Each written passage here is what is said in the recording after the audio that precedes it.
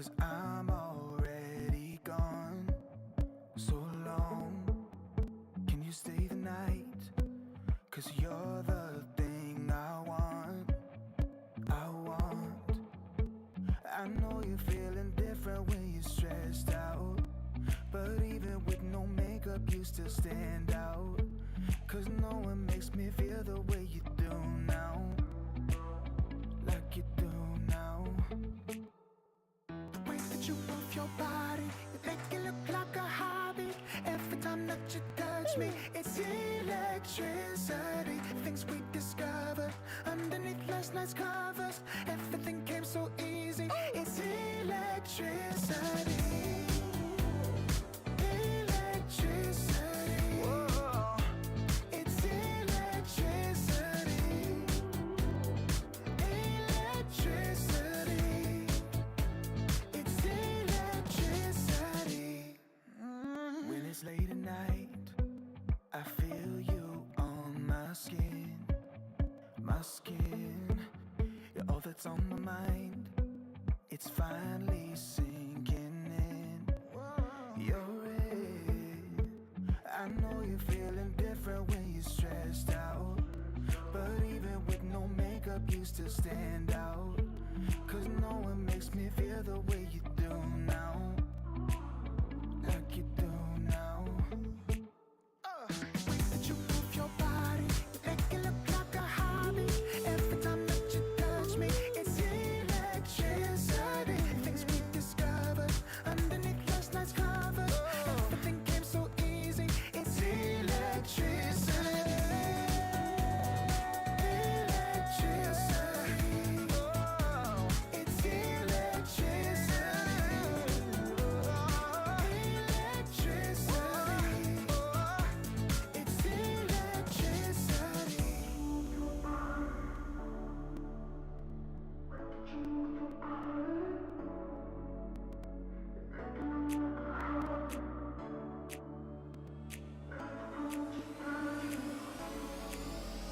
The way that you move your body, you make it look like a hobby.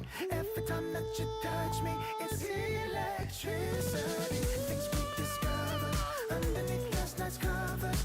Everything came so easy. It's electricity. Electricity. It's electricity. You move your body. Electricity. You move your body. It's electricity.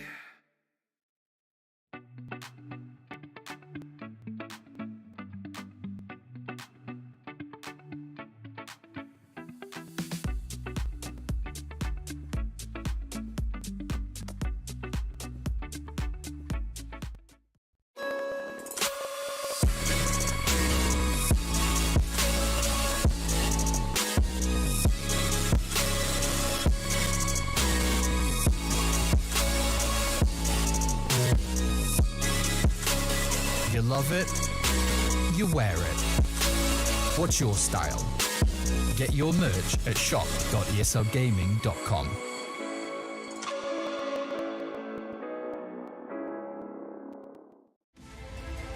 The ESL One Major is brought to you by Intel, Acer Predator,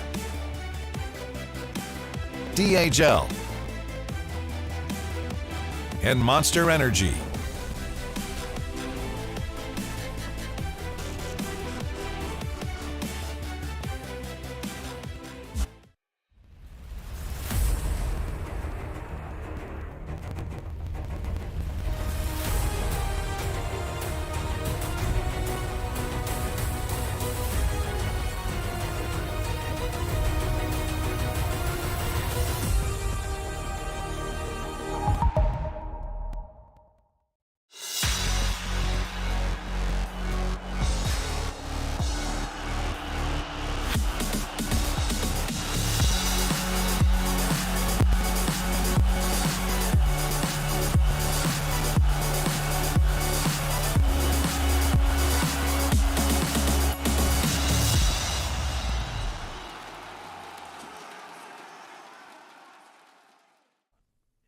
Good morning, everyone. Hello, and welcome to the Berlin Major as we kick off the group stages here on the Ember stream. And of course, I'm joined by the wonderful Lacoste as we get ourselves towards our first series of the day. How you doing? I'm doing good, doing great. Feeling pretty stupid, I'm gonna say, because new patch just dropped, and I feel like I read it so many times, still don't know what's happening. It's gonna take a while. You know, we boomers, we do need a little bit more time to experience the patch fully, but it's a good patch. You know, when the patch drops, it's gonna take a while until people get used to it. It's like, oh, I don't like all of these changes because I just learned everything. But there's a lot of good changes in the game. Like you need to learn like everything. So by more playing, by reading multiple times, I still think that this patch is gonna be a banger. Like once we get and dive more deeper into it, it's just gonna be so awesome to play and watch the games, of course. Yeah, so many options for things to do. Like I had to sit down, take a screenshot of the map and start writing on it. I was doing homework for the first time in 20 years. You know, how many minutes until the Tormentor's back up? What are the Lotuses doing? What's going on with these ward spots? And then, of course, we've got double Roche pits now. Nighttime, daytime. Going pretty wild with the Roche moving through portals. There's so many things to like mess around with, find out what you're doing, and of course a few teams already had a little taste of this at the end of Dream League. They've had a little bit of play time to figure things out, and of course we saw Gaming Gladiators and Liquid battle out in a best of 5 on the patch already. Do you think that every team at this tournament was watching that best of 5, taking notes, scribbling down, oh look, they're buying boots of travel, they're picking Underlord? What do you think is the big takeaway from Dream League? Absolutely. I think it's still relatively new and people are going to experiment a lot. But we can look at the standings. Group A, Group B, looking pretty stacked as we would expect. You just mentioned like the Dream League Season 19. That was also stacked as well. But this is the major. So DPC points on the line.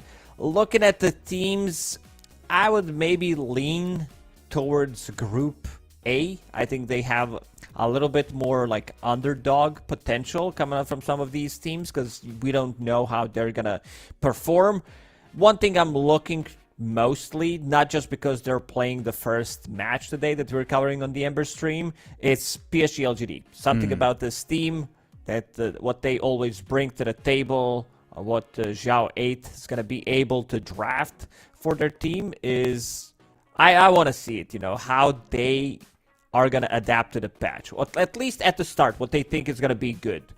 You know, in 2 weeks, in 4 weeks, in 3 months, because we're going to be on this patch for a very long time, we might see some change. We just dropped a B patch, so that's going to be a little bit more, I would say, just like balanced patch. And yeah, looking at the prize pool, first place and DPC points, it's 200,000 for the first place, 500 DPC points. We're starting to ramp up in terms of the DPC points, so you want to get the taste of that. Oh yeah, going into the second major, desperately looking for those DPC points as your journey to TI, you know, continuing on, and then of course looking forward to that Bali major after the final tour. It gets real fast, doesn't it? You know, you get past the first major and you're into Tour 2, right? Tour 2 ends, second major comes, you wait, hang on a second, we've got one tour and one major to go. We need these DPC points, like, right now. Some of the teams, you know, sitting pretty up near the top, looking decent after a couple of tour wins. But looking towards our series here, both second-place teams. LGD second in their region, Execration second in Southeast Asia. Definitely going to be interesting to see how the regions clash, something we always look forward to. And, you know, unfortunately not able to see some of these teams at Dream League or at the Lehman Major. This is, you know, a new foray, not into just a new patch, but into intercontinental, you know, cross-region play. Yeah, it's always going to be exciting. PSG LGD against Execration. They did play against each other during the Lima Major. It was 1-1. So this is also a BO2. So let's see if Execration... Like, Execration is a very aggressive... like, when they played during the Dream League Season 19, they did... I would say that they are very... They were predictable in terms of picks, but their playstyle is extremely aggressive. On side of PSG LGD, you know, it's going to be a bit more structured. It's going to be more about strategy. And PSG LGD, they're the ones banning out the Enchantress, because this hero has been pretty staple, I would say, in terms of what it did in Chinese DPC region. So, gotta check that one out. Yeah, well, let's get on with things. We've got our first game of the day coming up, LGD against Execration, as I believe we can pop into the draft and find out what we're going to be contending with. You've already showed a couple of the bands there, and we can see Chen and Chandra's gone, Bounty Hunter and the IO, and like you're saying, potential aggression from Execration with their staple in the Rubik. We'll see what I'll get done in the first stage of the draft. Yeah, looking at the Execration ban, I tuned into a couple of high-level pubs to see what players are playing, what's going to be meta. And the first thing I noticed, like, nothing to say, was in all 3 games, playing Bounty Hunter from the mid lane. So this explains it why. Like, he got changed. He now can, like, these heroes that I feel like that can't fight all the time, move around the map and get stuff done, that these heroes are going to be very valuable. Looking at the Dream League Season 19, how it played out in the end, it was pretty chaotic. Maybe the game is going to slow down a little bit when we dive deeper into the strategy. But this hero is like Bounty Hunter, who can, like, doesn't have any cooldowns, can run around the map, get stuff done, does have a stun now in his Shadow Walk, so you can, like, double stun people. There are multiple objectives to take. You can catch people off guard with the Bounty Hunter, go for the solo kills.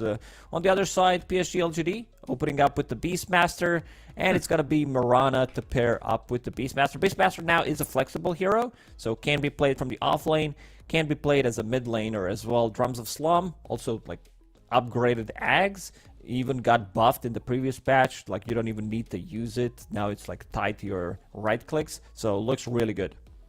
I mean, some things just never change, right? We go into a new patch and people are like, well, comfort, the fact that we know how to execute these things, that's going to be paying off dividends for us. Beastmaster, Mirana, a classic combination no matter where they're heading. And a Doom picked up by Execration. As we've talked quite broadly about the changes, the new patch, the map changes we mentioned, these new Lotus Pools and Wisdom Runes and Tormentors, but just the fact the map is bigger with new neutral camps. Now you've got the graveyard, the statue, the well, and the mines. New areas to explore and kill neutrals and gather gold. Vision and the ability to move the map quickly seem like very important things in this patch. Especially when you add in during nighttime having that movement speed boost. Having a Hawk, a Moonlight Shadow, the ability to leap around and traverse these dangerous territories. It's a good couple of picks from PSG LGD with this Beastmaster Mirana. Vision is always going to be key in Dota, no matter what we change. Even with these, like, Watchers added, even with the map being 40% bigger, if you can control certain areas of the map, you put a Hawk near the teleport door between the twin gates, which did get nerfed in the patch that just dropped in the morning. Yeah. I mean, it has to feel weird for the teams. They're like, oh, right, we're going to pick these heroes, they prep, we're going to ban these things, and then you wake up, you have, like, 2 hours, and you realize, oh, we're playing on a new patch. It was nothing, like, very significant. Some nerfs here and there. Chen, some heroes that I did expect to get nerfed didn't actually get nerfed in the end. But, yeah, 1 extra second when you're teleporting through the Twin Gate, that's going to be a big one, because you have to utilize that. It took me, I'd say, a good couple of, like, 7-8 games until I figured out how to utilize it. Because it felt like, oh, I'm not in a good position. You want to shout out the way so you can backstab the enemy team with it. And then, like, I've seen even in the games where carries make a rotation relatively early on just to get a kill on the enemy carry. Yeah, just swap lanes, start quad laning people as quickly as you possibly can. It honestly feels like every time a new patch comes out, you get used to things, get so comfortable with it. It's like riding a bicycle when you're a kid with the training wheels. You've got those 2 little wheels on the back, so you've got 4 wheels on your bike. And then a new patch comes. What do you mean when you're a kid? Oh, I'm sorry, Lacoste. You got training wheels on your bike, do you? I do. Only 2 of them. 2 extra. You strike me as a tricycle kind of guy. Riding around on a trike everywhere. But it feels like the training wheels are off. You're like wobbling around, not quite sure what you're doing. I need those training wheels back on. What are portals? How do I get there? Where am I going? Yeah, like even pro players, they're gonna say struggle figuring things out, but some things do come in very slowly to professional Dota. So I think even in a year on this new patch, like we can go back in time, I don't know, 2-3 years ago when heroes like Sven Omni were not popular, and people figured out, oh, it's really good, so they started picking it, and it was first phase material, and then it started to get banned all the time, and there's always something to explore. In a patch like this, where pretty much everything changes, it's gonna take us forever to actually get into meta, to figure out what's strong and what's not, what count, utilize this big map. Yeah, so much strategy, not just in the draft, but yeah, macro-wise, figuring out where you're going to be. And I think a lot of people will have noticed as well, a lot of pro teams, when you're watching them at a major, they've got these stacks of paper, and a lot of them are, draft intel and information about what you're picking and what you're going to be buying. You'll see, Blitz and people, all the coaches with these stacks of paper, but there's also a lot of coaches that have positional tools. They have an outline of the map, and they've got circles and arrows, like a battle plan, a war plan, saying, okay, if the enemy are here and we're trying to take this area, this is our angle of attack. You've got to figure out all these new angles of attack with new staircases and ramps and choke points. Try and figure out how you're going to team fight around these areas. Yeah, that's gotta be like, for me, I think the biggest one is knowing where you are on the map and how much time you need to get like close to somewhere, how much like you are faster during the nighttime. You have like tranquil boots type of a thing, and Execration, they needed an egg hitter, so they will go with the Phoenix, with the Snapfire against the Phoenix. It's also a great save against the Beastmaster arrow combo. I see PSG LGD, they picked 3 universal heroes so far. Oh yeah, you're right. It's gonna take a lot of time to adjust, like what's universal and what's not. And there's another one for universal. So LGD have figured out, hey, universal heroes maybe a little overtuned, getting all this bonus damage. We'll see how it fares for them. Execration draft, quite reliant on their long cooldown ultis, Snap Kisses, Coil, and Doom. But when you pair these heroes together, I feel like any combo of 2 or 3 heroes from Execration can go somewhere and do stuff. They've got catch, they've got magic damage, they can blow people up once that laning stage breaks down. I think LGD, quite a bit of team fight around there as well with this Roar and Phoenix, but not as reliant on the long cooldowns. And Void Spirit is so good at these quick, snappy brawls. He goes in, gets a kill, gets out, back to lanes. He's going to be the one killing Snappy. It feels like cutting into backlines, 2 supports. Looking at both drafts, they do look like they're from the previous patch. Like, nothing much has changed in terms of the pick. We don't see, like, oh, there's a Meepo, or there's a... Like, sure, some of these heroes did get banned out. Murta has been added. The hero feels really good. We see the Alchemist ban, a hero that has been on the rise, having, like, a new init ability, and also just like some of these changes do benefit certain heroes, but you could also see the teams that they are taking this slowly. So picking up the same comfort heroes for them. It's going to be Y playing the Phoenix. In terms of catch, they only have Void Spirit, so going to be a really good game for Puck. That's why Execration decided to pick it up. Beastmaster Roar, not the easiest one. The land, same goes for Marana. Void Spirit will provide him with a little bit more catch, a little bit more control, especially once he picks up the Aghanim Scepter. And also, Marana now has a hero to play with the Void Spirit. Yeah. One thing, I can talk a lot. I can like make this into a monologue. I can solo cast this I'll game. go make a cup of coffee. Yeah, considering how many changes we did receive in the previous patch, and I think you can feel it in my voice that I'm pretty happy about everything that is happening in Dota right now. It's exciting. It really is. One thing I think might get changed, I'm not a big fan of it at the moment, is that you gain magic resistance by buying intelligence items, like by just getting an int. So some of these heroes, like Snapfire, I think it's going to suffer a lot because she relies mostly on magical damage. Sure, you can later down the line build into physical, but you'll see heroes running around with 50% magic resistance at the early levels. Yeah, then you add in all of these barriers as well, right? Buying Pipe and Glimmer Cape. The Pavis getting you these magic and physical damage resistance shields. It makes a lot of heroes quite difficult to kill off and adds that extra element of, hey, do we chase? Do we go for this killing blow, or are they going to react in TP? Drawing out the fights that little bit longer, changing your expectations of the outcomes. As Execration grab a TA, so a hero that can play off of items, not necessarily requiring any long cooldowns. Does need a little space to farm, though, and that's probably going to be provided here by all that team fight the rest of her squad gives. And the last pick for LGD, looking for a carry themselves. Yeah, I think Execration rounded up the draft nicely. Snapfire plus Puck, you always have 2 heroes that you can go for the kills. This coil is gonna have huge value against Mirana, Phoenix, Void Spirit. You'll land Snapfire Kisses. They can't really protect themselves against this combo. Templar Assassin, as you said, is gonna give them a little bit more momentum. Doesn't rely on cooldowns. Builds into this, so it opens up the Roche, opens up the towers, and also she got a little bit of a buff in the previous patch in the 33. You get extra 440 range, so that works nicely for her. Let's see if something has changed in the B patch. Templar, no. So she's just the same hero. She's been the same hero for a week, Gary. Oh, so long. So long. That's vision as well, right? Yeah, giving trap vision. Gonna feel good for chasing. Something here that the Doom can struggle with if he doesn't have a lot of lockdown by his side, is chasing people down and keeping those fights going. So yeah, having that coil, the good old cookie. And the trap's going to help him out. And Wraith King for LGD. So that's the answer to the Doom. A carry that doesn't care about being doomed. And the ability here to just fight into the TA alongside your Phoenix, Void Spirit, Mirana, Beastmaster. Oh, one interesting fact about Wraith King, because his ulti is now clickable. You can kill yourself if you want to do it for some reason. If you want to like respawn with full HP, full mana, put it on cooldown.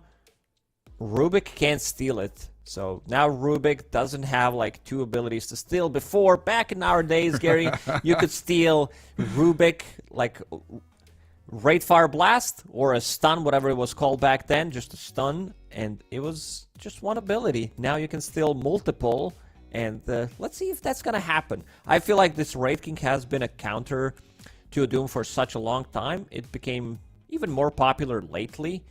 We've seen it like at the end of the DPC. People started to pick it up more. It's like, you know, Wraith King, he's not the strongest hero, but did the job. Armlet plus Deso, it also like opens up the map.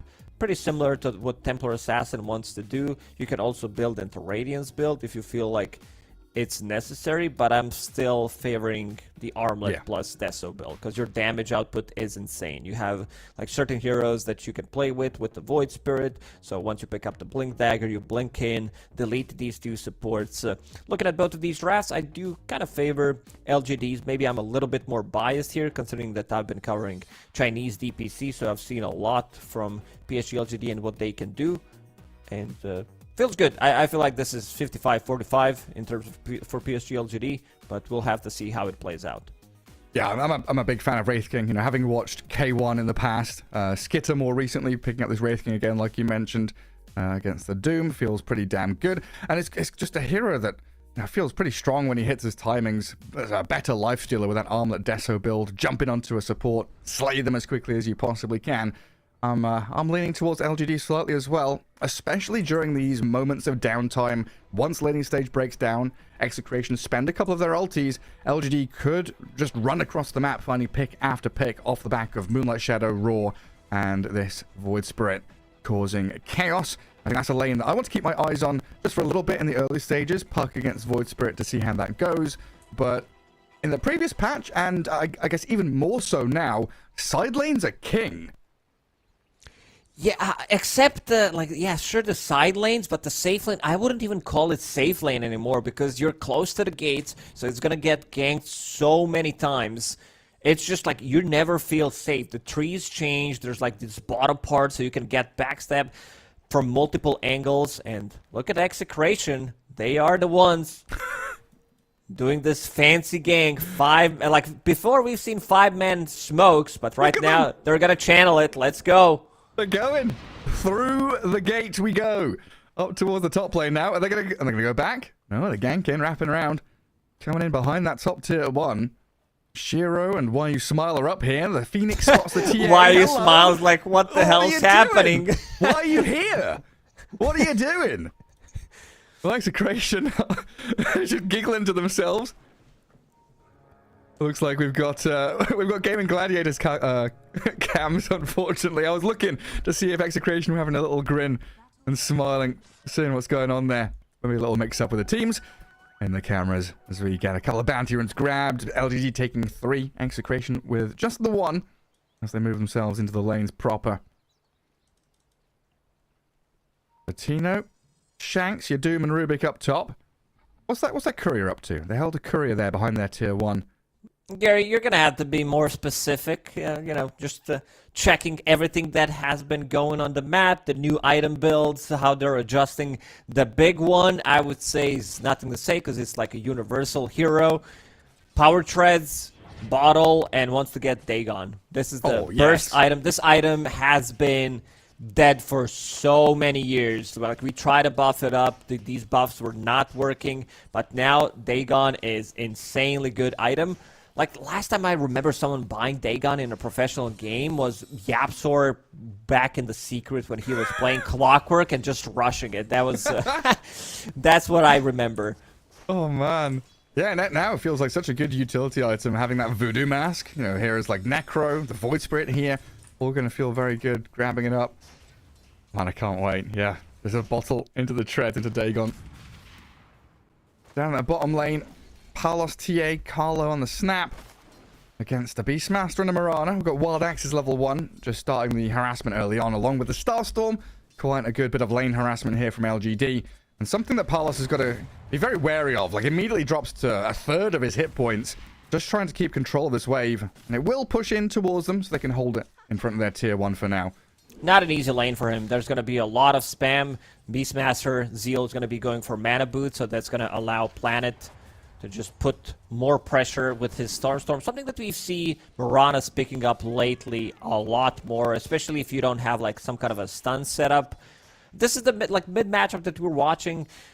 I've heard so many things, like I've seen so many of these games where like, well, Void Spirit, he does well, he CS nicely, he does CS nicely in the laning stage against Puck, but also once you hit level 6 on Puck, if there's a rotation from a hero, it's like you can't really defend yourself. Also, one of the reasons why he's going for Dagon build is it gives now all stats, like it gives all attributes, and considering you're universal hero, you do benefit a lot more from it. You also can insta-kill the non-ancient creeps with it, so that's going to be like coming in handy. You get the extra lifesteal back as well. So some of the cool changes. One of the new items that people do pick up is this Blood Grenade. Gives you a little bit more tankiness and gives you a little bit more extra kill potential. It's like you need that little bit of extra damage. You're going to maybe leap in as Mirana. And now they're starting to play a bit more aggressive here. Paulus definitely needs to be careful. Yeah, no points in refraction. About to hit level 3. So he might be able to unlock that little bit of protection in the lane stage for himself against this Axe and Starstorm spam. But yeah, you're right, especially as a Void Spirit who relies on, kind of right click or just raw damage numbers for his ulti as he astral steps on top of people. Definitely added into. Oh, Bob gets away from the Remnant. Barely scrapes out of there. Nothing to say, putting a lot of pressure on here and edging out slightly in the CS as First Blood comes in the bottom lane. Carlo also dropping very low. But we kind of knew that was coming. The TA looking worse for wear in that bottom spot against all the spam that LGD bring. Yeah, we said this is not an easy lane by any means. And we're going to see these new item builds coming out. Universal heroes being played by Planet. Universe, Planet. Very cool one. Yeah, but getting Magic Wand, double branches. He also found a Healing Lotus as well, which does spawn every 3 minutes. So there's always something to do as a support. And now they hit level 3 on Mirana plus Beastmaster. This lane is going to become very, very difficult for Execration in the bottom to play it. Yeah, they're going to have to really rely on hitting level 6s, having these rotations, and see how they can use those gates to get across the map quicker. They might need to teleport to Rubik. Shanks might need to be the one. Oh. Carlo. He's close not going to to go for it. Yeah. Use the grenade.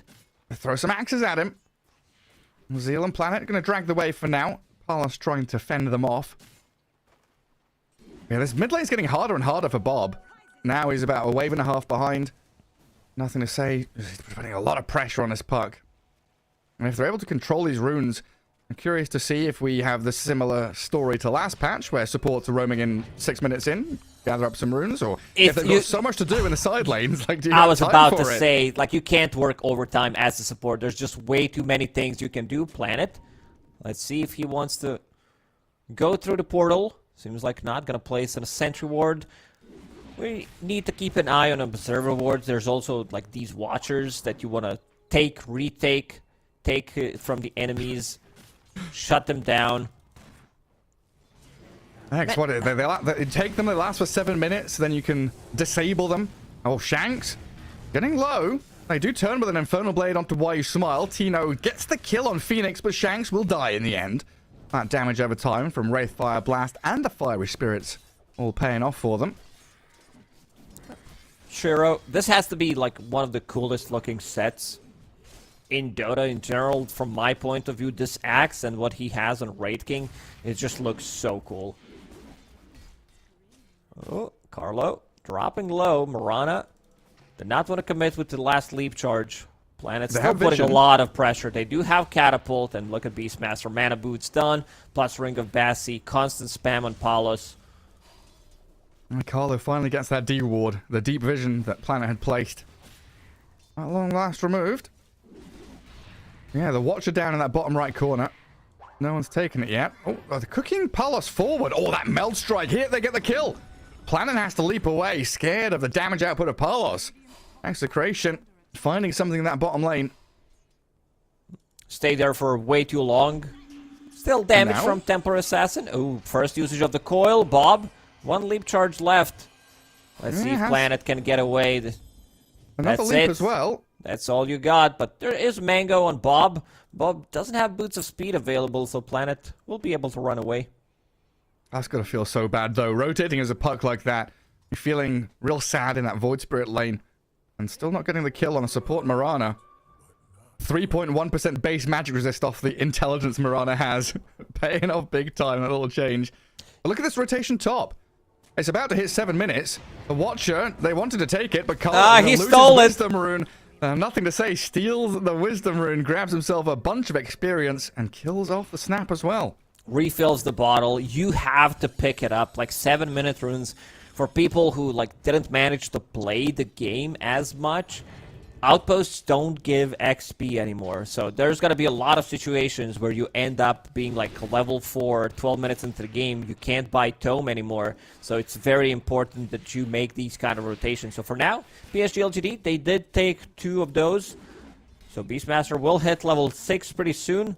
Then Palos definitely needs to be careful. Arrow, ooh, really close. Nice attempt, yeah. And they've brought the Void Spirit down here as well. Nothing to say, lurking in the shadows. Gonna get caught out by a creep wave. Execration see it coming, but I don't know what they can do about it. The dive under tower. They'll land the spells under Palos, but a cookie there. Nothing to say, dives in a little too deep. Bob and Palos turn to fight. They've got the 2-man coil. Void Spirit and Beastmaster in serious trouble now. A dive gone wrong as Palos is still 3 alive. HP. One more leap in from Planet. Oh, we can't get it. The refraction comes back up from Palos. Zeal dies on the back end, and Palos still alive nearly kills the Marana. Execration reacting beautifully. I think it comes down to having that extra magic resistance. Like, if you have 5% of 5 HP in that situation and your magic resistance is 28, 29%, you definitely survive because of it. In the previous patch, you would definitely die. And now, finding the Duelist Gloves on Templar Assassin, a good farming item. Just gives you like 10 damage. If you're farming close to the heroes, you get extra attack speed, so a little bit more control. And Carlo will drop. Nothing to say. Knows that coil is down, makes a rotation, gets the kill. Yeah, comes straight back down to that bottom lane. No messing around. And like you've been saying with the Wisdom Runes, the lack of tomes seems quite important now to give your supports a little bit of lane time again. Phoenix sitting mid, going to try and get towards level 6. Leaving the Wraith King alone top against the Rubik and a Doom. But it's 9 minutes in. Laning stage is completely breaking down now. We're going to have everyone rotating around. Tino now moves down to bottom to hold on to that tier 1 for as long as he can. And with an Arcane Boots and a Vanguard, Doom's pretty tanky. Not a hero that LGD want to particularly dive. So they swing their efforts back into mid. Why You Smile? A little poke onto Bob there, and the arrow lands from Planet. Bob was distracted and nothing to say, just slays him. Nice moves from PSG LGD. They rotate heroes to the mid lane. They don't have much tower damage. I also see Shiro's opting to go for Radiance build. I said both of these are fine. You're playing into Templar Assassin, so Mischance, the Radiance burn against the Refraction is going to come in very handy. So can't really blame him for that, but they need some kind of a tower damage. Beastmaster has 1 point, and Inner Beast is going for the mech Guardian Greaves, something that Zeal has done before. Not sure if he wants to commit to get the Helm of the Overlord. The item did get nerfed in terms of the cost, so you get it slightly later, doesn't hit the same timing. And you're also playing against the Doom.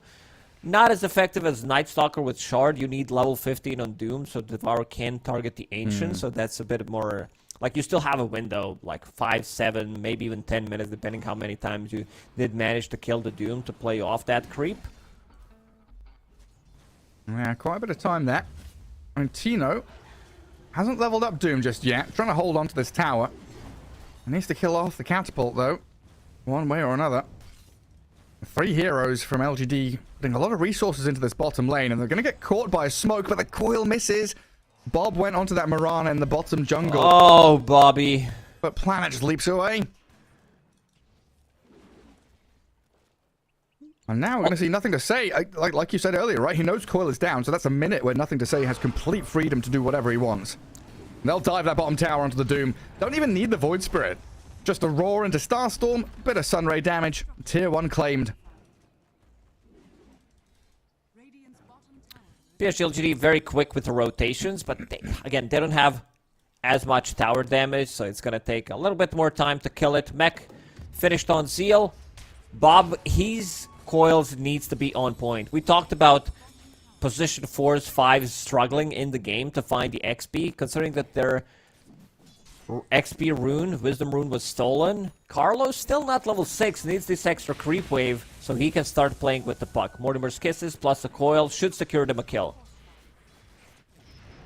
It should do, yeah. I'd love to see a couple of smokes out here from Execration. Another tool for LGD to use is this Moonlight Shadow. Gets them across the map, not getting scouted by any vision. They're angling towards mid again. I want to try and topple down these tier 1s quickly. Honestly, quite a surprise for me that, yeah, they're pinging Shiro top right now. Wraith King has been left completely alone. He's on an island, but he's defending with max skeletons, just holding tier 1, which has taken pretty much no damage. Execration will bring 3 up top now to try and deal with him. It's a very difficult kill to get. First, they need to commit with the coil. They have very limited lockdown. Snapfire is also not here. Holding a point, not just a point, he's holding 2 points on Wraith King at the moment, and does have enough gold to buy Sacred Relic. So that's going to be a big one. Still great timing on his Radiance right now.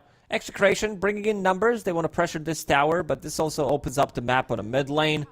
Carlo could be in trouble. Nothing to Say was thinking about going in. And also, look at this.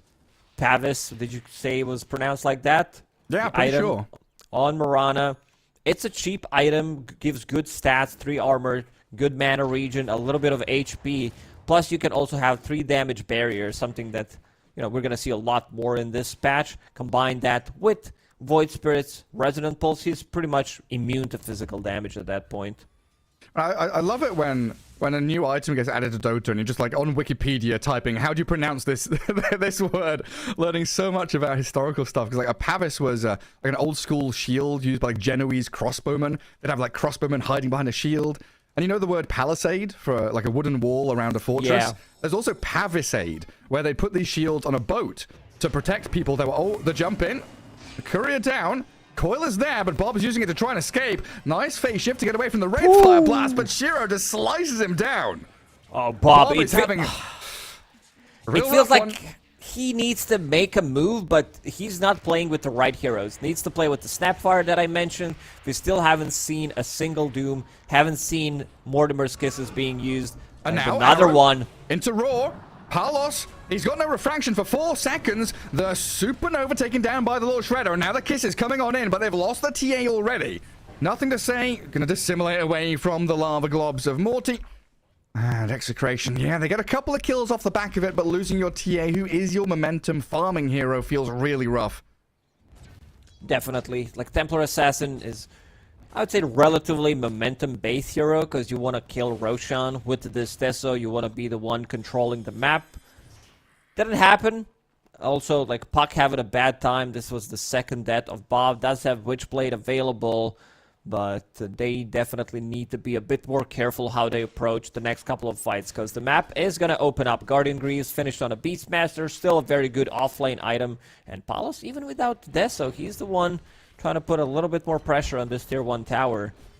Egg was also killed in the previous fight. Carlo in the right position, just 1 point in the Little Shredder, it's going to be enough to kill it. That's all he needs. Man, another thing here is like keeping tabs on ward spots. Now, right now, Dire have this high ground bit of vision, watching in their own jungle. An observer ward placed down by Execration just a little further to the left. Gonna see what's going on there around the puck, and they're setting up to try and spring a trap on LGD. Radiant Sentry's down as well, so this Moonlight Shadow, it'll expire before anything really comes of it. And this is all map space for LGD, though. Bottom lane, Beastmaster doing Beastmaster things. Nothing changes there. Pushes down in the bottom spot. Make sure that Execration waste their time in this top area of the map. Oh, Wraith King's got his Radiance, doesn't he? He's sending the courier out. Relic's on it. He's about to pick up the Talisman. And I've got to ask, why? We were talking about this. Why Radiance in this game when there's no Illusion hero, per se? It's a farming tool. Missed chance against Templar Assassin, and also the Refraction that you burn almost instantly with the Radiance. So that's going to be a very good tool to deal with it. Nothing to say. He's down bottom, looking for something. Bob might be a bit more difficult kill to get if he doesn't land a Remnant.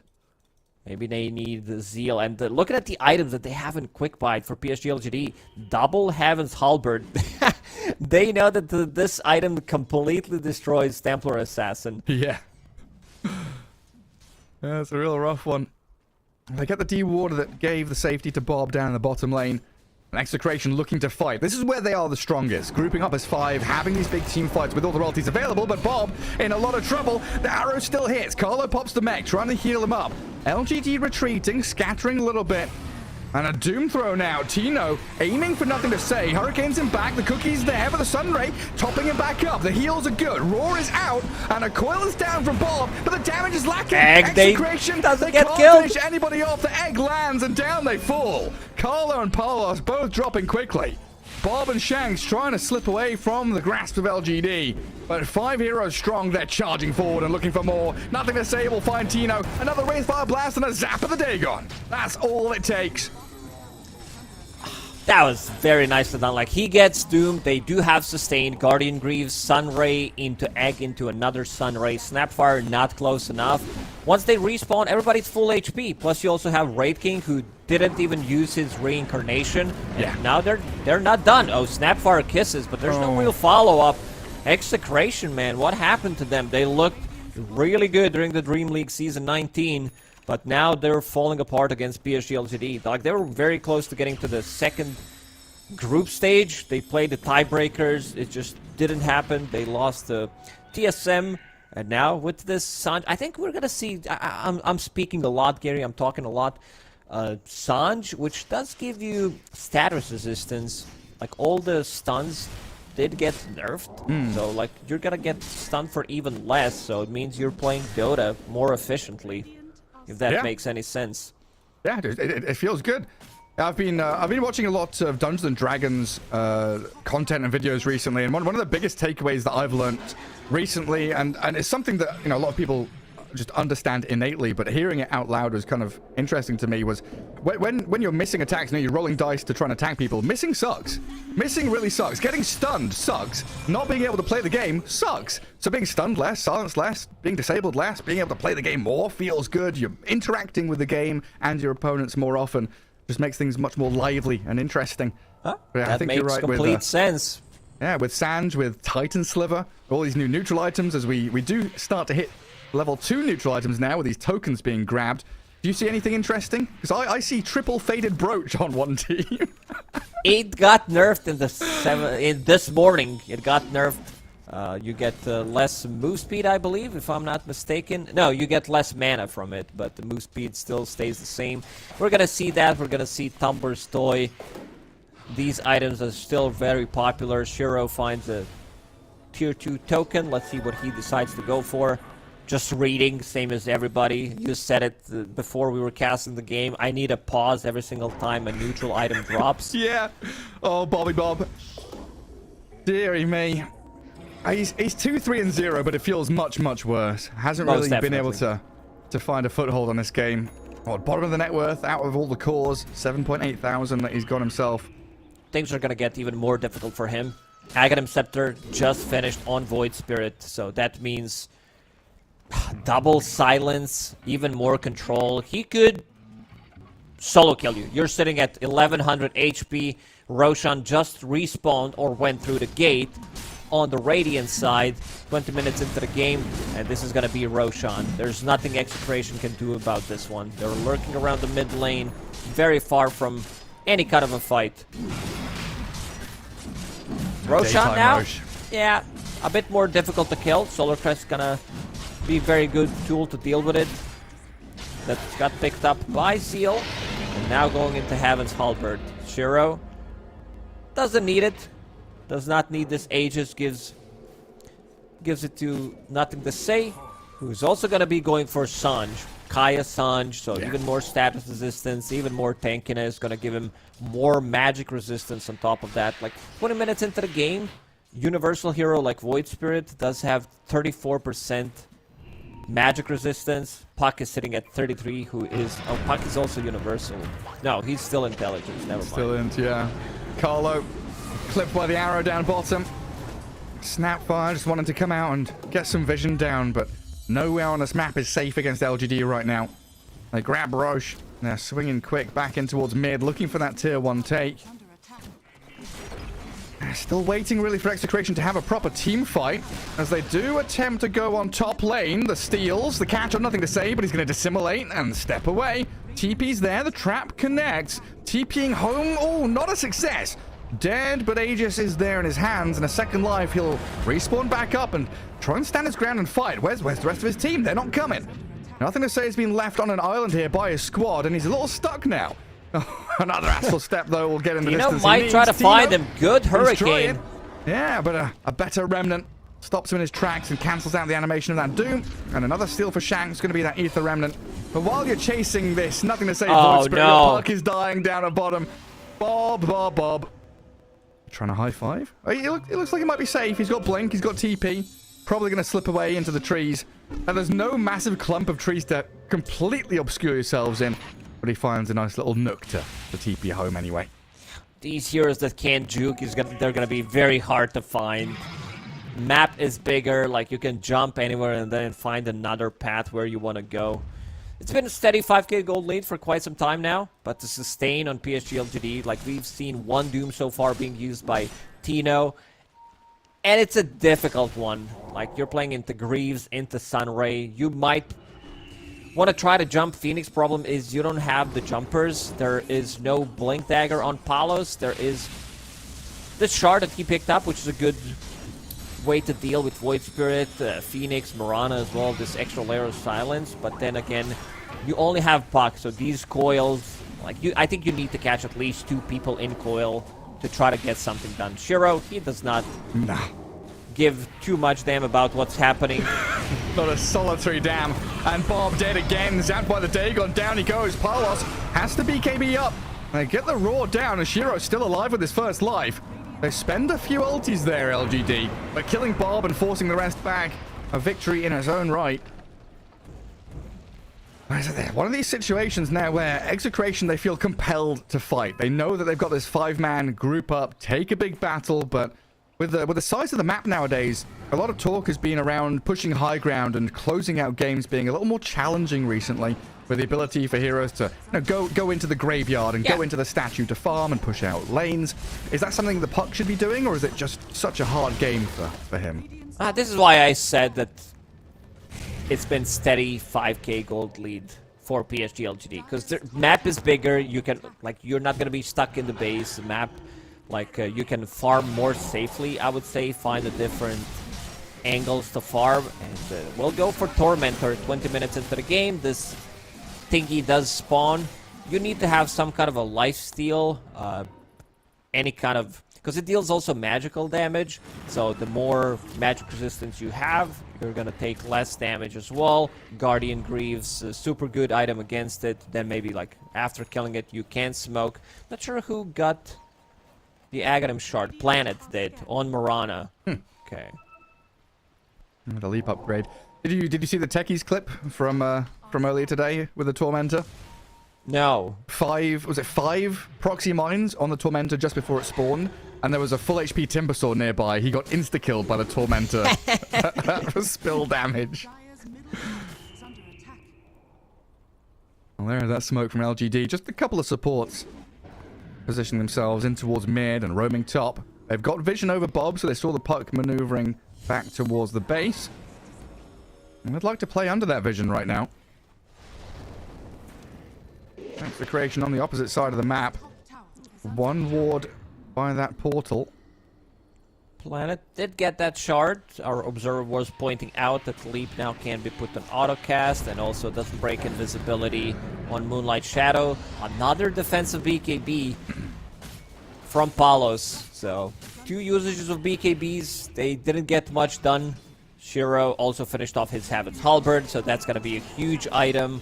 Beastmaster changing his mind, going for BKB next. Shiro, Reincarnation still available, so going to go for the high ground. First jump, they got him.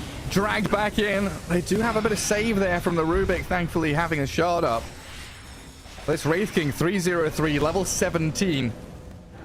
Doesn't feel a thing.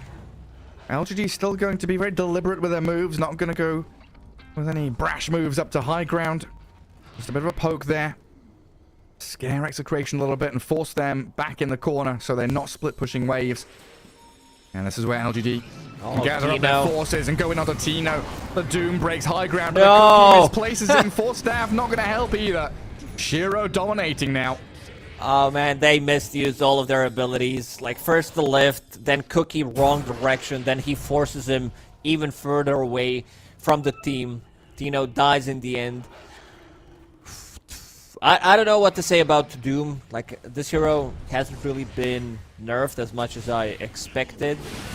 Can still buy auras, can still buy like different items, but he needs a hero to play with. Sometimes Doom is a victim of a bit of a slower draft, especially if enemy can put a lot of pressure.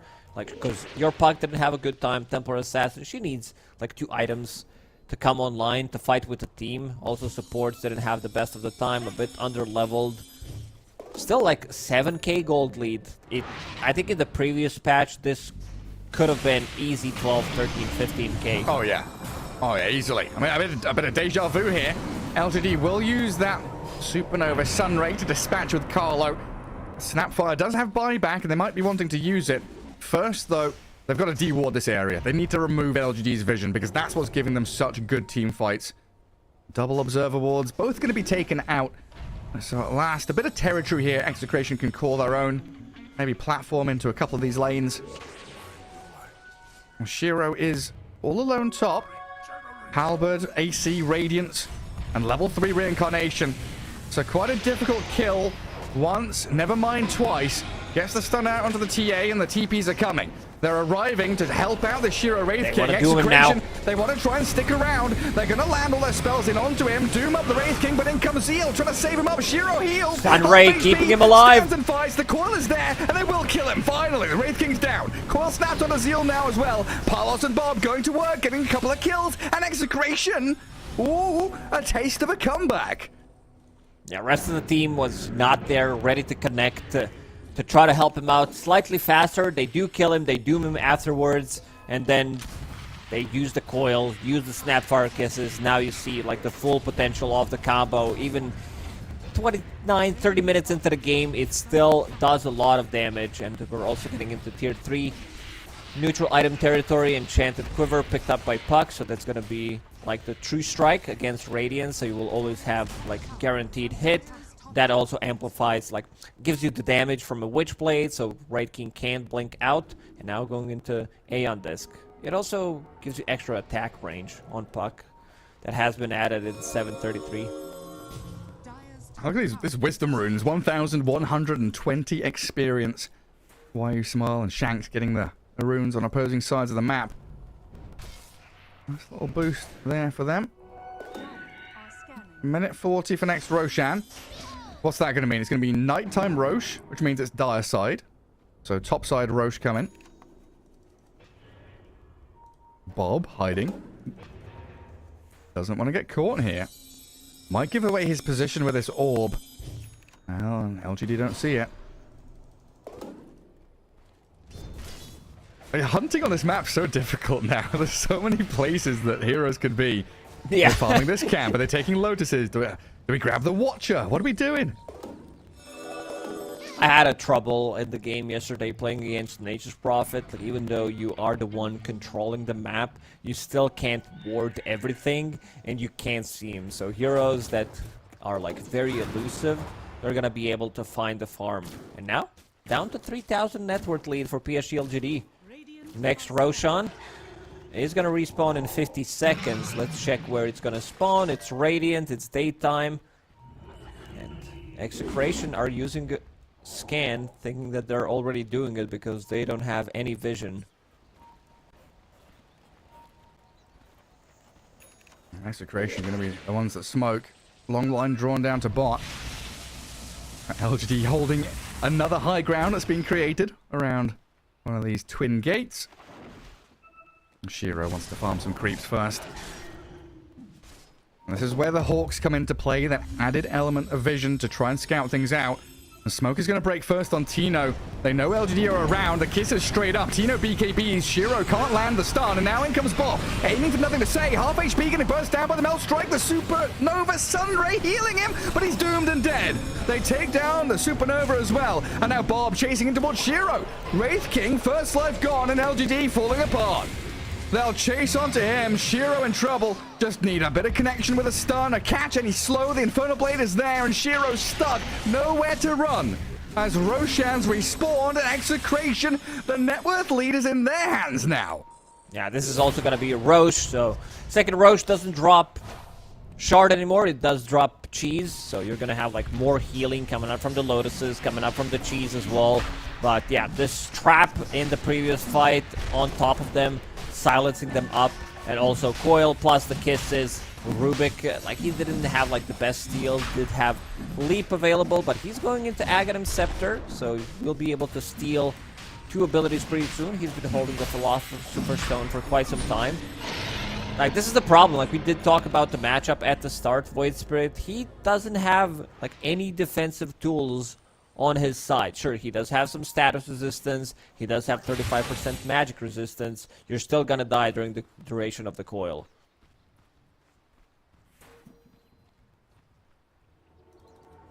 Man, what are we seeing out of his supports? Like, we saw this Mirana get a Pavis, the Boots of Bearing, Aghanim Scepter, and Shard for Planet. So quite a bit of damage coming out of the Mirana. Yeah. Glimmer Cape on this. Phoenix trying to get a Refresher Orb next. Aiming for big items as LGD. Maybe could have used a couple of smaller ones just to try and save this Void Spirit. A Force Staff to get him away from Coil. Yeah, I mean, Planet did have a really good game. Still does have involved in 13 out of 17 kills. Didn't die a single time. Does have Aghanim Scepter, going for a bit more scaling build. So that's going to be a lot of damage. The problem is they don't survive this like initial burst that Execration drops on top of them. Now Templar Assassin starting to deal damage, picking up that MKB. Oh, Beastmaster. Catch onto Zeal. Moonlight Shadow's there. We'll steal the Wild Axes onto Rubik. Execration really starting to feel themselves now, though. A couple of teamfight victories, rebuffing the advances of LGD. Getting out onto the map, finally placing some aggressive vision that they can start playing into. But this is the point where you're like, okay, we have Aegis, we have Cheese. Where do we want to be on the map? In the last patch, I would have said you want to be in the enemy triangle, pressing into 2 lanes, trying to cut towards tier 2s. Do you think that's the same story, or is there a more overall, broader approach where you need to push every lane? I think you need to push out the lanes. It's going to be much more difficult to find people because the map is so much bigger. So we might see the same thing. PSG LGD dodging the fights for the next 3 minutes until Aegis expires. And they're going to go for Tormentor, it seems. When did they kill it last time? Everyone's grouping around. Okay, it just respawned. 10 minutes. It's going to be another shard. But this thing does get slightly more difficult to kill. And who's the shard going to go onto then? Phoenix, Mirana both have it. Next lowest net worth, I assume, is... Oh, it's the Void Spirit, actually. So it would be him or the Beastmaster, the roll for it. Smoke from LGD, so not going for the Tormentor. They've scouted it with the Boar, but they want to play forward. Nothing to say. Getting another level of Dagon delivered. As Execration, they're not quite prepped for this. The jump from LGD, Zeal tries to find one, and Carlo, first point of contact, blown up immediately. They disarm the TA as well. Focusing on to Parlos, and a lot of damage from the Sunray with Wraith King chasing in, but the refractions back up, and Doom can maybe save her, but the Roar connecting, Aegis down. Bob moves in with a coil, catching out the Void Spirit, but they're losing so much. Execration, they were picked apart at the start of the fight. Too many spread heroes, and LGD, one mass unit just swarming into them. PSG LGD, they did not wait until Aegis runs out. As soon as Shiro picked up his BKB, they do decide to take a fight. He doesn't even use it in the previous fight, and this is the exact fight that PSG LGD needed. They needed to have that, like, good initial jump. They find Snapfire, they kill off Rubik as well. Without Snapfire, none of these heroes want to stick inside the fight, in the middle of a fight, and try to hit the egg. This is why you smile feels... Yeah, you can see, could have seen him that he did very good in the previous fight. First the Sunray to keep them, oh, bullseye. Oh yeah, going deep for it. Shanks. It's far enough away that LGD don't want to dive tier 4s just yet. Remember they glyph up. Thinking about the retreat, but a stun onto Carlo here. Sets things up for nothing to say to take him down quickly. As they jump in with Bob, Tino joins him. Buyback comes out from Carlo now, and the Doom on the Void Spirit gives them an option to chase forward. Wild Axe is thrown out, and a coil only catching onto one. Thinking about maybe the deny or the heal. What's going on with nothing to say. He's low HP, hiding in there. Fighting. Gets himself a turnaround play with a Lotus pop, and Tino dies. Nothing to say, the double jump into the backlines. Trying to get Shanks as Carlo buyback into dieback, and Execration on the doorstep of their own base. Fall apart at the seams. It's all coming undone now as Bob has to orb away back behind his tier 4s. They lose a set of barracks, but it looks like it's going to be more. Reincarnation still up for Shiro. And a second lane of barracks as they move down bottom. Yeah, what a great fight from PSG LGD. Like, they find the target, they find an opening, kill instantly one hero immediately, nothing to say, survive. Shiro pops a BKB on 10% HP, keeps fighting the Doom, goes back to full HP, doesn't even use Reincarnation. And nothing to say, like, he's been causing a lot of issues with this Aghanim Scepter, controlling puck, no Aeon Disc available on him. Yeah, oh, cheese up, still gets roared. And Palos with his BKB, you just see the limited damage without the snap, without the Doom. And struggling to bring even Shiro down the once. Does dodge with the Wraithfire Blast with a nice little meld, and Shiro turns, changes target, moves on to Shanks instead. Finally, the Reincarnation is used up. But with the egg landing, giving cover here for the rest of LGD. They're going to jump away. Comes back into the fight, picks up the gem, and TP's out. Very nicely done. Two buybacks there, Rubik and the Puck both using it. Still losing 2 lanes of barracks. An Execration. I just struggle to see what you can do to fight this. Skadi Wraith King. So powerful. It's such a great tool against Templar Assassin, these range heroes.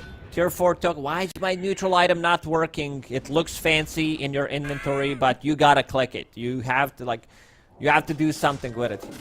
Shiro's like, oh man, yeah, this is great, but yeah, decides to go for Spell Prism. You have to decide, like, because you can't swap the items between the teammates. So, gonna get that Spell Prism, and they also want to lower the cooldown on his abilities and also items. Now has that level 20 talent, 25% cleave. What's the question, Gary? So it's a neutral item token. Is there some kind of neutral item vending machine, or like, is it an arcade game? You know the claw game? Is it one of those? You put a token in and you have a claw that tries to grab a neutral item out of a glass box? Then it would have like 5% chance to succeed. Yeah. So who picked up the shard? Someone got a shard. Nothing to say did. Nothing to say did. Okay. We have to keep track on everything. Like, this also makes our job easier and also harder at the same time, where there's always something to talk about what's happening in the game. There's not gonna be any downtime, but also, like, you have to keep track of everything. Yeah, usually when I'm casting, I don't really touch my keyboard all that much. I just watch what the observer's watching. I start shouting. Things are It's good. the same way when you play the game, right? Yeah, precisely. Just like you play with the mouse, considering how you've been playing. But Warlock has been buffed. I'm not too worried about you. The imps, the Warlock imps are around. But yeah, I mean, the new patch comes. You control F'ing. You're hitting enter to look at the chat log to see what's going on. And you can see the long list of items. 2 Titan Slivers, 2 of those magic damage amp spells as well. Looking pretty good with the Timeless Relics. 2.5 minutes for next Roshan. So what is it? 4 minutes 30 till night. So it's going to be another daytime Rosh, which means Radiant side. So bottom right Rosh should be available in a couple of minutes. Wind Waker about to be finished from Planet. He's having a blast in this game. Bongo Boots finished. Pavis as well. Aghanim Scepter. He's way too farmed. Like, he's almost as farmed as Enemy Doom and Pocky. That's just like ridiculous. Unheard of. Yeah, I was wondering earlier, maybe he would have wanted a 4-staff, but this Aghanim Scepter has allowed him to clear waves so freely. As Execration have to cookie the TA away from a little bit of a scrap there alongside Shiro. And the pings start coming out now. LGD want to position themselves around Roche. The Hawk is in the area, but it will expire. And they don't want to commit themselves to another high ground push just yet. They know they've got Execration where they want them. A 16k lead is pretty solid right now. Looks really good for PSG LGD. It's kind of hard to throw this kind of a lead. Both teams do have gem available, so they can see like Moonlight Shadow, they can see Doom with the Trickster's Cloak, they can see the Glimmer Cape as well on Phoenix. Shiro, level 23, getting closer to his level 25. Holding Titan Sliver for now. They still need to find some tier 4 tokens. He actually found it. It was Spell Prism, but decided to go for a different one. Just keeps the tier 3 instead. Sometimes you're not blessed by Gaben. Yeah. Sometimes it just sucks. Nothing to say. Cutting waves. Where's he off to? Jumps to the left. Gets away from the Radiant Vision. There's a couple of Lotuses in the pool there, but he always sees a Wisdom Rune. Down on that bottom left side. What's that, the statue area? That's one thing that I'm still trying to wrap my head around is It's really not that. It's really not that important. You know, just giving some regen, auras. giving some armor, but that's about it. It's not as impactful as the other objectives, as the new buildings on the map. Dagon 5 on Nothing to Say. That's like 1000 damage with the Timeless Relic, with Kaya Sanj, Spell Amplification. That's even more. That's like 1200 magical damage burst that heals you for 75%, so you get healed for like 900. Yeah. Add the Greaves on top of that, you're 0 to 100 in seconds. Also, this is going to be Aghanim Scepter from Roshan, because if on Radiant side, third Roshan gives Aghanims, Well, and Roche gives isn't dead. Refresher on Dire. Execration Not nearly dead here. yet. Can they leap in? Planet, he's in a good spot. And grab the Aegis and Execration. They are scared now. Cheese still on the floor. Aghanim Scepter there for the Wraith King, so we're going to have this nice Aghanim's upgrade with all the Wraiths floating around. So if it was difficult enough to get through that Dagon and Greaves and all the regeneration you've got from LGD, now you have to contend with the ghost forms of all these heroes.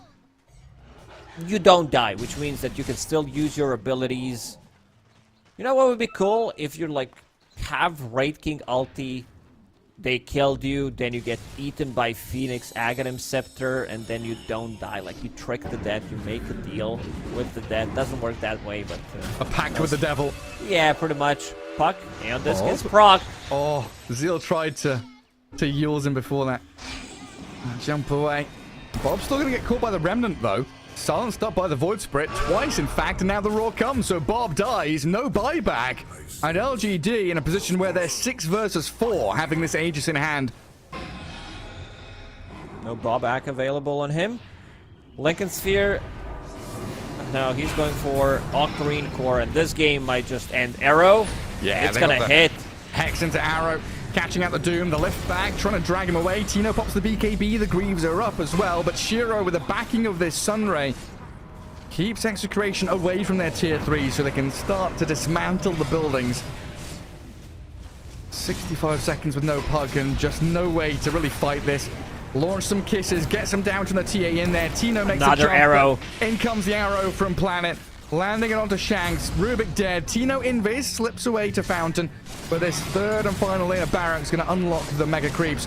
And Palos dragged in by the Remnant. Does still get the drift back.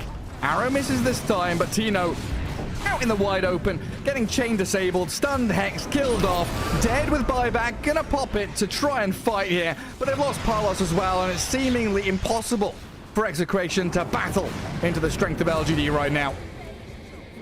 And this Even might the be it. Beastmaster is getting Dagons. Dagon 1, and Execration will call it. What a performance from Planet. Didn't die a single time on his Mirana.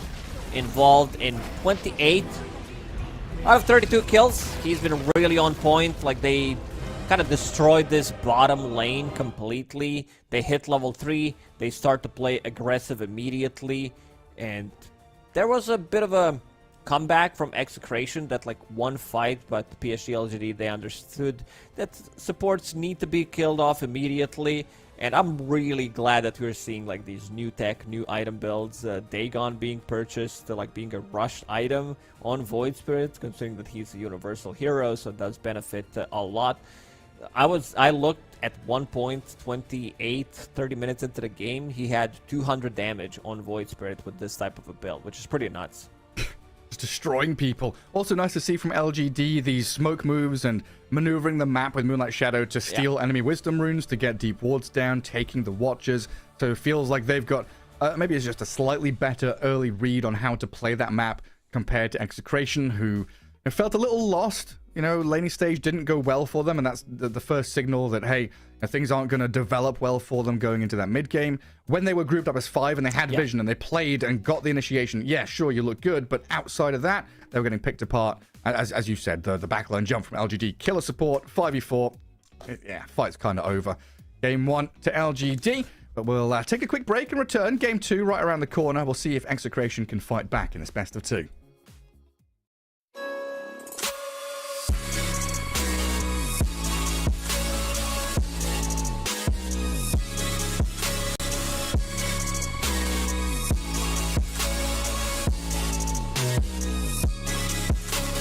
You love it, you wear it. What's your style?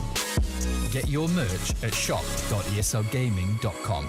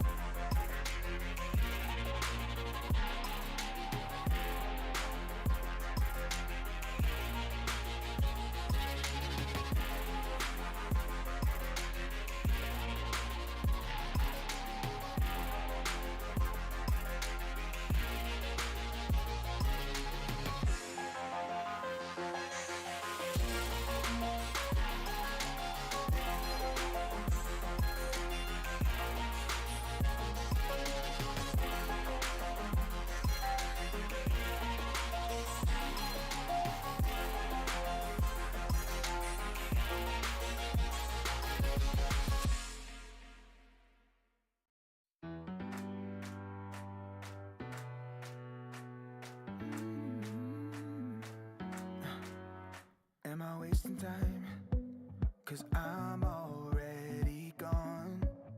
So long, can you stay the night? 'Cause you're the thing I want. I know you're feeling different when you're stressed out, but even with no makeup you still stand out. 'Cause no one makes me feel the way you do now, like you do now. The way that you move your body, you make it look like a hobby. Every time that you touch me, it's electricity. Things we discovered underneath last night's covers. Everything came so easy. It's electricity. Electricity. Whoa. It's electricity. Electricity. It's electricity. When it's late at night, I feel you on my skin. My skin, you're all that's on my mind. It's finally sinking in. You're it. I know you're feeling different when you're stressed out, but even with no makeup you still stand out. 'Cause no one makes me feel the way you do now, like you do now. The way that you move your body, you make it look like a hobby. Every time that you touch me, it's electricity. Things we discovered underneath last night's covers. Everything came so easy. It's electricity. Electricity. Oh, it's electricity. Electricity.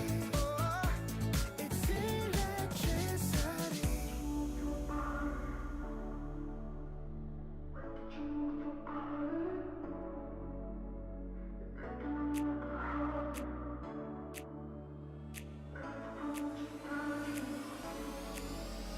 The way that you move your body, you make it look like a hobby. Every time that you touch me, it's electricity. Things we discovered underneath last night's covers. Everything came so easy. It's electricity. Electricity. It's electricity. You move your body. Electricity. You move your body. It's electricity.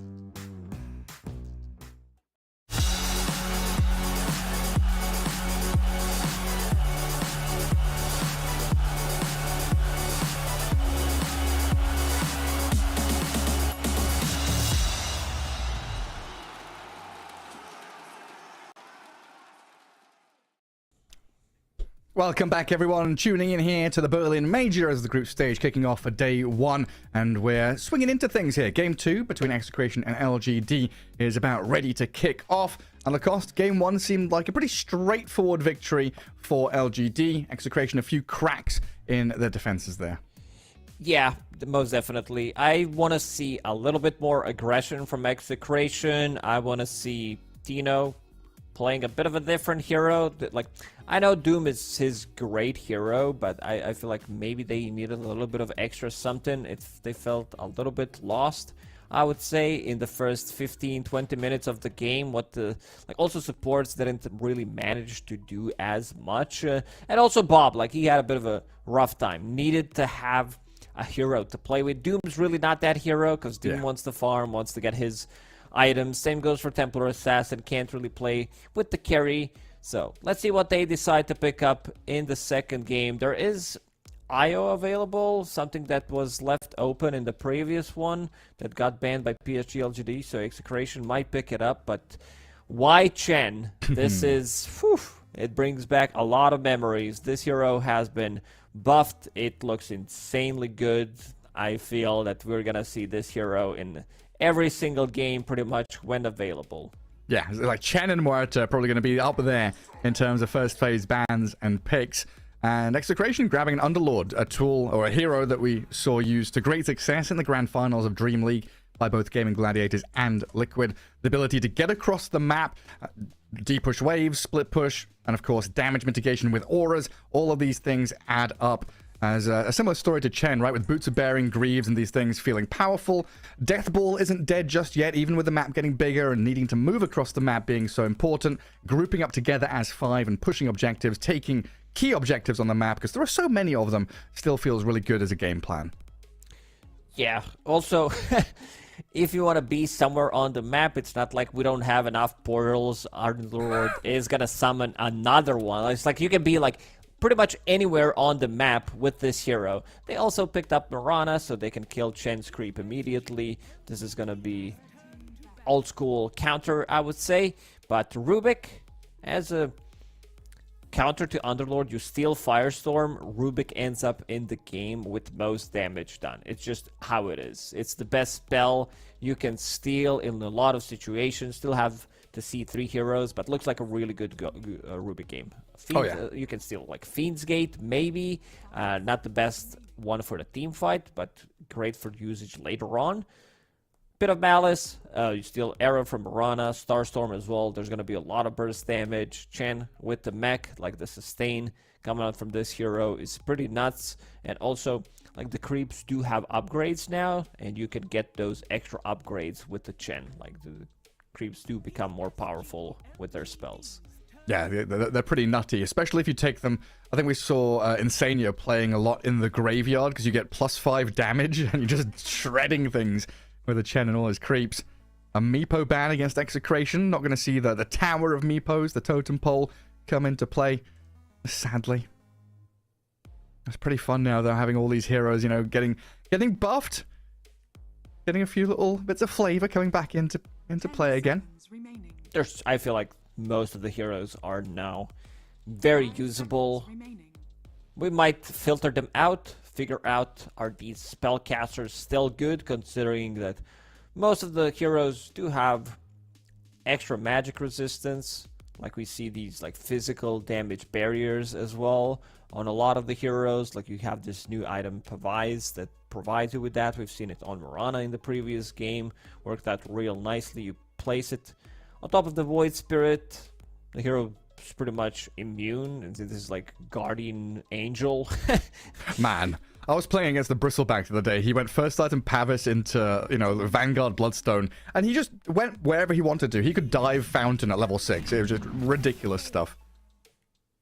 Lots of buffs and shields you can be placing onto your allies. How many counters do you want to have against Chen? The answer is yes. Execration picking up Crystal Maiden with the Frostbite, Underlord with his Firestorm, bit of Malice, and Mirana with the Arrow. This is a great lane counter to Underlord. Pango still very usable as a hero. The one thing that has changed is Diffusal doesn't go through BKB. This is the item that Pango does buy.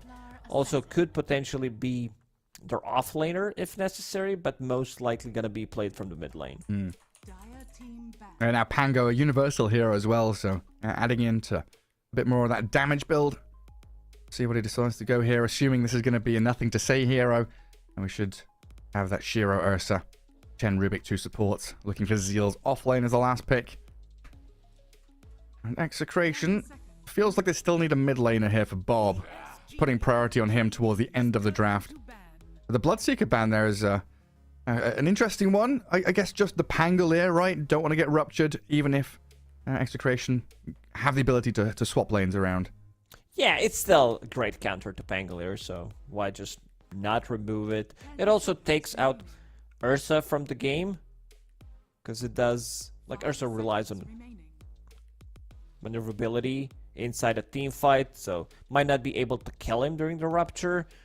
So still have like 2 great targets to go for, and they will ban out the Brewmaster, a hero that has been on the rise. Looking at like Dota Pro tracker, his win rate is pretty high. He's really is up there near the Chen, 56.5%. So this hero, really buffed. Oh, that's incredible. I mean, what got changed for him that's so big? Primal Split getting a bunch of buffs. Yeah, it's wall of text, Gary. Kind of hard to go through everything. Well, the most important thing now is a universal hero. That's the update you need to know. Universal hero strong. Yeah, I mean, his Void Stance is also a part of his basic ability. Like, status resistance has been decreased. But yeah, like Primal Split, there's a bunch of changes that does make him viable as a hero. Also, I want to see more of an urn being built. This item has been one of my favorite items, if not like the favorite item throughout the Dota history. It got nerfed so many times, but now you get a charge. It synergizes well with the Brewmaster, works miracles against refraction on Templar Assassin, removing the charges.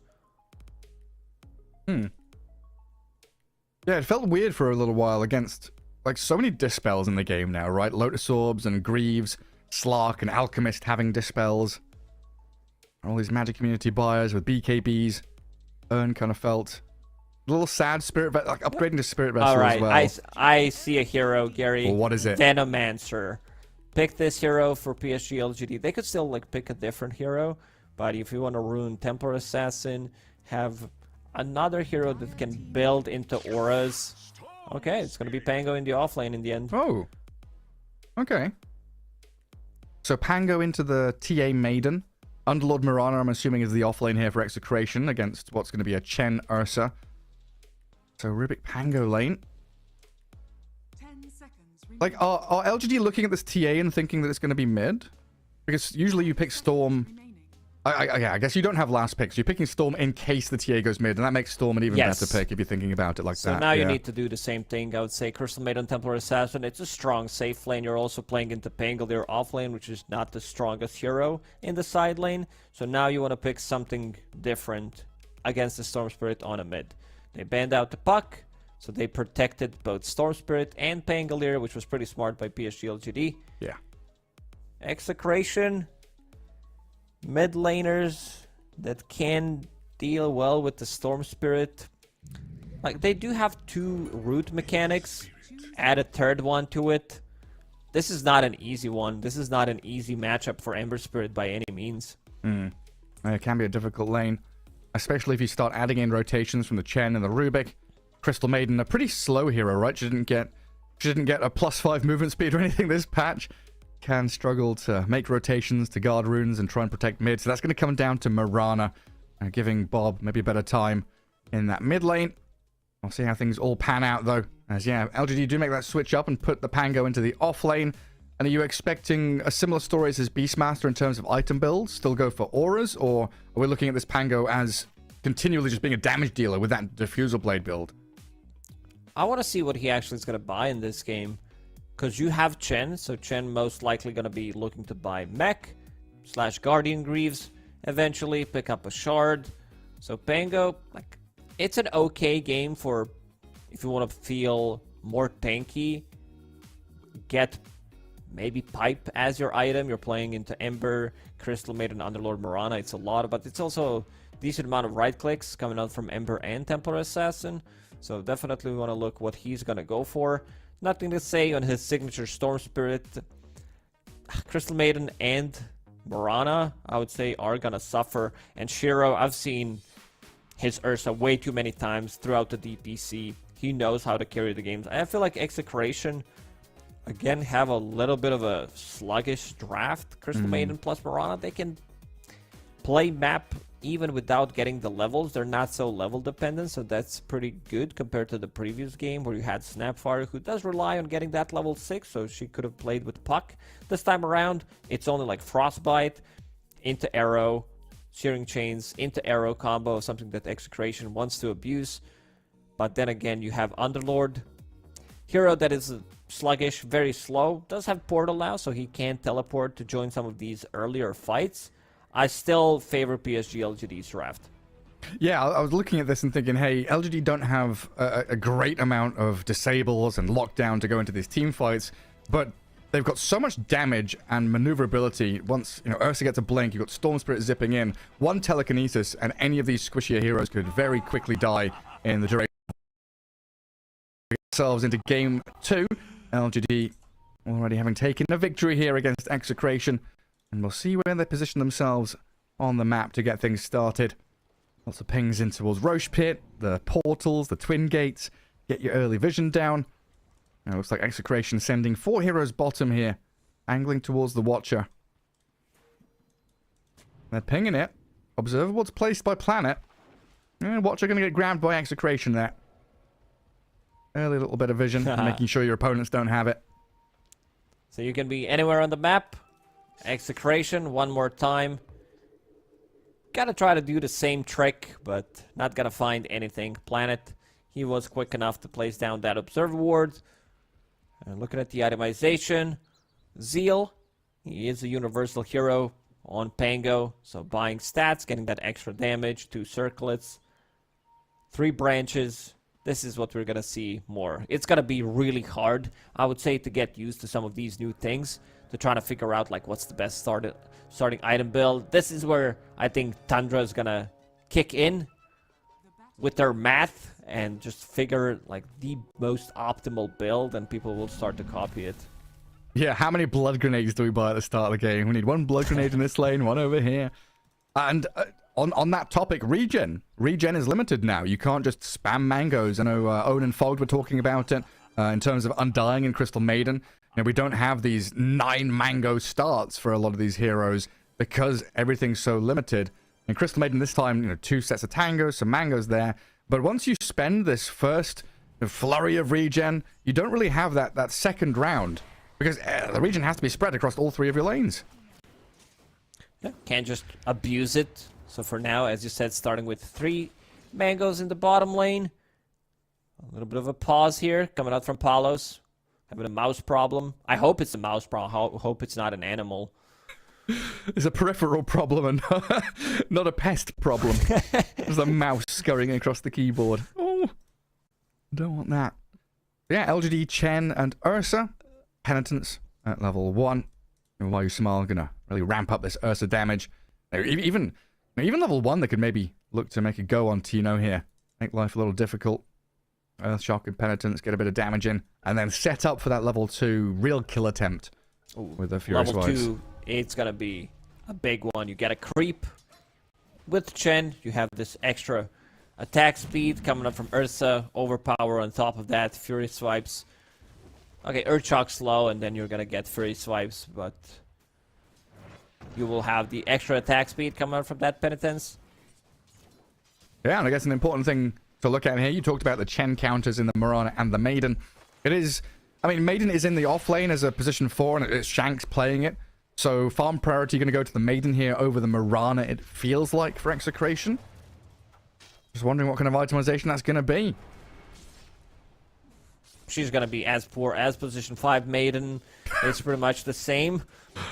It's hard. Like, you need to get a good start. Shanks is holding a blood grenade as well. Gives him a little extra kill threat. Gives him a bit more tankiness as well. But good start for PSG LGD across the board, except Pango. Pango 4 CS, as expected. This hero just doesn't do much in the off lane. Yeah, first couple of levels kind of hard for him. Tino and Shanks, rank level 2. Zeal up there. Does have a shield crash now as well. We have the separation of the lanes. Both supports fighting over the camps and the pull spots, while Palos just bullies Zeal away with a meld strike. Carlo pretty low as well. If you're wondering why I always shit on Pangolier from the off lane, it's because I played it so... Yeah, I love to play this hero on the off lane so much, and I know how bad it is, but I'm still trying to make it work. And look at this, trying to use the swashbuckle, puts himself in a difficult spot. Might actually just die here. Straight up dead. Planet trying to trade back into Carlo, does get the takedown, but Palos is forcing that Rubik away and continues free farming on the TA. It looks like Storm has taken a little lead in the mid lane. It was looking good for the Ember Spirit as he was ahead of Nothing to Say for a little while. With that regen trade battle, Storm Spirit always favored in the first 3-4 levels. He spams out his remnants and overload charges. You can't really out-harass Storm Spirit in this matchup. You get close, you get hit by Remnant. An interesting one, he puts a second point in Overload. Bob? Not going to go for it. Water Rune popped and had a Fairy Fire on Storm as well. Huh. I'm just trying to figure out why he put a second point in Overload. Because damage rescaled from 30 to 25 and then 50 on both levels. Like, you get an extra 5 damage only on level 3 on this Overload. And extra 10 on level 4. I'm not too sure. I mean, Remnant is 120 plus Overload 50. Oh, arrow hits, but they're putting the pressure on Palos. Zeal doesn't have his abilities available. Palos still needs some healing up to do. Refraction's out. Gotta be careful, though. They do bring another hero top. The Twin Gate's getting utilized.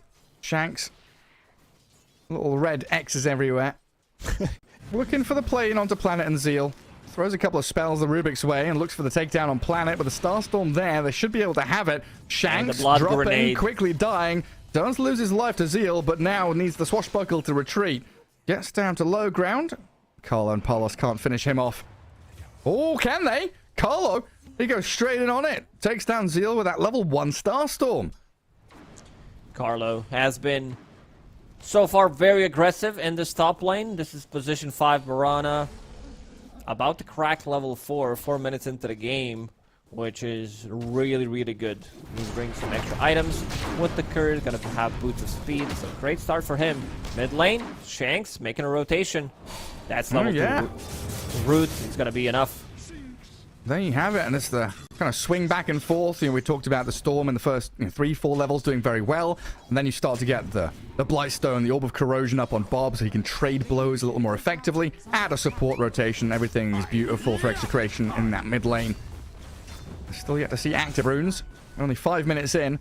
I feel like when the game gets to 5 minutes, that's where you go into like ADHD mode as a support. You're thinking, right, 7 minutes, there's wisdom runes, there's watches to retake, and there's, oh god, I've got to rotate mid at 6 minutes to try and protect my mid laner and the active rune, and Mirana's coming mid to help out Bob. Level 5 Ember Spirit, arrow misses, and Nothing to Say, just going for the straight up solo kill, not able to finish the job just yet. Nothing to Say, he's going to have to bottle refill and pop his stick, but needs some assistance from Planet to come in here and guard that active rune as quickly as possible. The job. His name is Bob, Gary. Couldn't finish him off, but yeah. Bob is level 6 right now. Does have Remnant, will TP back. Orb of Corrosion already finished on him. 6-minute rune is spawning. Planet lurking around. Trying to secure the rune for Nothing to Say. Let's see where it's going to be. Double damage bottom. Yeah, Dire Vision sees it. Oh, arrow misses. Arrow misses. Still level 5 Storm Spirit, though. Surrounded in a 3v1 scenario. Does get taken down by Execration, and the tip as well. Bob feeling himself. DD Rune's going to be there waiting for him to grab. And now we have to look at these side lanes for LGD to try and pick up the pieces, because Execration are really picking up momentum now. We need Chen to start getting active. Shiro hasn't been able to dominate this Underlord lane as strongly as I would have thought, honestly. It's not an easy, like, he's good in the game, but one of the reasons why they decided to put Crystal Maiden is Ursa can't play as aggressive. He gets slowed down. You jump, you get frostbitten. Also have a setup for your Firestorm. So whenever you get close, Firestorm plus Frostbite, it's going to cut you down to half HP.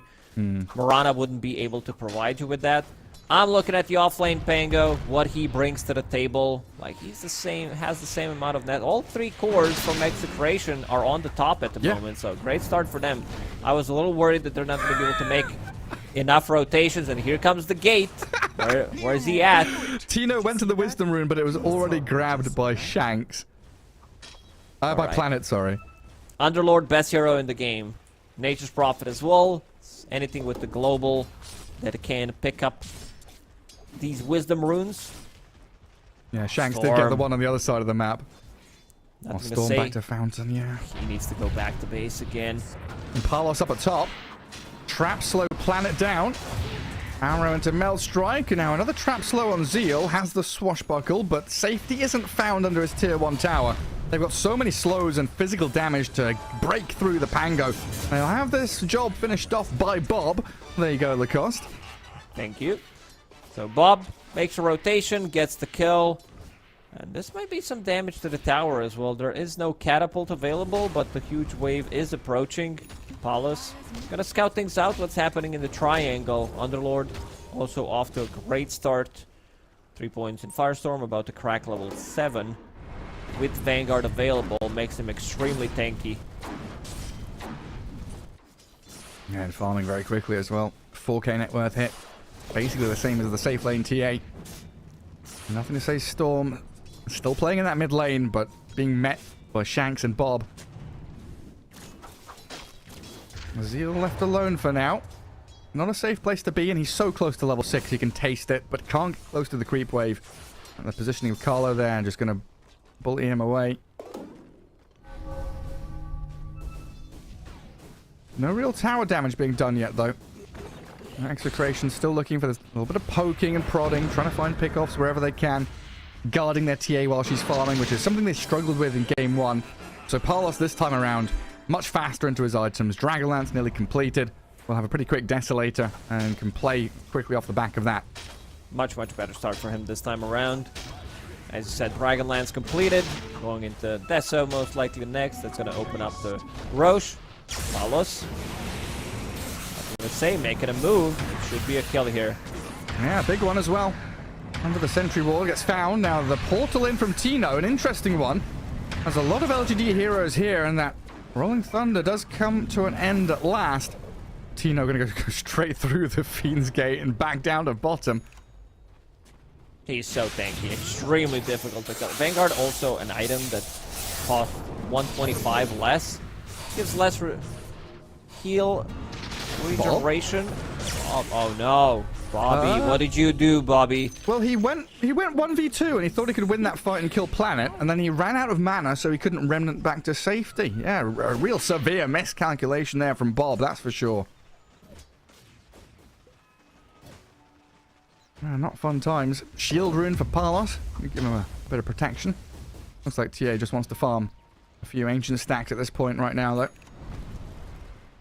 We're going to have so many auras. This Underlord, Vanguard, now Greaves, going to be working on potential Crimson Guard later on. Once he starts putting point in Pit of Malice, that's going to be an extra setup against the Storm Spirit, so 3 roots should be enough to control Storm Spirit pre-BKB. So, 7 rage available. Needs some kind of a help. He's alone. Yeah, nobody's coming. Arrow misses. Earthshock's away, so they've scared the bear out of that bottom lane a little bit. And bringing 3 heroes down here. Execration want to pressure the tier 1. Man, I have to keep checking items. Like this Cornucopia edition keeps screwing me up. I was looking at Lotus Orb and thinking, do you need Perseverance or Cornucopia? What do you need for that again? It's Perseverance. So you can still disassemble the Vanguard and look for a Lotus Orb if you want to go that direction. Cornucopia is a new build for the Battle Fury. Bob chasing. Why Smile is level 6. A difficult kill to get. Does have mech available, Hand of God, so they need at least 2 heroes. You need to have all remnants available as well. It kind of It's feels like really- Bob should just be farming right now. Yeah, definitely. Does have tier 1 token. Thinking about what he's gonna pick up. I swear, it's gonna take some player at least like 30, 45 seconds until he figures out that he has a neutral item. I'm keeping a track on Bob right now. It's been steady 20, 25 seconds already. Deciding, thinking, waiting. 12-minute rune spawning.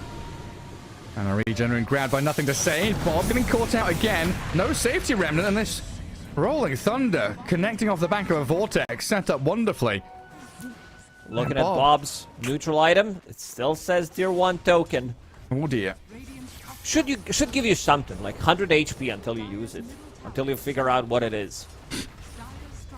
Some kind of little buff, please. Anything.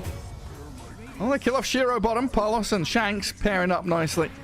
Gonna take down on the teddy bear as LGD amass their forces in the mid lane. The Chen and his army looking to push the tier 1, but a frostbite arrow connecting on planet. Does take the Rubik down. Tower's fallen, but now why you smile and nothing to say. Trying to run away from Bob and Tino. Rooted up once more by this Crystal Maiden, though. And Execration not able to defend their mid lane or the tower, but still able to get a couple of kills off the back of it. Just a vast portion of the map feels like it's theirs to control. Getting that kill on Ursa means TA farms there. 4 heroes mid, claim the tier 1. And LGD starting to move up towards top. But they'll be met by the Underlord. Underlord gonna be there to defend the tower. They used Mech, they used Hand of God, they killed Chen and some of his creeps, so we'll need to resummon them. This does definitely kill the momentum that PSG LGD wanted to do. Palos, Planet. this time. Oh, Get the kill. Earn charge on Palos. No more refraction. TA's dead. Zeal and nothing to say. Coming back in towards Shanks with another roll in. Taking them both down, reclaiming that bottom lane, and Bob. Oh, please, Bob, survive. Don't die again. He's trying to toy with Zeal right now, but he will remnant out of that bottom lane. This is why I love Bob as a player. He always wants to do something. Sometimes he looks like the best player in the game, pushes the limits. Sometimes like the math is incorrect and then dies like we've seen. Goes into 2 heroes, 2 other heroes shows up. He still tries to make a play, dies in the end. And Zeal finishing off his Diffusal Blade after completing Pavis. So it does make him super tanky. Shield Crash and Pavis on top of that. But he also understands that he needs to be able to scale. Ursa didn't have that good of a time. Battle Fury still 500 gold away from it. Storm also kind of recovered with these 2 kills that he picked up. So opting to go for a bit more of a scaling build. He's changed his mind, I think. Nice pairing there with the chains and the arrow. Bob losing all of his mana. I'm not sure if he wants to be here anymore. Bob getting slapped around by the swashbuckles, and Zeal with this diffuser blade and Pavis tanky enough and dealing the damage you're talking about just to take him down. That's a solo kill. 500 gold. Solo XP for Zeal. Now level 11. He's almost the same level as Templar Assassin. The hero that farms so quickly, and she was also off to a great start. This is the most farmed hero in the game. Zeal, like, remember his start, pushed out of the lane, dying, not being able to do much, and now going into Lotus Orb next. This is a great pickup because it does save you against all of these root mechanics. You know? Oh, he's a tanky Underlord, pops his mech, but still dead to Shiro and Zeal. A Pango from the offlane, getting involved with everything. Crashing in with his Rolling Thunder, causing problems for Shanks and Bob. Does he have a safety remnant? Yes, so Bob retreats off to the right-hand side, but look at who's waiting to jump on him. It's Zeal yet again, just chasing forward. Arrow misses, but the freezing field from Shanks looks good. Swashbuckle to safety. Planet still chasing. Shiro can't get a latch onto Bob. Execration retreating once again. So LGD with a free tier 1 take. PSG, yeah, they're making the moves. They are the ones now playing aggressive as soon as they picked up Diffusal Blade on Pango, and they're also gonna go inside the Roche pit. This is Battle Fury Ursa. It says battle, so he wants to fight it up. Stolen Freezing Field just to get some extra damage from Planet. Yeah, you pointed out that 500 gold for a solo kill from Zeal. We were doing the math the other day, right, with this new formula for hero kills, and it feels like you get, what, like 10 to 15% more gold just for a hero kill? When you say we did it, I messaged you asking if this is more or less when I gave you the formula. Then you did the 3 math. 3 hours later, I'm like, yes, I have done the calculations. It's probably incorrect anyway, so we can assume that it's less. I don't know. It's definitely more. Yeah, it's definitely more. Yeah, I had to do I just had to plug numbers in. I'm like, I don't understand what this formula means. Let me put some numbers in and get a result, and then we'll see what happens. Let me ask ChatGPT whether this is more or less. That's what we should have done. Why are you asking me questions? We should just put the entire Dota patch notes into ChatGPT and say, what's the strongest thing in Dota now? Give me TLDR. Planet, with nothing to say, finding Shanks in the back lines, but Carlo and Palos here to stand their ground. Nothing to say inside the pit of Malice. Might be able to get away with another ball lightning off to the right, and they've killed off Carlo. Rolling Thunder cancelled by another route, though. Zeal, he's being blown up. Swashbuckle won't get him away as Shiro chases Palos into the tree line. Penitence in onto the TA, and another zip back in. Nothing to say, stuck around to get the takedown onto the Templar Assassin. And Shiro now stuck in a 1v3. What a wild fight. LGD lose 3 heroes. Aegis claimed up as well. And Execration still able to continue brawling. They don't really rely on any long cooldown ultis. They've got Pit, they've got Roots from the chains, they've got the control on the bear, and a triple kill for Bob. Nothing to say. He's like, see ya, bro. Going to the top lane through the gate, and he's being pinged out. Level 13 on the Storm Spirit. Yeah, Execration this time around. I want to see the fight recap. Yeah, Bob did some crazy damage. 3,000 damage coming out from him. Uncontested. Used Sleight of Fist like 15 times. These roots are really... Oh, the Shanks. Get the catch. Nope, nothing to say is out of there. Arrow, a little too late. I think he was out of mana. On the Maiden, yeah. Because I just clicked. I was watching the bottom lane, the fight recap as well, to see if I missed anything. Zeal. A little jump here, poking away at the Underlord. These roots very annoying. You pointed out during the draft, they added a third one. These layers of roots with the slight chains, the pits, the Crystal Maiden with that Frostbite as well. Pango Storm and the Ursa all suffering.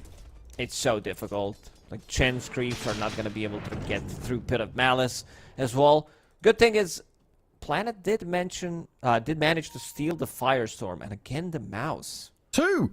There's 2 mice now. It's hire a house cat. I know Dream League had a dog doing a bit of production for season 19. We need a cat for the Berlin Major. Hopefully they get it all sorted out.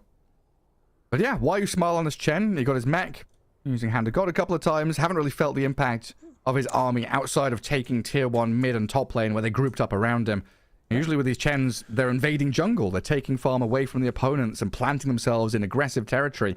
Hasn't felt comfortable doing so this game. Underlord is so tanky, taking a lot of Ursa's damage, Pangos as well. This Atrophy Aura now maxed out, 30% damage reduction. Crimson Guard about to be finished shortly, plus also having Guardian Greaves. So this is something that like PSG, LGD wanted to play with, having this mech on Chen, shield, crash reduction, Pavis on top of it, Ursa with his enrage reduction. Everybody pretty much has some kind of a damage reduction, but the big one is going to be Planet Firestorm. I want to see next fight, if he doesn't die off immediately, if he is able to click like second Firestorm in a fight, he's going to have the most damage done. Oh yeah. Yeah, he can do tremendous amounts with it.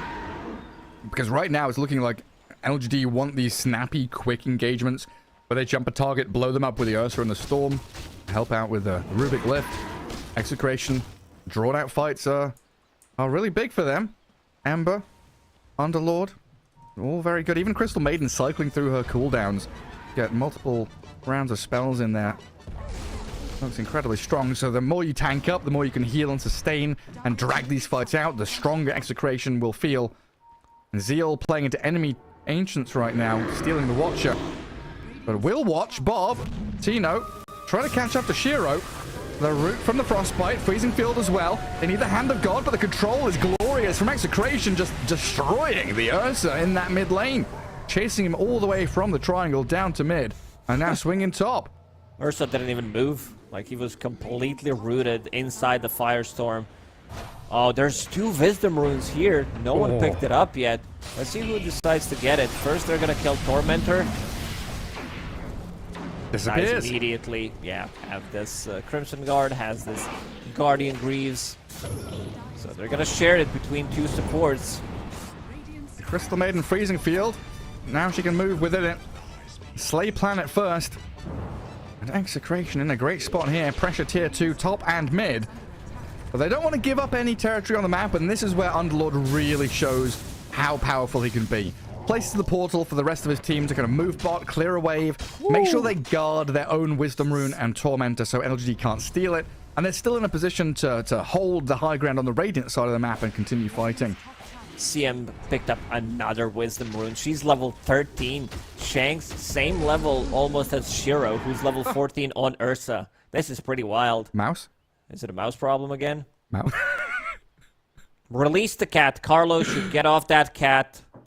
Get off Sagan. Let him kill the mouse. Go forth and hunt. Find the damn pest. But yeah, the Crystal Maiden was a question I had in the laning stage, right? About a position for Maiden in terms of farm. Not looking spectacular, but looking better than I expected. 7,700 net worth, the boots are bearing, and working towards whatever comes next. Could be a 4-staff with a fluffy hat, not too sure just yet. But has had such a great time with these freezing fields. How much do things change with the BKBs of LGD? Because new BKB is something I haven't wrapped my head around yet, really. I'm struggling when I play to figure out what's happening with BKBs now. You're like, oh, this makes sense. Then you play the game, you're getting shackled by Shadow Shaman while you have like this BKB active, and you're moving around while Shaman's standing still, and you're like, what the hell's going on? I've seen BKB for the last 20 years. It just doesn't work that way, so it messes up with your head, and then like your BKB expires, suddenly you get shackled. Oh, let's see if Bob can find anyone. He does spot Planet. Nice telekinesis holds them back for a couple of seconds. In comes Nothing to Say, aiming for the Crystal Maiden. Shangs, Crimson Guard, but it heals and saves. Still in trouble, though, as Tino gets pushed to high ground by the Rolling Thunder. Nothing to Say back up there. Stuns are lacking. The damage is coming. Tino gets away, though. Tanky enough on the big slug man, as Bob doesn't have a remnant. But it looks like he's okay to withstand the Vortex, as no follow-through really came from the rest of LGD. Pops the invis and backs up. So a nice quick in and out there from LGD. That is their strength. Get a kill as quickly as possible, but another... Oh, chains into arrow misses. Carlo off the mark. So Bob expending a lot of his resources there for nothing in return. I don't think they would still get a kill on Pango, especially if he gets the shield crash off. He's super tanky. Pavis, Dragon Scale, extra armor from that, plus also did have Plate Mail, which he turned into Lotus Orb, so those root mechanics are not gonna be as strong. I'm really glad that, because we were wondering before the game started, like, what kind of an item build he's gonna go for. Chen, he did, like, mention the pipe if things are not going too well, but Chen is buying all of those. He got mech, he got the pipe. It's a lot of magic resistance on their side as well. Look at the 4 creeps that YU Smile has been holding. Alpha Wolf, so that means some extra damage. You have also Cloak Aura, which is increased magic resistance. Add Pipe on top of it. And the Speed Aura guy, Kobold Foreman, my favorite creep in the game. A little goblet. No one knows what's inside of it, but it makes him very speedy. It's some really nice juice for sure. It's empty. I actually saw it. It's nothing inside. There's nothing in the chalice. Just because you can't see it doesn't mean it's empty. It's just invisible. The human eye can't detect the liquid that's inside his goblet. It's that magical. He's thirsty, that's all. He's straight bussing. Look at him, speeding across the map. There's BKB Ursa. Coinciding with his Storm Spirit's BKB. There's Pango. Still wants his Blink Dagger after this Lotus Orb. But they won't be waiting for it. LGD want to strike now. Smoking is 5. This is a position holding the high ground. They know something is up. Yeah, some Bold reversal of Foreman roles here. in leading terms of their game one. charge. They do get on top of Tino. Rolling Thunder there, good bit of malice, but down goes the Underlord. Who can they get as a secondary target? Rolling Thunder bounces back the Pango. Swashbuckle aiming the TA as Bob goes straight on in. Big, powerful Ember Spirit with a DD rune, and this allows Palos to open up onto Zeal, but the tanky and the gate? Where's Shiro going? He's dead. He tries to go through the gate, tries to jump low ground, gets picked off. LGD trade 2 for 1. They buy back this Underlord, but still in a great spot. Roshan's gonna respawn in 15 seconds. Like, this is the power of the BKB timing on a PSG LGD. They pop 2 of those, they instantly kill Underlord, they get another kill on Crystal Maiden, but damage has been done.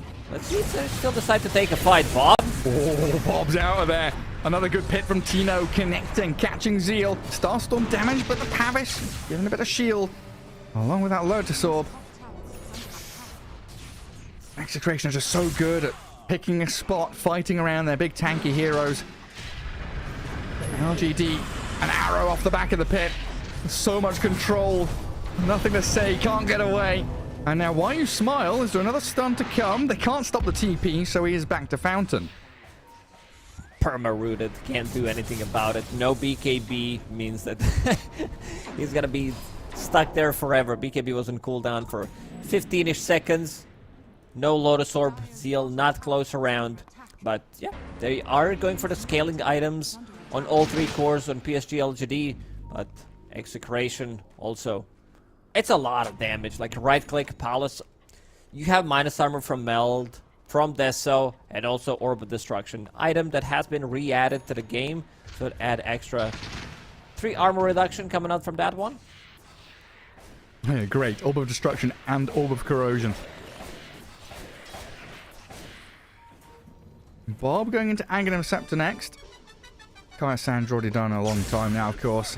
That additional bit of tankiness, not just from the Sanj, but like you've been saying, adding that bit of int for the magic res. Roshan going for a bit of a journey, getting dragged out of his cave up in that top left corner. Execration thinking about popping their heads in there, but LGD are setting up. Observer Ward down near the Watcher, smoking, gathering as 4. Pango not involved just yet, a little further behind the rest of his team. And while you smile, leading the charge. High ground vision is here from Execration, but Tino, the first point of contact, the Underlord, he brought back earlier, so if he dies, he's gone. 70 seconds without him, and Palos losing his HP so quickly. The BKB gives a little bit of cover, get out. but Zeal is coming with the physical damage. They get the swipe down, and they're gone. LGD fight back around this Roshan, and they know they can kill off more. Shanks picked off. It's just one after the other. Zeal straight towards Bob and Carlo. And Execration, 3 heroes down, no buybacks available. Free Roshan here for LGD. Yeah, good moves from PSG LGD. They understand that it's nighttime, so they smoke top. Roshan's gonna be like right there, even though they didn't have any vision. They jump in, they get a kill on Underlord, who brought back in the previous fight. Doesn't get Guardian Greaves, doesn't get Crimson Guard off, plus you're also losing Atrophy Aura as well. That's a lot of damage mitigation. And now they pick it up. Cheese belongs to Storm Spirit. Ursa picked up the Aegis for another 5 minutes. Even with the 2k gold lead, like they had, I think, 5k gold lead before this fight even started. But things are looking really good for PSG LGD. Yeah, it's what you've been talking about, the scaling on 3 cores. A little greedier. Definitely caused them some difficulties in the first 25 minutes of the game. But now, full swing for LGD. Basher up for the Ursa. And so good at blowing up these individual targets to start the fights off with a huge advantage. Soon we'll have that Kaya Sanj done on the Storm. And some tokens being handed out to everybody. Neutral items.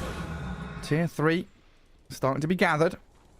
I love that you can have double Feli on the team. It's like, Yeah. oh, you're not gonna, Finders Keepers, I found it, and not gonna share it. This is what happens in pubs. Others are professional e-gamers. They will share it. But now you can keep 2 of those in the team. So you can have like extra gold also kicking in when you die. Swap a tier 3 item. Yeah, I've heard some stories of some pubs going late game and having multiple Books of the Dead. So you've got all these Necro Warriors Just flying around the map. Oh, I didn't even think of that. That's Yeah, pretty it's neat. Nothing pretty to say. fun. Kills.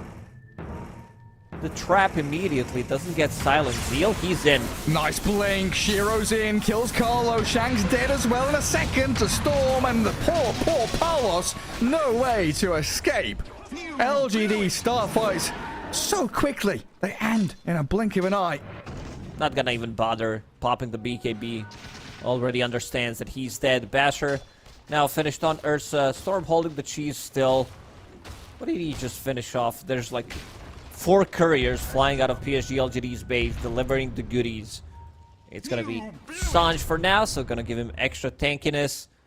And look at their magic resistance from all these creeps. Also, Ancient Granite Golem, which did get nerfed in the previous patch, now provides 17% bonus HP, which makes it super tanky.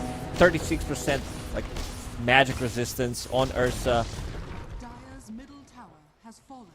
And they're gonna get really difficult to kill right now. Yeah, they sure are. Because now you can withstand that bit of burst damage out of the TA. Bob farming left side of the map. Trying to clear out the statue area. Looking for any wisdom runes that have been left to him. Nothing really there though. LGD just swarming that bottom tier 2. What's Underlord up to? He's trying to cut waves and farm down bottom, but I'm not feeling comfortable. Wants to return. Do the jump in from nothing to say. Arrow BKB'd off, and Shiro's in with his own BKB, just aiming for Tino. They're killing off his Underlord so quickly, his tankiness means nothing at all. And now the catch in onto the Ember Spirit, chain disabled by the Rolling Thunder, perfectly done by Zeal. Oh, that was gorgeous. He's in onto tier 3s now as well. Look at the Carlo in the tree lines. Starstorm and Glimmer Cape, a bit of safety there for the Mirana. Arrow's not gonna hit. They're thinking about the push up towards this tier 3, aiming high ground, a little scary against the Templar Assassin with the Hurricane Pike, so they won't go too deep for it. I like how Zeal tried to get out of the enemy base through this like small gates on the side, but cannot go through them, so goes with the swashbuckle. You see that like pro players are still adapting to everything that has changed planet. He's in. Oh, the BKB's up for Palos, a full staff away, gives him a bit of safety. Shakespeare Galti! Look at him! Disgusting damage from Shanks. That freezing field just destroys LGD. They do blink away with Shiro now. First life already having been claimed. No BKB, no blink on Ursa. Keep eyes on him as Carlo and Shanks chase the teddy bear. Palos wants in. They need the physical damage out of the TA. Oh, the Melt Strike shreds through 80% of the Ursa. Rooted up now. Enraged only gives you so much safety, and down he goes. That's an overextension. Shanks, man, what an ulti. This shard that he picked up from Tormentor, sitting at 2,000 gold. I want to see if he changes his item build. If he decides to pick up something like a Blink Dagger, maybe even go for Aghanim Scepter. I don't think he would mind that one too much, because it does apply Frostbite.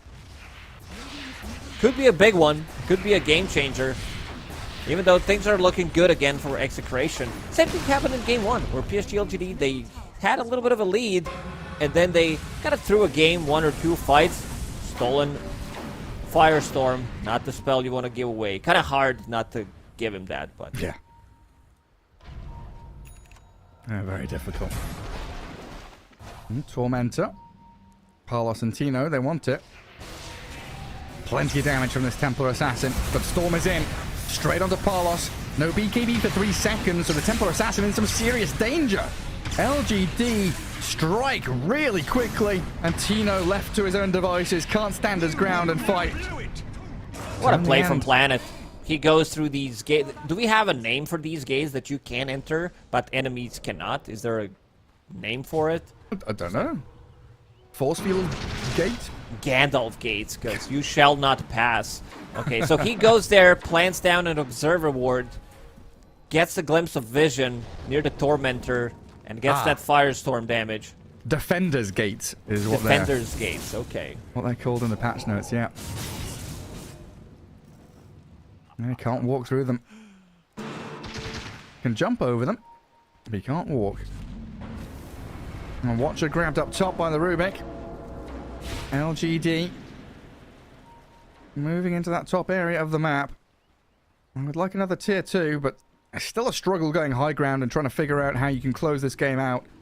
Probably looking towards that next Roshan. At least a minute and a half to go, though.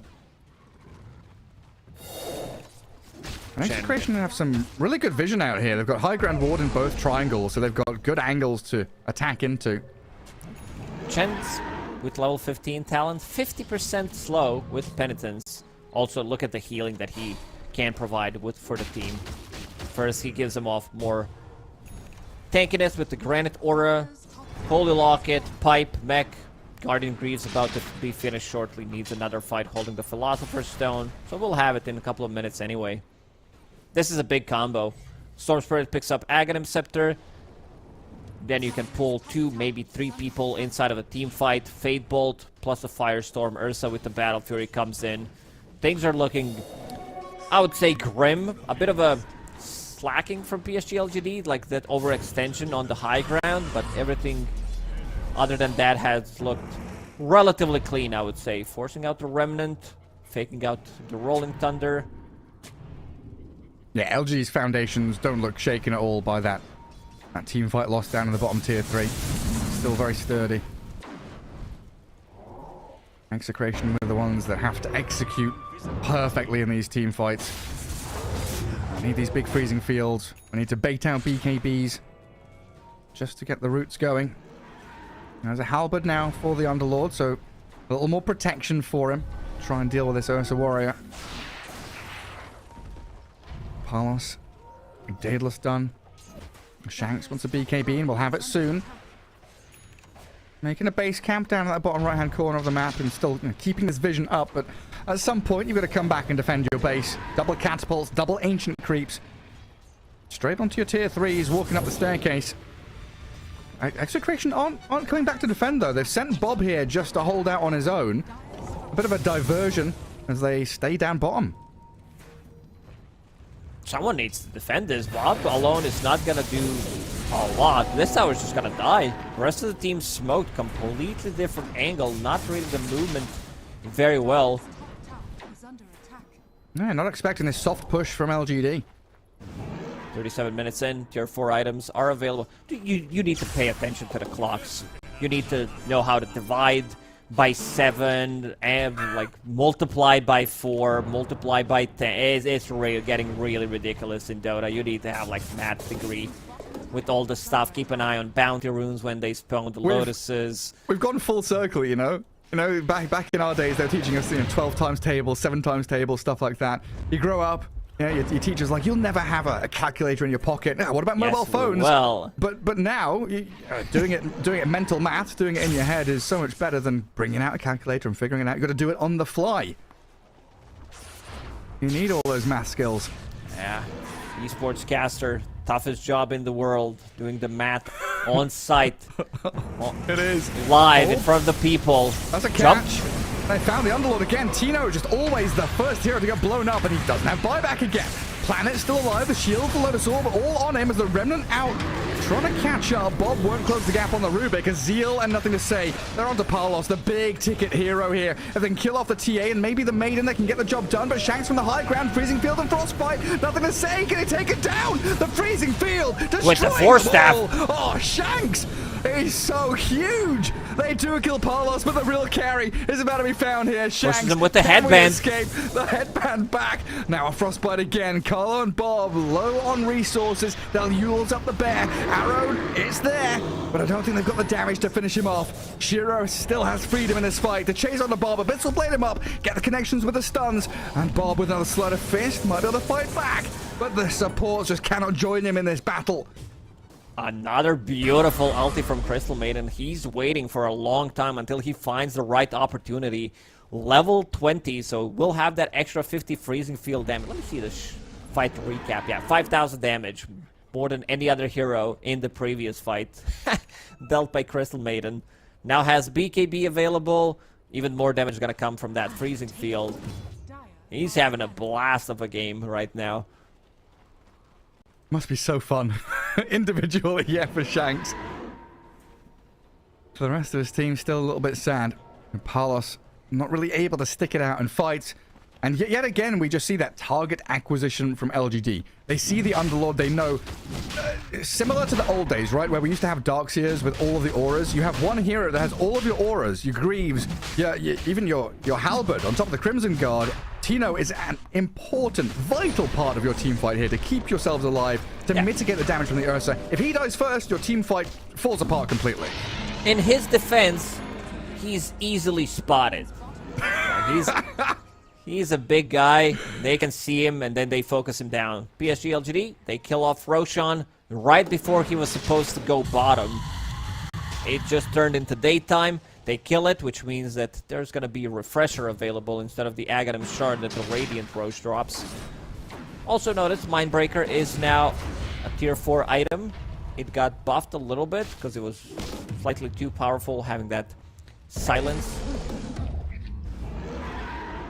Now works magic with Ursa. Ursa almost level 25. There's going to be Wisdom Rune picked up by Zeal, which will push you closer to level 23. Nothing too significant. You want to get to that level 25, of course. Got Ursa fully jacked, 6 slotted. Power Treads in the backpack. Nullifier also finished. So 4 staffs, Glimmers, Yule Scepters, all 3 items on Mirana. Not going to be as impactful. Carlo, waiting with tier 4 token, still deciding what he wants to get on his Mirana. They also have... Okay, decided to pick up Telescope.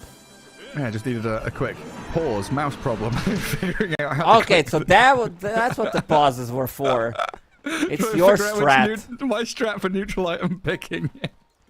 I noticed LGD had a token yet and no one had grabbed it. Yeah, they still have a tier 4 token for LGD unused. I'm still missing one of those big items. But Ursa, Pango, Rubik, Chen all have it. So Storm Spirit just holding on to the Quickening Charm doesn't feel he needs the upgrade. Oh no! Oh, okay. Parlos gets out of there. Finds the spot where they couldn't find him. Maybe with Shiva's Guard. Not sure if it was on cooldown, but Seal could have provided vision. It also, like the blast wave speed, got increased, so maybe it could provide enough vision for Storm to get a jump. That could have been cool. It looks like PSG LGD is in full control of this game. I didn't check the net worth lead for a while. It says 1k. If you ask me, I would say like 7 to 10k. Because the map is bigger. They are getting the farm somewhere. Just these little bits of additional farm out on the map. Can be safer to find. And TA not too far behind the Ursa, and Ember Spirit's even ahead of the Storm in net worth. Transferring that net worth into teamfight victories has definitely been a struggle here for Execration, though. We'll see, though, with Refresher Orb on Bob, what he can do with all these remnants. And if TA can blink onto a target to slay them quickly, maybe Execration can find a way to weasel back into this one. Even Planet finished off BKB and Rube. I don't remember. Wow. You know what he wants to do? He wants to steal the Freezing Field, pop the BKB, and reposition himself. Like, he just wants to be a better Crystal Maiden at this point. Well, you've seen how well Shanks has used it. He wants a bit of the action as well. Oh, Timeless Relic also found by Crystal Maiden. So extra 15% spell damage. Bob is in. Arrows forward. Connects on the Ursa, but that's just a bit of poke from Execration. Parlos going to pop the ninja gear to smoke himself. Maneuvering out with the base now, in fact, and trying to play under this dire vision they've got placed on the high ground. They see the Chen and the Storm. Nothing to stay, still has that shield rune going. And Shiro decides it's high ground time for him. Getting moved around a little bit. Doesn't want to get caught in the pit of malice. I'm not even going to send the Chen army forward. They'll retreat back to the high ground just for a couple of seconds. Look at all these auras that they have on top of him. All these buffs. It's like 7, 8 different buffs that Chen is providing for the team. That's huge. Still not able to breeze up to the tier 3 though. Shiro's trying. Every attempt, and the jump into the Storm catches it onto the Maiden, the Yule's into the air. Now a Rolling Thunder, but Tino the first target yet again, while Bob tries to drive the back lines, but Planet has the BKB up. Shanks, 4 staff forward, but not able to use the Freezing Field just yet. The heals are back up. Shiro, nothing to say. Everybody in LGD full HP after killing the Underlord. Another zip, another Shanks. They got the big one. Maiden. She has buyback. Gonna have to use it here. Bob, though, shredded. No Ember for 80 seconds. Palos and Carlo on the run back. And LGD finally break the high ground. Double gem now being held by Zeal. Will drop one, hide it. Buyback, they need to come out. Crystal Maiden is going to use one immediately. There's still no buyback on Tino, no buyback on Bob. Which means that they're going to be able to take these set of barracks and probably go for another one. There's just not enough damage with these 3 heroes to kill Ursa with all these healing, all these tankiness that Chen does provide. They're looking for another one. Palos could be in trouble. Yeah, he's jumped on. He's getting disabled up. Can't even get the BKB off until now at half HP. In comes Zeal, though. The freezing field from Shanks. No, it's not going to work out. The Ursa puts a stop to that nonsense and Planet with a stolen one. Going to kill off Palos. Down you go, TA. Rubik, he gets what he wanted. The stolen freezing field. It's so cool that you can just like adjust your item build to be a better version of the enemy hero. And now Execration, buyback available on Templar Assassin, but he doesn't want to use it, will be forced to use it in a couple of seconds. Otherwise the game's just gonna end. Yeah, it looks like it's going that direction anyway. Tier 4s are falling quickly. The throne exposed. Out in the open. As Shiro makes the jump on Tino, decides it's not worth the full-out brawl. Zeal into ball mode, does turn around and looks for Bob. They'll kill off the Chen. Oh, no, not quite. The lift up. Oh, the four-man vortex. Storm Spirit, nothing to say, has all the control in the world. Backed up by Zeal and Planet to look for Palos now. Bob about to fall. Oh, it's a disaster as Execration lose everybody, and LGD will get the 2-0. The more I see from Chen, the more I think this hero needs to get banned. Like, just, if you don't have the first pick, you need to ban it. It's pretty similar to what was happening with the Broodmother in the previous patch, because the hero just provides the hero farms, the hero gets the gold, because every single time you take the creep, you get the gold from it. Again, pretty similar to what happened in Game 1. A bit of a slower start this time around. Execration, like all 3 cores were on the top of the network for a couple of minutes, but yeah, it's their style of Dota. They do like to risk much. Sometimes they gain, sometimes they lose. This time around they lost as well. Tino, the target prioritization that you said, PSG LGD, every single time he gets close, he gets jumped by Storm, he gets jumped by Ursa, and dies off immediately. Yeah, it's really well executed by LGD, just finding these little niche fringe cases on the map to find a pick-off that turns into something bigger. And with so many objectives on the map, and the additional gold you get from kills, you know, every kill matters so much more than it did in previous patches. You get that little oomph of snowballing to get Wisdom Runes, steal a Tormentor, get another Shard. Things add up very, very quickly. And even though that additional bit of map space did give TA some additional farm and finding pockets of neutral creeps here and there, it wasn't enough in terms of overall game plan. The draft looked decent from Execration, but they needed that momentum to bring them out of the laning stage, full swing, and try and get Roshans quite early on. Yeah, it just didn't happen. They looked, I would say, pretty similar to how they looked in Game 1 in terms of drafting as well. This time around, like, this is Southeast Asia, so they do rely a lot on Mirana. They always have some kind of a combo with Crystal Maiden, with this Ember Spirit. They did make all the right moves at the start of the game, trying to amp up this damage coming out from Bob. Like, side lanes were going correctly, but then again, PSG LGD, they're just way too experienced. Even though they changed the players, their playstyle still looks the same because the big brain guy behind them, Zhao 8, still doing a lot of research. And I don't know, at the end of the day, you gave them their probably their best hero. I'd say 3-4 best heroes that they play. You have nothing to say on Storm Spirit. Why You Smile, his signature Chen. Planet has been dominating with the Rubik as well. Shiro has variety of the heroes that he does play, but Ursa is definitely one of his better ones. Yeah, super important you bring up Xiao 8 there. I think, going into a new patch, it's so much more important that everyone's on the same page. Having a game plan or having an understanding as a team, even if it's not the correct understanding, as we develop and get through the patch, we'll have different ideas clashing. But having a plan that everyone follows is better than having multiple plans that are going different directions. So very nice to see them all on the same page and getting a 2-0 victory here over Execration to start off their group stage in style. That's it for this best of 2. So we'll have a quick break and return with BetBoom against TSM.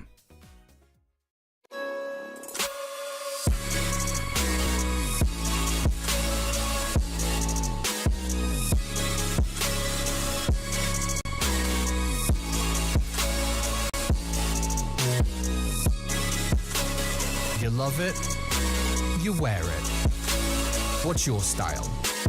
Get your merch at shop.eslgaming.com.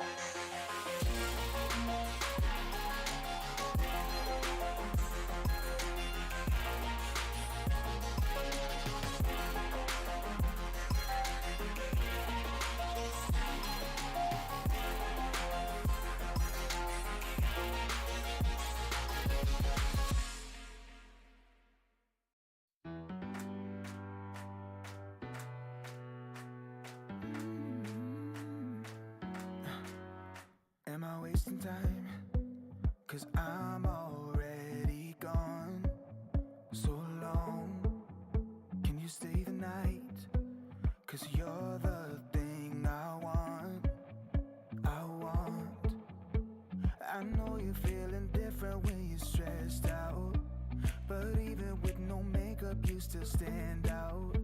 'Cause no one makes me feel the way you do now, like you do now. The way that you move your body, you make it look like a hobby. Every time that you touch me, it's electricity. Things we discovered underneath last night's covers. Everything came so easy. It's electricity.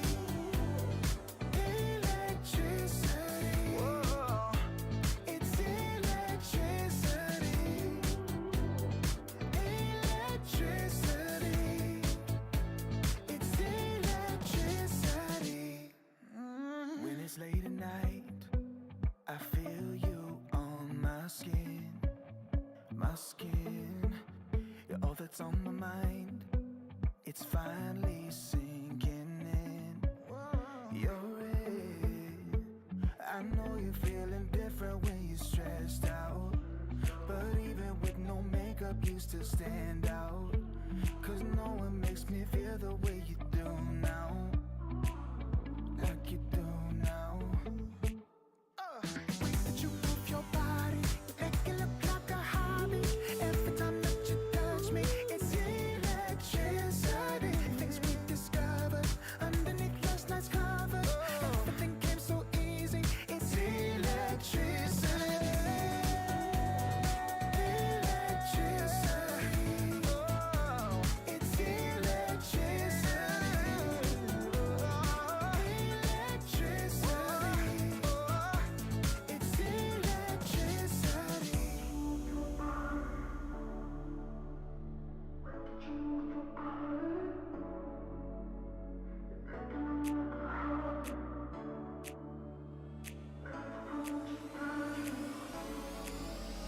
The way that you move your body, you make it look like a hobby. Every time that you touch me, it's electricity. Things we discovered underneath last night's covers. Everything came so easy. It's electricity. Electricity. It's electricity. You move your body. Electricity. You move your body. It's electricity.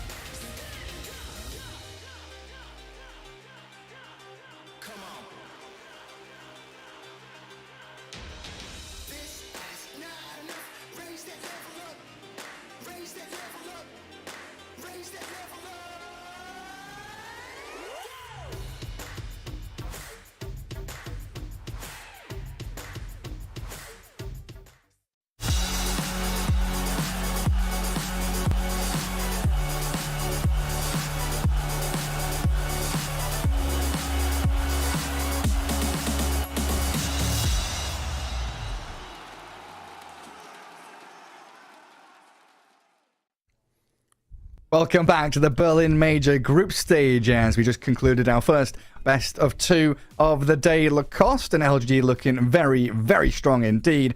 But lots of games going across multiple streams and trying to keep our eye on all the comings and goings. Our next series here on this stream will be TSM against BetBoom. But Lacoste, lots of Dota going on at the same time. Yeah, this is what I like and dislike at the same time because, I could watch Dota whole day, but then, you have 2 monitors mostly, maybe 3, some of you, but still can't fully focus on each one of the games. There's too much Dota to happen, so you have to choose which one you want to watch. And we're looking at the Group A standings. 9 Pandas. They got that first dub. Team that has been on the rise. Maybe they want to get another major for Ramses.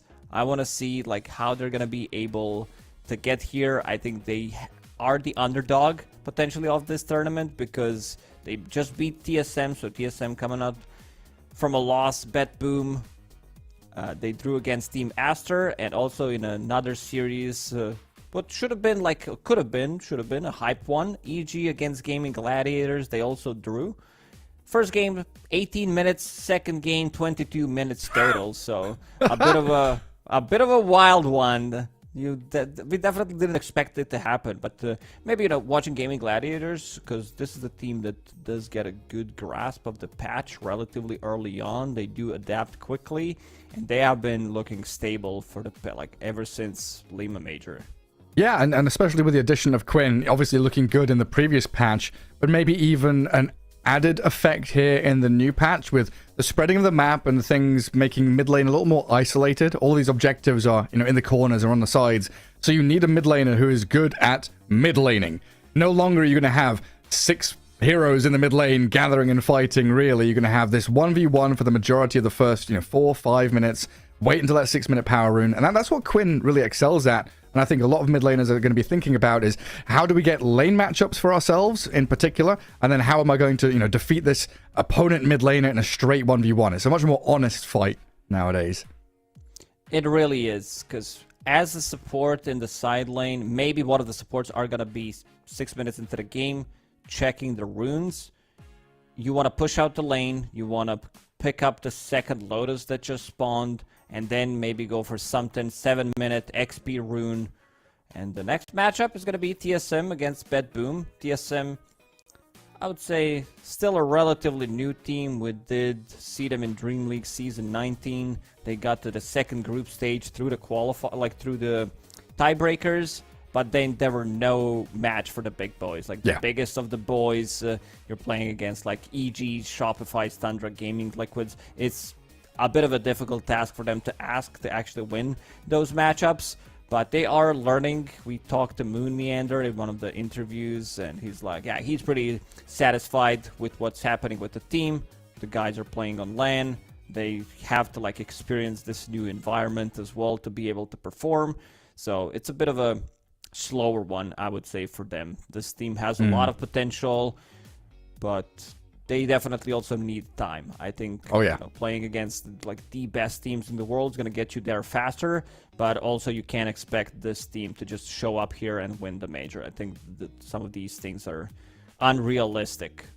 Yeah, I mean, adapting is key. You kind of get into the rhythm of a patch and figuring out what you want to be doing with it. And it felt like TSM, for the most part, Bryle was a little bit sacrificed in the mid lane, playing playmakers, not really getting a lot of farm priority, and he's going up against GPK, right? One of the best mid laners in the world in a vacuum. So I'm definitely curious to see how GPK performs in this matchup against Bryle and how things have changed in terms of that 1v1 as we do get ourselves into the draft, game 1 of this best of 2, and figure out where we're heading. I think one of the more interesting things here, of course, Resolution standing in. They weren't able to get Pure here. So Nightfall is playing carry, Rezo playing the off lane, as my actual main point was going to be around Toronto Tokyo's hero pool. We saw him playing a lot of Treant, Clockwork, and outside of that, not too much. And now in this new patch, you want your position 5 to play Chen. Does Toronto Tokyo play Chen? That's a good question. He needed to adapt, like you said. It was Clockwork, it was Treant Protector. These were pretty much his heroes throughout the DPC, and I want to see what he's gonna play. Also, Nightfall, there were speculations that he's back to carry. Pure will be playing the off lane. Seems like that's not the case, at least from what we're seeing. They were probably prepping for the Berlin Major. They needed to get someone in. And Rezo's that kind of a guy. He's also a type of a player that he shows up. And I feel like in a lot of these scenarios where you need someone to stand in for your own team, he shows up, performs extremely well, gels nicely with the team. Like, take example, Team Secret, when they kind of reformed with him and Zayas. At the time, he was just a stand-in, but he fit in like a glove. Yeah, slots in very nicely. Well, here's a bit of adaptation. TSM getting the Chen and the Void Spirit, so they're probably going to be there, the hero for Bryle in the mid lane, that Void Spirit. We'll see where this Chen goes. I'm assuming in the hands of Whitemon as the position 5. But also, just a peek at those bans. Pugner respect ban against Save, that has been his key hero throughout the DPC the past, year and a half, basically. Muerta ban as well. They're also very familiar with Pugna pick. They do love to run this hero as a position 4 as well. But yeah, same opener for both teams. It's like 1 Chen, 1 Enchantress, 2 Spirits, and that's it. It's just like they're mimicking the draft that the others have. Yeah, we need to grab neutral creeps. We need mobility. It definitely does feel like a Spirit patch. Mobility seems key to get across the map, start migrating out of your lanes. Jumping and catching heroes, very important as well. It can be difficult to group up as 5 and hold areas of the map unless you are very tight together. So quite simple for some of these Spirit heroes to find stragglers and get a quick pick before the fight starts properly. And there's another prominent hero joining the ranks of the band. The Underlord. A Slark and Monkey there as well. Both of them very good against these Spirit heroes, so making sure that you can have good lane matchups. TSM banning out the big boys. Underlord gone. Tidehunter as well. A lot of team fight. These are aura carriers as well on top of Chen, so you can switch between these two heroes. One is buying mech, the other is buying potentially a pipe. They become like aura Crimson Guard for Underlord that we've seen like being a great pickup, like even a good substitution when you don't want to go for the Guardian Greaves, especially if the enemy team does have a lot of physical. This is also an item that got buffed and slightly nerfed. Still great item. And Darkseer, this hero has like the highest win rate on Dota 2 Pro Tracker at the moment. Which oh, really? Is pretty nuts. Yeah, we were talking about it, and doesn't seem like he got a lot things changed, but there was one point that you brought up when we talked about the Darkseer is map is bigger, he pushes out the wave, he puts an Ion Shell, then he can farm different areas of the map. And let me just remind myself if there was anything else changed about the Darkseer. He's now a universal hero. He had a surge change in today's patch. That was a cooldown increase, so he did get nerfed a little bit today, yeah. Other also like tick interval increased on Ion Shell in 33, plus max stand duration decreased on normal punch. So in terms of like buffs, he didn't really receive any direct buffs. I remember, back in the days, Darkseer almost unplayable as a hero. Gets 1 armor, that's it, that's all he got. Literally unkillable. Yeah, completely unkillable. And I guess another hero that benefited from all the stun nerfs, because he's definitely a hero that when you're entering a team fight, we saw in the previous series, Tino's Underlord gets burst from 100 to 0, remove all of those auras as quickly as you can. Darkseer, a similar kind of hero where controlling him is so important, so he can't vacuum wall, so he can't use the Greaves or the Crimson Guard to keep your team fighting and healed up. So he can survive that a little bit longer, potentially, if there aren't enough disables for him.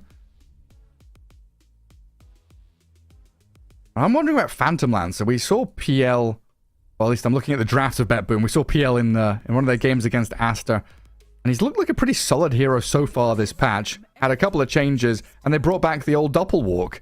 His shard is back into that Invis illusion creating mode again. It could be a pickup if it's a good game. I don't know if you can just straight up pick up Phantom Lancer. You want to save it for your most likely 23, 24th pick when you see it's a good game for PL. The Maiden again.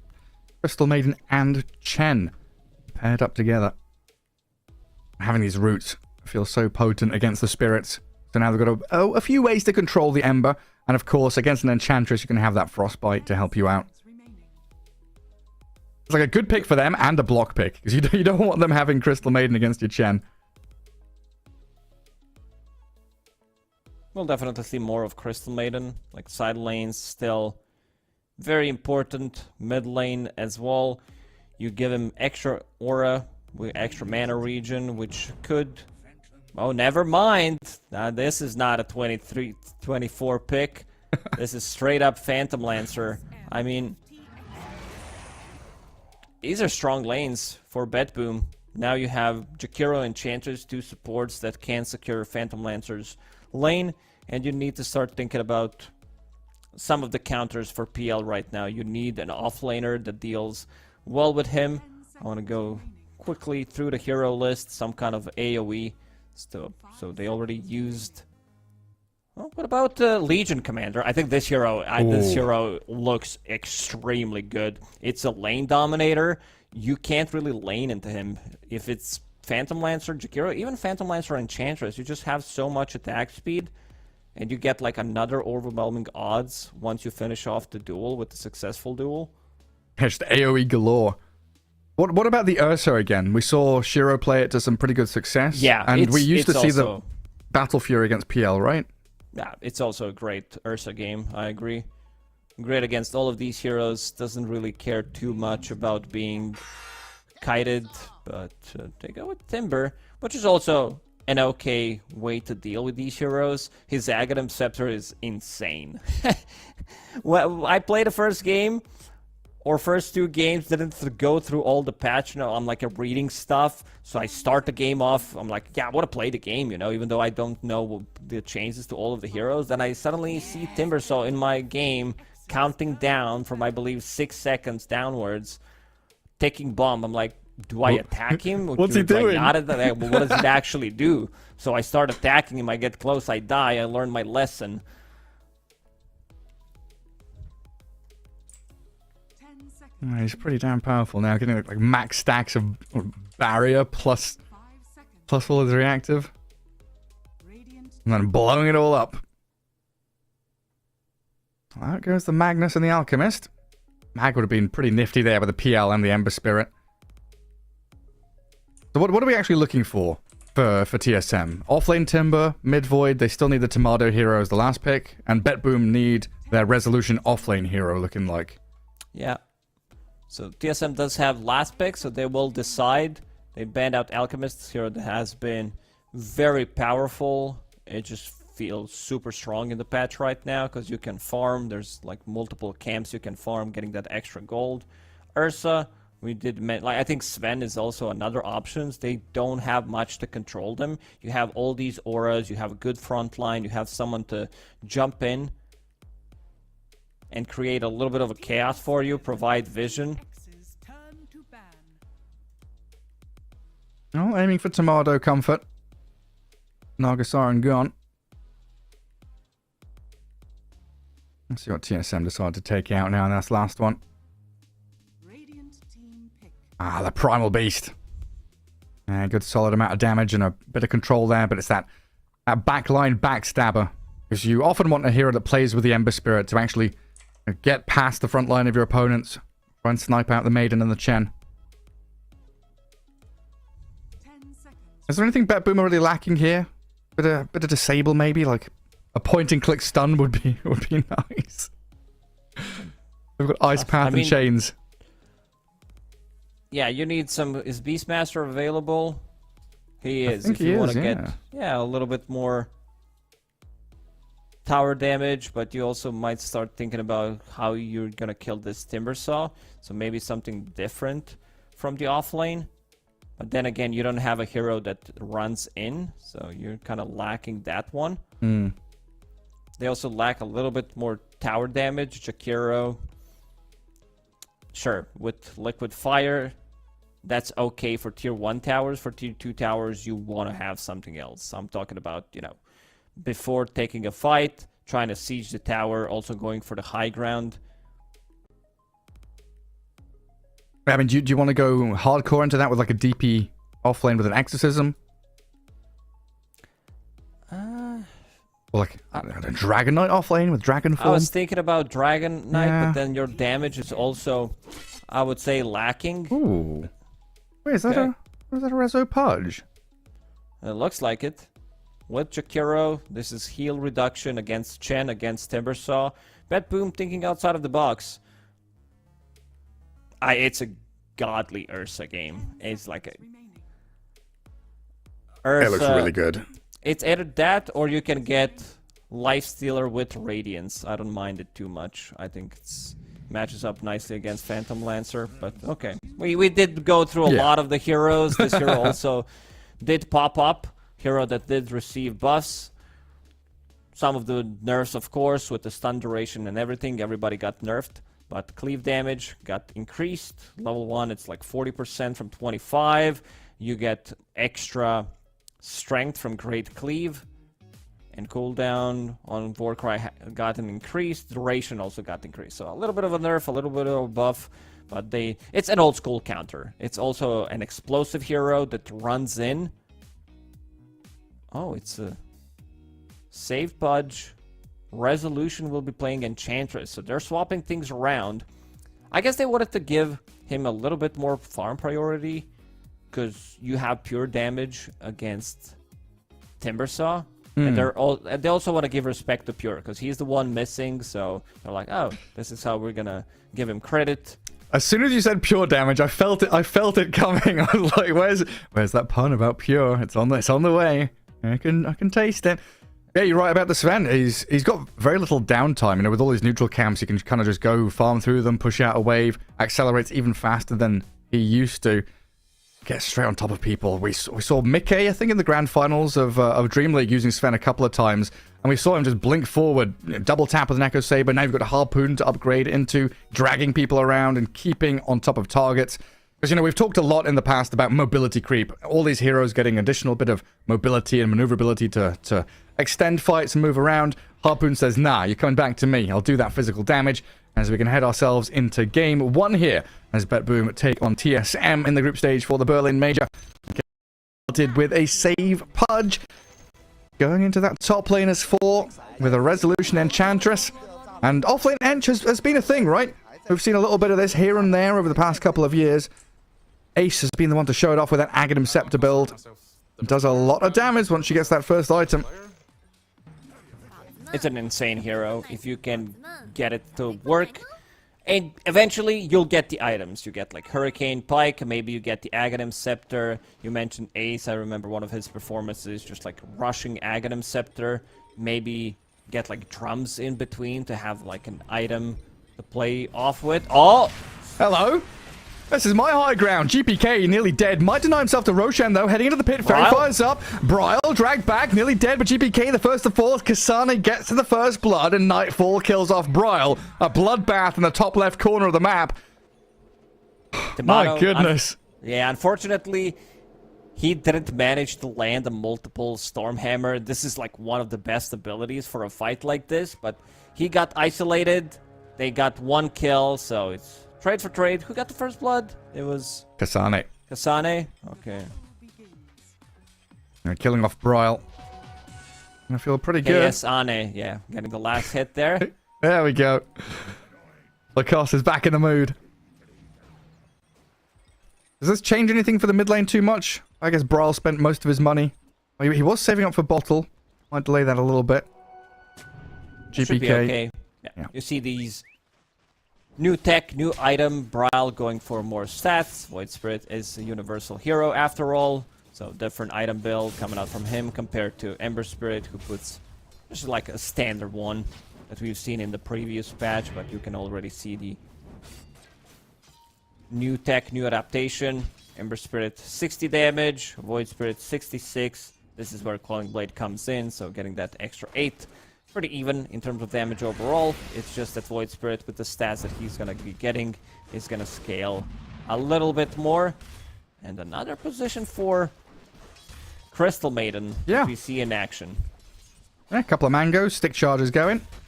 Has that blood grenade as well to try and finish off some kills.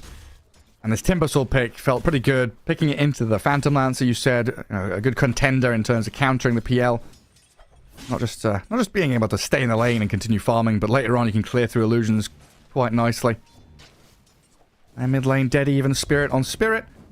Probably won't see too much nonsense here until maybe we hit level 6 on these guys. Unless one of the guys decides to play super aggressive. Run to Tokyo. Jakiro has Blood Grenade available. It's a cool item. It's just like 75 HP that you use to try to get a kill, and maybe you deny yourself after, or you just trade the kills. I've seen people even picking up like second hook on a miss.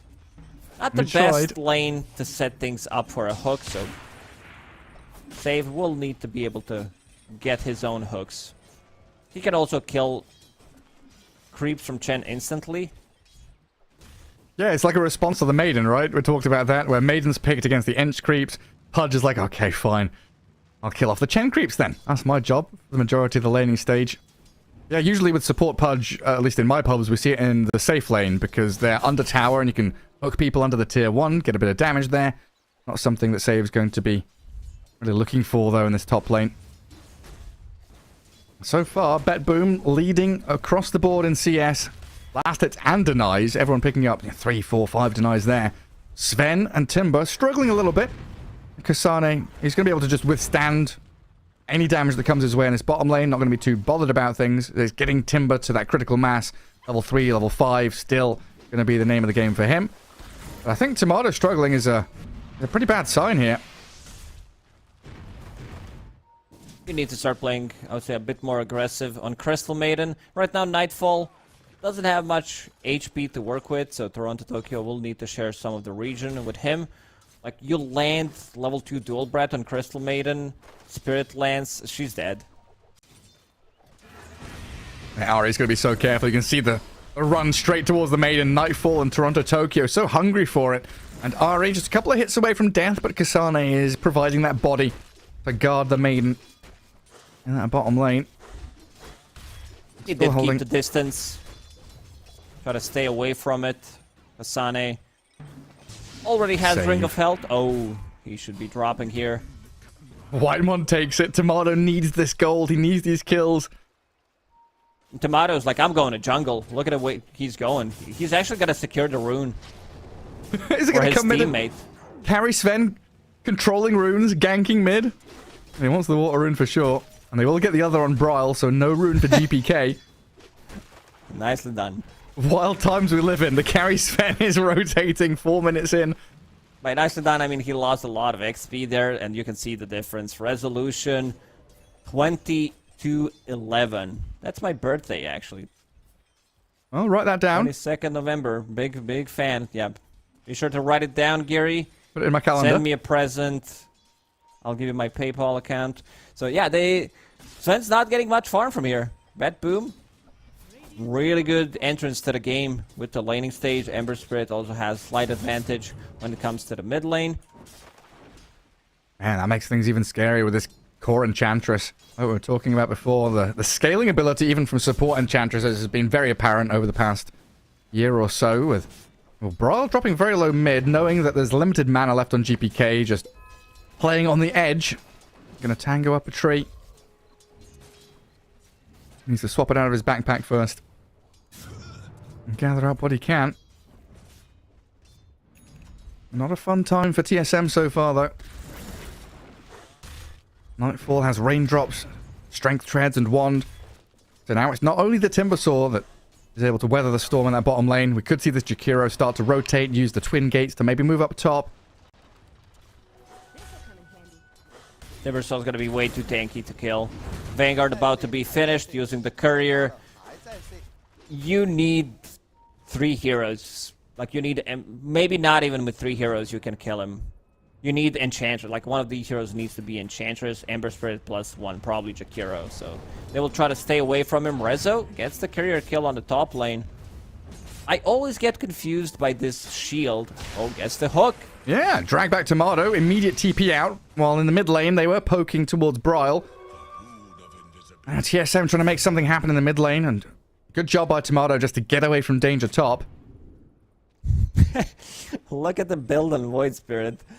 He's going for Bracer, Raid Band, just buying whatever. get that Null Talisman as well, because you're a universal hero. Right now sitting at 92 damage just from these items, compared to Ember Spirit, who's 74 at the moment. Yeah, you They're pack a same bunch. level, by the way. Yep. Well, this is what we've been waiting for, right? Now we just need that item that combines the Wraithband, the Null, and the Bracer. Put them all into It one. would be too powerful. We're gonna take it slow. We took back the Fusion 2 upgrade long ago. Now you can actually upgrade the item. You can also upgrade the Echo Saber, so we should not complain about anything. Okay, yeah, I've got lots of upgrades. Kasane meeting the wrath of Resolution in the impetus shots. Nightfall going to chase forward. Not quite enough damage to finish off Kasane, though. He's tanky. Like you said, with that Vanguard and the final bit of damage from Rezo's not enough. While Bryle comes in now. First rotation of the Void Spirit paying off big time. Takes down one and looks for the second. Toronto Tokyo. He's trying to get the last couple of spells out, but Bryle's damage is overwhelming.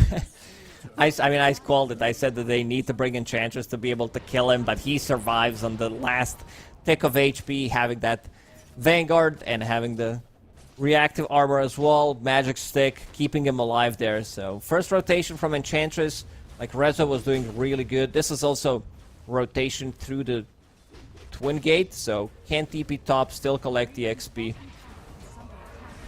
Yeah, need to try and defend his bottom tier 1, but Jakiro and PL not the best heroes to do it, and Toronto Tokyo is going to find that out the hard way.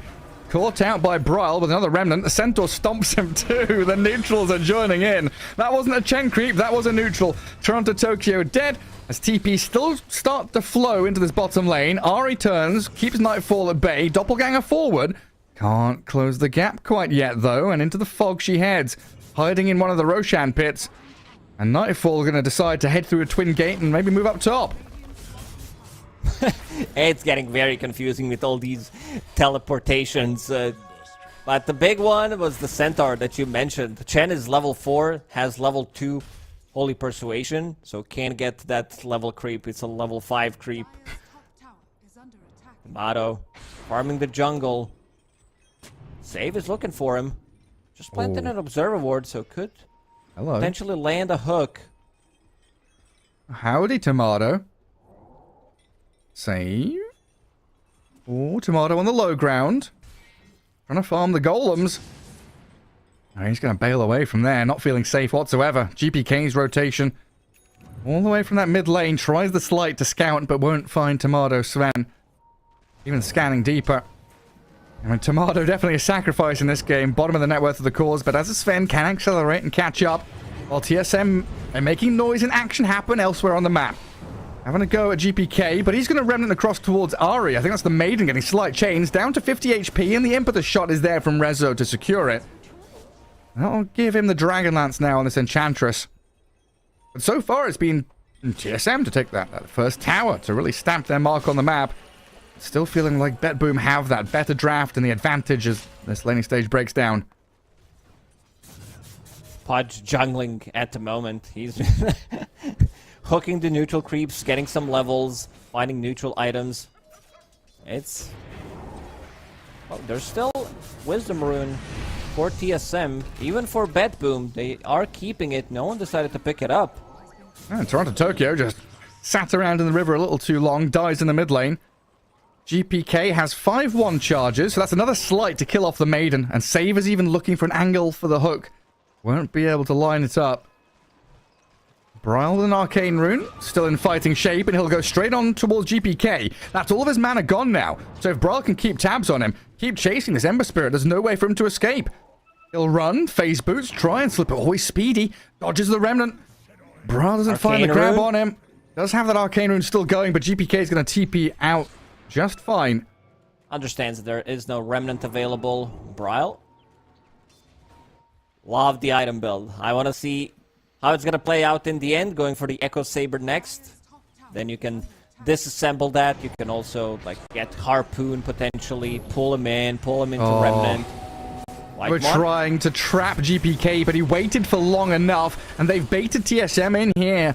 Bryle has to step down to the low ground. The hook misses, the slight, but no chains, and in comes Kasane. The big Timber Saw, he's a real threat coming out onto this map now. Charges forward towards GPK in resolution. They can't finish anybody else off after the Pudge, though.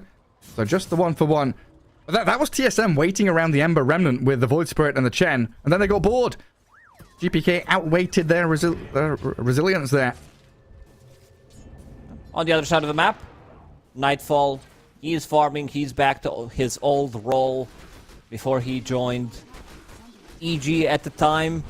And now he's going to be playing carry throughout this Berlin Major. Maybe they decide to keep it. We'll have to see. But this man has been known to know how to farm. So expecting nothing less from him in this tournament compared to other carries.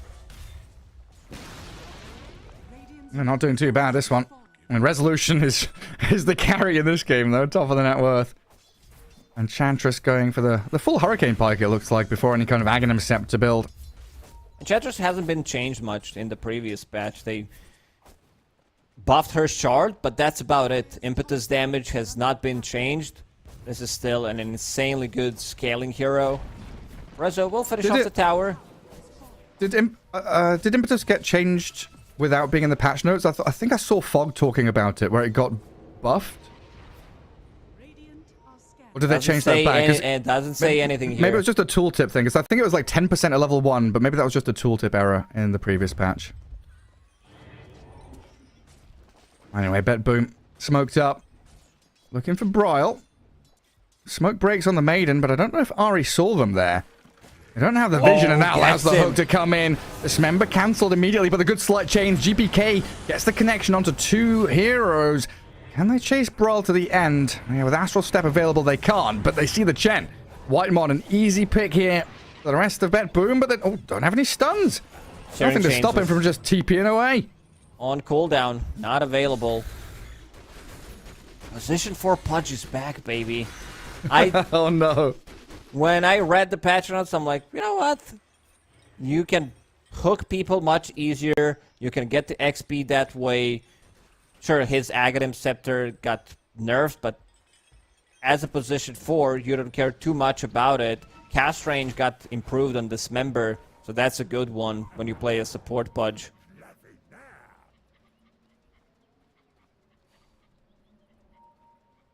Bet Boom, not quite sure where they want to be right now. All holding hands and wandering through the river. Kasane has had plenty of time to beef himself up. They do get the slight chains on Bryle. Impetus shots landing and the hook is there, catching Timber. Let's see if they can bring him down with the rest of his team surrounding him. They save Kasane for a little while longer, but he's inside the macro. Gets burnt alive by Toronto Tokyo. 3 Mud Golems here trying to guard the retreat as TSM get away from that mid lane. So far, it's been about buying time for Tomato to try and catch up on this Sven. That was nicely done. Yeah. Pure damage coming out from him, from the hook, from the Enchantress. Timbersaw's not gonna feel too happy about it, and also mana burn from the Fusel Blade. Nightfall still didn't die a single time. We haven't really seen Tomato joining these fights. Like, he's keeping up with the rest of the cores, about to finish off his Echo Saber, but I have to see more games on Sven to actually know how to feel about the hero. I feel like the hero is usable. It's just that I've seen him throughout the DPC as well. He's very, like, this hero needs to stay half an item, 20 minutes into the game, like a full item ahead of someone to, like, actually feel the difference. And it's a momentum-based hero. As you scale more into the late game, the hero does fall off. Yeah, a lot of it comes down to, like, limitations of slots. You can only have 6 items, and a lot of items Sven wants. Quite kind of small ones, you know, that Echo Saber, Mask of Madness, the BKB. Good thing is he can now go back to Echo Saber if he wants to, upgrade it to Harpoon. Yeah. That's an upgraded slot that he definitely loves to have in the new patch. But you also want to disassemble it, get the BKB. Sure, you're playing... I don't even know if you want to get... Dire's middle tower is under attack. Maybe you don't need it straight Mage up. Slayer. No, because like this is the item that you like get after. We'll have to see what he decides to go for. But yeah, still Sven, very reliable on his BKB. Oh, TSM. They've come down to this bottom twin gate, and Ari about to die to the end of the shots. Whitemon still fighting into save, but look at Resolution launching projectiles left and right. Kasani will take down one at least, but now he's left stranded. Timber Chain's back down to low ground, but Rezo's there, ready and waiting to grab the double kill. What a hero. Enchantress, how much damage was that? 2,000 damage in the previous fight. Going into Witchblade next, so that's gonna be More damage. more damage, more magic damage, like just like cheap one. You get multiple dose in a team fight, canceling blink daggers once they come out. Tomato is going for a blink dagger himself. Wants to be able to like play with the Void Spirit. Oh, Nightfall. And try that catch and kill. I looked it up. I wasn't crazy. Enchantress was doing more damage than was written in the previous patch, but that was fixed to today, as far as I understand. So she was doing like 2 to 5% more damage depending on the level of impetus, but that's back to normal now. Okay. All good. Void Back to Spirit. balance. Echo Saber down on him. Going into Death Zone next, so he wants to be the one dealing the damage. Definitely didn't see this item build ever before. I don't think it ever happened, even in the Archon bracket. Maybe it did, but... I've seen this before in my turbo games. okay. But look at these impetus shots, though, just raining damage down from the high ground, killing Tomato. Brawl comes in with Kasane. But even save, the position 4 Pudge is fine just to walk it off. Now they've got this Spirit Vessel from GPK onto the Timber, reducing all the healing from him, and Resolution into the shots. The spear is coming, and you fall flat. Freezing Field is good from Ari, but not good enough. Now with the doppelganger forward, Nightfall is looking for targets. Chen running around, but Brawl is the juicy one. They'll pick off the Void Spirit, and TSM, they're being shredded here by Bet Boom. A double kill again for Rezo. 5, 1, and 6 on his Enchantress, and looking unstoppable. This is looking really good for them. Like, you see the power of the Phantom Lancer. Didn't mention GPK's item build, getting that Spirit Vessel, because his career was dead for a long time. In the end, he does manage to pick it up. So, against Chen, against Timbersaw, very effective. But Enchantress, like Rezo, he's the real carry of this game. Top of the net worth, top of the damage charts, top of everything. Looking real It's hot. a long TP. Okay. A little spooky. Where was he going? Bottom outpost, yeah? And now he can go back through the gates. Go back to the Twin Gate, wasted 100 gold. Why did you guys tell me to TP down here? I could have just stayed up at top. I've got vision.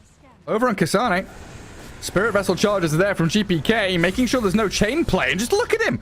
That is a tanky Timbersaw. But he doesn't last against the pure damage you've been calling for from this Ench. This is getting ridiculous at this point. Couple of impetus shots, 1400 damage. Rezo, he's still not done. Yeah, I mean, look, he's healing up as well. They can't burst her. Through the Nature's Attendants of the Untouchable, Ench tanky in her own right. Starting to run a little low on mana as Rezo, but save will hook back Ari for a freebie on the Maiden. Resolution with the tip. They're feeling themselves. 4k gold lead for Bet Boom. They're the ones controlling the map. You can see Tomato still not fight ready. Save has the Glimmer Cape, but doesn't have Dismember. Couldn't catch out Broil there.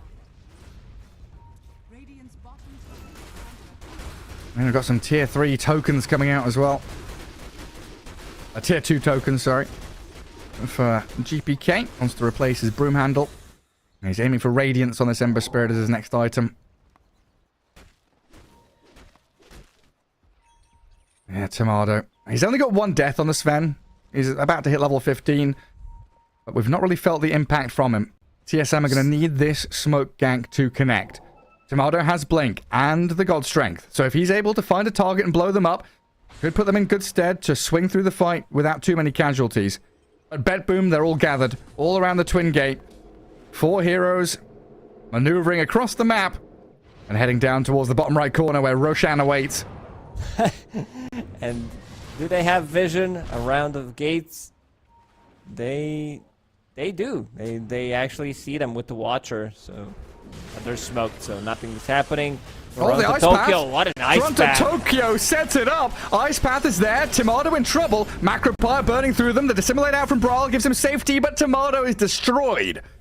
Now Brawl TP cancelled. Toronto Tokyo, beautifully done. Sets up another teamfight victory for Bet Boom.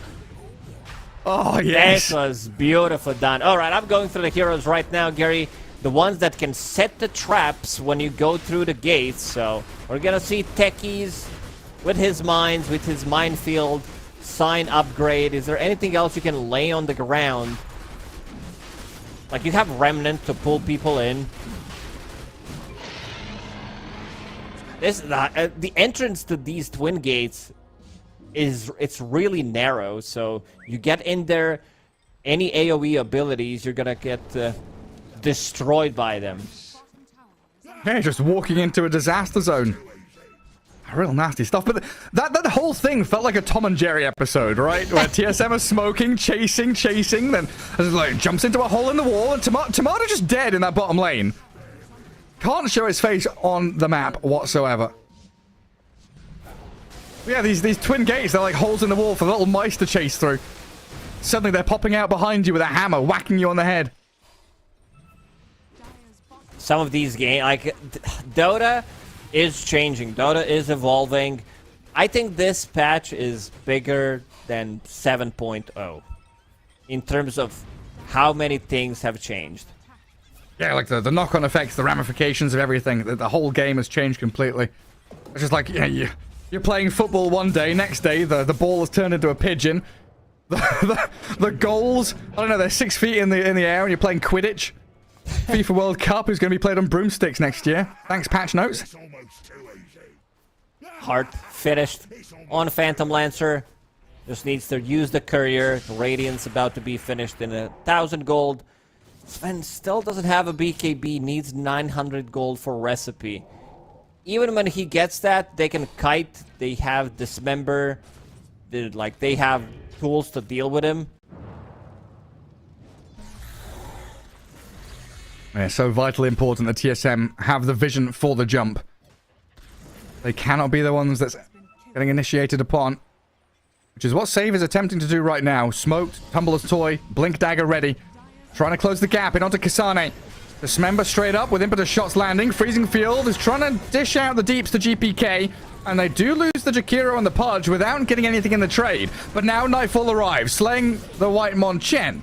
And GPK remnants out of the grasp of Ari and Bryle. Nightfall chasing down the Crystal Maiden, getting the slay there, but Resolution dead to Kasane's burst damage around the Chen army with all these rally creeps. Bryle with the double damage. Nesso just finished. He goes in. Like right now, he has 300 damage with the double hit from Echo Saber, so that's a lot of burst. Yeah, doesn't quite find Nightfall, but Kasane is going to keep tabs on the Phantom Lancer.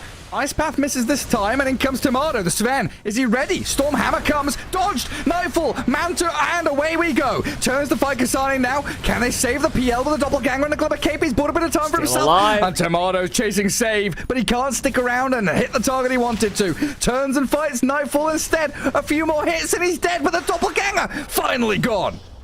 Aegis claim Another power, Ice Bryle Path. picked by GPK and the Ice Path into Hook. Finding Tomato, dragging him back into Nightfall's second life, and the Sven will eventually die to 1,000 cuts from the Catman.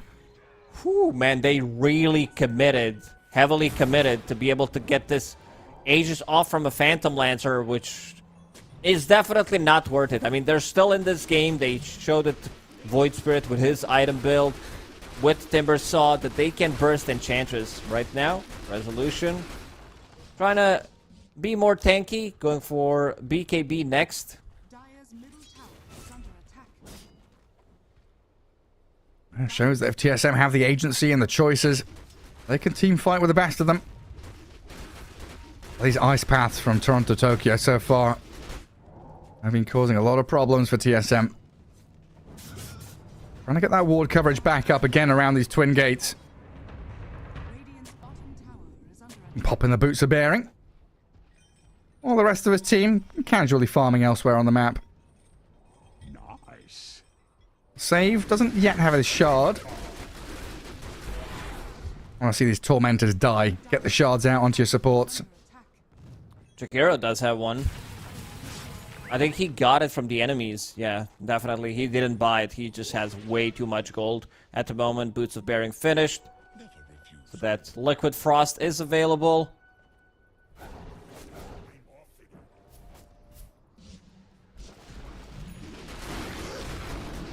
I wonder... Radiance. Yeah, go ahead. I just wonder when you fit in the Phantom Lancer shard. Because it seems pretty good. Thinking back to the old days of the Doppelwalk. Just going invisible for 8 seconds. Creating an illusion. Hiding away. But all of your other items are so important. Like getting Diffusal Manta Heart. That is like the build. Yeah, I don't think you want to buy it yourself like relatively early on.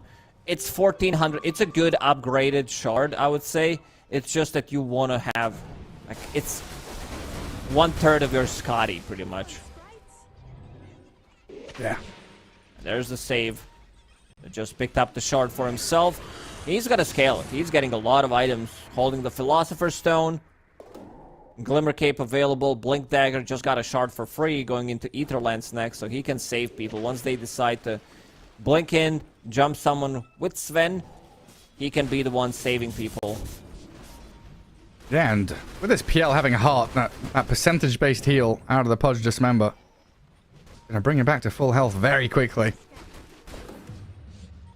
Not just a straight-up save ability in teamfights, but that ability to kind of soft push high ground, right? You go up, you lose a bit of HP, Dismember heals you up, continue fighting. Non-stop aggression potential here for Sonic has Betboom. Ags. Let's see it in action. Here we go. 7 seconds. The countdown begins. They nearly blow up save. They get the takedown on the Pudge. The Hand of God's there. And Tomato straight forward onto Toronto Tokyo. Beelines on the Jakiro. Kasane still trying to deal with the PL. While GBK in resolution. The outskirts of the battle belongs to them. Broil. Another jump aggressively in towards Betboom, who are on the retreat now. Both supports dead. Nightfall and Rezo in an awkward position, and allows Tomato to make another jump in. Kasane's damage looks good. Trying to settle stop, but Nightfall's juked them. And there's GPK and Resolution shredding into the Sven. The turnaround. The core heroes of Betboom. They're doing it. Destroying the Maiden, and Kasane left all alone. Oh, Broil wants back in on this one, but I don't know if he can do anything. They're just going to lose that Timber. A triple for Resolution, and nothing TSM could do. It looked really good for TSM, like the way they opened it up, they killed 2 supports immediately, but then Enchantress, like, BKBs are down, and then she starts to deal the damage. Like, they don't have much more maneuverability, and Nightfall, he's gonna be hipping Save. Save didn't really do much, he just died in the previous fight, but they're having a blast. They feel like they're in full control of this game. Now like, you can see Enchantress, she has a lot of attack speed, but she also doesn't have much mana. Her mana pool is 1600. If she starts right-clicking, she loses it so quickly. Yeah, it just disappears. Still no Aghanim Scepter. Oh, GPK. Dismember save. And the Glimmer Cape to run away. They're trying to keep tabs on save here. And will pop out GPK. Gets another slight change. Remnant short range. Kasane in. GPK about to die. A countdown yet again. Begun by Kasane.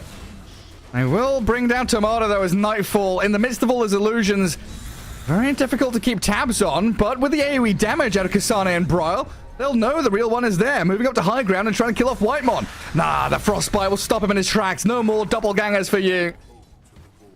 A bit too deep. Again, Enchantress doesn't have mana. Let's see if he decides to pick up another item that's going to provide him with the mana regen, because he runs out of mana. I see double Hyperstone in his inventory. I mean, it's pretty cool having a Moon Shard just to be able to increase that damage, but it also means you're gonna run out of mana even quicker.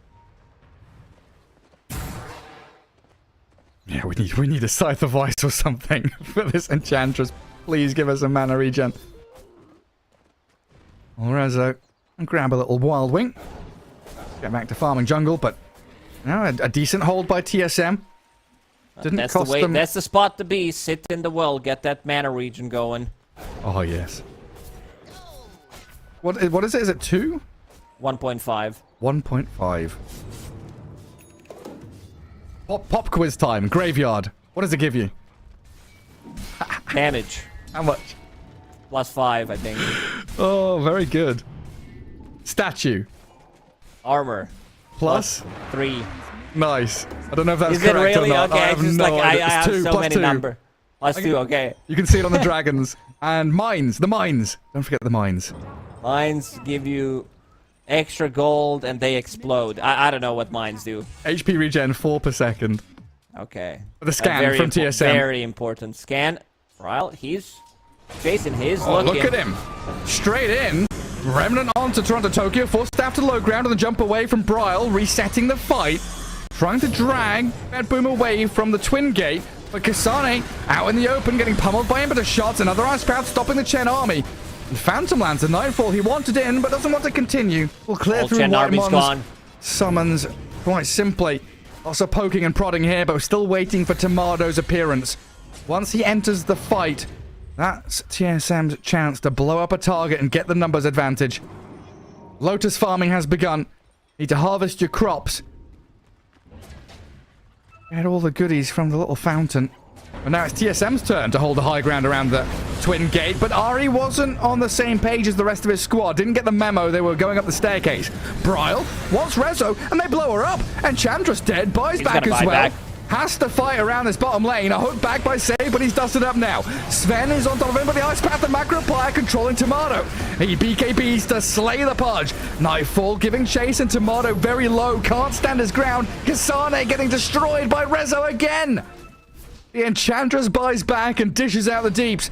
Ari's buyback might turn into a dieback here. GPK was lurking, looking for the slight chains. And Nightfall looking to spot out Bryle, but he's escaped to the right-hand side. Whitemon, he's gonna teleport through the Twin Gates. It's time to finish off the Roach. They do have sustain from the Enchantress, from Phantom Lancer. I also want to see Enchantress pick up the Aegis, because she just bought back. I don't know if GPK is gonna die. There is some serious amount of burst damage coming out from Void Spirit, double Astral Step, Echo Saber, Sven jumping in, and of course, the explosive damage from Timbersaw. That Aghanim Scepter, reactive armor upgrade. Let's see if they decide to give it to Rezo. Never mind. Okay. He's gonna pick up the cheese. Okay, so they gave him something at least. And there is that new reactive armor Aghanim Scepter. Gives a barrier, gives him stacks. And once that all expires, blows up in an area. Activatable reactive armor. Yeah, I guess this somewhat makes sense if you're thinking about high ground in the next couple of minutes. Nightfall will be the one breaching and pushing up staircases. So having him with 2 lives. Yeah, they started to kill Tormentor, but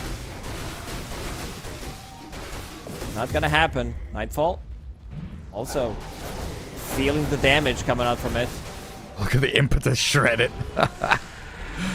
A shard for Rezo now. Not sure how useful that is this game. I guess you're against the Chen, so it's not yeah, bad. It's not that bad against the Chen. If you get it for free, you don't want to buy this. Even with the buffs from the previous patch, it's still not that great. Now what's the other additional buff? Max Enchanted Creeps 2. You can have a couple of little creeps follow you around. Cloak Aura for now. Buffing yourself up. And a good old standard here. Radiant side playing into Dire Triangle, cutting bottom and mid, pressuring multiple waves. Nightfall, he's in the base. Heading on to tier 3. Feeling quite safe with Heart and Aegis. And will rejoin the rest of his squad down in that bottom area. Now TSM are all alive, but they've got no buybacks whatsoever. Betboom have 4 available to them. And they're just going to chip away at buildings here, knowing how delicate the situation is for TSM. It's slow siege. Phantom Lancer, that's why they decided to give him this Aegis. Tomato, lurking in the shadow. Gets the hook. He lands it. Dissimulate. Back into the base, but Tomato, he wanted the surprise jump from the right-hand side of the trees. The Phantom Lancer's found him, and Kasane, he's gone in aggressively. GPK and Rezo, they pop the BKBs up. Kasane, half HP, the Hand of God buys a bit of time. The Impetus flying back in towards him, but TSM have been forced back. They lose the Maiden with no buyback. They're down a hero. It's 4 versus 7 at this point, and BetBoom are cruising. We're looking for these buildings in the base. Wait, where did you count in 7? The cheese is the Cheese, 7th the one? Aegis, Okay. yeah. I mean, Dismember, there's another one. If Cheese is half, Dismember's another half. I mean, Nightfall, no fear in the world. Love the math. It seems like they want to go in, get the mega creeps. There's still range barracks on the top lane, but they need to commit. Sven goes in. Whoa. They don't get the damage done. The game pretty much ends. Nightfall still holding the Aegis for the 2 and almost half minutes. Continuously, the slow siege. All you can do is watch. Yeah, I mean, Brawl has jumped in, but he's rooted in Ice Path. He's dead with no buyback. And Tomato, slow to a crawl, dismembered from long range, dragged back into the rest of them, hooked in as well by save. And that's got to be it now. Game 1 all done as BetBoom, they sweep through TSM with barely a scratch.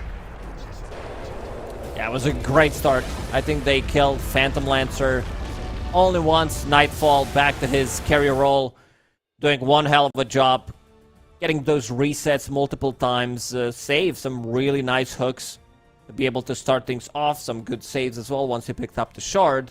But I think the elephant in the room, or deer in the room, is Enchantress, played by Rezo. Like, he completely dominated the game. I want to see how much damage he dealt in the previous game. Like, Phantom Lancer's damage might been higher because of all the illusions, the mana burn and everything, but damage should be pretty high. I mean, for sure, in a 36-minute game, I would say the first 25 minutes, Rezo was doing the most damage by far. Yeah, it's still the highest in the game. 38,000, so pretty ridiculous. This is combined, like, your mid laner and almost a safe laner from TSM. Yeah, it really was a struggle for Tomato to get involved after being dumpstered in the lane so hard by this save Resolution combo. And like you were saying before the game even began, Resolution notorious for just slotting in, performing very well no matter who he's standing in for or what team it is. Yep. And with a kind of a quirky hero as well. The Enchantress, not this standard Beastmaster, Underlord, or a carrying space creator. He was a damage dealer. And beautiful stuff from BetBoom there in Game 1. What are your expectations heading into Game 2? How do you think TSM can adapt? I don't mind it too much, the draft that they had. It's just like this Sven, because he's very hit or miss hero. So sometimes he ends up losing. Like, you don't hit your timings, you're one item behind the enemy carry, and you can feel the difference, what he brings to the table. And we'll see if they change things up as we'll have a quick break and return with game number 2.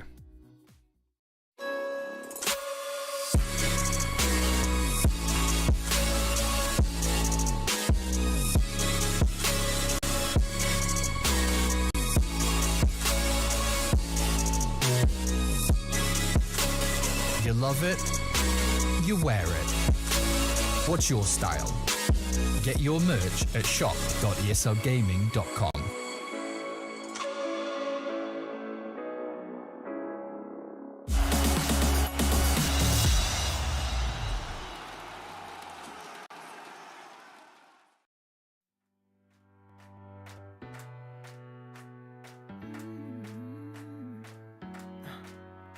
Am I wasting time?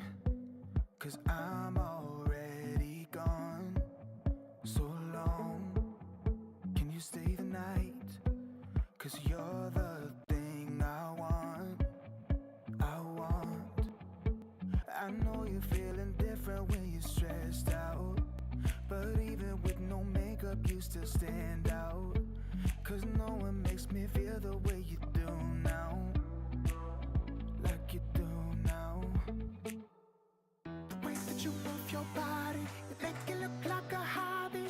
Every time that you touch me, it's electricity. Things we discovered underneath last night's covers. Everything came so easy. It's electricity. Electricity. Whoa. It's electricity. Electricity. It's electricity. When it's late at night, I feel you on my skin. My skin. You're all that's on my mind. It's finally sinking in. You're it. I know you're feeling different when you're stressed out, but even with no makeup you still stand out. Cause no one makes me feel the way you do now, like you do now. Way that you move your body, you make it look like a hobby. Every time that you touch me, it's electricity. Things we discovered underneath last night's covers. Everything came so easy, it's electricity. Electricity. It's electricity. Electricity. It's electricity.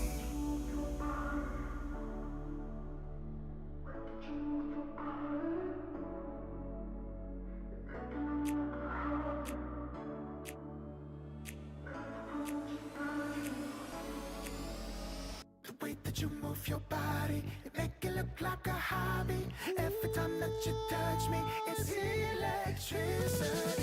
Things we discovered underneath last night's covers. Everything came so easy. It's electricity.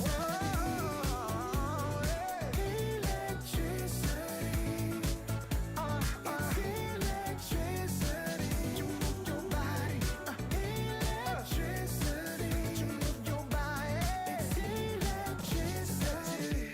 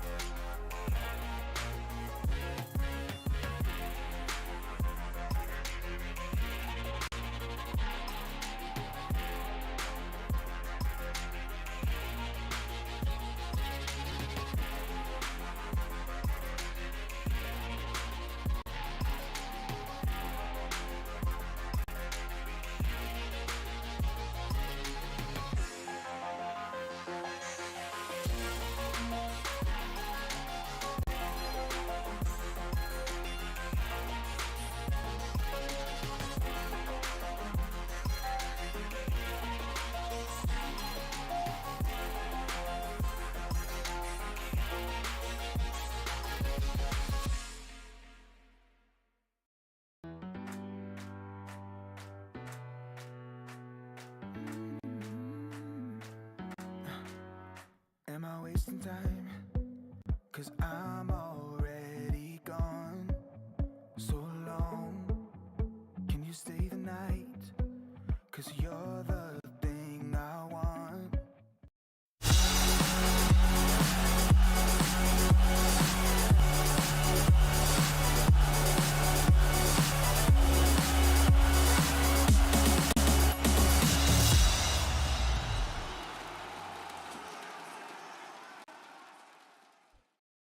Welcome back to the Berlin Major, day one of the group stage in full swing as we return with game two here between BetBoom and TSM. And Lacoste, a few interesting quirky picks out of BetBoom. Position 4 Pudge, offlane Enchantress looked very good in game one. Definitely, they also banged out the Phantom Lancer. found a new hero for Toronto Tokyo. Looked extremely good on that Jakiro. Those ice pads kind of dismantled TSM. The one near the Twin Gate, when they tried to go for a play, it was mind-blowing how good it was. It really was wonderful. And you were starting to ask, what other heroes can we have here that are setting traps and setting things up? And we always think about these big team fight ultis out of, Enigma, Tidehunter, stuff like that. But just having things you can put on the ground, like Leshrac Shard, having Split Earth Landing, Ice Paths coming out, and definitely going to be useful as well. As we do have the draft unfolding for Game 2 in front of us. TSM yet again opting for that Respect ban on the Save Pugna alongside a Doombringer. And Bounty Hunter banned by Bedboom, leaving that potential Chen Muerta to come into play. We'll see if one of the teams decide to pick Muerta. It's like, just get it. It will eventually come down to that. This hero is insane in the mid and late game. Okay. Okay. Scarlet Mage. Fair enough. We've seen 9 play this mid. We've seen it a couple of times position 4. I'm really wondering where this is heading. I'm guessing in the hands of Ari. And Betboom pretty quick with their Primal Beast Chen combo. Resolution, one of his best heroes of late, the Primal. And then Chen going to be there for save, I think. So I just don't see Toronto Tokyo as being a Chen player yet. Maybe he's been spamming. He probably has to learn it. Definitely not his hero when you think about Team Spirit days when he played the mid lane. Not a hero you would play from mid. But Alchemist, Skyrit Mage. This is going to be a really fun meta. It's a lot of creeps to kill. He has new init ability that does provide him with the slow. So he can lock down onto target. This also doesn't necessarily mean it's a position 1 Alchemist. I think position 4 Alch is also very viable at the moment. You can roam around, stun duration. It got buffed in the previous patch, then it got nerfed in the previous patch because every stun got nerfed in the end. But it's also a good setup duo. Concoction into Skyrit Mage, Ulti. These heroes can roam around together. If you want to play position 4 Alchemist, Acid Spray, extremely good ability. But yeah, TSM banning out Muerta, banning out TB, and Bedboom just banning out all the Spirit heroes. Yeah. Yeah, limit Broil's hero pool as much as possible. I mean, Spirit's just showing how good they are with their mobility across this larger map. Finding pickoffs, controlling areas and zones very well indeed. TSM, I'm wondering if they're thinking about that Phantom Lancer as a potential ban again, and they say no, the Ursa is scarier. Now, is it the third Spirit? Hey, do they Ember Storm and Void? If you commit it with the 2, I guess you go for the third one as well. Maybe you want to ban out something like Puck, potentially. Because you don't care too much about the Primal Beast charging in. Also, they don't have lockdown. Chen, of course, doesn't provide you with much. Okay, that's a good in ban. the end, it's going to be Pango. Pango's still a really good hero coming out from the mid lane. Yeah, absolutely is. A decent Rubik game here, stealing anything really from Sky and Alk. And TSM still opt for the Void Spirit, followed up very quickly with a Keeper of the Light. Okay. A lot of the room on the map here to farm, hold out waves with Illuminate. And he still has recall, right? With the shard? They changed everything on Coddle. I believe Blinding Light is now Ignis Fatus. his normal ability. 5 seconds remaining. Yeah, Blinding Light now a basic ability. Solar Bind now requires Spirit Form. So they swapped Blinding Light with Solar Bind. Yeah. Okay. So many changes. Keeping track of everything is impossible. It's difficult. It's extremely difficult. He's still I've been in hero? testing things out, playing, reading. It still doesn't stick to me. I think I need another week or something to be able to figure things out. I need to download more RAM for my brain. I need a second hard drive for my brain. But yeah, he still has recall on the shard, so you've got that additional ability to kind of move around the map if you get to that point. Yeah, definitely a good hero, it feels like, on paper, in this kind of patch. Should be able to gather up all the farm he needs. Alchemist has been buffed continuously throughout the patches. His Acid Spray, his Talons, when I said new init ability, his Greeval Greed is that. The Corrosive Weaponry is new basic passive ability. And what does that do again? It's like a slow damage Slow over plus- time. No, it's just slow and also reduces status resistance. It's Oh. also stackable. Okay. That's pretty cool. It's nice, especially with the stun durations. Everything got decreased, so reducing the status resistance on the hero is gonna feel nice. Keeper of the Light plus Void Spirit, it's a good combo, reducing all of his 3 abilities with Chakra Magic. Same goes for Alchemist. Like, sure, Acid Spray works fine. Alchemist, a hero that sometimes runs into mana issues. So definitely gonna come in handy. Same goes for Skywrath Mage, a hero that wants to move across the map, play a bit more aggressively so you don't need to go back. This is where Keeper of the Light gonna be very helpful. Yeah, I mean, we've talked a lot through this series about Tomato and Bryle and adaptation from TSM.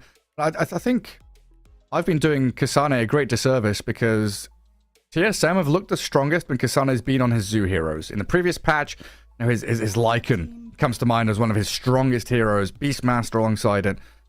Are those heroes still in the meta? Are they still looking good? I don't mind it too much. Helm of the Overlord did get nerfed in the end. Overall, it's still a strong, powerful item that gives you that momentum. Like right now, TSM, it's going to be a lot of stacking. Keeper of the Light is that hero that can stack like multiple camps with his abilities, which does benefit Alchemist a lot. So, map is bigger, he's harder to find. I think it's also one of the reasons why Alchemist is becoming popular, and of course on top of all the buffs that he's receiving. What's BetBoom's read here? Are they looking at carry Alch, mid Void Spirit, 3 Kotl, 4 Skywrath? It could also 5 be Sky? offlane Alchemist providing Aghanim Scepter. It's just like being that tool. Get maybe like one small item, either medallion or a full solar crest, something that has been done before.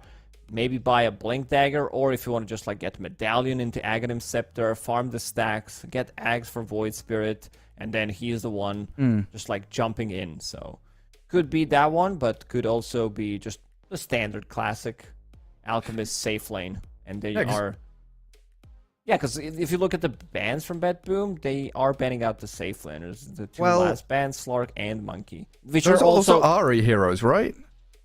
Yeah, which are also like great against Underlord. So if they want to like hero against these beefy boys and want to put Alchemist on the offlane, I think, okay, they banned Ursa themselves, never mind. Yeah. Taking a lot of time on this last pick though, TSM, maybe unsettled by these bans. Yeah, I think Slark, Ahri's played at position 4, Monkey King, same story, and a Templar Assassin is the last pick here for them. So one of these, I mean, Kotl Sky supports, Alch support. So many options, like you're saying, it's very difficult to get a firm read on this, but BetBoom with this last pick now, have that overwhelming ability just to outdraft TSM in this last spot. The carry for Nightfall. 5 seconds remaining. And what's to stop them going for a PL again? I guess, I mean, you could still farm Radiance with the offlane Alchemist if you want to have like Tricore. It's greedy, but it's doable. It's been done in the past. Tundra, like a year ago or something, they've been playing this a lot. Maybe even a year and a half ago. Because 33 was the one farming Radiance on his Alchemist. So maybe you don't want to commit with the PL. Other than that, it's a good PL game. Against all of these heroes, having a Manta style, deals well with the Templar Assassin. Not that good of a Templar Assassin game by any means. You have Primal Beast rushing in. You have Underlord as well that can... Like, you sit in the Firestorm, you lose your refraction charges. Same goes with the Primal Beast. These heroes are extremely difficult to kill. You don't care too much about Void Spirit jumping in, damage from Kotl, so you need to bring like 3 heroes to be able to burst either Underlord or Primal. Real tanky boys. A lot of deliberation about these last picks. And TSM really digging deep, and BetBoom do in fact go for the Phantom as the last pick, but this is the interesting part. TSM, who's picking what? Kasane, offlane Alchemist. That should line everything else up now. Whitemon, the Sky, Ahri, the Kotl. Brawl and Tomato, your Void Spirit and Templar Assassin. And a GPK Primal Beast mid, knowing that Resolution is going to be heading off lane with that Underlord. Nightfall Save and Toronto Tokyo, your PL, Rubik, and Chen. I do like Bad Boom's draft again. I feel like they drafted themselves heroes that can play extremely fast. Primal Beast from a mid lane. We've seen it time and time again how fast he can move. Like, he can close the gap. Hero that is difficult to kill. Same goes for the Underlord. I don't think Underlord was addressed with the last pick Templar Assassin, or a lot of these good heroes have been banned out. And again, Bad Boom going with the Phantom Lancer this time around. This is 24 Phantom Lancer, which does make a lot of difference. I did mention Alchemist, potentially going for Radiance. You could also be ran over by these heroes, so you can, like, lose the game relatively quickly. And I also want to see if Ryle will decide to maybe go for a different item build this time around. I don't know if it's a new tech. I need to see a little bit more of it, considering that he is Universal Hero. Does have a lot of damage, so any kind of a stats you buy, it's going to amplify all of that. He went for Echo Saber, Deso, Manta style last time around. It was a lot, but we'll have to see if this is actually the build. Yeah, might go for something more like Nothing to Say did in the previous series, where it was that Dagon Rush, Kaya Sanj, and much more, I guess, standard items for what used to be an int hero, going for this Dagon, Kaya Sanj. And obviously we've seen just Sanj with these build-up tankiness, just to get yourself through the early portions of team fights. We'll find out how that itemization goes, because obviously you need gold to get items, and to get gold you need to try and win your lanes. As TSM heading up to the top left corner, we're seeing this time and time again. The 5-man smoke towards the first twin gate, get some ward coverage down, grab a watcher, and hold the staircase. Exactly what they're doing, but Ari is getting scouted. He's pretty quick on the Kotl.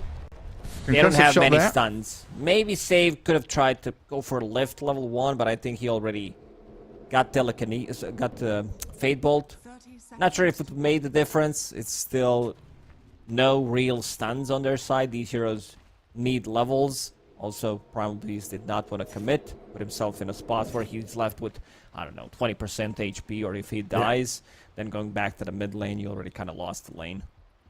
Yeah, it can get pretty rough from there. Now, Alk has Vanguard, Arcanes, Radiance queued up. So Kasane going to be the answer to the PL with that ready. We'll see if he can get there. Like you say, could get run over before you hit that point. Brawl going for the bottle rush, as is GPK from the mid lane as expected. We'll probably see the big tanky items from Resolution as well. Go Vanguard, Arcanes, think about Greaves if we need a Crimson Guard. Alongside a Rubik, quite a lot of damage, especially once they get to level 2, level 3. Fade Bolt and Firestorm, both at level 2, can do a tremendous amount here to break Refraction, kill a Skyrath Mage, do a lot of damage pushing that wave in under tower.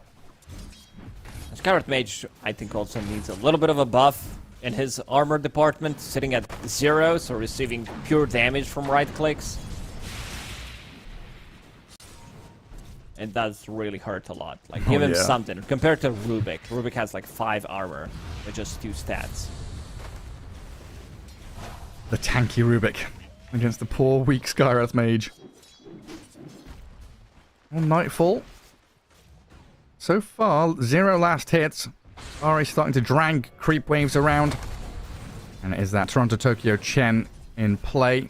We'll see how he does if he's been practicing and spamming the hero. Like you said, not a signature hero by any means, since the guy has switched to position 5. He found a ghost. It's very annoying. Level 1 creep. Can easily zone you out. Also, Keeper of the Light doesn't provide you with much. This lane is more about the farm. I don't think they're going to be going for the kills. It's spam, but Phantom Lancer will get the farm in this lane, no matter what. And he'll get himself up and running. Kasane, channeling Concoction, lands it on to the Chen. Ari hits him with the Illuminate, not quite enough to finish the job. 30 health remained. He'll have the Tangos to keep himself in the lane as well. And TSM doing a good job, just manipulating the creep wave here with Ari's Kotl. Dragging waves, pulling camps. Try and give that Alchemist as much early as he possibly can. A lot of spam in that other lane. I hear fade bolts, concussive shots, everything just being chucked at each other, whittling away at your HP pools early on. Tomato, 9 last hits. Not looking too bad. Doing okay, considering that he's playing with Skyrat Mage, not a position 5 hero that secures you the lane. This hero probably wants to be able to get the trade, maybe die, then Templar Assassin gets the solo XP, he comes back to lane, full HP, full mana. Right now, sitting in a difficult spot. You use 1 concussive shot, 1 arcane bolt, you're completely out of mana. Still 2 mangoes to work with, but Rezo getting very close to his Ring of Health. Ring of Health much cheaper now. 700 compared to 825 before. And those mangoes, I mean, all regen, limited resources we've been talking about. Can't just keep bringing them continually to yourself in lane. Now we see Refraction broken by the Firestorm immediately. Ring of Health arrives for Underlord. This feels like a good spot for Bet Boom in that bottom lane. While GPK 17-2 against the 21-3 of Bryle. A little behind in the last hits. Doing a tremendous amount of damage there to Bryle, forcing that early bracer again just to tank up the Void Spirit. Let's see what the next item's going to be. But it's going to be Wraith Band or Band Null again, Talisman this time around. For now, just the Boots of Speed queued up. I always get confused by this red bar on Void Spirit. I think it's some kind of a hero hiding underneath him. I attacked like my Void Spirit, allied Void Spirit 5 times in the last couple of days. I'm like, where's the hero? I don't see it. Papa Dust. Saw his health bar. Whose bar is this? It's a little confusing. So many shields and barriers and out. Well, Ari and Kasane getting aggressive on Nightfall. Nice dodge though with the Doppelganger. And Whitemon even making a rotation up here. Not going to come to fruition while Ari gets turned on by the Ghost and Toronto Tokyo's Chen. Slays him. Nightfall nearly dead to the Skyrath Mage. Does turn to meet his maker.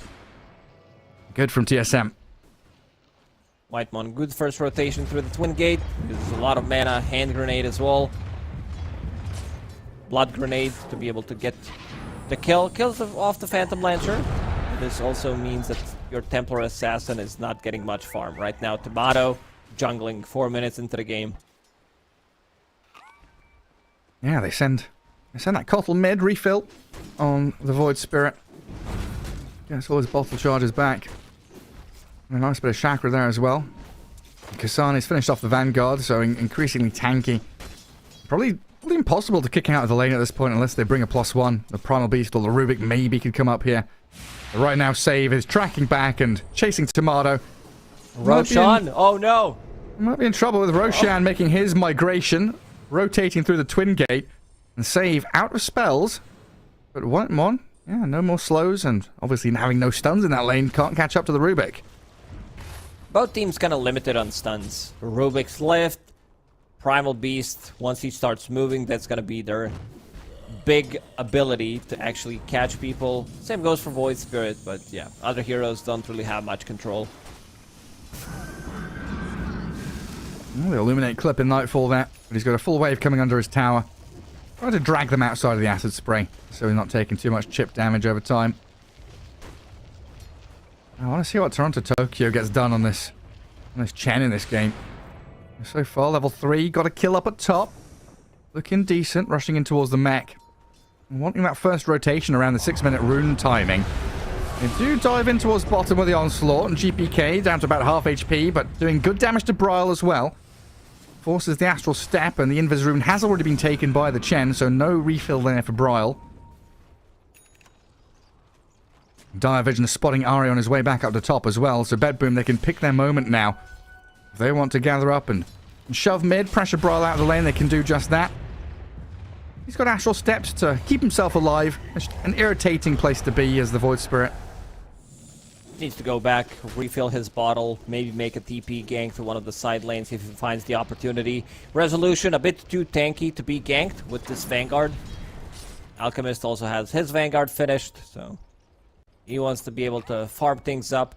Also, because your Griel's Greed is now in its ability, you can max out your Acid Spray immediately and get like more points in Unstable Concoction. Have that kill threat. I feel so much more useful now, not wasting a skill point on a passive. You play much more aggressively. And Kasane, third on the net worth. Up to second place. He's behind the Underlord. Resolution again having another good time coming out of the laning stage. 3,500 for the Underlord. What's that going to translate into? Big aura items. Vanguard into Arcanes for now. It seems like a lot of the focus is going to be around this top lane. Leaving TA to her own devices down bottom as Kasane yet again diving top. Concoct an illusion, but still lands onto the real PL. Trying to TP out here, and there's no more disables. Like you've been saying, the lack of control very apparent for both teams. As Bryle walks back up to high ground, met by GPK, who slams into Ari. Kotl gone, and Bryle trying to pick up the Rubik. Another concoction, channeled up, another big stun, lands onto the two of them. And Kasane, he's running out of here with that chemical rage. Very tanky Alchemist, and no way to stop him retreating. So in the end, Kotl for Rubik. 3-man stun, because I see this red bar on top of Void Spirit. I feel like someone's underneath. Just old habits gonna die hard. I think I'm gonna be making this mistake for a long time. Kasane running away. They need another hero. Where's that lift? That's it. That's your... I mean, they can't even kill him. He has ulti up and running. Vanguard available. Mid lane. Yeah, trying to get a catch on Nightfall with the raindrops. Not sure he would have died anyway, but it bought him enough time to doppelganger out. As GPK killed Whitemon. Another move from the Primal Beast paying off. It feels like every core is farming decently though. No one's really been oppressed too much. And TSM do have a couple of stacks to fall back on in this Radiant Triangle. GPK charging in towards Ari. Don't think he can kill off Bryle here. Maybe with the help of Save, they're going to get him with a Pulverize. Bryle didn't make the escape to high ground, but now he's got the backup of Ari, Whitemon, and Kasane. Concoctions there, onto GPK. Primal Beast heals up a little bit with a pop of the magic wand. Toronto Tokyo standing here fighting Bryle, but the actual step not only kills the Primal Beast, but gets Bryle out of danger. And Kasane can keep on fighting. Another concoction's ready. PL is in, and Nightfall chasing two low HP heroes. It's Save, and this PL coming in clutch to kill Bryle and Whitemon. They can't get the latch onto Ari, and Kasane just going wild. This Alchemist is unstoppable. Concocting and spraying everything all across the map. Getting the gold as well. I see a magic wand. I think he should completely skip it. Just get that Radiance online as soon as possible. Then you will have 3 really good scaling heroes compared to Bedboom. Sure, like Underlord, he's not right-click damage. He can't be really compared to Alchemist with the Radiance. And right now, if you go for Tricore that do love the farm, there's enough creeps on the map. There's extra creep camps, so someone can always get the farm. Especially if your opponents stack for you. Like GPK and Save there just take out a massive large camp stack that TSM had been making. So Primal Beast gets a nice influx of cash. We're going to see another Spirit Vessel from this mid lane out of GPK. Straight into the Pulverize and Bryle, again just making his life a little difficult. Astral step forward though, and a Dissimulate to escape. Everybody has a red bar. Everybody has some kind of a shield. Rubik with the stolen Resonant Pulse. I also see Shield Rune bottled up by Primal Beast, so if he pops that, he'll get it as well. Ari, now in trouble. Needs to hide. GPK, he's ready to find him. Can they find the old man in the trees? Resolution walking over TA traps. They get scouted, giving Ari a good idea of where they're coming from, where they're going. Using the Roche Pit as cover. Hiding behind the Defilade, but it's not going to be enough. Resolution's there.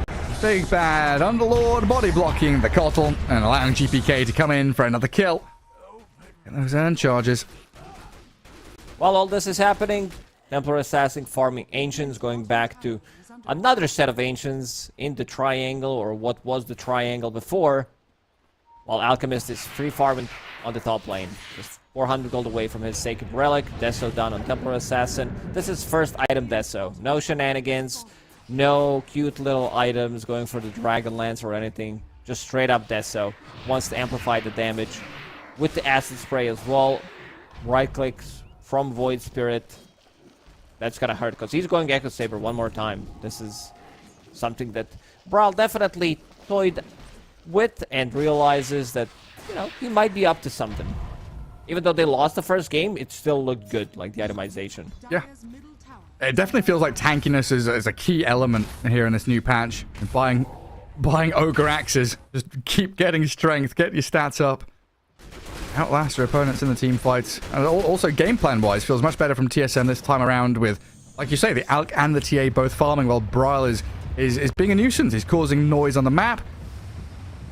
Not difficult here to get a read on here as Betboom. So they will get to a point where this TA and Alchemist have amassed Radiant's all the items they need. under attack. Alchemist, this is 13 minutes Radiance if he doesn't die, plus Vanguard, plus Arcane Boots. From the offlane. Yes. The offlane isn't Doesn't off matter. anymore. I It's don't- on. It's the on lane. It definitely feels like offlane is much more safer spot to be than the safe lane. White Mon a little too far forward there. Trying to help Kasane gather up the gold he gets. Not a bad death by White Mon. You know, he's very obviously in a dangerous position there just to guard the Alchemist. Getting him to that Radiance point. And Kasane will transition down to bottom to continue that farm going. Now, Toronto Tokyo's Chen has been a little quiet the past couple of minutes. But he's getting a lot of gold. Mech Arcane's very well on his way to the Guardian Greaves. And they're moving up towards top to try and fight around this PL. Save has started onto Bryle. The Pit of Malice catching the Void Spirit, in fact. I think Yelk, Bryle's he's going to be in. okay. Well, Ari definitely won't be okay. Nightfall tracked him back behind the tier 1 and might be able to catch up to Bryle again. Another Resonant Pulse. 4 seconds for the Assimilate. Running low on 21 mana now, charges, though. he's fine. Okay. I'll just lose the one. Should be a tower for Betboom at the very least, though. And Whitemon and Bryle looking like they want to fight. Remnant into Mystic Flare could be enough to blow up a single target. Finding that target's difficult, though, with so many PL illusions on the ground. Radiant's top tower has fallen. There we go, tier 1 down. But this, again, is given so much room. TA and Alchemist still at the top of the net worth as they Fiend's Gate down towards bottom. Kasane channeling the concoction. He's not going to get it off in time, though. Trapped in the Pit of Malice, and he's going to get brought down by everyone from Betboom gathering around him. And straight back up the top, it looks like they want to continue fighting. Rezo clipped by the Ether Remnant. Backup arriving in the form of Save and Toronto Tokyo, but they've taken down the Rubik quickly. The Hand of God just a little too late. Another pit required from Rezo, but he's being dragged back, and Tomato there with the physical damage cleared out by Ari. And TSM, they lose the Alk, but they're holding these areas. You could see them thinking about getting the Roche after finishing off those 2 kills. But all they could find was some rocks with the tree on top of it, because Roshan has moved. Like, you get 2 kills like that with Deso available on Templar Assassin, you are probably looking to go for Roche, and he just got 4 charges on Deso. And right now, Roshan, he's coming, and Timato wants to get it. We're waddling through the Twin Gate, returning to his cave. This is winter home. Summer home during the night, the daytime. Minus somewhere warm and 20 cozy. armor immediately Oh God. on Roshan. Acid Spray, Meld, Deso. He's gonna melt. Yeah, no contest from Betboom whatsoever. They're all rallying around mid, looking for a tier 1 tower. They've got to know that TSM are up to something.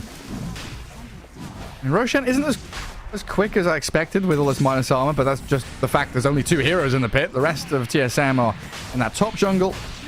Getting some ward coverage down so they can start playing into it. Radiant's middle tower is under attack.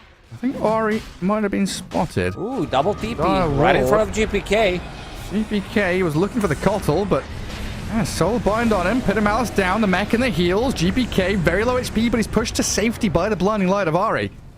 He can't catch up to it, but in the meanwhile, it's Roshan for Tomato. D Rune spawn top. I think they have a bit of vision over that. They're pinging out. But this item build that GPK is going for, Spirit Vessel, sure, it gives you decent amount of tankiness, great against Templar Assassin, Alchemist ulti, heals coming out from any kind of an item, but doesn't make you as tanky. In the previous patch, all BKB, like this is pretty much the pretty straightforward item build from mid Primal Beast. You get a BKB, you become unkillable, you can rush in, they can't stop you from getting the onslaught off. Middle tower. Save, he's looking for something. He knows Kasane is here, he's alone. Yeah, completely alone. GPK going to utilize this information to blow up the Alchemist. Trying to pop his Chemical Rage in the dying moments there, but still falling so quickly. A save with a wraparound Dar Observer Ward placed. And Radiant still trying to come down here. TSM holding the high ground, looking to mount a defense of their tier 2. Gotta be careful though. They do remove that deep obs, so no more vision here for BetBoom to play forward into, but they do have one to retreat into. If they get caught up in a team fight, that dire vision could prove handy. And TSM still trying to find a way not in fighting here. this. They're not. Without the Alchemist, he's a lot of net worth. He also just died 2 times in a row. Bet Boom. In a good spot. Brawl pops double damage. I don't know if they can take this fight against double damage once Alchemist is back. Plus, Age is being held by Tab. Yeah, pretty much. And she also has Grobo, Hurricane Pike, just finished. Just wait this one out. Nightfall. Doppelganger away. They're trying to find this Invis TA next to her traps melded up. Looks like Nightfall. Getting closer and closer to that critical mass of PL. 10k net worth. Mounted Diffusal. And of course the heart comes next. And at that point, struggle to see how they contend with him and his illusions. As the TA is going to find this out quickly. Needs the Hurricane Pike to low ground. Hits of Malice and this Phantom Rush forward. Whitemon losing a lot of HP, just a couple of clicks. Ari has the Blinding Light and GPK straight in onto the TA. Melt Strike back, Tomato trying to stand his ground and fight this. But there's so much control, they've got the Firestorm on her and the TA's dead. Bryle, he was his Primal Beast, might be able to find it with a few more clicks. The Glimmer and the Onslaught gets him to safety, and the turnaround play here is a big concoction. The Alk will land it, but the damage is lacking. They can't find a single kill, maybe onto the Chen now, but the safety from these goddamn pits. The pits of Malice just rebuffing every bit of aggression that TSM throws towards BetBoom. That's Aegis down. Dies. They can't fight. This fight has been going on for 45 seconds, up to a minute, and nobody died. Nightfall, he understands that he can kill those 2 supports easily. They don't have a defensive item yet, so once he locks onto them with the Diffusal Blade, they're just gonna die, but needs maybe a little bit of an extra help, some kind of a Onslaught or Rubik lift, stolen spell from Rubik, because they were playing together, holding hands, so he was unable to get the kill, but this is what he's gonna keep doing, repeating the same thing over and over again. Also, he's super tanky on PL, having Pupil's Gift, so that gives him... Before it was 300 HP, it was easy math. Valve wants us to have... You know, we have to bang out the calculator because right now it's 2.2, so should be 3,300. Yeah, we know, we get it in the end. Well, Save dies for his insolence, denied an Invis rune, and gets scouted by everybody from TSM. I'm not even kidding, Gary. I'll have calculator out to count the status resistance, all this like amplification, the shields and stuff. Yeah, we need a spreadsheet. Definitely. TSM still feeling like they've got the ability to play forward in the enemy triangle. Can't get the mid tower though, denied by the Primal Beast. And TA shows a lone bottom, and the rest of them kind of connecting, pivoting from mid to bot, holding that high ground plateau. And BetBoom still comfortable just to hold their own. Get a couple of stuns onto Kasane and Brawl in the mid lane. Oh, TSM very aggressively going in towards this tier 2 area, and Kasane is going to feel the wrath of Nightfall. Phantom Lancer finds yet another victim. Whitemon TPing away. Ari speedy on the horse. Shadowfax will take him back to a safe spot. And the Templar Assassin. Yeah. And TA just killed off a Tormentor, did he? Yeah, looks like it. Shard goes to Kotl. Double Wisdom Rune for Tomato. Not too bad in the end. Lose the Alk, but get this TA real fat. Lost for stone. Found by Scarlet Mage, so that's going to be some extra gold for him. Right now holding on to, and he also does have a shard, so... Not the best one. Like, this shard is a lot of text. This is like the biggest shard we have ever seen.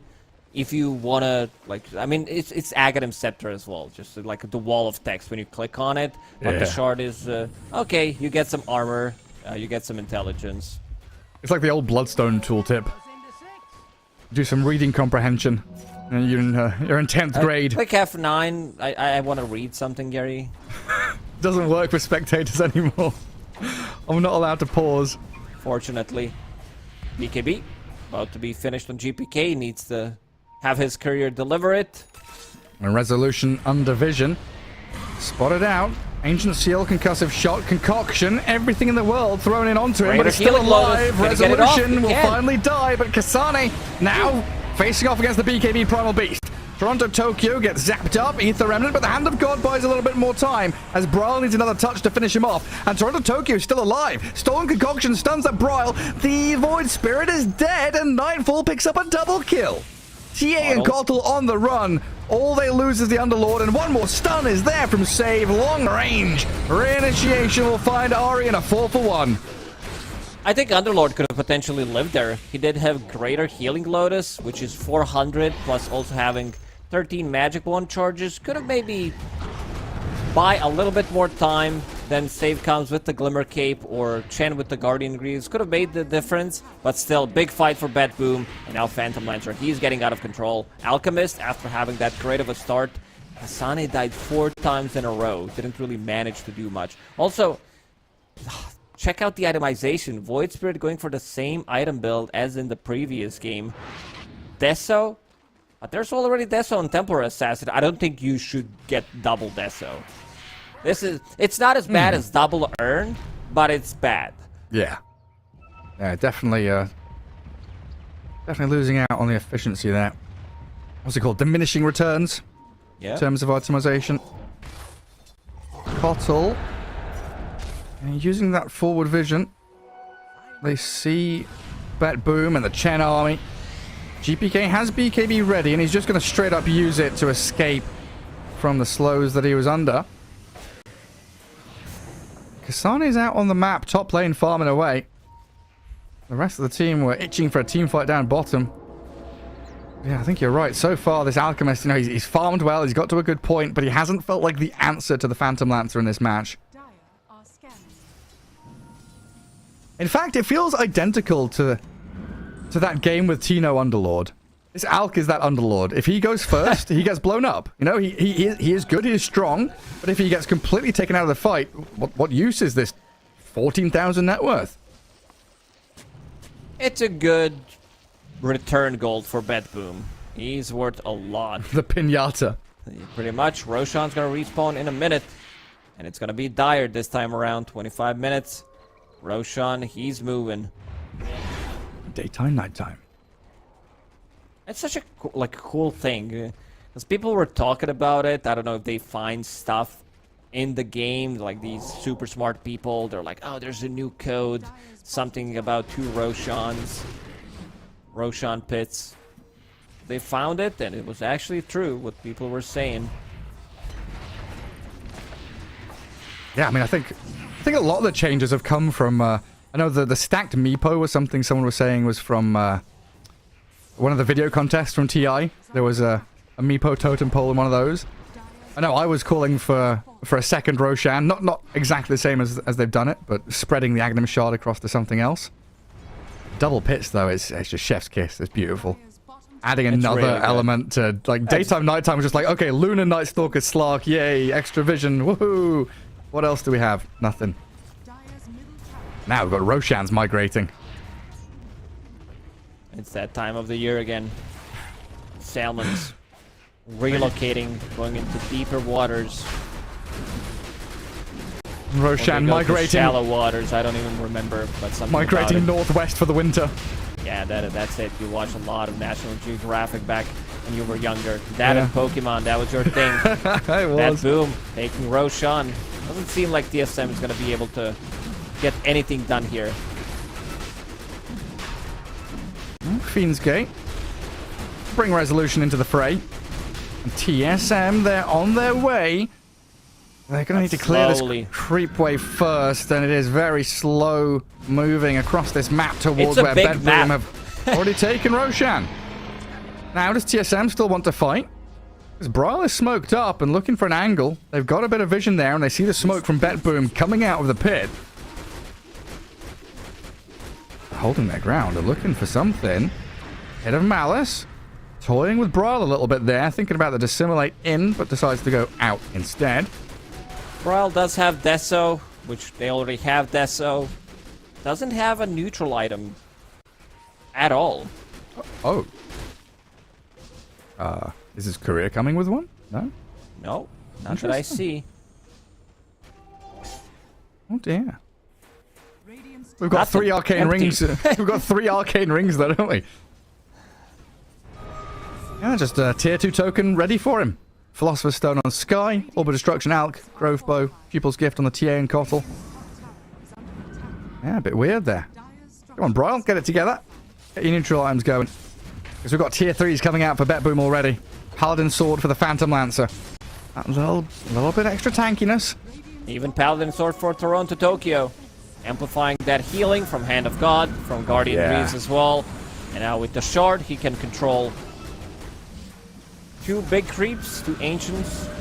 For now, it's going to be the Black Dragon. Wants to find Granite Golem probably to make everybody even more tanky. I don't know how you kill this Phantom Lancer. He does have way too much sustain, can go for the slow siege, something that he did in the previous one as well. It kind of feels like he can dive Fountain. He's moving towards it thinking, yeah, I can do this. I can go deep.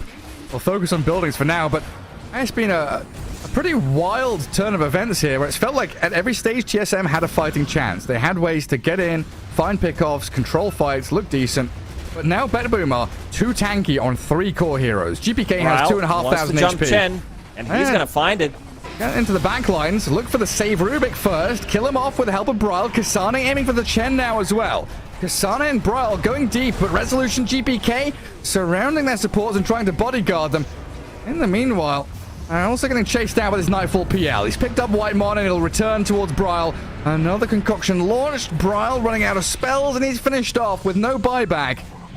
They bring the Rubik back into the fight and GPK onslaughting forward. Kasane's going to have to concoct back into the Nightfall PL to stop the illusions being so aggressive, but they've got the return concoction. Again onto the Templar Assassin. Oh, no. Trying to force stab away from the pit, but look at the pulverize. Comes in with a big hit. They'll take down Tomato, and no buyback on your TA.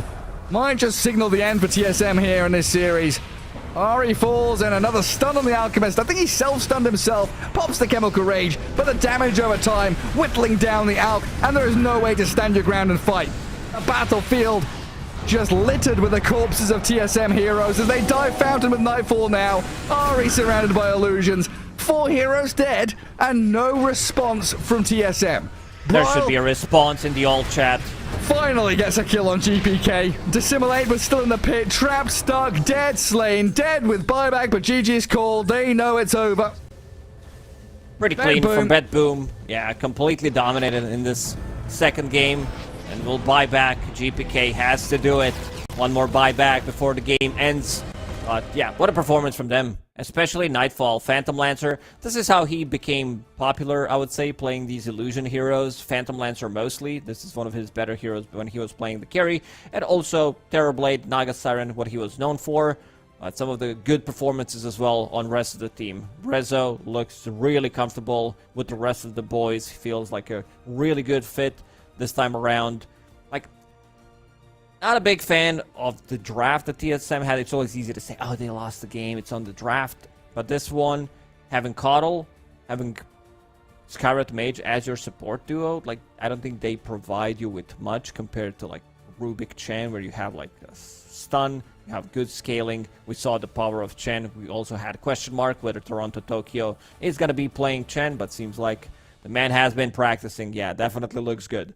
Yeah, real good. I think this is a draft where, you know, in another world, TSM steamroll this game and they look incredibly good. They get these concoction into Mystic Flare combos. They've got Ari running around the map with Bryle, and they're connecting with every gank.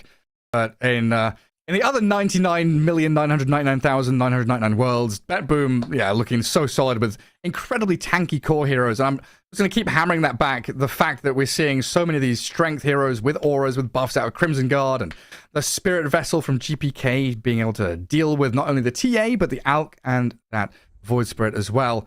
Yeah, BetBoom adding resolution, losing pure. Feels like nothing's changed, and if anything has changed, it's like for the better. They're looking incredibly solid here with this lineup and with these drafts. Yeah, good stuff from Toronto Tokyo as well. In the end, 2 thumbs up for his Chen performance. As we round out our broadcast for us too, plenty more games to be played. Any closing words, Lacoste? Anything that's on your mind? Lots to talk about with this new patch. Whew, there's always something to talk about. I'm definitely hyped up to see how the meta is going to form. I think different teams will have different ideas. No one's going to like try to copy maybe like something's really good. We're going to have that implement into our own strategy. But I think teams, especially the more experienced teams, will just stick to what they think it's really good. And I think those are going to be the most successful ones. Try not to deviate too much from what happened in the previous patch. Like, just don't go like full mental about, oh, we need to have Meepo and Axe position 4, Pudge position 5 to be able to win the games. Because like a lot of these heroes still stayed relatively the same after all, but a lot of things did change. So I want to see how fast everybody's going to be adapting to this new situation, because Dota looks really fun right now. It does. It really does. I want to see my first phylactery in a pro game. That's what I'm waiting for, is the phylactery pickup. But anyway, that's it for me and Lacoste. We'll be back tomorrow morning with some more Dota, but we can pass you on to Tundra and Team Spirit coming up after this break with Gods and Ares.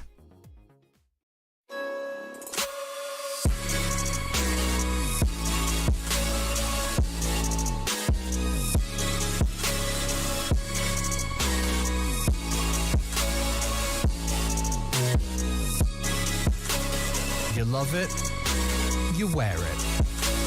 What's your style? Get your merch at shop.eslgaming.com.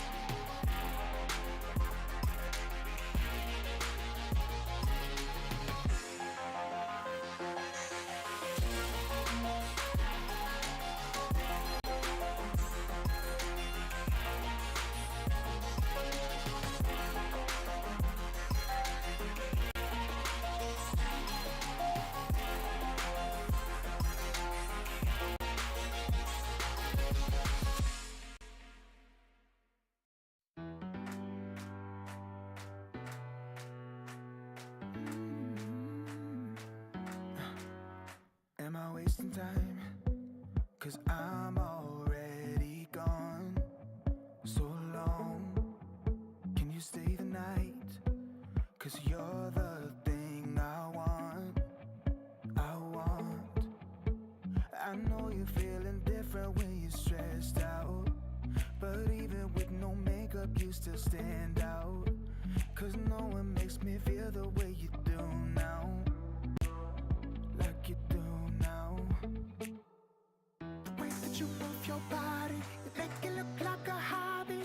Every time that you touch me, it's electricity. Things we discovered underneath last night's covers. Everything came so easy. It's electricity. Electricity. Whoa. It's electricity. Electricity. It's electricity. When it's late at night, I feel you on my skin. My skin, you're all that's on my mind. It's finally sinking in. You're it. I know you're feeling different when you're stressed out, but even with no makeup you still stand out. 'Cause no one makes me feel the way you do now, like you do now. The way that you move your body, you make it look like a hobby. Every time that you touch me, it's electricity. Things we discovered underneath last night's covers. Everything came so easy. It's electricity. Electricity. It's electricity. Electricity. It's electricity.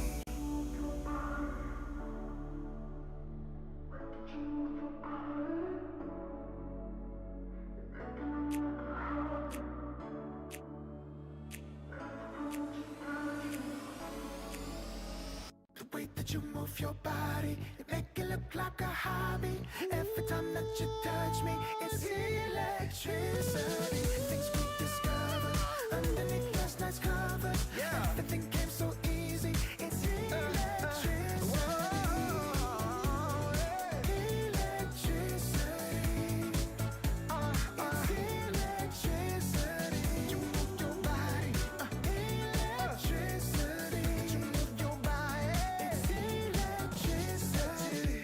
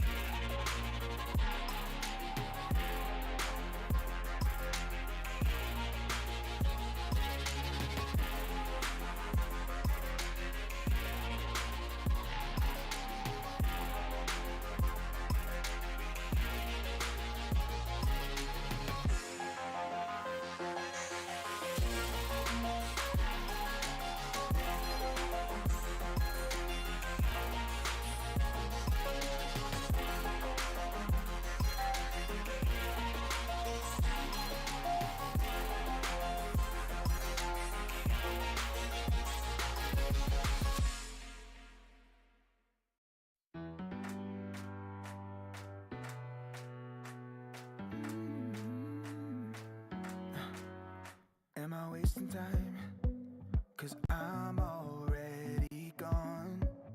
So long, can you stay the night? 'Cause you're the thing I want. I know you're feeling different when you're stressed out, but even with no makeup you still stand out. 'Cause no one makes me feel the way you do now, like you do now. The way that you move your body, you make it look like a hobby. Every time that you touch me, it's electricity. Things we discovered underneath last night's covers. Everything came so easy. It's electricity. Electricity. Whoa. It's electricity. Electricity. It's electricity. When it's late at night, I feel you on my skin. My skin, you're all that's on my mind. It's finally sinking in. You're it. I know you're feeling different when you're stressed out, but even with no makeup you still stand out. 'Cause no one makes me feel the way you do now, like you do now.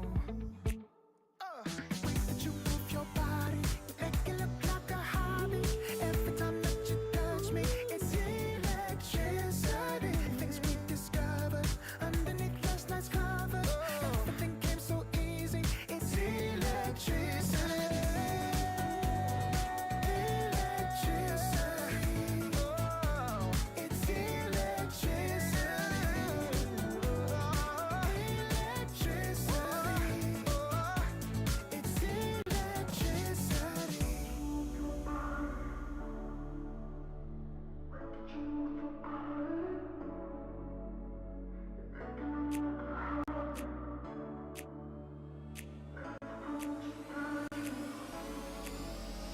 The way that you move your body, you make it look like a hobby.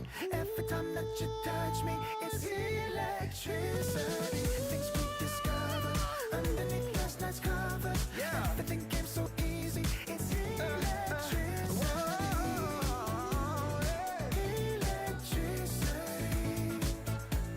It's electricity. You move your body. Electricity. You move your body. It's electricity.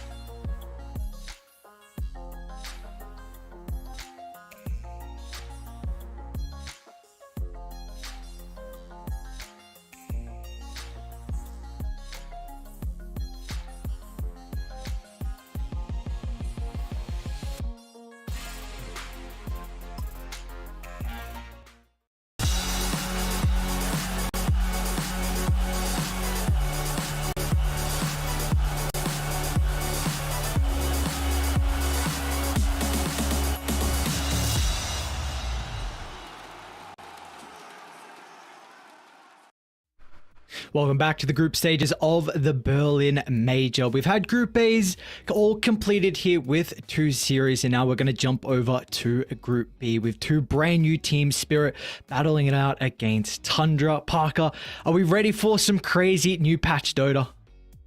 I don't know if anyone's ready right now. I think we're all a bit clueless. It's honestly a ton of excitement. I think this is always like Christmas Day when you get these giant patches. There'd been a lot of, harping on the last few patches. Not enough changed, but this is it. This is the big one. And honestly, it's like, I feel so excited for this. This is all you could hope for with the brand new patch. A lot of people were hoping for a really big one. There were a lot of questions on what we were going to get, whether it would be a map change, 4 Roches, a new lane, 6 heroes, 6 players. Is this all you wanted though with 7.33?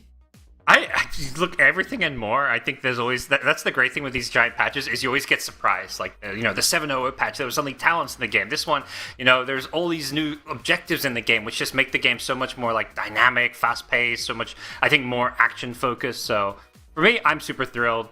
I don't know how your game is going. How are you feeling about the new patch, Aries? It's nice. It's definitely a good change. There's a lot added at one time though, so that's definitely the big thing. But we're learning with every day, and I feel like a lot of the players are as well. I mean, a new letter patch got dropped this morning as well, so the players had to quickly read over the patch notes. It wasn't too much, but maybe some minor things that might impact them with the drafts. But the game's been good so far. Yeah, I was hearing Gaming Gladiators coach talk about that. Like, yeah, I just woke up and I thought it was a dream. Like 6 a.m, new patch. Like, oh no, I'm just dreaming. And they're like trying to cram in, do their last minute like homework before the game started and the bus over. So, like you say, just the letter patches. I think it's totally fine and good that you kind of tweak some of the stuff. I'm sure Ice Frog's looked at the data as far as what's been a bit too overtuned, needs some nerfing, needs some buffs. So I don't think anything's changed radically. Although teams are obviously, even the small changes, teams adapt their strategies around. So we're going to see some of that today, I'm sure. Or we already have. Yeah, we have. And let's take a look at how those groups are setting ourselves up. Of course, Group A, I mean, at the moment, you've got a pretty clear standout already. I mean, BetBoom, EG, and Gaming, all 3-1. And then at the bottom, NA and Southeast Asia, they're not off to a good start. Execration and TSM, both 0-4. Yeah, it's rough start for those two teams. Starting 0-4 is a bit of a hole to climb out of. Great to see Aster pick up some wins with the standard Summel. That's obviously caught a lot of eyes. And I think the other team, Nine Pandas, they're sitting in 4th, but yet to lose a game. They're kind of continuing some of that dominance we saw during the actual, Eastern European DPC, where they went, undefeated in terms of series. So proving that, not just a fluke so far, but a lot of Dota to be played. And Group B, it's pretty spicy over here in Group B, I think. I'm looking forward to see how things shake up, because I don't really feel like there's obvious, front runners. Definitely some of the teams from Western Europe, you're like Tundra specifically, I think maybe one of the top teams to look out for, Team Spirit.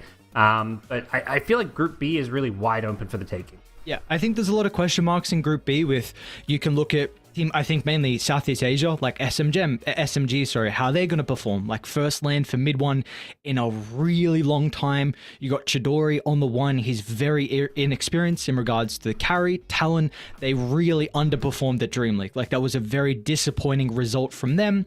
And then you can take a look at some other regions. China, like what's going to happen with this region in particular? Invictus Gaming, they made some roster changes, getting rid of their position 3 in Irving.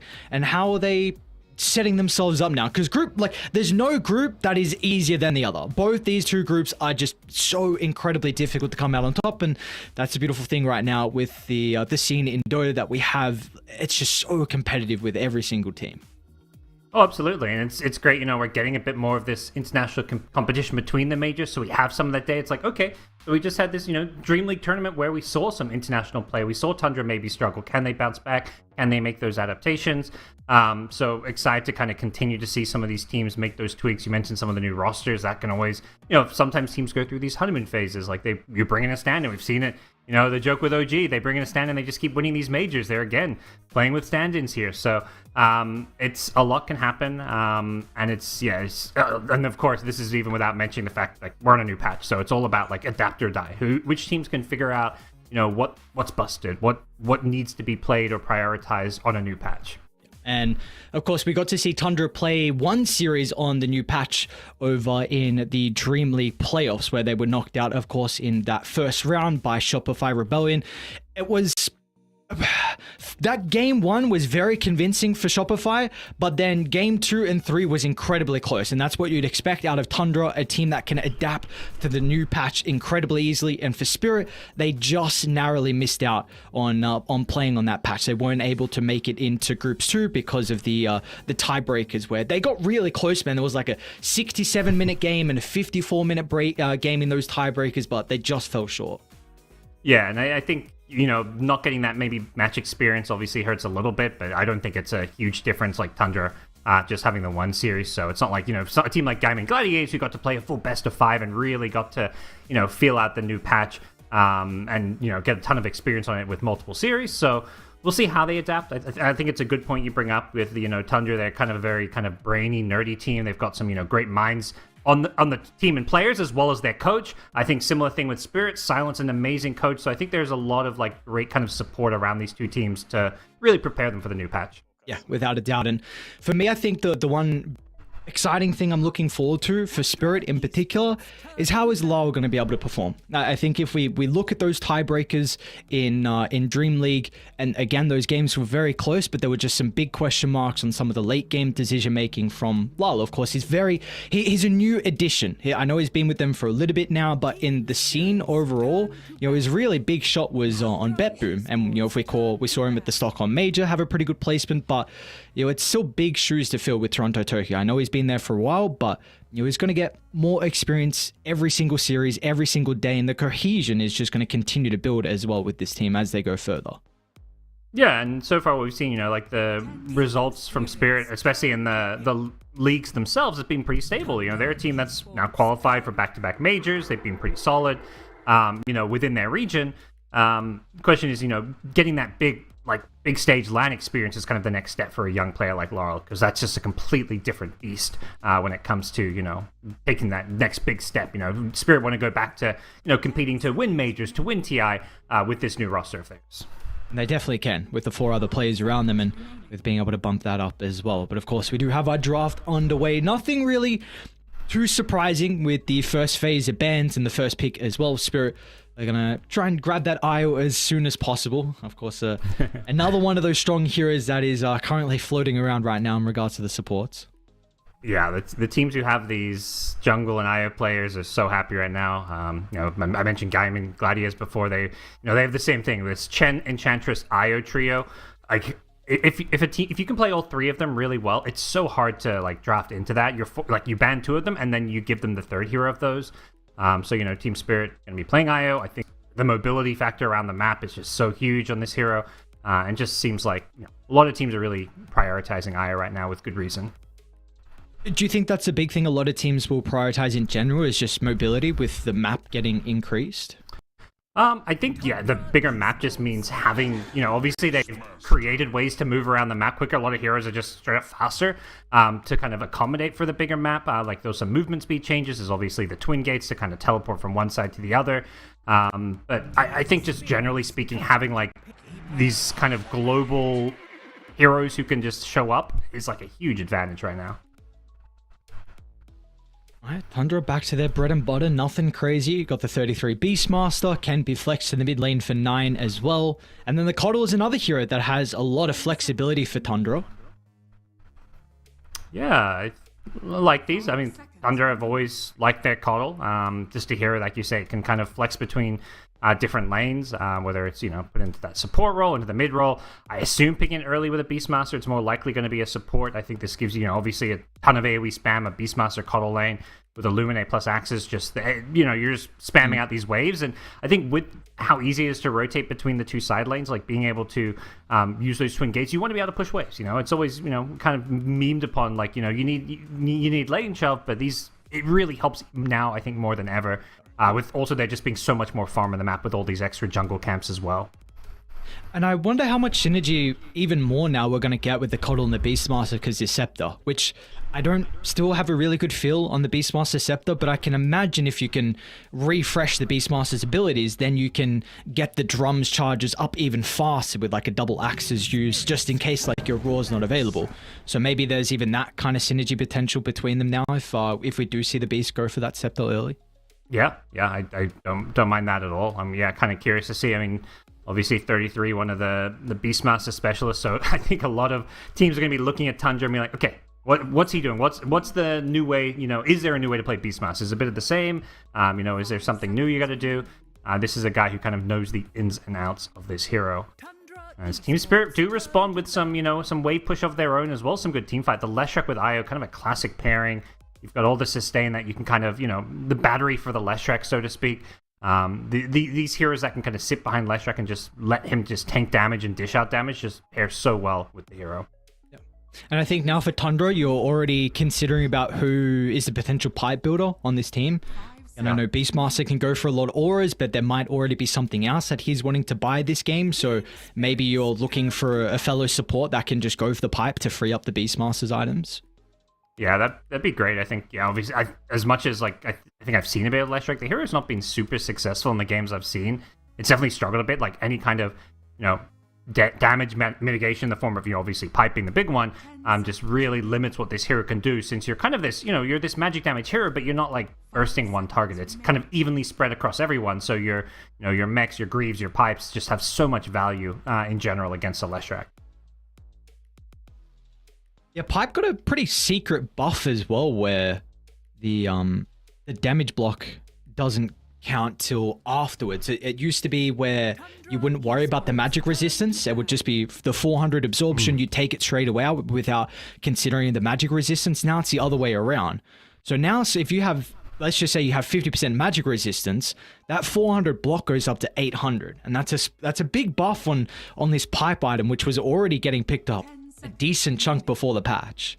Oh yeah, that's huge, and there's like a lot of heroes that can kind of stack up magic resist now. So the added value with these barriers, as we're now calling them, is pretty massive. So it is something that I think, teams obviously still believe in the Leshrac. That's why Spirit's first phasing it. I think what the hero can bring is that tempo. Like, we're seeing a lot of games end, like 20 minutes in, just one team kind of rolls over the other. I mean, a lot of that's just unfamiliarity with the patch. I think we're just, get a new patch this big, there's going to be a lot of stomps, like more than there should be. Even when you have two evenly matched teams, like one team just drops something that doesn't work, or just tries, messes something up in the lane, and then everything just falls apart. Like, that was what I definitely saw with that EG series in the opening, where they got the 1-1, but game one was ugly. They weren't playing much Dota there. So we're going to see a lot of that, and Leshrac is a great hero to kind of snowball over opponents. Maybe you just win the game before anybody even farms up a pipe, for example. Do you think they've over-tuned the gold you get now in the early kills? I can't say. I don't think I've seen enough personally. I like it that we're in this kind of fight heavy, that there may be a fight heavy meta. It's kind of too soon to even say if that is going to be the meta or not. I think once teams play a bit more, they may adjust, they may adapt.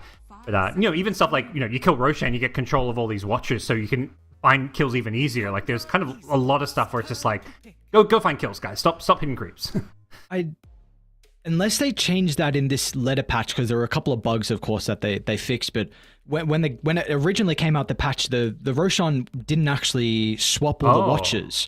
So I don't know if that has been fixed. That's actually one thing I forgot to check to see. So, of course, it was intended to be the case, and I have to imagine in this letter patch they would have fixed it. Yeah. It's one of those things, I feel like there was a lot of things they added to try, create some kind of pseudo, comeback. Like, they wanted to add more ways to kind of come back in the game, but that's one where it's like, if you're ahead and you get Roshan, it gives you a pretty nice advantage. All right. Crystal Maiden's going to get picked up here for Tundra at the 15, so they're going to be able to follow up with more than likely their secondary support. Of course, we don't really know where the Coddle is going, but talk to me about the Crystal Maiden. Is this just you're looking for an easy support? You don't really show too much here, one that's going to be pretty strong in the lane?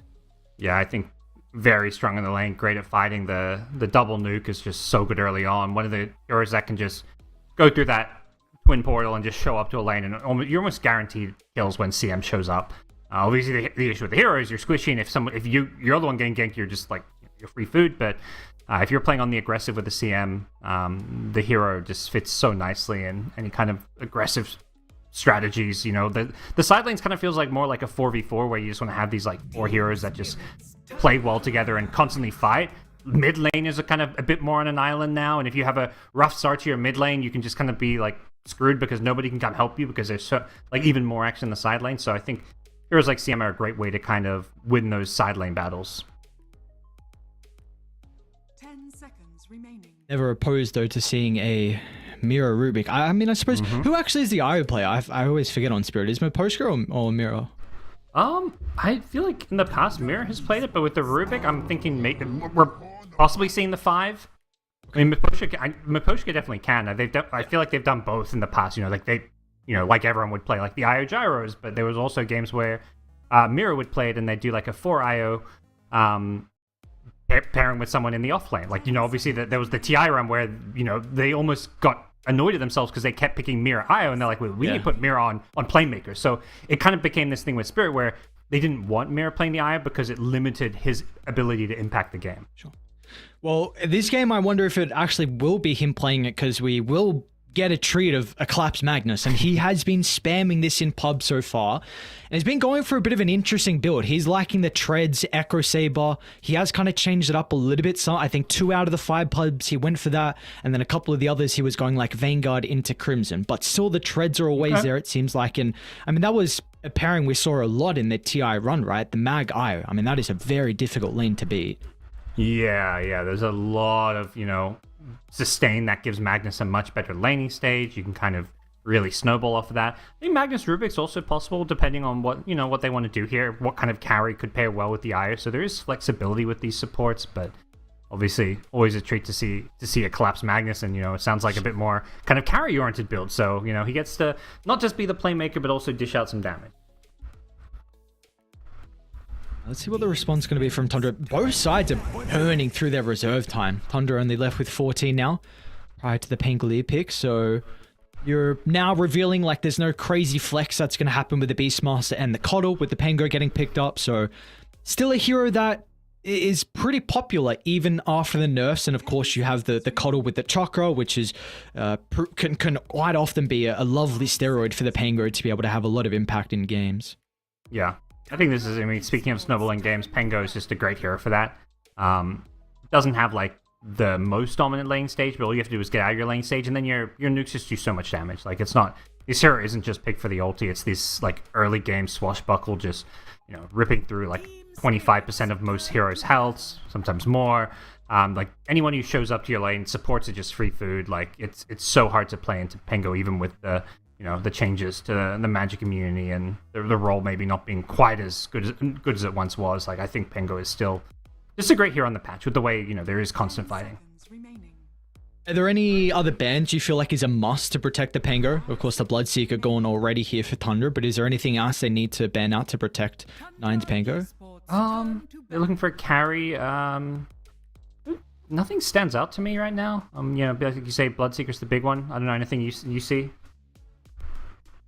They might consider a PA, because it's a mag PA and into a Beastmaster, which destroys the lane. I don't know actually if it's different, if Beast Coddle can out spam the Phantom Assassin, but that hero's kind of rising in popularity. I feel like, I remember it was like a year or two ago, SCA, every Beastmaster pick was being countered with PA, but then the new Beastmaster Axis build, people realized, like, wait a second, PA actually doesn't deal with Beastmaster that well. Not to mention Beastmaster, you've got the Roar to deal with PA BKB, so past the lane stage, Beastmaster does fine against PA. But, new patch, so maybe, Spirit think PA is suddenly a bit more viable and can do a lot more here. I think some of those melee carries playing the Beastmaster do sound pretty good, though, and you've got a Magnus, so you want to take advantage of that. See what they want to go for you, Tori, here with the 23rd. Of course, you're not already seeing Skeeter's carry. Ooh, all right. So they go kind of the new counter to the Beastmaster, which we saw Liquid actually do earlier today. But the Beastmaster just completely avoided the Helm of the Overlord and still had a great game. Yeah, and it's nice because you can stop him going for that Helm build. But like you say, there's other ways Beastmaster can be played. Roar is very good against Night Stalker as well.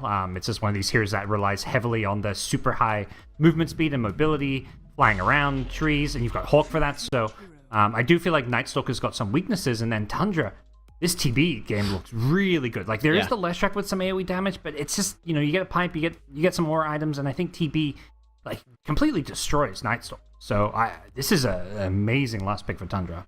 No, I 100% agree. I feel like Spirit actually might have some damage issues with all the auras we're going to get. Like, I think 33 will definitely go. I think it's a good possibility to go pipe this game because, again, you're maybe Helm Dominator, but even then, he could just avoid it. He's not going to go the Helm the Overlord because the Night Stalker. So, he can go pipe, maybe drums if he wants to buff up Skeeter. You're going to have 9 to be able to jump in as well. And also, it's another great coddle pairing. I mean, Parker, they have 3 really good heroes that use Chakra incredibly well. Like, you will lower that meta cooldown, and versus the Night Stalker, Reflection is great. You get all the vision inside team fights. So this is a incredible Terrorblade pick. But like you said, he's got to be concerned about the Lesh.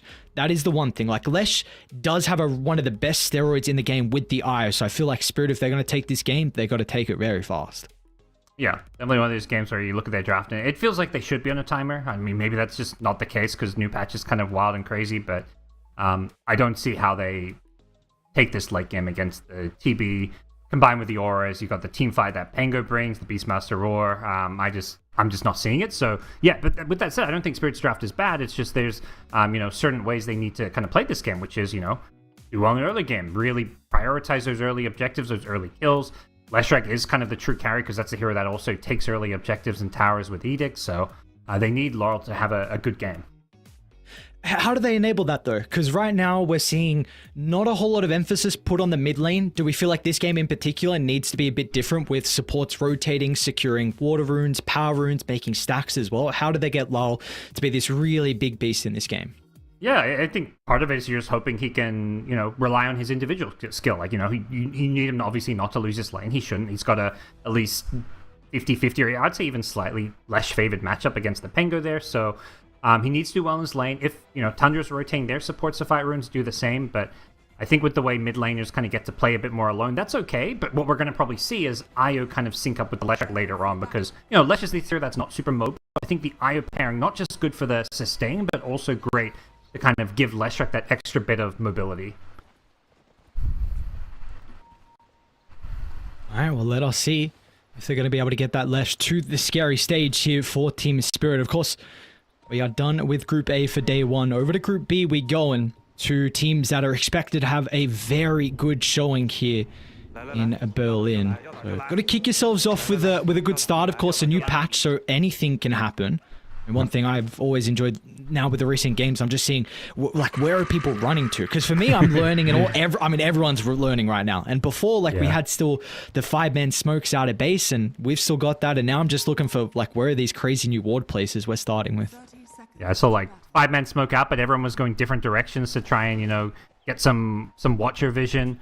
There was the Magnus going deep into the top jungle to try and get a Watcher down. We're seeing a lot of early wards played around the TP, the Twin Gates, so there's a lot of different unusual things that have kind of had to change because you don't want to these side lane ganks with the Twin Gates are just brutal. You almost have to have vision of it seems, but then obviously that's easily countered. You just bring a Sentry lane and free D ward, that's free money. Sucks, no way. Were you watching the cuddle? He leveled Blinding Light and then pushed Yatora up on the high ground and just stole the bounty. Nice. Easy. I mean, it's fine. Blinding Light level 1 is 100 damage. You're happy to have that in lane. 40% miss too. Yeah. Actually, I wonder if you start going for this level 1, because you're going to have probably more potential to trade better, like you said, with that 40% evasion. So I wonder. I think in these, these early level 1 trades, it's probably better. It's also, just range creep securing is always such a big part of these lanes. So, Blinding Light level 1 makes sense to me. And talk to me about the support setup that we have from Team Spirit. It is Maposhka playing the Rubik, and then we've got Mira on the Io. But what do you feel like is the big reasoning with the Io playing with the Night Stalker and the Rubik playing with the Mag?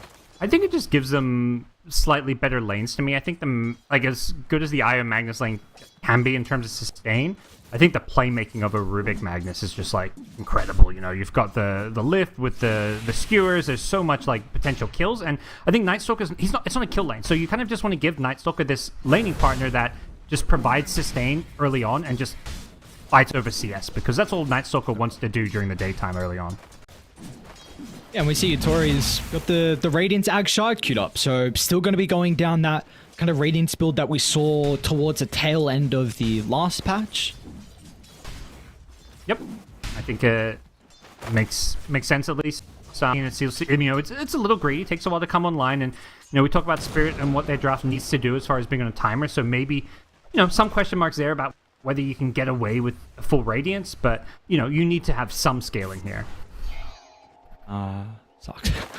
Well, speaking of the Coddle being able to trade, a lot of damage dealt to Mira pretty early on with Sarkzer out to the left side, so it helps them secure a great positioning with the creep wave bottom. But let's speak about mid for a little bit. You said before that you believe the Lesh is slightly favored as actually top lane. Miposhka in some trouble with that first use of the Metamorphosis. Is going to attempt to deny, but just not there in time. And simultaneously, we've also got another kill on the secondary support, Tundra, off to a great start in their side lanes. Yep.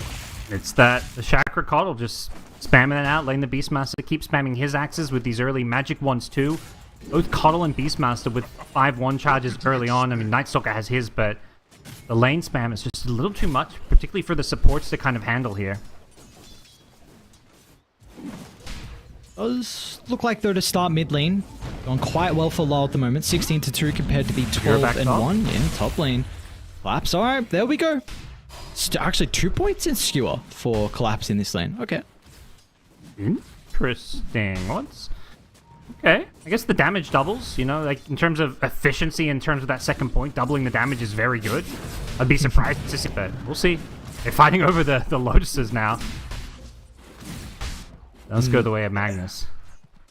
And we see Collapse has got the Vanguard queued up as well. So it does look like he's more than likely going to go the Crimson. But regardless, the Vanguard just allows him probably to solo this lane. Yeah. Which then can help Miposhko to be able to rotate, to stack for Lyle, and even secure runes as well.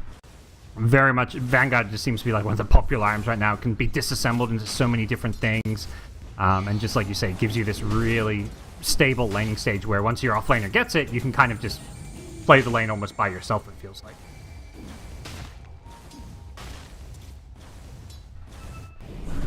And top lane, they're going to make another go here with this Huron Collapse. Nope. They don't have meta, so a lot of the damage is going to be there for Tundra to be able to fight back, and that should mean Spirit, snaking with the raindrops. Alright, they're still able to get him though nonetheless. So Spirit, another kill onto Snaking's Crystal Maiden. Yeah, this lane's starting to become a problem. There's just too much kill threat and damage coming out from the Rubik Magnus. Particularly when meta's down, you can't really, return fire. And now that the Ring of Health is there, plus you've got a Healing Lotus, the sustain means that, Spirit got very low to get that kill, but they can still stick around. It's only the Rubik who's maybe a little low. But as far as the Magnus goes, he'll be full health in no time with this Vanguard. Let's see. I actually wonder if he's immune to this second meta. I don't know if it's going to be enough, even with the Vanguard on Collapse. Yeah, it depends. If Rubik's out of the lane for a little bit, so definitely a small period of time where he could be vulnerable, but taking a peek back at mid lane, it's gone pretty even, slightly less favored. In terms of CS, Laurel, I mentioned, he's just not going to get much help. Like, it's a lot harder to help your mid laners these days, but he's already kind of pushed 9 out of the lane. Alright, never mind. Collapse is chilling. Or is he Skewer? Yeah. Doesn't get much distance away. He's got some stick charges to work with as well. Another round of the spells for Snaking. Collapse is falling incredibly low, but Vanguard gaming. Yep. Even dropped it to use the Lotus. Just that tiny little extra bit of efficiency there. Don't think it saves him, but it did give him like maybe an extra 50 health or so. I don't know, the balls on people to be able to do that mid-fight, mid-go. I don't know, that's some crazy micro stuff going on. Yeah, don't try that one at home, kids. Basically what Ares is saying. that's too next level. That's takes a lot of practice. Yeah. Well, as it stands, we're not really seeing any of that kind of big early tower pressure yet. We're hitting that first nighttime though, and this is where you're going to start thinking that maybe your Toro with his Nightstalker is going to be thinking about some of those first big moves. Even the supports as well, now getting towards that first power rune. Going to consider about rotating. Lyle might be in some trouble, but he does have Mirror flying over the top. Still, they're going to be able to refresh the spells on 9, and now that gives him the level 6 as well off the back of the kill, so they'll be able to chase Mirror down as well. Tundra even maybe getting a juicy stack as well with some of the big creeps that are still left over. So great rotation out of both Snaking and Sarkzer. Oh, that's huge. Getting like a couple hundred gold from the neutrals, plus both kills. The I mean, I mentioned the Leshrac almost in some ways is like a suitor carry this game because of the tempo the hero brings. So Lesh is like the most important hero to be killing right now. Like, you're happy just letting Nightstalker farm. Like, this is not a hero that I think you feel too threatened by in terms of outscaling the Terrorblade. So if Nightstalker's not getting involved, you're killing the Leshrac, things are looking good for Tundra. And even 33 when a Vanguard as well. So it's just... Again, we spoke about how important it is for the Leshrac to be enabled, but now that Beastmaster can play alone, that also means Tundra will be able to continue to rotate mid, and we do have those Wisdom Rooms coming up pretty shortly as well, so looks like Raiden actually even scanned just to see if Saxa was trying to pick up that. Meanwhile, Maposhka, he's going to get his own rune as well. Yeah, Yatoro thought about going for like a steal, like going through the trees, but I think thought better of it. He's a bit low in health, and needs to be a little bit careful down here. His Axis spam is starting to add up. As soon as Beastmaster hits level 6, there is a potential kill brewing on Yatoro there.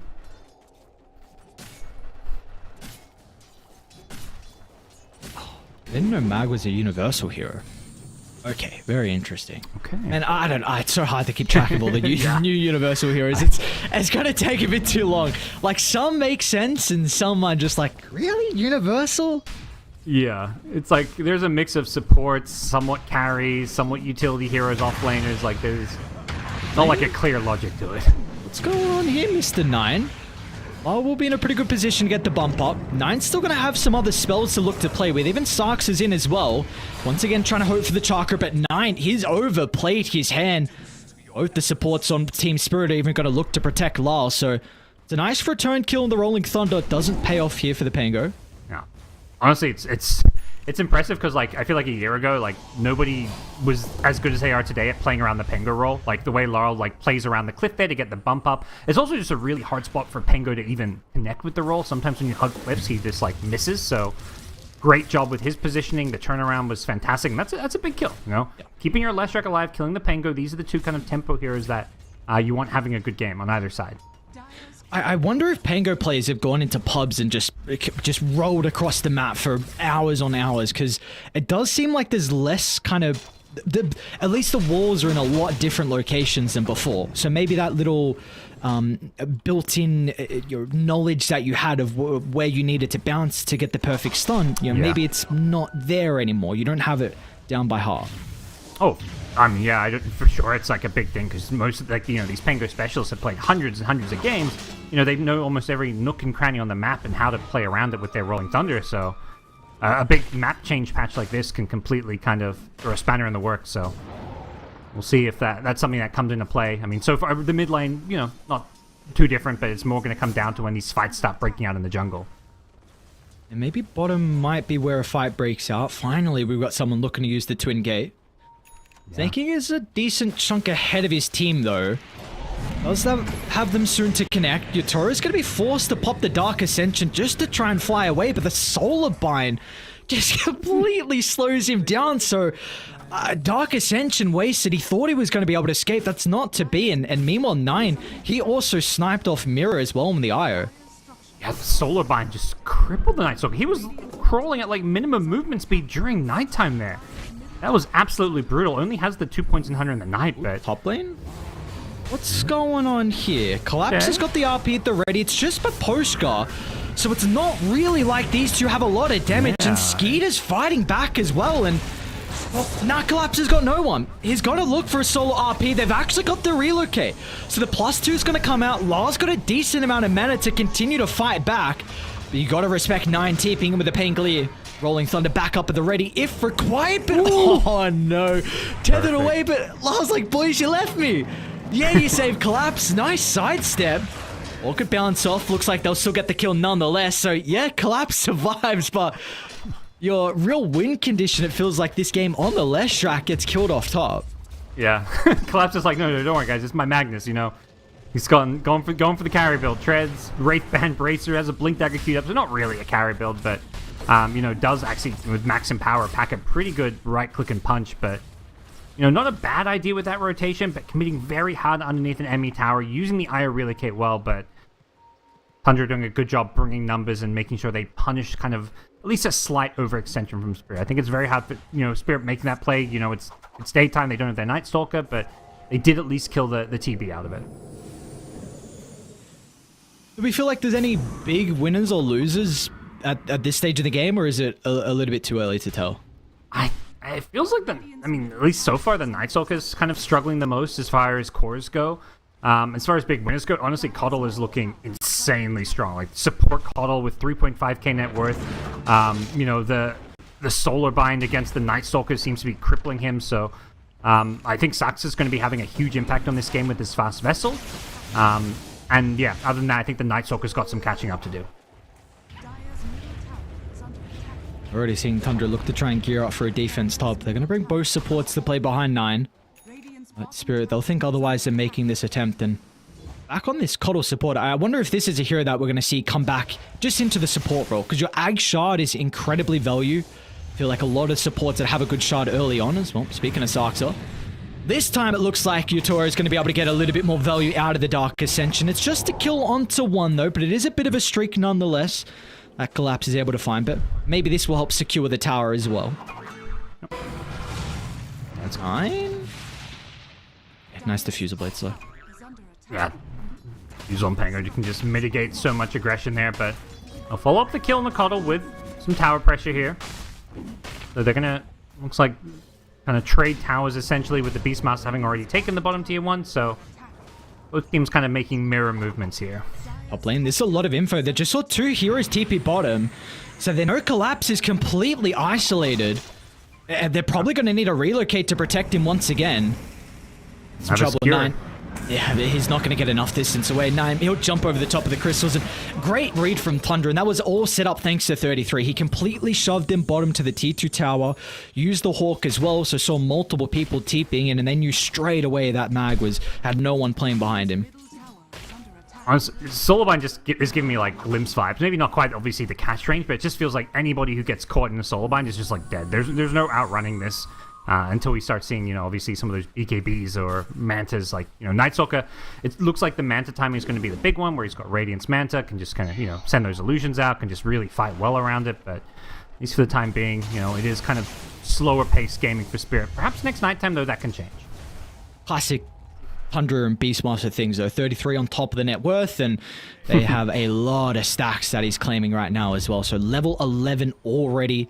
He's got that Crimson and a decent chunk of the way towards the pipe as well. Mid lane though, 9.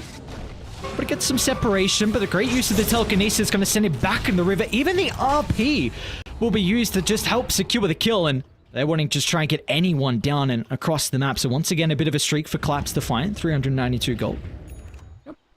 The way this game's going, like using these RPs on solo kills, as long as it's a core, seems completely worth it. Just limits and stops Tundra from making any moves. Tundra, though, more than happy to play the map. This is a team that's always kind of been praised and kind of the innovators when it comes to just map efficiency. They're moving around the map. They just play this kind of starvation type Dota. I mean, that's not happening now because they're in an even game, but they're just playing kind of the efficiency game. Farming jungle, Beastmaster, he's got extra Ancients now. He's got the double Ancients over, where the Dire Triangle used to be. You've got a Coddle who can farm efficiently in the jungle. They've got all this, like, ultra efficient farming heroes, so they don't mind a game where they're not being the ones making plays. They will be the one to make an attempt onto Miposhka's life up top, and an easy kill at that, so... How important is this nighttime going to be right now for Team Spirit? Maybe, you're 500 gold away from the Radiance from your Toro. Do we see them maybe just look to chill out for a minute or two and then look to play even more aggressive with that big item? Yeah, I think definitely waiting for the Radiance makes sense. It's still, like, not going to completely... he's still very squishy with the Radiance, but it just gives so much damage. And despite being nighttime, Tundra's like, we got Roche, let's do this. All right. It's being scanned. Will they be able to get there fast enough, though? Roche down to half. Nobody's there. Yeah, maybe they just make the call still without the Radiance. Yutura's like, we can't fight into this. Maybe with the Radiance, they can still consider about taking a fight into that second life, but right now they are not strong enough. Yeah, I think Tundra just made a great read that, like, okay, 15 minutes, it's going to be nighttime, Roche is going to come over to the top side of the map. Nobody had, like, TPs. Everyone's TP was on cooldown. The Night Stalker's trying to finish Radiance. The Io Leshrac had both used their TPs. Rubik had recently died top, so there was no wait. It wasn't even like they chose not to fight. I just don't think they had the option to fight because they had no way to get up. Sure. This game, I know it's only 1,000 net worth lead, but this is starting to look really scary for Spirit. They have to hit this next timing in stride, because if you don't, you're going to have like first Roche, that's something that the Leshrac plays heavy off, and we were speaking that this team feels like they're on a timer. So the fact you take the ages away from the Lesh is huge, and I mean now you're getting closer and closer to the Skadi, and honestly, Spirit, they don't deal well with Terrorblade splitting the map. Like their supports are horrible at dealing with the Terrorblade illusions, even the Night Stalker as well for that matter. So I mean this could just be another classic Tundra split push out and free farm, and they're even just forcing up Dark Ascensions once again, so now you don't have this ultimate in combination with the Radiance. Yeah, it's just defensively used. Does immediately TP top, but he's kind of on his own looking to make some plays here with the IO relocate, but using it just to farm for now. They don't really want to get too aggressive into the Aegis, it seems, although, you know, TB, I don't think he's looking necessarily to fight. He's happy just to keep farming with this one. They're ready to go. They're going to try and smoke. They've got a pretty good lane ward. Maybe trying to make the start onto Collapse. He does have some boys playing behind him, however. Collapse going to be able to reposition with the skewer. Meanwhile, bottom lane's getting shoved out as well. I don't know when he's still freezing field, but apparently Miposhka has CM's ultimate. Okay. Perhaps this, and also this, you know, I think the TB is definitely a problem in terms of scaling, but at least this new Night Stalker build with the Radiance Manta does a lot better than, you know, the typical Night Stalker build. Oh, the old school one, at least, in terms of pushing out lanes and, you know, dealing with TB illusions a little bit. Okay. Seems like... It's still not enough by itself, though. I still think, like you say, this TB is a massive issue as this game goes on. Doesn't seem like it's going to slow down anytime soon. We might have a fight for this DD. They're not in a position to be able to get towards that. Meanwhile, 9 and Miposhka, they're in another battle. No, Dave. Alright, he forces out a Rolling Thunder. So, not the worst, I suppose, but without Miposhka, still they won't be able to defend the tier 1 tower. So, Tundra got a kill. Who actually got the Wisdom Rune? Was it even on? No, it wasn't on. I don't know what the hell they were doing there. Yep. Well, bottom lane, relocate in. Collapso. Use of the RP. 9 is going to be able to get some distance away, pretty close to the tier 2 tower, and they don't even really need many people to help protect him, so another attempt from Spirit's not going to pay out. Meanwhile, hang on, what the hell is going back here? What just happened? Tundra take a fight without Spirit's bodyguards around the Lesh, and they just easily mop the floor. They just read that relocate back perfectly. Like, he'd relocate in for the kill, didn't get it, and like, just by good map awareness, maybe some vision, they saw the IO coming back in. Like, okay, this is easy kills for us. You know, we've got Roar. This is TB meta.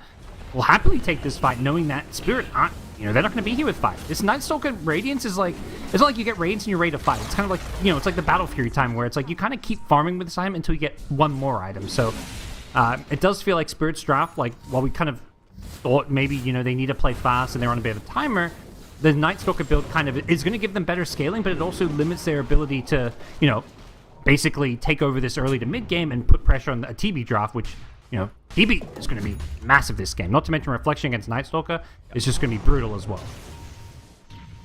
And you've also got the Beastmaster that's going to continue to buff you up.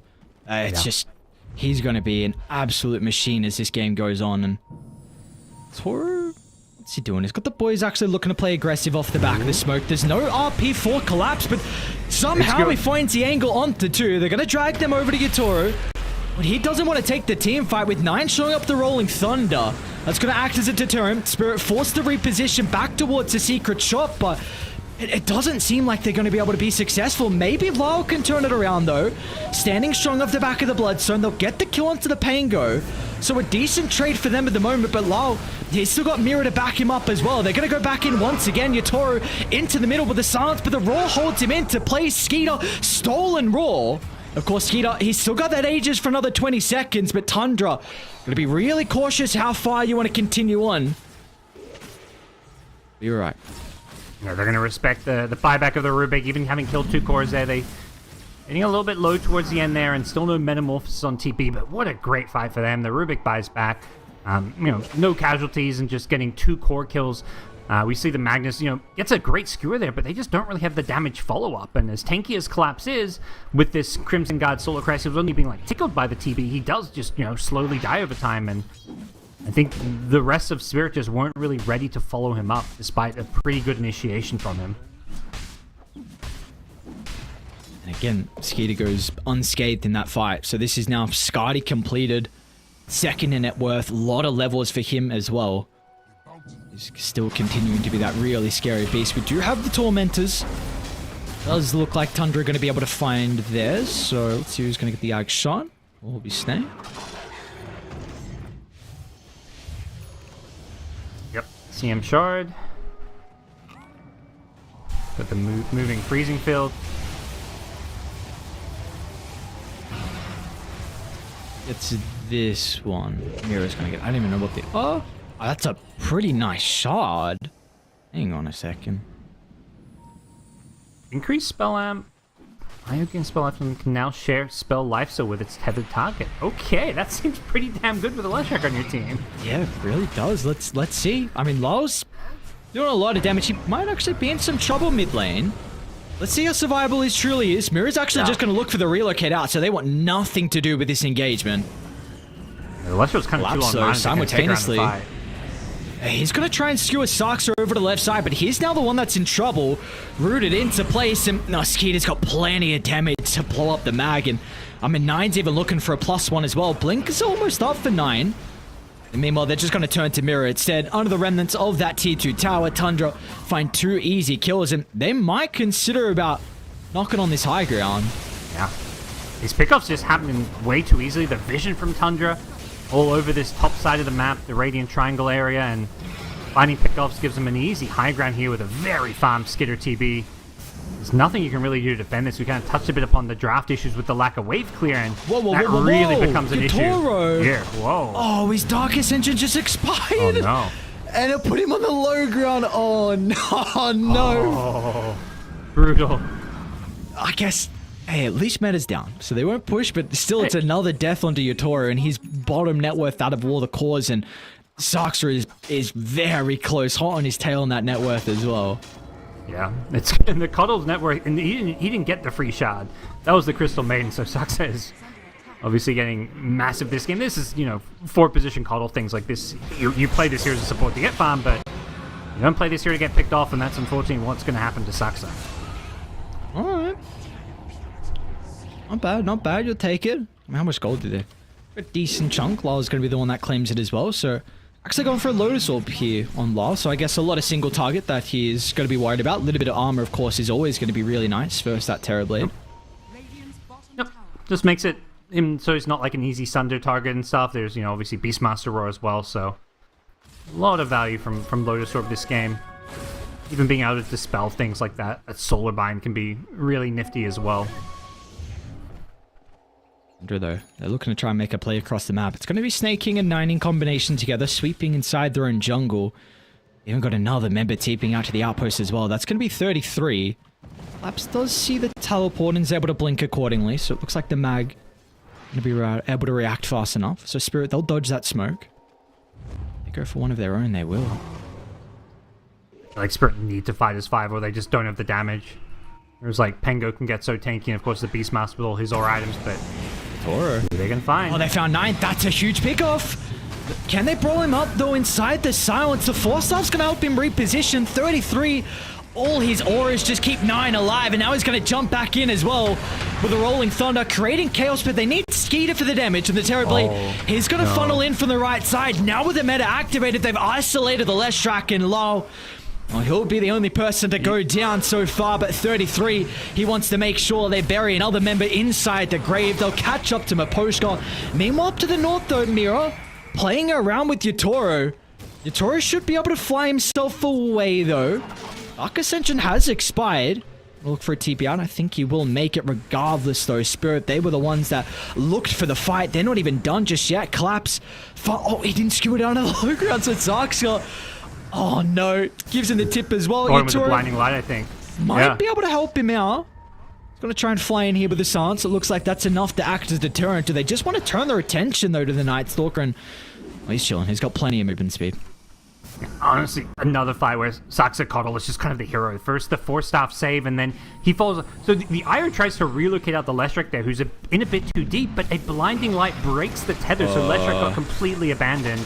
And again, another pickoff. It's this Coddle is just so good at picking people off with all the kind of the mobility, like the force movement of the blinding light combined with the solar bind is just brutal. I don't know, dude. I look at 33 with a Solar Crest, Pipe, Greaves, and then I look at Saxa, who's Glimmer, Vessel, and Force Staff. Yeah, cool. All right, very cool. Where Aura is he in? All right, hasn't changed. Yeah. It's got to be a skew under the tier 4, right? And yeah, Collapse is going to go for it. What? They force him out of the Split Earth. Back in he goes. Where is he? Force a hole across the base. Skeet is fine, though. Turns with his Sunder, and he's been able to shrug off that initiation. All right, next skewer's up, though. Round 2. Seeing those. Under the hole. Collapse.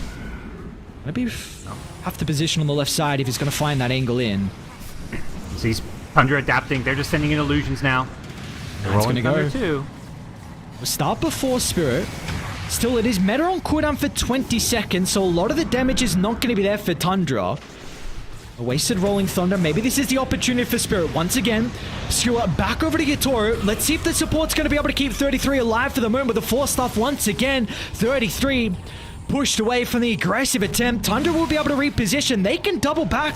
Meta's back up now from Skeeter. They want to go back in. Collapse though.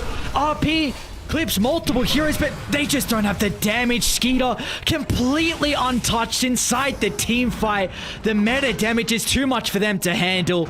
They'll be able to chase down Mirror as well over to the left side. There's no tether away for the IO. Oh, he's not even done. Just the support to show for it.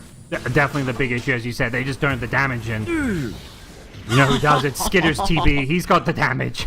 He's eating these heroes alive. Even the reflection and things. See that yours? What the hell? Collapse? He's ready. Oh my lord, Tundra, what a debut here at the Berlin Major. They are just obliterating Team Spirit. Lyle's caught out a Hurricane Pike to make sure he can get no more spell life, so off the Bloodstone, and it might be call it territory. This is looking like a very convincing win. I love the Yule Scepter from 33. He mostly just bought this to deal with the Magnus. Like, they're like, okay, how do we lose this game? Blink Skewers. So his job is just, he's going to try to get Hawkfish on the Magnus and just, like, pre-cast Yules on him. Like, as soon as you see him, just Yules and cancel. And if he blinks in for a Skewer, you get that insta Yules. Even Coddle now picks up a Yule Scepter. They know that this item completely cripples the Magnus, who's going to have to get, like, BKB or Lincolns or some way to deal with a Yule, just a Yule Scepter that catches him when he tries to blink in and Skewer. And, I mean, forget these Yules, you got to defend your base right now, and Tundra's just going to get a second lane of racks uncontested. They're just trying to get out of the map on Spirit and find a little bit of farm. Nine's going to run into Yatoro though, so instantly the team smokes his foreign. Can actually move on over, sweeping across the map to try and connect. They do have a deep lane ward as well up top that might see Collapse shortly. Uh-oh, they're going to cut him off. Look, the pathing here from Tundra. Oh dear. They get a glimpse of him underneath the ward. Yatoro and Mirror, they're going to run to the vision as well. So Tundra, bottom to top they go. Look at the pincer movement. Sarksa from the north, Nine from the south. There's just no escape. Collapse is able to get a little bit of distance away, but the Scardy's already been applied. And now they've even caught out Eye before he's able to enter the bridge. Yatoro's just like gatewaying to the other side of the map, like, get me out of here. We'll see if they chase him down, though. Looks like they're going to go for Roshan instead. They've only, got 10 seconds here with Roshan. Does he stay after? I'm not entirely sure. Yeah, they realize they got to go to the other side now. Like, okay, Roshan's leaving, we're leaving. Might bash them. Oh, this thing's so silly. Trolly. This is great. Oh, God.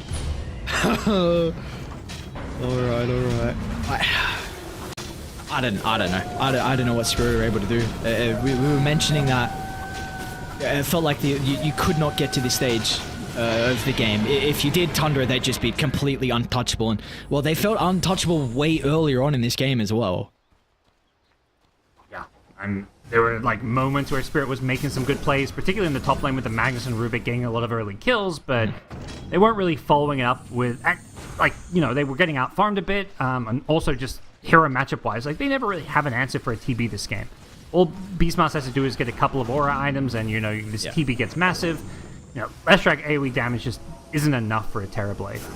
I really wonder if teams are going to have to take a hard look at this Night Stalker Beastmaster matchup, because this is now 2 games today. Again, Liquid, they ran it earlier, the Night Stalker, Mickey carried to try and address the beast, and it didn't work. Now this is another game where it doesn't work.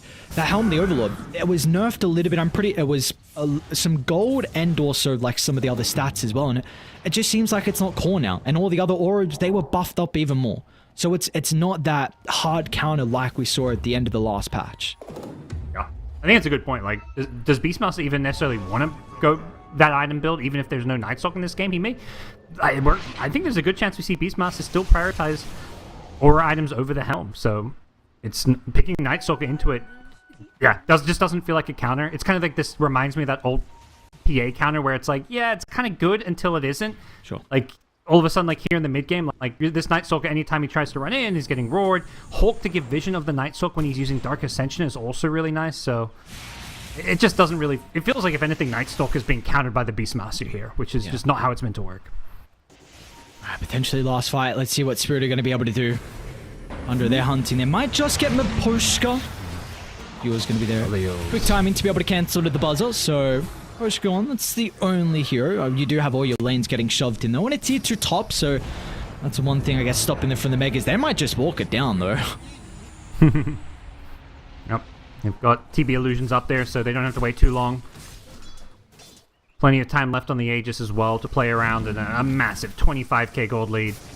He's on Pengo with a Heart of Tarrasque. This Pengo is just damn near unkillable now. Cloak of Flames, BKB, Heart of Tarrasque. What a tanky item build. And, you know, one of these Pengos, often you're a bit squishy, especially if you go these damage builds, but with this build, 9 can just go charging in and just survive through almost anything. Collapse is trying to get set up towards the gate, but you already see 33 is well aware of this. Already Hawk placed, and I don't know if there's any opportunity, maybe that potential wraparound where they're not expecting the RP angle, but they're currently scouting out Team Spirit, so this high ground defense for the last barracks is not going to be easy at all. Honestly, I wish it was a little bit closer where we got to speak about the build overall for Collapse, because it's a very unique build where he's gone this Crimson, Solar Crest, Manta, but we just haven't felt in the entire impact of Spirit, where we haven't really... I mean, they've been behind the entire game. We didn't really get to speak about their items as well. Yeah.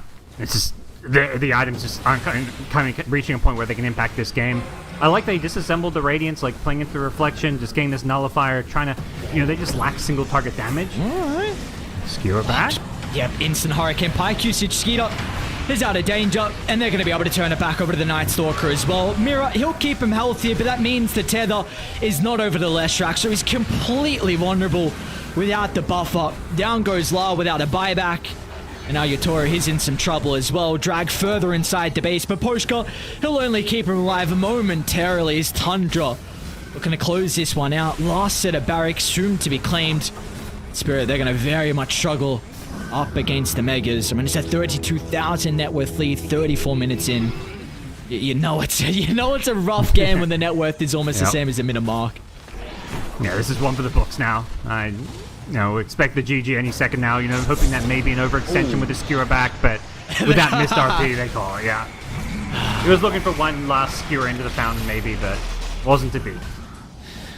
All right, Tundra. Well, they're going to continue with their pretty recent success versus Spirit. Of course, it is just game 1, but over in Dream League in the group stages, Tundra, they were able to 2-0 Spirit. So currently off to a very good start. And this is a unique strategy that I'm not really seeing anyone else run so far. I at least haven't seen Koddle in some of the games today, even in the Dream League playoffs as well. So I wonder if this hero is going to rise in popularity because you have a support with a very good shard that has mobility across the map. So that's going to be really value in this current meta. And it's support that is able to farm incredibly fast, can kind of scale with some utility items. So I wonder if they've got something going here with the Koddle, because Sarksa had a really good game. Yeah. It just buffs up your early game so much when you're, in lane. You've got the Chakra to kind of keep reducing those cooldowns. You've got tons of farming efficiency with all the jungle camps too. Just honestly, a insanely impactful Koddle performance. Probably the MVP of this game. And as for Spirit, yeah, it feels like Tundra's a tough matchup for them. I feel like Spirit shines in playing against these teams that just want to kind of constantly fight and brawl, and that just isn't really Tundra. When they're fighting you, it's because they've got like numbers and they've played the map so efficiently that you're split apart and not ready to fight. So Tundra ended the game with 35 kills. So they got tons of kills and definitely fought this game, but it was never like, that kind of scrappy, constant, like, let's just keep running at each other. It was much more calculated than that, and that's something Spirit, I think, struggle a bit at playing into. Well, for Tundra, off to a good start here in the Berlin Major. Of course, it is only just their first game, but with how dominant game one looked, we'll see if they're going to be able to repeat that in our second game after the break.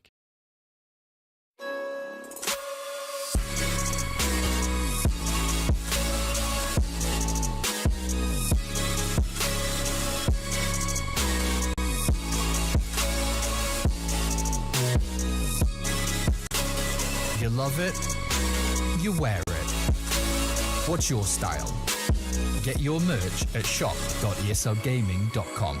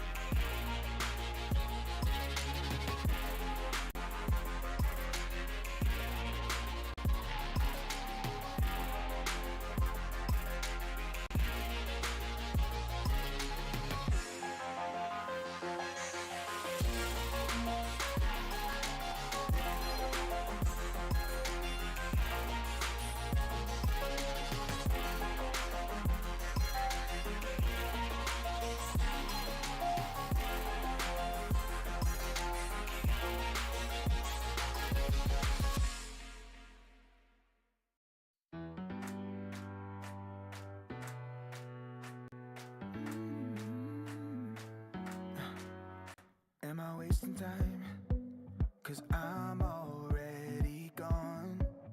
So long, can you stay the night? 'Cause you're the thing I want. I know you're feeling different when you're stressed out, but even with no makeup you still stand out. 'Cause no one makes me feel the way you do now, like you do now. The way that you move your body, you make it look like a hobby. Every time that you touch me, it's electricity. Things we discovered underneath last night's covers. Everything came so easy. It's electricity. Electricity. Whoa. It's electricity. Electricity. It's electricity. When it's late at night, I feel you on my skin. My skin. You're all that's on my mind. It's finally sinking in. You're it. I know you're feeling different when you're stressed out, but even with no makeup you still stand out. 'Cause no one makes me feel the way you do now, like you do now. The way that you move your body, you make it look like a hobby. Every time that you touch me, it's electricity. Things we discovered underneath last night's covers. Everything came so easy. It's electricity. Electricity. It's electricity. Electricity. It's electricity.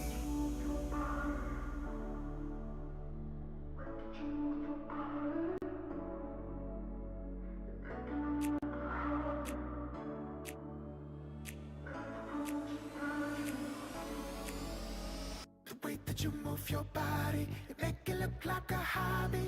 Every time that you touch me, it's electricity. Things we discovered underneath last night's covers. Everything came so easy. It's electricity. Electricity. It's electricity. You move your body. Electricity. You move your body. It's electricity.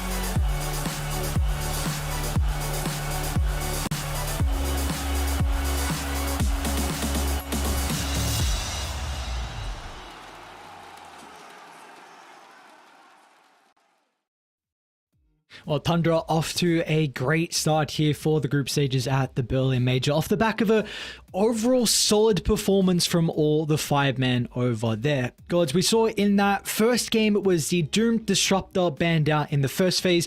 Do there needs to be some consideration maybe for like the 33 Beastmaster, the Saxacotl? Is there anything else that we might need to see maybe replaced in the first phase off the back of that previous game? I think definitely when you're on a new patch, it makes sense to like force your opponents to go something, force them a different direction. Like the Coddle, I think particularly was a big pesk. I think the Beastmaster is the other candidate for getting that ban, but it's hard to say. Teams have had so limited time to kind of, play the new patch that they've got to, quickly adapt. So I think the easiest way to adapt from a loss is just to say, okay, let's ban that hero.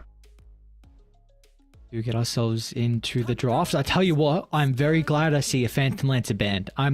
There are some heroes, Parker, I really don't enjoy casting, and I think PL would be very high on the list.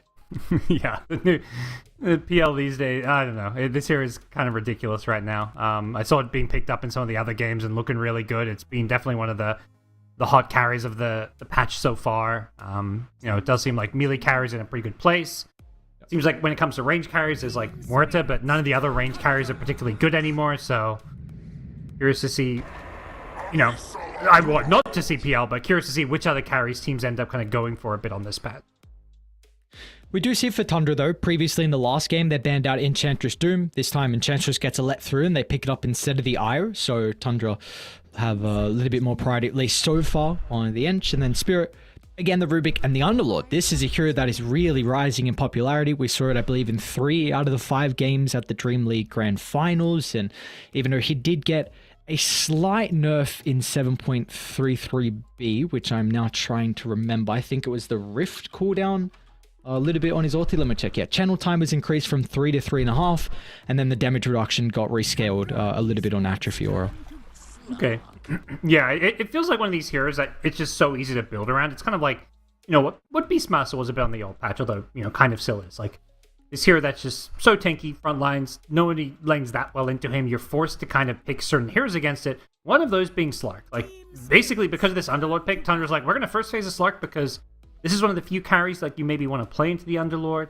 And if we don't pick it now, it's getting banned. And, you want to pick into what you see. Like, you pick a mid, you pick an offlane, you don't know what they're playing into. Pick your carry because you see the lane already. And, it's a tough lane for Slark. The AoE magic spam from Underlord Rubik is not fun to play into. But if you can survive the lane, something I think Skitter's really good at is just like kind of slow rolling these games where, he'll not be having the best lane because he's like playing a greedier carry into a tough matchup, but he doesn't die, he gets enough farm, he hits the jungle, and then he comes out and has a big impact. So these are the kind of heroes and kind of just the playstyle that I feel like he's really good at.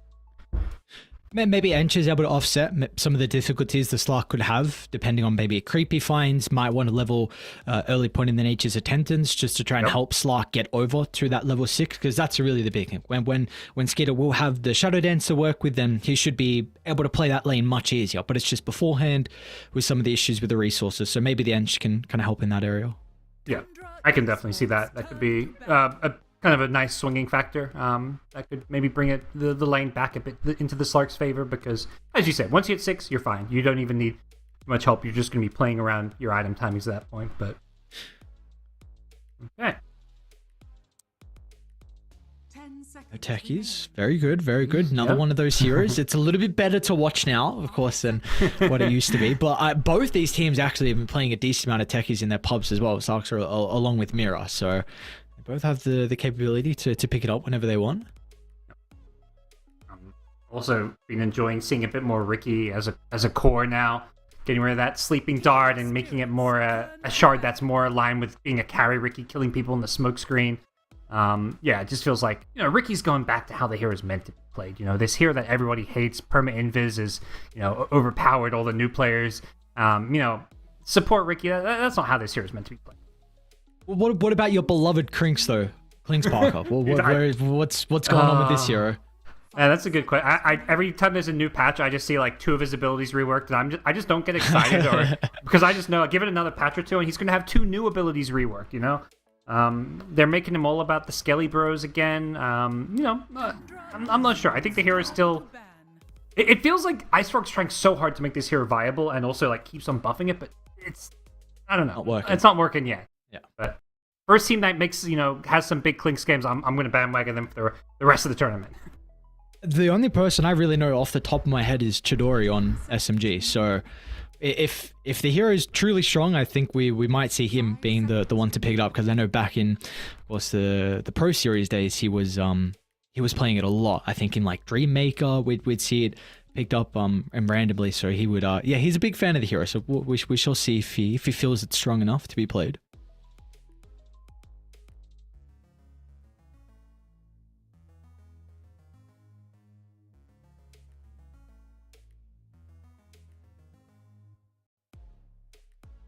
Let's see where they want to continue though with Tundra. Ricky Batrider currently banned out, so Batrider seems like another hero that's in a very interesting position currently. I don't really know what to make of the changes that we saw in 7.33. And his last hero got a really big buff in the cooldown, and then I'm in 7.33B, he just got buffed up as well. So I don't. Seems like someone at Valve really likes the hero. He keeps getting, maybe if he's nerfed too heavily, they buff him back. So I don't know where he's currently situated. I mean, we've seen a lot in Dream League in particular. I mean, he had a great win rate on the Batrider, so I wonder if that's going to be a similar thing over at the Berlin Major.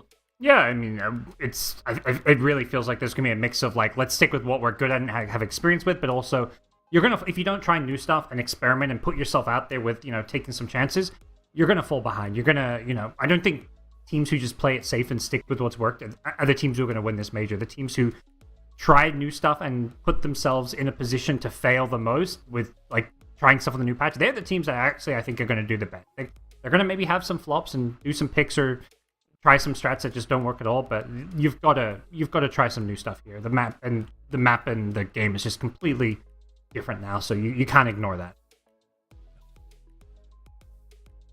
That's where the Fiend Gate's able to break it up a little bit here for Spirit, so we shall see how crafty they're able to get. I think this was an ultimate already at the previous patch that felt very underutilized. We got the Underlord occasionally here and there, and we saw glimpses of how strong the Fiend's Gate could truly be, but now with the map size and with all the auras, of course, Atrophy Aura is an aura build already in general, so I just wonder if we're going to see a little bit more uptime, because he can make some awesome plays. Like, I'm actually a very big fan of the Underlord just to see how crazy teams can get with the Fiend's Gate, because as just a strategy game, I think he's an awesome hero to be able to craft ideas around.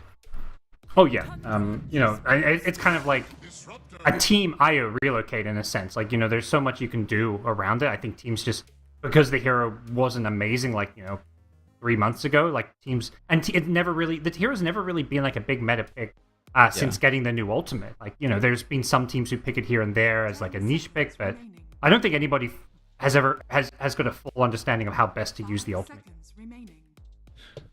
So Spirit, they're going to go back for one of the better supports currently. Definitely was not nerfed enough. This hero is still incredibly strong and has one of the better win rates versus the Slark as well, which is something I heard on the mainstream actually talking about how the win rate skyrocketed for Disruptor versus the Slark. So we do see Tundra respond as well. Alchemist Veno 33, of course, once again has been playing the Alchemist. So I think this is more than likely him that's going to be picking up. Yeah. Alchemist in a kind of this cool place with the Grievel's Greed just being an innate ability now. You can just, for the lane, you don't have to level it, so you get all your laning spells. And this hero, can pack a punch in the lane, some acid, some stuns, and you can combo that with a Venomance, and this hero can be really good. It forces Spirit into picking a Naga, which is a great hero against the Veno. But it is still a lane where I feel like they can pressure the Naga a lot, and until Naga gets those levels up in the illusion and gets some, some good early stats, this lane could be a bit of a tough one for Team Spirit. Got that combos the game goes on as well. The Naga Disruptor. I suppose even Underlord as well can be mentioned too with some of the AoE abilities that he has. So there is a decent team fight advantage that Spirit are currently playing with compared to Tundra. Yeah, some good, song synergy and stuff. It feels like Tundra are just going to be looking to, get that kind of item farm advantage and then just overwhelm Spirit in team fights by just being kind of unkillable. A Crimson Guard against a Naga Siren just makes her damage just kind of pitiful until she gets like super farmed. Slark outside of the Disruptor has a very good game here, I feel, although the Naga matchup is a little bit tough as well. But, you're going to hit this mid-game timing on Slark where it feels like you can just kind of take over the game a bit. So, This time, I mean, the adjustment from Spirit is like, let's not put ourselves on this kind of timer. Let's make sure we have better scaling, and the Naga kind of gives them a way to not feel pressured to just, dominate the early to mid game and win the game from that. So do we feel like Tundra then need a way to address the Naga with their last pick, more than likely their 9 hero? Yeah, I think some kind of just AoE magic damage sounds good to me. Something that can like clear illusions or at least push waves. That's something their draft just kind of lacks. Like Slark and Alk aren't amazing for that. The Alk at least is okay.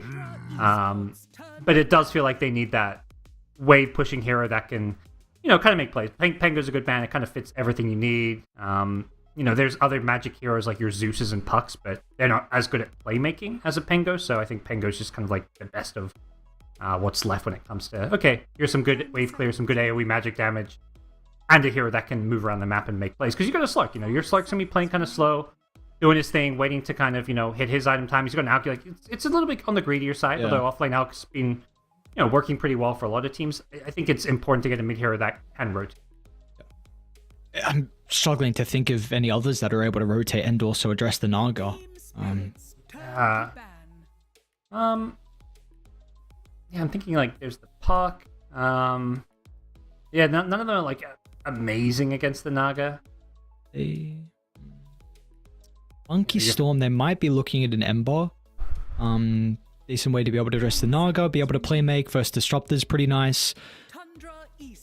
Really, you got a BKB timing. Damn, they are Ursa ban. Interesting. Not not sure how the Ursa fits in, but maybe the Spirit obviously sees something with an Ursa pick being potent here. Maybe something that can play mid lane. Maybe Alchemist goes mid, although it has been 33 mostly playing the Alchemist recently. But we'll see what Tundra have in mind now. Definitely a team that often errs on the side of going greedier, and they get Beastmaster. All right. Oh, still in the pool. Okay, Yeah. crazy. So there's a lot of flex. I do think maybe more than likely it's going to be 9 playing it and going for that Scepter. So we shall see. Yep. I like the idea. We mentioned they need some, some reliable, consistent AoE damage, and Beastmaster I accept it could bring that to the table. Nice buff up as well for the Slark and the Alchemist with the Inner Beast. You've got Vision as well. So it can maybe help make the initiations a little bit nicer. And they're going to get a response out of the Viper though from Team Spirit. So whoever's going mid is not going to have a good time versus the Viper at all. Maybe if it is the Beastmaster, at least he's going to be able to farm stacks very easily inside the jungle. And well, it's actually going to be 9 playing the Alchemist from the mid lane. So let us see how this is going to shape up. But it's definitely a bit of a greedier draw from Tundra. Yeah, this feels like we're going to lose our lanes, but we're going to just farm. Like, get the jungle, farm it up, go late game. Like, yeah, they've got a Naga Siren, but can Naga solo carry this game? I don't think so. Not against Alchemist and Slark. You mentioned the buff up from the Inner Beast as well. Viper's one of these heroes, particularly when in the past and when playing the offlane, it's like you win the lane but lose the game. Like, we've seen time and time again, yeah, you can dominate your lane, but all it takes is a support or two to come gank, or even just in general, the hero kind of falls off, doesn't scale, doesn't do normal offlaner things. Even as a mid, it's the same thing, where it's like you don't exactly scale or do typical mid laner things, you don't rotate that well, you don't really scale that well as a mid lane carry, so the hero does have some serious downside, but the upside is a very big one, that you can just crush and dominate your lane and, win the game off of that. Do we feel like there's a side that we favor a little bit more in this second game draft, or is it a bit too difficult to tell? I'm liking Tundra a bit more. I just think they've gone greedy and they're going to get away with it. I think like Viper and Naga just don't pressure objectives well enough, but I think a lot's going to come down to the Spirit supports. Like, their pressure's on them to, Rubik, Disruptor, both heroes with a ton of catch, a ton of playmaking potential, and you're against a team that wants to be greedy and farm, with Alchemist, with Slark. You're against a Beastmaster who's going to be split pushing. It's like Miposhka is probably the most important hero in this game with his Disruptor, and just generally speaking, like the movements they make around the map to pick people off is going to kind of be how Spirit wins this game, I think. Okay. All eyes on what Maposhka is able to do for Spirit. Of course, they'd love to be able to tie up this series 1-1, being the best of two. Let's see if they're going to be able to do so, though, because, of course, Tundra, again, their last 3 games. I know it's not too many, but Tundra, they are 3-0 in the previous best of two over at Dream League. They're able to beat the boys on Spirit. Let's see if, of course, maybe extra little bit of time on the new patch and to work out some of those kinks is enough for them to be able to claim this tie to start them off in Group B. We definitely have an interesting draft between the two. A little bit of greed from Tundra, and then, for Spirit themselves going for the quirky Viper last pick. But we shall see how we shape up. At least, Parker, we got some new heroes. We got some different heroes from... we've got some old ones from the previous patch, but we've also got some new ones as well. So, I think we're in store for an interesting game. I think so. I'm curious to see how support Veno works. Zuxa playing this is, I think, one of the heroes I'm wondering how it's going to kind of function on the new patch with some of the changes, around the ultimate and stuff. So definitely here I'm a little bit curious about. And then on the dire side, Viper is just, obviously we saw a lot of it on some of the patches not so long ago, but seeing mid Viper is just like such a throwback that I'm not going to complain about seeing a mid Viper. So the support Veno was just played in game 1 of OG versus SMG. Tiger went for Greaves, Vessel, and Scepter. So that is at least the build that Tiger went for in that game. We shall see if we get any difference out of the build for Sarksa this game. Yeah, it feels like a hero you kind of play similar to the offlane Veno, just play a bit greedy, get whatever utility items your team needs. Vessel, I think, is just so amazing on Veno with the damage over time kill threat that it provides in tandem with your spells, so we'd expect to see a Vessel type build here. Especially when you've got offlane Alchemist, like none of your cores. I mean, Beastmaster. Sorry, you've got an offlane Beastmaster. I mean, Beastmaster can go for some of those utility items, but he doesn't go for the Vessel. Yep. Shall see how they're looking to play, and maybe even how many stacks they're wanting to make for 9 as well. If he's going to go for a bit more of your traditional Alchemist build, or if he's going to go a little bit crazy with his item build as well. But definitely, we're expecting 9 to really struggle versus Lyle. Yeah. Yeah, absolutely. Trialing down bottom, by the way. They've got both supports, at least for now. So maybe that's you were speaking about in the draft, that sometimes the Slark is able to have a bit more of a tricky matchup into the Rubik and the Underlord with their spam. So maybe they're just looking to try and offset that early on. Yeah, the early levels for Slark, I think, is just awful. So this is one way to actually kind of make up for it. We'll see how long they kind of stick to this, or if we're going to see the TP top. Yep, there we go. Snake King's like, all right, I'm out. We're done. Let's go top. I can't just leave my Beastmaster alone. But it is the Venomancer laning with the Slark down bottom, and then the Enchantress being up top. So once again, a little interesting swap here with the supports. What do we make of it this time? Yeah, I'm not entirely sure. I think maybe they think like the Ench and the Creeps just maybe aren't that good against the Atrophy Aura or something. Again, like new Veno, support Veno, I'm not fully sure how this hero is going to function, but it does seem pretty good as far as securing a lane for a Slark. Just going to come down to that kind of regen battle.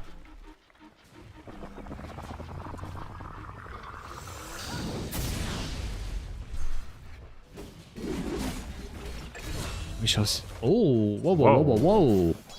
All right, I was tapping over to mid to see how the Alchemist was doing, what they do. All right, Gale with Poison Sting and a pound from Mosquito, so easy first blood onto Mirror down bottom for Tundra, once again off to a good start.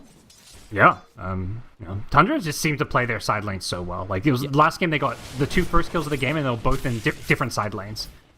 And you can see even up here at top, they're putting a lot of pressure on with the Ancient Beastmaster. They just pick these laning duos and just, they've been just playing so long together as a team and understand how to play the lanes perfectly.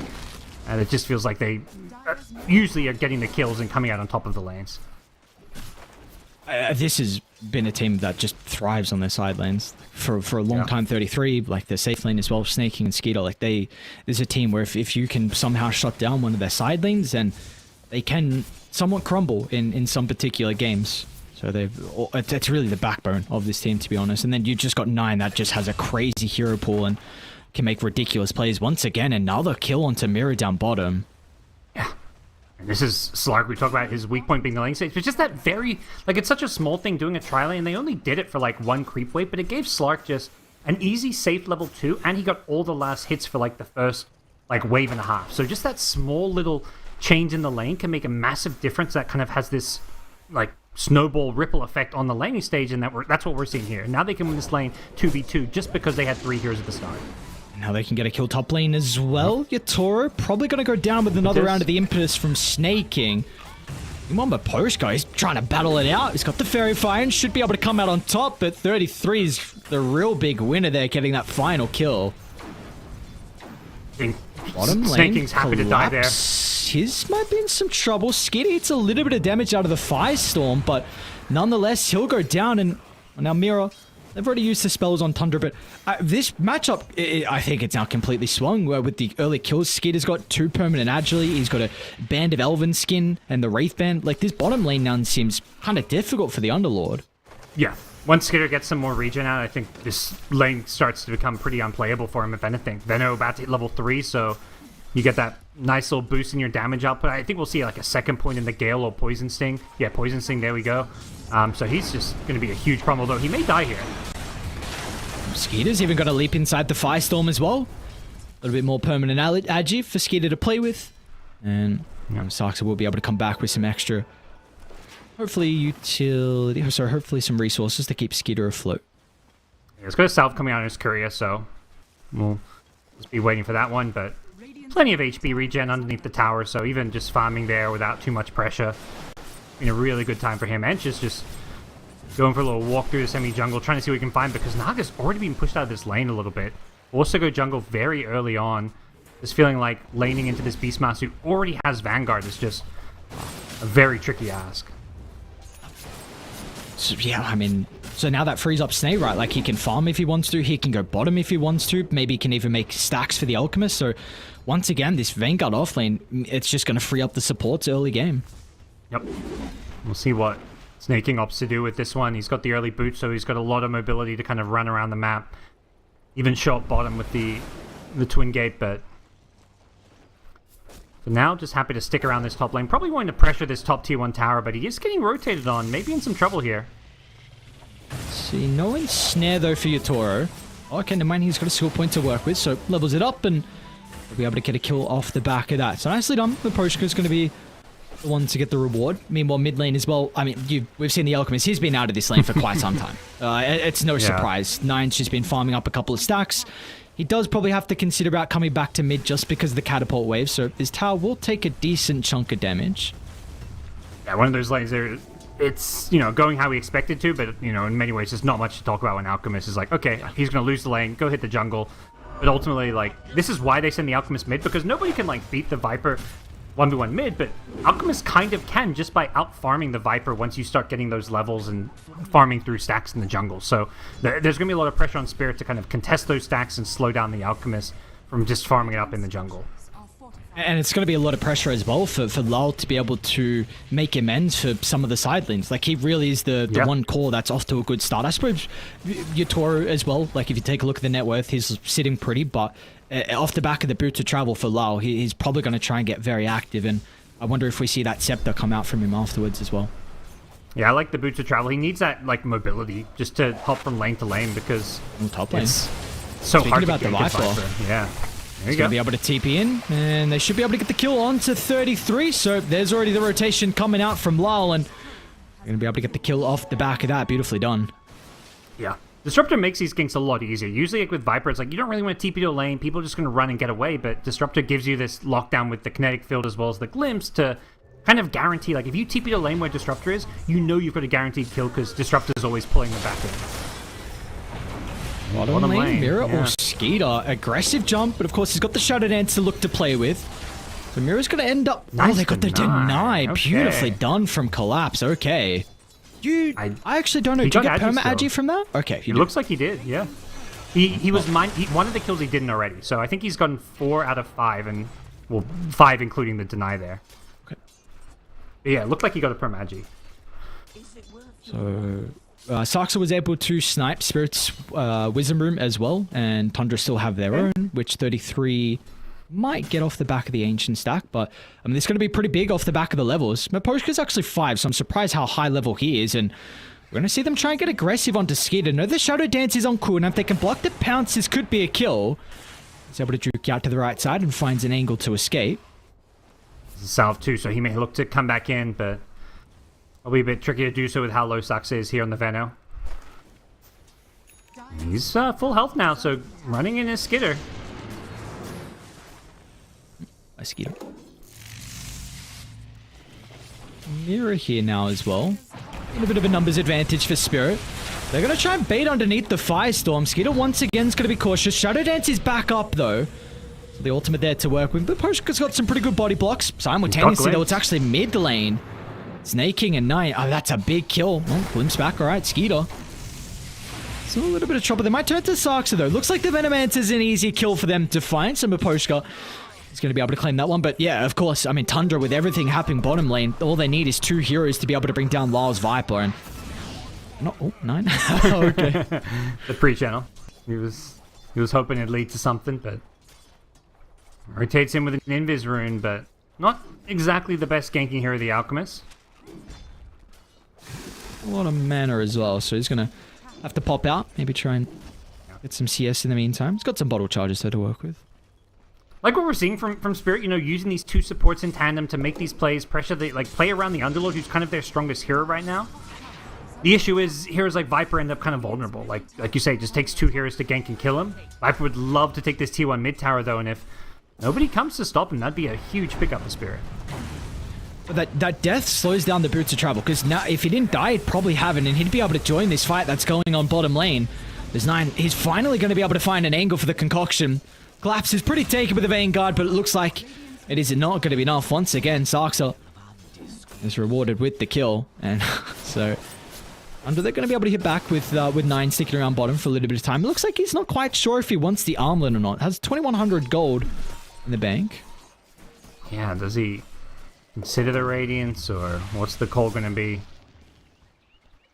T1 mid tower doesn't actually get claimed, does get down very low into deny range, and while prioritizing in that power rune is going to probably come back to finish it off. Yeah, he's got a haste rune now, so yanking and killing the Viper is pretty impossible ask here.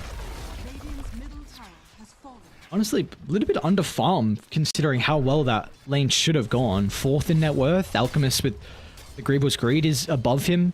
Some of the other cores as well. So maybe he was hoping for a little bit earlier of a bit of travel timing, but I suppose that's the death that is really showcasing in his gold. I think, yeah, the death and the fact, you know, it's Viper. He's maxing poison attack. He doesn't have any ability to farm stacks or neutral camps. Alchemist just, you know, he can lose his lane, but he's going to outfarm Viper. You know, it was only a matter of time. Like, at what point does Alchemist catch up? Usually I'd say it's around, like, 12 to 13 minutes. This time it just happened a little bit sooner. Well, they didn't ping Viper's Korra actually pathing inside the river. They're now going to ping it on Snaking, but it might be a bit too late. Well, is going to be able to catch out 33 inside the tree line. Poshka with that first Static Storm usage as well. So there we go. The great rotation out of Lal to be able to help Yatoru inside his lane troop. It's off to a pretty good start here. They do lose the tower, but regardless, getting pretty close to the Yasha for the Naga. Yep. Naga's the hero they're going to be looking to kind of, you know, scale and try and out-carry the Slark, so to speak, but easier said than done here, yeah. In a lot of agi. And they should be able to get the kill as well off the back of the Noxious play, but Spirit has started to rotate some of the members in, and they'll turn it around. Even though they lose Collapse, they'll get both of Tundra's supports. Nope. Decent punish. The Viper, the Boots of Travel kind of being showcased now. He's got this low cooldown, 40-second cooldown TP anywhere on the map, and this is another item I expect we're going to see a bit more of on the new patch with the bigger map and the kind of higher priority on getting hero kills is these mid laners who maybe get Boots of Travel. Because mid lane can be so far away from the action at times, getting Boots of Travel can really fix a lot of the problems for certain mid laners like Viper. Looks like Tundra are trying to gear up for a defense though. Yep. We've got 9 sweeping in from the left side. Trying to get pretty active early on here for the Alchemist. Concoction's going to be out on Samira. Rubik's still only level 5 compared to Snaking's maxed out impetus. He's got the drums as well, so Snaking's just going to rip them apart. Oh no, this is Enchantress. Scary, scary stuff. And now my Poshka as well. I think they got a glimpse of the Disruptor. Yep. Still hiding out in the tree line.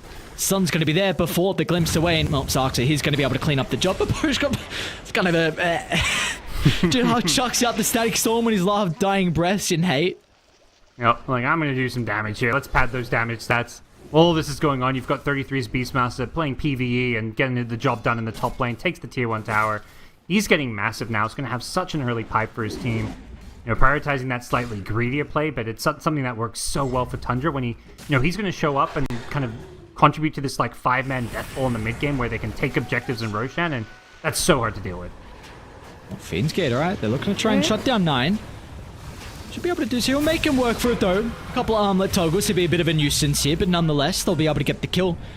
You see, finally, Mira has that level 6 as well, but the Stolen Wisdom Rune was kind of a big issue for his impact in some of the earlier fights, but now he's got that spell to work with, and it looks like Mira as well. This time he's remembered. He's going to make sure Tundra don't steal another Wisdom Rune. He might die for it though. He might even die before the rune spawns. Just trying to turn it back onto Saxa. Even has the Viper trying to TP in as well, so maybe Venomet's a bit off a little bit more than he can shoot. At least they'll be able to get a kill bottom lane here for Spirit. Does force a couple of TPs out though. Yep, but everywhere there's kills, it's always Miposhka and Disrupt. I mentioned he's been in 9 of these 10 kills. He's kind of the guy that has to be there for them to kind of connect and make these plays. And you know, I think so far he's getting the job done, but the question is going to be, can they, you know, scale well enough? Naga top net worth, but has the daunting task of trying to outscale multiple, you know, cores on the Radiant side who can, you know, cause problems, like an Alchemist as well as a Slark, who are going to be looking to outcarry a Naga here. So we kind of had the angle last game that it definitely felt like Tundra would be able to, well, I should say that Spirit were on a timer. With all the cores that Tundra have, is it easier to decide whether this Naga is going to be able to outcarry them as the game goes on, or is it a bit too difficult to tell? I think it's a bit difficult. Like, I would say in general, like, the Naga, like, carry v carry matchup, like, I think Naga gets kind of outscaled and outcarried here, but it's kind of made up for the fact where I feel Spirit just have better team fight. Like, yeah. Naga plus Disruptor, you know, Rubik, Underlord, like, their team fight is just way stronger here, so that can kind of make up for the fact that Naga doesn't have, you know, isn't a hero that specializes in addressing the Slark, kind of struggles maybe even against the Alchemist, and is playing, like, basically, you know, one carry versus 2. Bottom lane, Skeeter. Great timing out of the Shadow Dance, so they're not going to get too much value of the Static Storm, and now Tundra, they're able to react as well, but are they fast enough to keep Skeeter alive? Telekinesis back into the middle. Lyle's trying to lock onto his target, but Skeeter will survive in Spirit, while their members will not. 3 go down once again. It's snaking, pummeling the damage thanks to the impetus, and well, that sole survivor for Spirit inside that fight was collapsed with the use of the Rift, but Skeeter was able to live. Yeah, max impetus with this early drums. 33 shows up. I mentioned how he's, you know, he's kind of been playing solo and getting the job done by himself. It's because he can then suddenly show up to a fight with a pipe. That pipe probably just saves the Slark's life there and allows him to kind of turn that fight, get multiple kills. The Viper boots to travel in just didn't quite have the damage to finish off the Slark by himself because, you know, this damage over time doesn't work. All Slark has to do is get back to Falcon and he starts healing up, so quite a bad situation for Spirit to be in. That's a fight it feels like they really need to be winning.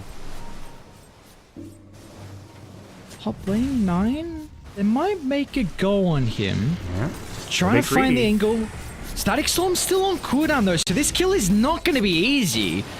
And with how close to the tier 1 tower, the boys are starting to rotate as well, so Spirit, they've got to duck and turn. Yep. Trying to catch him going for that healing lows, but yeah, just no damage you can see there. Nagos, even with a Static Storm, I mean, Static Storm would at least give them a bit more magic damage, but they weren't even close to killing an Alchemist there.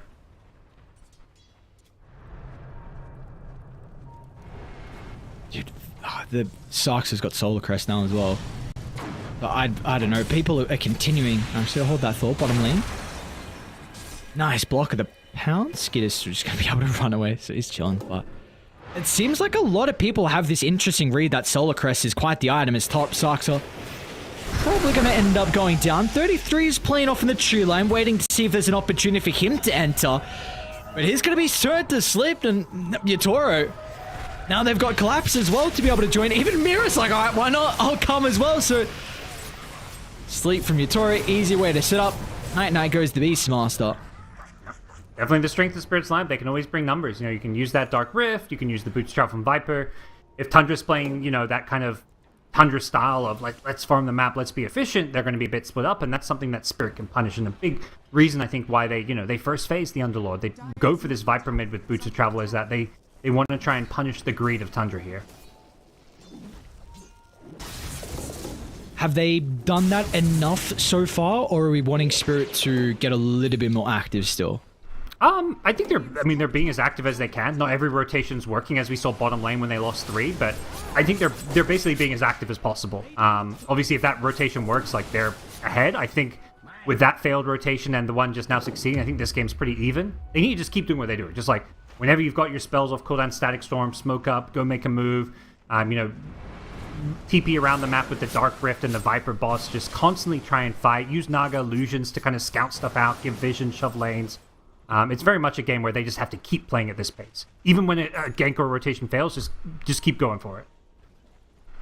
They do have some pretty good vision up top. A couple of boards to play with. That's giving them a lot of information. Maybe they're going to bait Lal at the moment. Poshka's playing behind him, and you have that Fiend's Gate up in 20 seconds to maybe make this attempt. Gearing up for the go, though, Tundra. I'm trying to use the Hawks under the tier 2 tower. Let's see how survivable Lal is. Be off with the Gale. Even Skeet is here as well to take the fight. They're going to try and make the attempt over to the Viper, but I mean, as soon as the Crimson Guard's activated, Tundra, they're going to have to consider otherwise, and even more heroes and Dire. They're starting to move up top. They still get the jump. Skeeter's into the middle, trying to bring down Lal. They should be able to do so successfully, and Skeeter is able to duck up to the northern side as well. Now, Tundra, they're poking from afar. Snaking soon to be out of mana, though. But the Impetus shots continuing to raid down and collapse. The Underlord, he's just going to get blown up from afar once again. Snaking. These goddamn enchanters, dude, does so much damage. Yeah, I mean, we talk about the Inner Beast buffing up the cores, the Alk, and the Slark, but it's the Anchus, kind of becoming this semi-core of sorts. And if I'm Tundra, I'm thinking, let's keep snaking, keep this up, get whatever right-click carry items you want here. Alright. Snake should end up going down, though.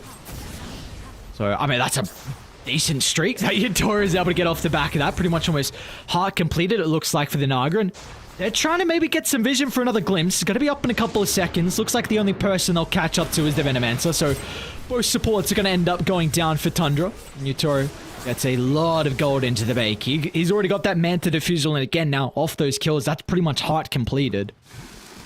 Yeah, the tankiness that he's going to have now with the heart is gonna be something hard to deal with. Not sure there's going to be enough damage to kind of chew through that one, but definitely there'll be attempts to do so. And I think one of the nice things when you've got a Slark, you've got these tanky heroes. You just keep building up essence shards, essence shift stacks. And, the tankier the enemy heroes are, it just means fights are going to last longer. And that's where Slark can kind of really shine. And why I think the Slark is pretty good against Naga in the carry v carry matchup is fights just last a long time. Naga doesn't kill people quickly. So you're going to just be getting a lot of stats. Look like Yutoro once again is going to be able to get pretty active here. So, alright, level 15 here for the Naga.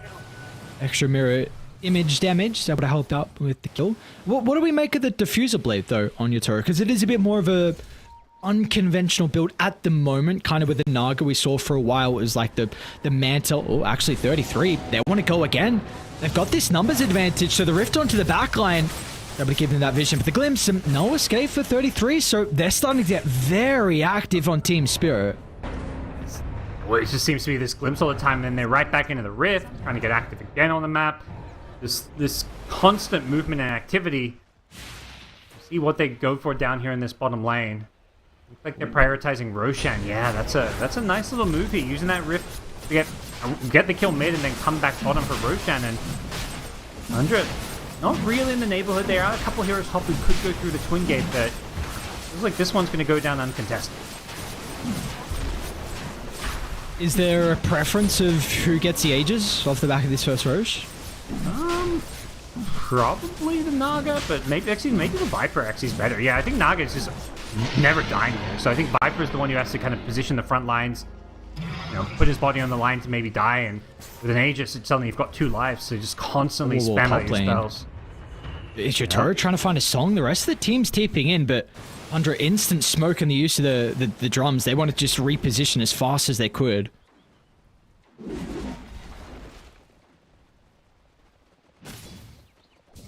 think this is what Spirit need to, is just constantly use this mobility factor of theirs. Use the outposts to TP2 from one side, use the gateway, use the Dark Rift, use the bots, just constantly hunt heroes. Even if it's just like a Naga somewhere looking for kills. But Tundra, I think knowing this, are going to stick together a lot and look to make a play of their own. Unlucky. Oh, they're coming bottom. Hang on a second, they want to fire on Spirit. All of a sudden, look at all the heroes. They're in a little bit of trouble as Mr. Skeeter. Shadow Dance protecting him for the moment, but it's not going to matter. Team Spirit, alright, they're a bit too late to protect the Disruptor, but it did not matter. A big kill onto Skeeter's Slark in the end. Yeah, they just instantly, okay, you Slark, you kill us, we're coming for you. You can't Shadow Dance away. We'll happily pop Song of the Siren to keep up with you. And this AoE magic damage is making this Slark's life really tricky here. You've got the Nether Toxin, you've got the Firestorm, and it just makes life so hard for the Slark to kind of maneuver in these fights when you can't really, you can Shadow Dance, but you're not healing up really during it if you're sitting in all this AoE damage.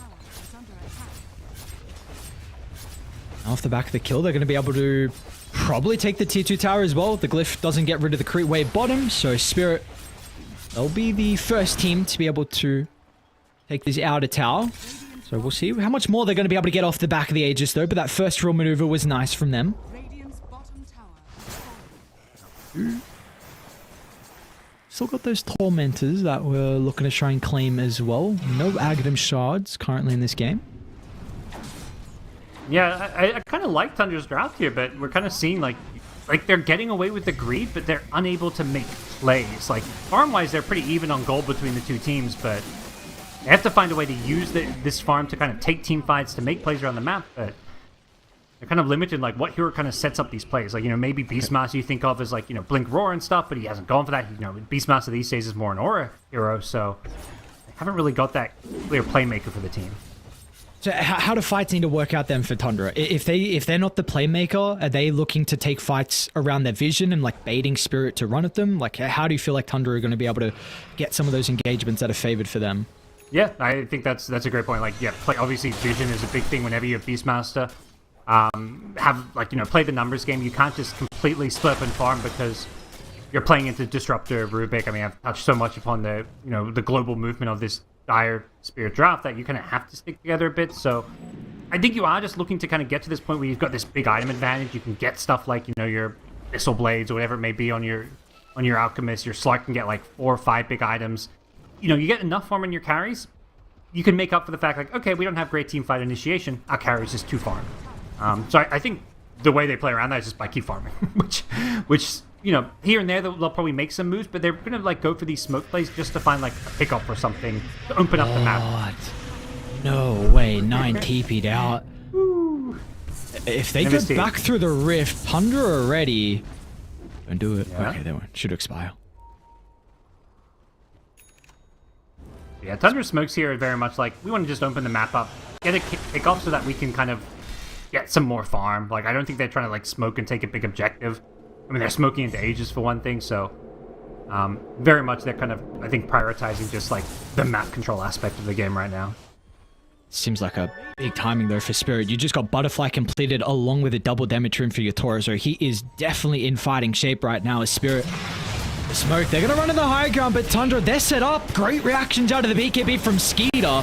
He's gonna be able to stand strong and continue to pummel in the damage onto the Viper. Lar will go down, but of course it's just round 1. Yatoro looking to try and get themselves set up. Song's gonna be able to control them inside the middle, and there's no escape in the kinetic field. Down goes Skeeter, and it looks like Snaking soon will follow him as well.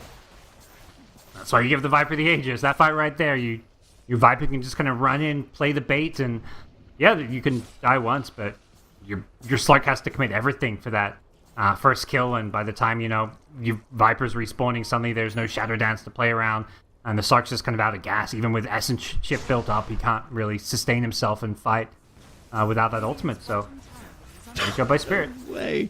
I just watched Mirror Force Staff and Telekinesis along with Bull Whipper Creep just so I can get closer to the tower. So they removed the backdoor protection. Nice. Alright. Little things. And then they just glyph it and the creeps die. Oh. It's a thought that counts. That's thought that counts. This is really the big timing here for Spirit. Again, this Butterfly and Yatoro, they're going to have a lot of issues with dealing with the Naga Siren. So Spirit, they want to try and get as much out of the map as they possibly can currently. Unfortunately, it's not going to be a tier 3 tower. And meanwhile, you still have 9 as well, getting a lot of farm. He actually bought a Scepter. I did not see who he gave it to. Slark, it looks like. Okay. Looks like Skeeter's now playing with the extra bonus, so the double pounce.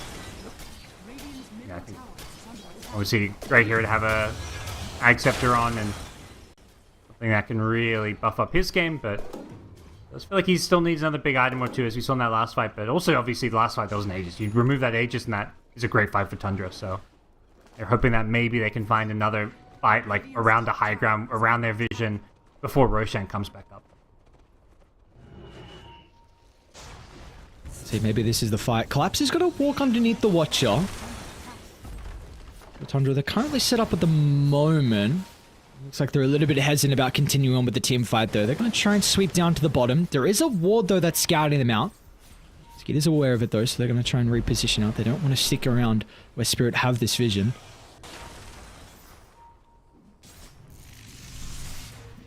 Yeah, a bit of game of cat and mouse. You can see, just looking at the mini-map, the pink illusions just in all 3 lanes right outside that Radiant base.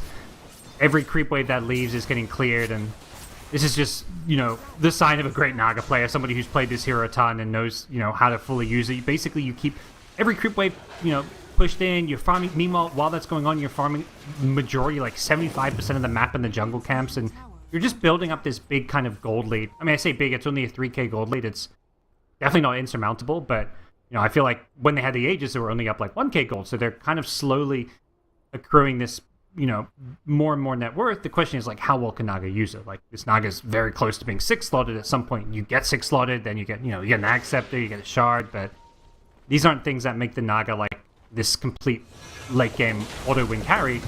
So you kind of, you hit your peak around now. 30 minutes in, you're kind of basically 6 slotted, which is, you know, kind of the Alchemist thing, but what next for Spirit? It really feels like they've got to get this Roche number 2 and get a lane of Braxworth. At least it does feel like there's going to be a little bit of late game security with Miposhka working on the Scepter, and getting involved in with this kill as well is probably going to help out with some gold. There we go. Not too bad. 338 given over to the couple. So, yeah, he's got one more component required for Miposhka until that Scepter's completed, and this is without a Philosopher's Stone as well. So now the Eye of the Vizier late game with that extra cast range is going to feel much nicer for him to be able to position accordingly to find that key ultimate. This is, and I think that's the key thing, is like, you can't, you know, Naga is going to, just by nature of the hero, be forced to take the majority of farm on the map, but wherever possible, give farm to your supports, give it to your Underlord, your Viper. Like, yeah, push out all those lanes with your illusions, but don't, like, if a support's farming like a lane or a jungle camp, just let them, because you're going to max out. You need to give farm to these supports. I mean, it's a stage in Dota, though, where the supports are getting so much gold. Like, it feels weird. Like, take back a couple years, Parker, when, like, there was the classic position 6s, right? And now I'm seeing Disruptor with the lowest hero with 7,200 net worth. He's going to have a couple items. Well, what happened in the days when the 5s had 0 items? I'm not saying that was a good thing. I'm just saying, like, this is a... You know, it's a good day to be a support player now. You get to kind of play late game Dota. Oh yeah, and there's so many items and like bonus of the map that, you know, you're gonna get your Shard. You're gonna maybe even get a free Ag Scepter or something. You get to farm it. There's just so much you can do, and we're seeing more and more, like, being a 5. You have to be a high skill player. You can't just be like these, you know, these old school like Captain 5s who are just kind of ward bots who are great like Dota minds, but some of those players just couldn't keep up and play competitive Dota because you have to be very mechanically skilled as a 5 position these days. Look at this, both sides ready to go for this potential second Roche spawn. Snaking is going to be able to control the Rift, though, so a lot of vision for them to play with inside this team fight. Out of the southern tree line, they're looking to try and hide out. Yutoro's trying to find the opening. They're going to start on the Naga Siren first, forcing out a defensive 4 stuff along with the Song. They're not going to have the damage inside the BKB, so Yutoro will be able to reposition, but that was a lot committed early on for Spirit. Can they go back in afterwards, as it looks like Tundra, they'll just turn their attention over to Collapse, even dropping a Roar to hold them inside the place, but Collapse, he wants to re-enter the team fight, an instant use of the buyback in a Tundra. It's an all-out retreat, but can they cut their losses as Spirit? They've caught up to the Elkis Mirror. He'll drag him back. Nine's going to go down, and in the end, Spirit, what an incredible fight. All they lose is Collapse, and now they'll be able to reap the rewards with that Roche up. Surely they'll even get a +1. It sucks. He couldn't escape. Still hiding inside the tree line, so another member of Tundra will go down. You thought he could hide there. That's one of those things. That's the new map there, because he was like, thought he was tucked away, but he was being pinged and spotted, so you can run, but you can't hide from this Spirit draft. Like, they're going to hunt you down. They're going to catch up to you with Disruptor, with Rubik. Rubik did a great job of keeping Nagasarn alive in that fight, by the way. The defensive telekinesis to pull him out, and just you did so much there. Ooh, okay. Got rooted in the fountain, casual. Yep. The reason that fight was happening down here is, of course, Roshan. Roshan was respawning, and both teams weren't looking to give it away for free. But It's not fast. yeah, Can they fight this? They're coming down. They'll be Yep. -9. they're going for it. It looks like they've got 4 heroes down here. It looks like they may kill it. Yeah, they're going to kill it quick enough, it looks like. As much as 100 do seem to be headed that way. Look at Mira's positioning as well. Get through the ward and kind of acting as this blockade just to potentially give them information if they are smoking down. So that Roche will go for free. Once again, it's going to be given over to Lyle, though. So the Aegis into the hands of the Viper. They still want to take a fight down bottom. Multiple heroes showed mid. Clap's going to be able to reposition off the back of the 4-star, but they're soon to join Yatoro. Song is out. They've got the Aghanim Scepter on the Disruptor. They're going to be able to lay it down as well. Beautiful use of the Rift. I believe that's how Miposhka was able to rejoin them down bottom thanks to Clap's use of the ultimate. They're just doing... I mean, it feels like every fight that happens, like, they start with, like, maybe only 1 or 2 there, and then suddenly there's 5 heroes there. That's the beauty of this draft of theirs, and they're using their movement around the map so well. And I think this prioritization of getting this Aegis for Viper has just panned out amazingly, because Viper can just kind of frontline, take a bunch of damage, dish out a bunch of damage, and all of a sudden they're going high ground here. This Slark late game has been pretty much neutered now because of this Ag Scepter on Disruptor. You're more than happy to commit. You commit multiple ultimates like a sleep into a Sonic Storm to kill Slark, you're happy with that. That's the one hero that can kind of turn this game around. Snaking. They'll be able to glimpse him back inside the Firestorm. Snaking, he'll go down, but he's got to buy back at least. You got to be cautious though, because these cooldowns are coming back up. Song's ready. Miposhka is almost got the Static Storm in 15 as well. So Tundra, you've got to position ever so perfectly for the defense. They're going to try and poke from afar though. They'll start on low. Of course, here's the Aegis carried. You really want to put all your attention to the Viper, and well, that puts 33 out of position. Meanwhile, Skeeter, though, he's trying to hunt the backline. An early use of the BKB. He wants to take away the Static Storm threat, but he just doesn't have the damage by himself. And now with the BKB expiring, there is going to be no escape for Skeeter. The rest of the team, they want to fondle the area. Finally, 9. All right, hang on. Okay. Look at the damage for the Alchemist. Finally, 9. Starting to get the right clicks going. It's collapsed. Forced out to the left side, but the Cheese going to be eaten with the Underlord. A fresh health pool to be able to work with. They're going to hold him in place with the Roar as well, but they're not addressing Lal and Yatoro. So both the cores, they're starting to hit back as Tundra need to retreat. They're going to Delta split away as Saxa. They'll stop his TP just short. Yatoro's going to be there up on the higher ground. That's 2 down without a buyback. And Spirit, they should be able to get some objectives now off the back of this fight. Yeah, they did use a buyback or 2, but they've got the numbers now. Everybody is fully healthy, and you just can't come into a fight now with, you know, without numbers against a Disruptor who's going to pick you off there. Good job killing the Disruptor to give them a chance that fight. That's such a key target for them, but they're just getting picked off now 1 by 1. And Spirit just using their buybacks here in the late game well, as well as just fighting around the Aegis. And, you know, there's this kind of farm and Aegis advantage that just gets so hard to kind of overcome once you kind of hit these late game points. And as a result, Spirit get multiple lanes of racks. They can't get the Mega Creeps. It's still a tier 2 tower top, but I'll more than happily just kind of slow things down and, you know, reset, rinse, repeat. Let these heroes respawn, maybe even wait for some of these buybacks to come back into play. No need to risk things too much, although I just see an opening top. Hello? It's read from Viper. Laurel, he saw this coming. They're looking to punish now. Oh, Skeeter. They're actually going to continue to jump and try to get them close to 33. And the telekinesis on forward. I hear a BKB off for the right side. Yep. Skeeter. No, he should be able to get the kill, but can he escape? Oh, I don't think he's got is he not damage. even going to get the kill? Oh, Skeeter, not like Shard this. now.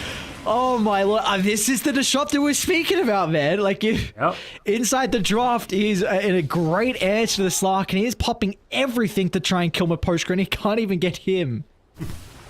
33's going to be a little bit careful up here. He's going to get spotted in a second, but CIS teams and the Disruptor, they love this hero, Ares. Never better duo for for the boys over there. They played at such an incredible level, and it seems like Spirit, yeah, they've done it. G's are going to get dropped, so our first series of Group B, and for these two teams in particular, is going to go the way of a tie. It was a very dominant game, one from Tundra, but Team Spirit, well, they proved that they can play just as dominant as well. Yeah, great to see them bounce back. I feel like my takeaway from a game like this is just how valuable having kind of global mobility around the map can be, like Dark Rip, Boots of Travel.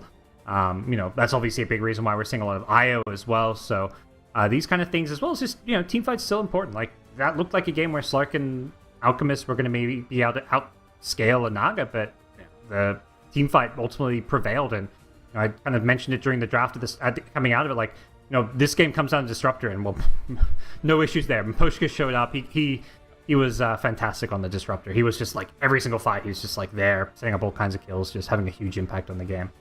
Yeah, that he was. It's going to be exciting to see what Spirit are able to pull out in their upcoming games as well, considering this was a much better Game 2 showing for them. It's unfortunate that we get some games that are very one-sided. I mean, the first 20 minutes or so wasn't too one-sided, but we saw a couple of fights in this game just completely turned around for Team Spirit. So they've got to be pretty happy. I mean, 1-1 against Tundra, that's a decent start.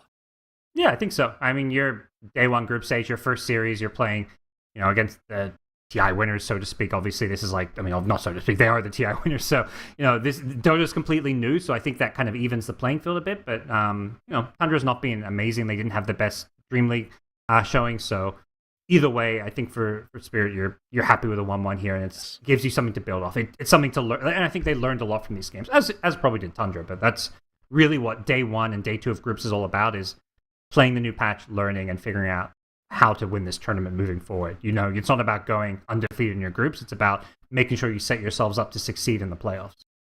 Yeah, and let's see if Spirit are going to be able to do that as well, because their next opponent, it's a very difficult one as well in Shopify Rebellion. Of course, we just saw how they're able to shape up over in Dream League. I don't know how their series went against IG. I know Game 1 went their way. I'm not sure about Game 2, but regardless, that is another very difficult opponent, and that's who they're going to be versing after the break. So we'll see what we have in store for us around the corner.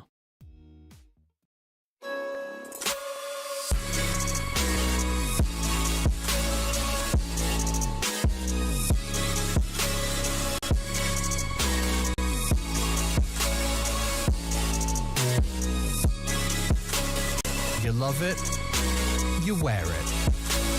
What's your style? Get your merch at shop.eslgaming.com.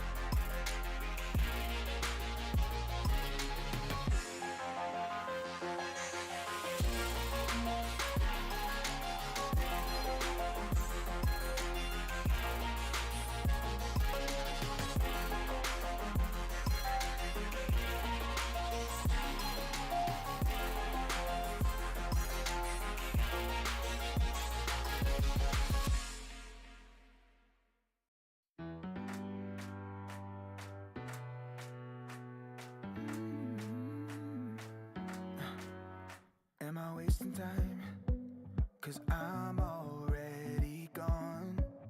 So long, can you stay the night? 'Cause you're the thing I want. I know you're feeling different when you're stressed out, but even with no makeup you still stand out. 'Cause no one makes me feel the way you do now, like you do now. The way that you move your body, you make it look like a hobby. Every time that you touch me, it's electricity. Things we discovered underneath last night's covers. Everything came so easy. It's electricity. Electricity. Whoa. It's electricity. Electricity. It's electricity. When it's late at night, I feel you on my skin. My skin, you're all that's on my mind. It's finally sinking in. You're it. I know you're feeling different when you're stressed out, but even with no makeup you still stand out. 'Cause no one makes me feel the way you do now, like you do now. The way that you move your body, you make it look like a hobby. Every time that you touch me, it's electricity. Things we discovered underneath last night's covers. Everything came so easy. It's electricity. Electricity. It's electricity. Electricity. It's electricity.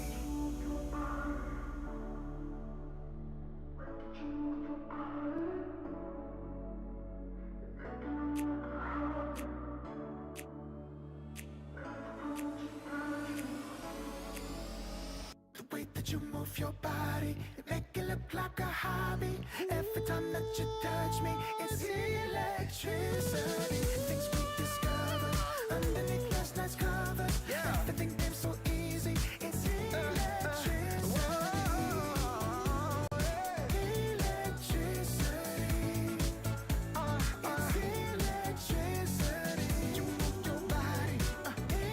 Electricity. You move your body. It's electricity.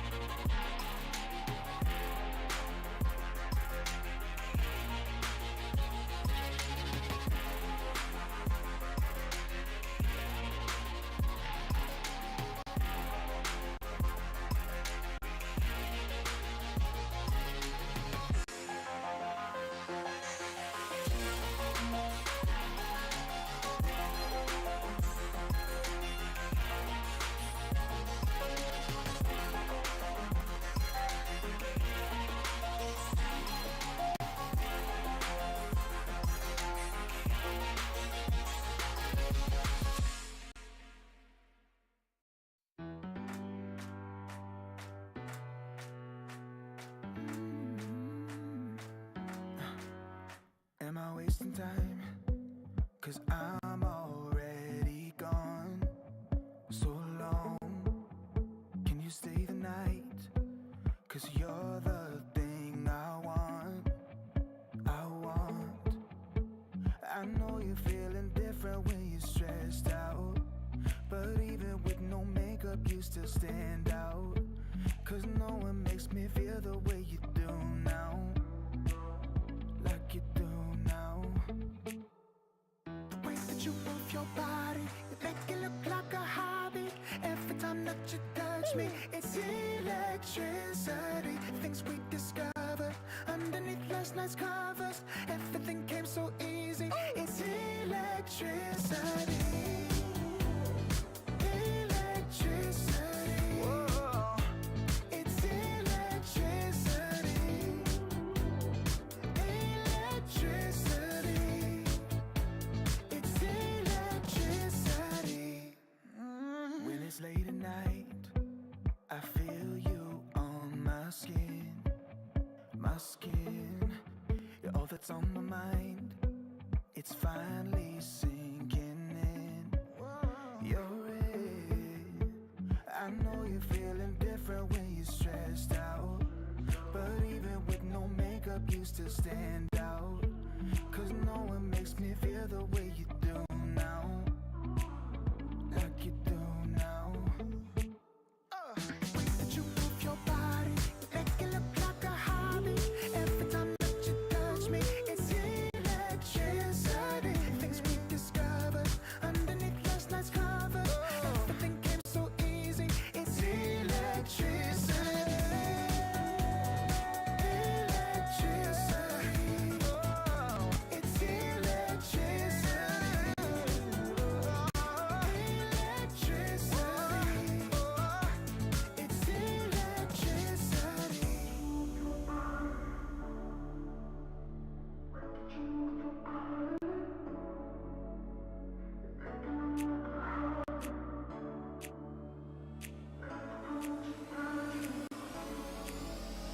The way that you move your body, you make it look like a hobby. Every time that you touch me, it's electricity. Things we discovered underneath last night's covers. Everything came so easy. It's electricity. Electricity. It's electricity. You move your body. Electricity. You move your body. It's electricity.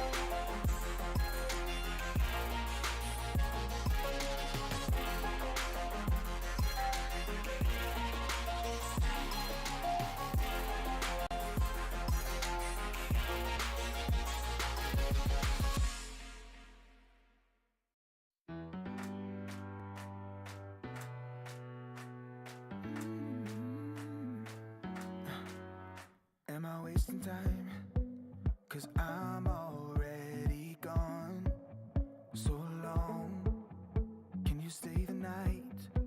'Cause you're the thing I want. I know you're feeling different when you're stressed out, but even with no makeup you still stand out. 'Cause no one makes me feel the way you do now, like you do now. The way that you move your body, you make it look like a hobby.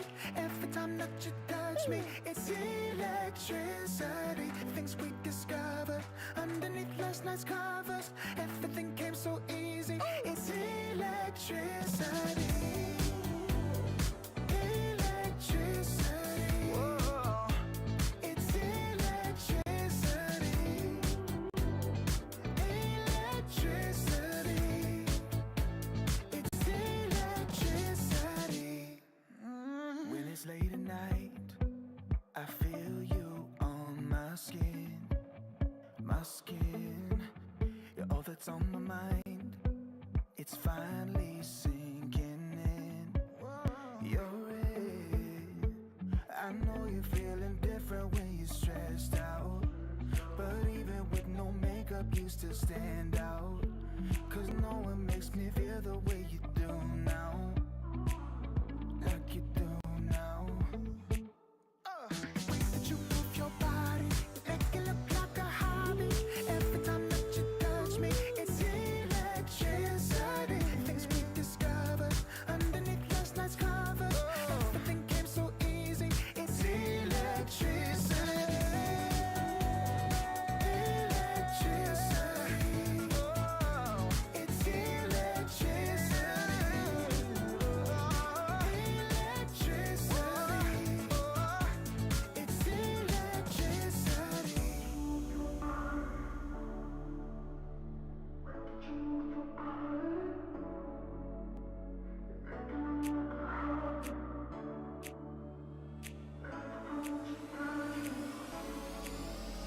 The way that you move your body, you make it look like a hobby. Every time that you touch me, it's electricity. Things we discovered underneath last night's covers. Everything came so easy. It's electricity. Electricity. It's electricity. You move your body. Electricity. You move your body. It's electricity.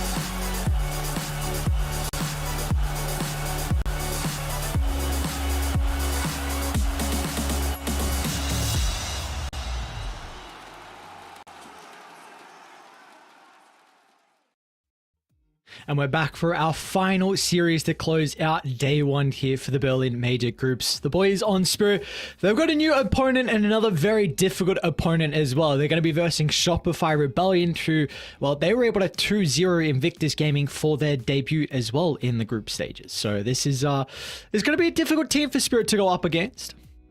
Yeah, this feels like a first, test for Shopify. As for Spirit, they kind of had a trial by fire, taking on Tundra in their opener, who to me, could easily be a top 3, top 4 team at this tournament. One of the teams who I could see really taking advantage of a new patch. But yeah, this is a hype series. Shopify Rebellion, XCG, they've kind of been the team repping the NA banner for quite some time, and obviously Team Spirit, the front runners when it comes to Eastern Europe as far as being the big name, the TI champions. So it feels like these are the big names from these two big regions kind of going head to head here in the group stage. Yeah, it's early on in Group B, but let's take a look at the standings and how it's all shaping up after their first series. OG and Shopify off to a very good start here on top. And then looks like some of the other teams that have been 2-0, of course, their opponents, SMG and IG in particular, down bottom. And then a couple of ties in the middle. Yeah, no big surprise. I mean, I think it's hard to be surprised after just, 4 best of 2s or something. Unless, like one of the underdogs, like an SMG somehow like 2-0'd. I think, there are a few teams who I think are clear underdogs. SMG being one, IG being another. But, so far I think going mostly as expected. And, obviously this is early days. So much can change, often, whether it's TI majors, whatever, how things look at the end of day one in group stage radically changes by the end of the group stage. And for Shopify, of course, we saw Spirit and Tundra on this team, on this stream, I should say, but for Shopify, we didn't get to see them battle out. So just a little bit about these boys. Their game 1 versus IG, very dominant. I'm pretty sure I saw it was Arbed like 20 plus kills on the Storm Spirit. Game 2 was a bit rocky though. There was some back and forth. There was some rapiers getting dropped on the deck. IG almost able to throw them in the end, but just the backdoor protection was enough to keep Shopify in the game and allow RTZ to respawn and have one last defense. And then in the end, they were still able to close out that game. So that was a roller coaster of a game 2 for Shopify. They were still able to take it though. So I hope we get a roller coaster here, because at least our games in particular, Parker, both game 1 and game 2, they were very dominant for Tundra and then for Spirit. So I hope we get an even matchup. Yeah, we touched upon it a bit in the last series. So far, I think just in general, this patch has had more stomps as teams figure things out. But yeah, I think these two teams are evenly matched, but just because two teams are evenly matched doesn't guarantee close games. When teams are playing at such a high level, they can turn a small advantage into a big one so well that, often, particularly in a new patch, a team gets ahead, they're not going to, give away that lead. So let's see what we have in store for us. Both teams are very, very much the IO spammers, and see Spirit going to give that one some respect. Kind of intrigued that Shopify actually banned up the Rubik. Was not something that we saw have a lot of impact in the prior series. I felt like game 1, we didn't feel it on the poster. Game 2, Mirror had a decent game, but it wasn't really the main reason of why I think they took that game. So kind of interesting that they're banning out the Rubik there.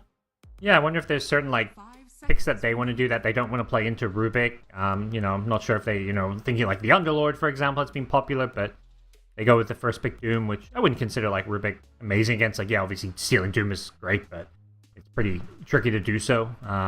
So a bit unclear why they're necessarily banning Rubik, but I think it's going to leave the core pool wide open for support bans. The big 3 and the IH and the Enchantress. I guess Rubik makes it a big 4, and we'll see what Spirit opt to do here. Usually, you're picking definitely at least one support here, maybe even double support. You don't want to pick cores. That can be countered here in the first phase when you have second pick. So I think banning supports when you have first pick is usually pretty strong, just because your opponents want to pick supports in the first phase. So I feel like there's a couple of routes Spirit can go down. Maybe they're considering, I think something that's popping up right now is like Pugna Storm. I think the Beastmaster could be something that is also considered in the first phase as well for Spirit. That's another offlaner that has a lot of value at the moment, but a support we don't see too often right now is the Shadow Demon. Is there any is this just a nice answer to the Doom in particular, to being able to reset inside some of the team fights? What are they? It's very early on, but what do you make of the Shadow Demon? Yeah, I wouldn't consider it a Doom counter by any means, but I think it is a strong hero.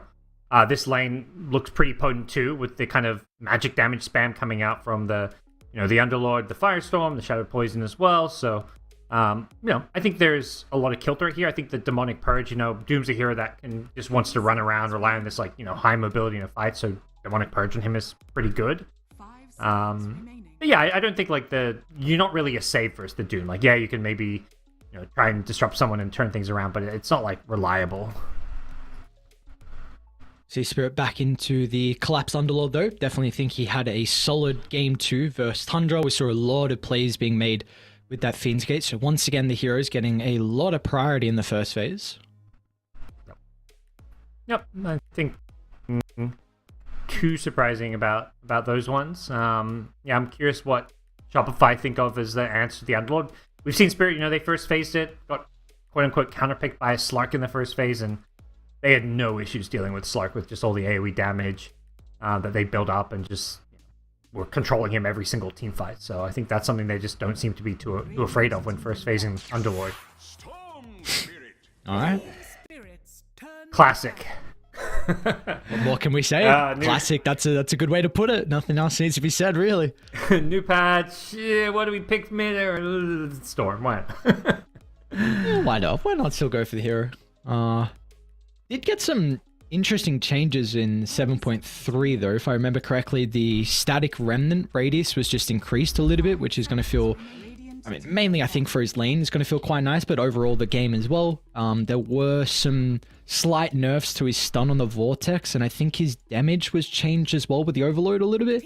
Yeah, got rescaled. It's higher now with that. So nothing too crazy, but it still looks like, from what are the games I've seen so far in day 1, Storm's been paired with a steroid. The Pugna I've seen a lot, the IO of course as well. So I wonder if Shopify, of course they don't have the IO. I don't know if they're really a Pugna team though. Yeah, I think the value of the Storm this patch is something I kind of maybe harped on a bit last series, is just the global mobility. The map is bigger. There's a bigger emphasis on just fighting and playing around all these new objectives, and Storm is this hero that has a ton of mobility to get to these fights. He can be farming one place then show up somewhere else. Utilizes just resetting fights really well too. So I think just generally the changes to the map and just the playstyle around various objectives really favors Storm right now. You probably say it's one of the better spirits overall to catch the Shadow Demon as well. Sometimes the Ember and the Void Spirit can have some difficulties with the Purge, so yeah. You've now got this. You've got 2 heroes now that are able to catch out the Shadow Demon, so a lot of it's going to come down to the vision and if you can see Mirror inside some of the fights. Yeah, I think that's a good point. Shadow Demon has no tools that really help against the Storm.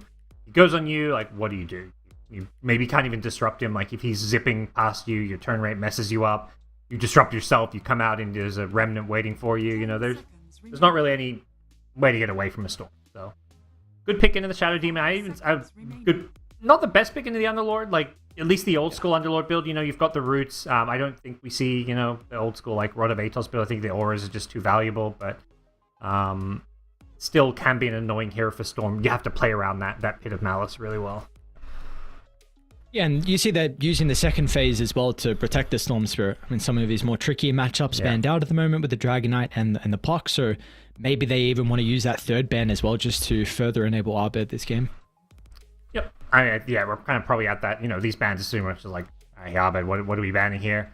I don't think there's too much you feel like you have to ban after picking the Doom, but they're also probably thinking maybe if there's a specific carry they want to play into the Underlord, maybe they want to ban to protect that as well. If you want to pick a Slark, maybe you're thinking okay, we need to ban the Bloodseekers, although that could very quickly tip your hand as far as what you want to be picking here. And then you take a look at Spirit's ban and you see Spirit Sky, so a couple of extra supports getting banned out, a little bit of priority on kind of towards crit hero pool in particular, just a lot more of the extra damage fought with the Storm Spirit inside the fights. Yeah, it does feel like Shopify's draft lacks a bit of damage right now. Storm is not bad, but with Storm Doom, there's some good catch, some good kind of team fight potential, but you need just to be able to dish out damage, and that's usually the crit thing. He's playmaking, he's playing these either range 4s who dish out tons of damage, these Earth Spirits who just roll in and wreak havoc, so obviously, he is the Earth Spirit player. He's a complete specialist on this hero, so no surprises to see that banned by Spirit when they're going up against crit. Yeah, I wonder how much this hero is going to get picked even more now with the changes, whether it's a big enough buff for him to be a lot more viable. I definitely feel like the Boulder Smash change with extra damage on creeps is going to feel nice, because that was kind of the big concern with the Earth Spirit, with if you were able to keep up in farm or not. So I know I think it was actually Crit on one of his streams suggested like the Ag Shard for the Earth Spirit, you change it to like you get the Ember effect where the remnants have AoE damage. That was his suggestion to try and make the hero a little bit more viable. Yeah, just to like you say, give the hero some way to like more easily clear out these waves, and you're getting some farm. It's like what we saw out of, like, for example, a call. Like, these are hero, like Earth Spirit's a hero that uses items really well, has some great late game item pickups. Obviously the Ag Scepter, for example, but there's tons of other utility items you want to try and farm on Earth Spirit. You don't want to be this late game or that just doesn't, like, the Spirit Breaker type thing where it's like, oh, I'm just running around ganking and now I have no farm because my hero doesn't really farm that well. Oh, Spirit though, 15th, they're going to pick up the Shadow Fiend pretty early on here for Yatoro, Yeah. maybe protecting as well with the Moeta getting banned out. I feel like I see a lot of SF with Underlord. Like, teams seem to like this pairing, at least on the old patch too. I haven't seen enough games on the new patch to really say what the combos are yet, but they seem to just be heroes that work well in tandem. Range carry to go with the the tanky frontliner, and oh boy, techies, let's go. That's a fun hero. That's a lot of damage.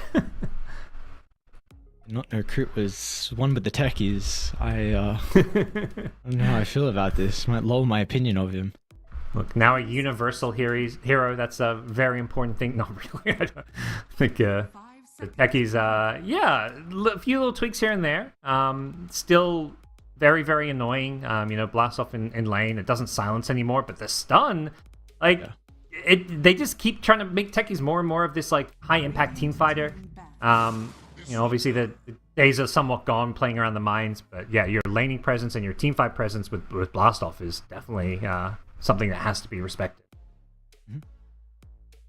Again, it's another game as well, Parker, where both sides have used a lot of their reserve time. And we're now at the last phase, and Shopify, they got 23 seconds, Spirit got 11 seconds, so both sides are really working for these picks and trying to discover what's required for them. Of course, Spirit, though, going for the Disruptor at the 18. How do we feel about their support duo at the moment with the Shadow Demon and Disruptor? Do we feel like there's any weaknesses between the two, or do they cover each other nicely?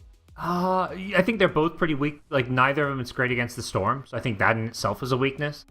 I think they cover I think Disruptor gives you catch, Shadow Demon gives you a bit of save, so I think they both kind of excel slightly in different areas.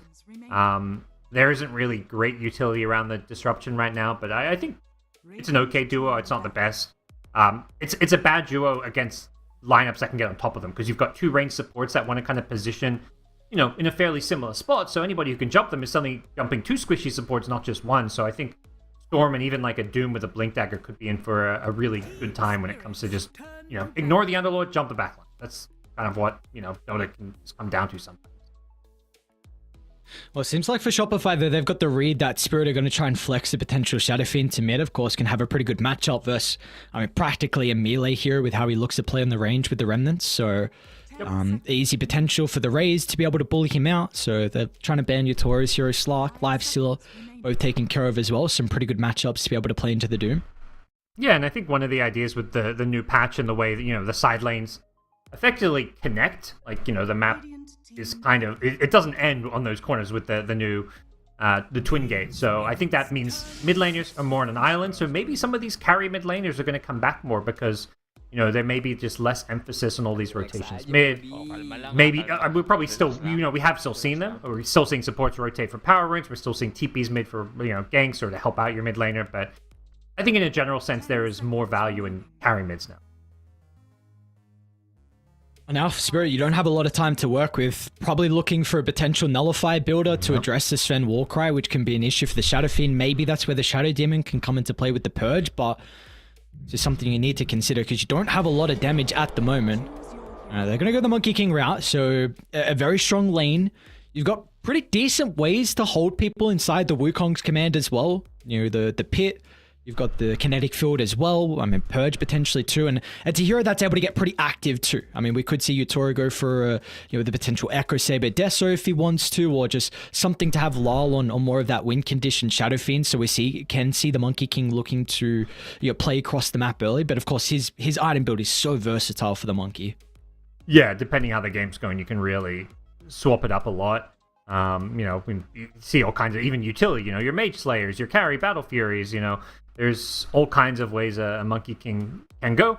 Whether or not, I don't think it's the Monkey King's job to try and outcarry this Sven per se. I think you've got the SF for that. I think you're looking to be a bit more active, set up, maybe use your Boundless Strike to set up kills on Storm, like Boundless Strike into Static Storm, for example, those kind of moves. And just, play a bit more active. I feel like we're in store for a pretty action-packed game, though. Like, you take a look at both the side lanes in particular, Monkey Disruptor versus the Doom and Techies. That's a lot of damage between those four. Shopify, their safe lane, Crystal Maid and Sven, like, they can deal a decent amount of damage early on, maybe depending on some Stormhammer levels from Arteezy. So I think overall we're in store for a lot of kills early on between the two teams. Then maybe it might be a bit more of a farm fest between the Shadow Fiend and the Storm. There's potential, kill potential, outplay potential, but I think we're in store for a pretty good game here. Yeah, definitely side lanes where there's a lot of kill threat, a lot of aggression, potential for aggression. I think Shopify will look to follow up like an aggressive laning stage with a more passive mid game. You've got Sven, you've got Doom, you've got Storm. There's a lot of heroes that want to take advantage of all these neutral creeps, that exist now and just, farm it up a bit. But that's something Spirit can maybe try and pressure. They've got Monkey King who can hop around, get vision, maybe set up kills. But you also have Monkey King who can, try and match that farm. So I'm curious to see how Spirit play this when it comes to the Monkey King specifically. Okay. And with speaking about the Monkey King specifically as well, like, do we feel like he was the 24th pick they needed to get an edge in this game one? Do we like the last pick from them? I think it's okay. It doesn't feel like it gave them an edge or an advantage. I slightly prefer Shopify's draft, but it's so hard to evaluate drafts, on a new patch and to truly understand how some of these drafts work. But I don't think it was like some. Oh yeah, they just picked Monkey King and he's gonna have the game. Surely not. We wanted to spend all Arteezy. Oh, that's funny. They say yes. It's always funny. I see him say yes, but is that mind games? I don't think I've seen that actually. Someone say that. A lot of respect between these two carries in particular. Of course, Arteezy and Utoro, some of the best out there. Yeah, definitely. Was looking at the carry pool before they picked Monkey. I was like, I don't see anything that stands out as being, amazing here. Then would be a good option into the Doom if they had the opportunity just to hear once you got your stuff off, you get Doom. It doesn't really matter. You're just in people. We'll say overall though, Monkey, if he can play around with the Wukongs, it's going to be a great way to be able to reset away from Doom. It's just able to cover the retreat. You've kind of got some other heroes that are able to do so as well. Shadow Fiend's one of the few carries that doesn't particularly mind about being doomed, depending on the items he does have. So we'll see what Saberlight's able to do. I mean, this is one of the best offlaners right now. Vanguard is an incredible build-up for him as... So hold that thought. What's going on in the river? Crit? They got the glimpse back before he got the blast off. So it looks like we will have our first blood picked up pretty early on here for Team Spirit. And it's going to be Bamboshka that finds a reward. Yeah, great little pick off. Didn't even need his little blood grenade. I love the addition to blood grenade. Seeing all these supports inside lanes pick up this item. It's a fun little item. It seems incredibly strong right now. It just does so much damage. For how much gold you spend on it, it gives you a little bit of health as well. And actually, once again, we got another tri-lane potentially. Okay, never mind. He's rifted now. I thought he was going to stick around. Dead, though.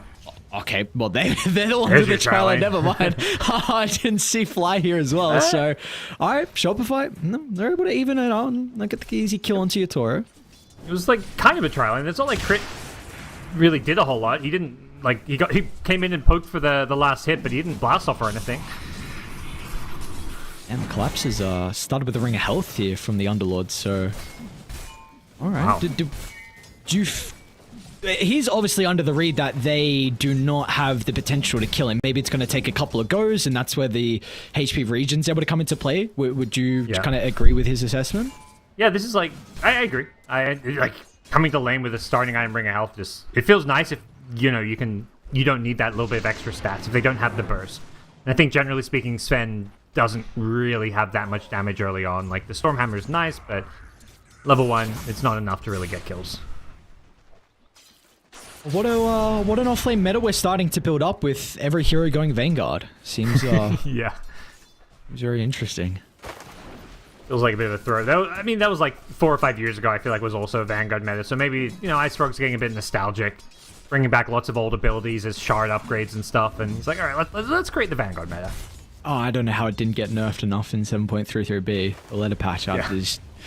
I mean, even just in general, 7.33, because we were seeing towards the end of the last patch that this item was really starting to get very popular. So it's nice because it's going to help protect you against a lot of the rotations from the twin gates. It can enable the supports again to rotate. Like, that's something we harped on a lot in that previous series. So we'll see how active the supports are going to be able to get with their offlaners being pretty self-sufficient. Yeah. It just disassembles into so many nice things, or if you want like the Crimson Guard, you can get it. It's such a versatile item. Well, does mean, you know, Collapse is going to have a pretty free offlane once he picks that one up. But at the same time, not a whole lot they can do to really stop RTZ from getting his farm in this lane. Okay, more top lane, bit of back and forth, but Poshka might actually be in some trouble though. And the Shrak's going to be able to hold them down. Yatoro's getting a decent amount of damage into Saberlight. They still got some Jingus to work with as well, and as a result, Yatoro should be able to easily bring down the Doom, so nicely done. I'm going to be able to get back here with that previous death. Yeah, great little bait. Really nice boundless strike, just, you know, placing it where he knew the Doom was going to be walking, saving his Disruptor, setting up the kill. Just great execution there from Team Spirit. Get the Lotus, my friend. Nice. Nice. With the kill heavy lane that we might have top, and that extra little bit of health and mana could definitely pay off. And oh yeah, the Lotuses are a really fun addition to these side lanes, because especially if you really want to fight over them. Whoa, Fly's up top as well. They might not even need him for the kill, but Poshka, well, Fly will yoink it, why not?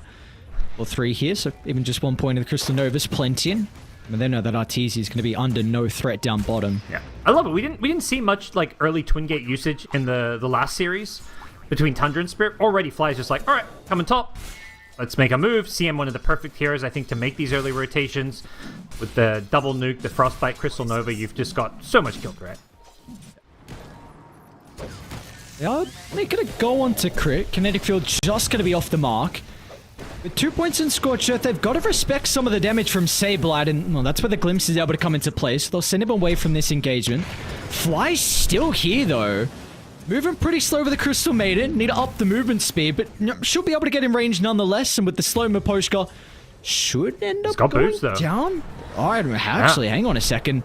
Now Mira's even going to TP up top as well, so with the extra spam of the Shadow Poison, they'll get the kill into crit, and there's no fight back for Saberlight. This Scorched Earth is still on cooldown, so they might just go for the easy target and Fly. Second point up, the Glimpses are available. Miposhka gets in range, and another support goes down, and we might be able to bring Miposhka into the grave with him. Not to be, though. Of course, we got to mention, though, I mean, Arteezy died bottom lane, and he's ganking mid, though. This is an early rotation out of the Sven mid lane, but all of a sudden, he pops out of nowhere. I mean, La wasn't expecting it. So the Shadow Fiend caught with his pants down, and well, Shopify Rebellion, they make a good move out of the Sven. Definitely, you're not expecting the one position Sven to gank, but damage isn't done here. Saberlight going to go down top. The classic Miposhka Disruptor just finding kill after kill for the team. A lot of early movement, a lot of early aggression. You kind of call it like, you know, this early game could be pretty explosive. They might just kill the Shadowfin again. They're still gearing up for Lal. Oh, he's in a lot of trouble. They're going to aggressively cliff the wave as well. Lal, he needs some TPs to come out ASAP. And I mean, Yatoro's going to try and get there, but the Monkey King, TPs to the T2 tower. He's going to be too late. And off the back of the kill, Arbet's got 6, so he can probably turn on Yatoro. He's got a lot of mana to work with, along with the raindrop. He's looking to play his distance zone. As soon as the Jingus are found for Yatoro, you see the respect is there. Once a 6-minute rune, it's spawned top, unfortunately, so he's going to walk a bit further for it, so can't come back in for the kill. Now he's got the rune. Oh, well, he will now. Yeah, he's definitely going to go crit nearby to be able to pump the damage with the mines, and Man, what's going on with these one rotation? I mean, Artesis works. This time Yatoro's doesn't. Yeah, I think Yatoro needs to see that one coming. You know the Storm's gotten a rune. He went bottom, and then they controlling the top rune. So wherever the rune spawned, Storm has it. Yeah, Arcane Rune's probably the best one to get that kill, but Haste Rune, even a Regen Rune also gets him the kill. So just a bit too greedy, sticking around mid lane there, and great job by Abed to punish this mid lane, get an early T1 tower. The back-to-back kills in SF is crippling Laurel's game. When you die, TP back in and instantly die again, your game can just be completely over or ruined by that. This is a hero that really snowballs. It doesn't matter if you're a right click or the previous kind of magic build. I mean, the Shadowfiend hero just needs to be the one that has a couple of item advantage, and well, he's going to be all the way back inside his jungle, and meanwhile, Crit and Maposhka battling out for the Wisdom Room. It is Crit that's able to snipe it, of course. He's going to go down in the end, but you probably... I mean, I guess Maposhka got solo experience. It probably doesn't matter too much. Yeah, I think it's probably a pretty slightly even trade there in some ways. Miro. Blockaded the Big Doom. Look for a TP out. There is a level in the Infernal Blade, though, so minus 100 gold as well for Miro. Gives a high five as well, so easy kill for Mr. Saberlight to find. That's going to get it. Oh, is it? Yeah. Scorch Earth is actually out. Light coming in for the kill secure. Nice. CM Dream.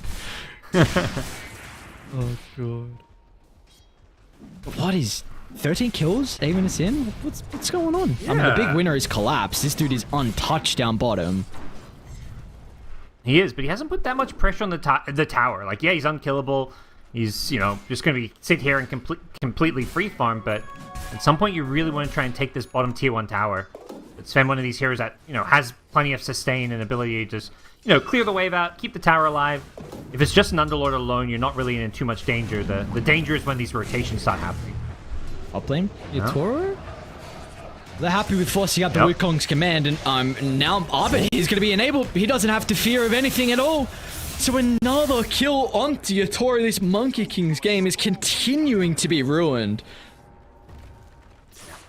Abed Storm, there's a reason Bulba loves to pick this hero for Shopify and always has. They just play around it so well. Such a good hero for creating space for the rest of the team, enabling some of these greedier offlane picks like the Doom for Saberlight, and they're going to not just get the T1 mid tower, but make them move and look to get a second T1 tower up top now. How do you reset on Spirit? Like, what are we looking for them over the next couple of minutes where they can actually maybe try and hit back in this game? Because it seems like with all the movement, Shopify just ahead of them.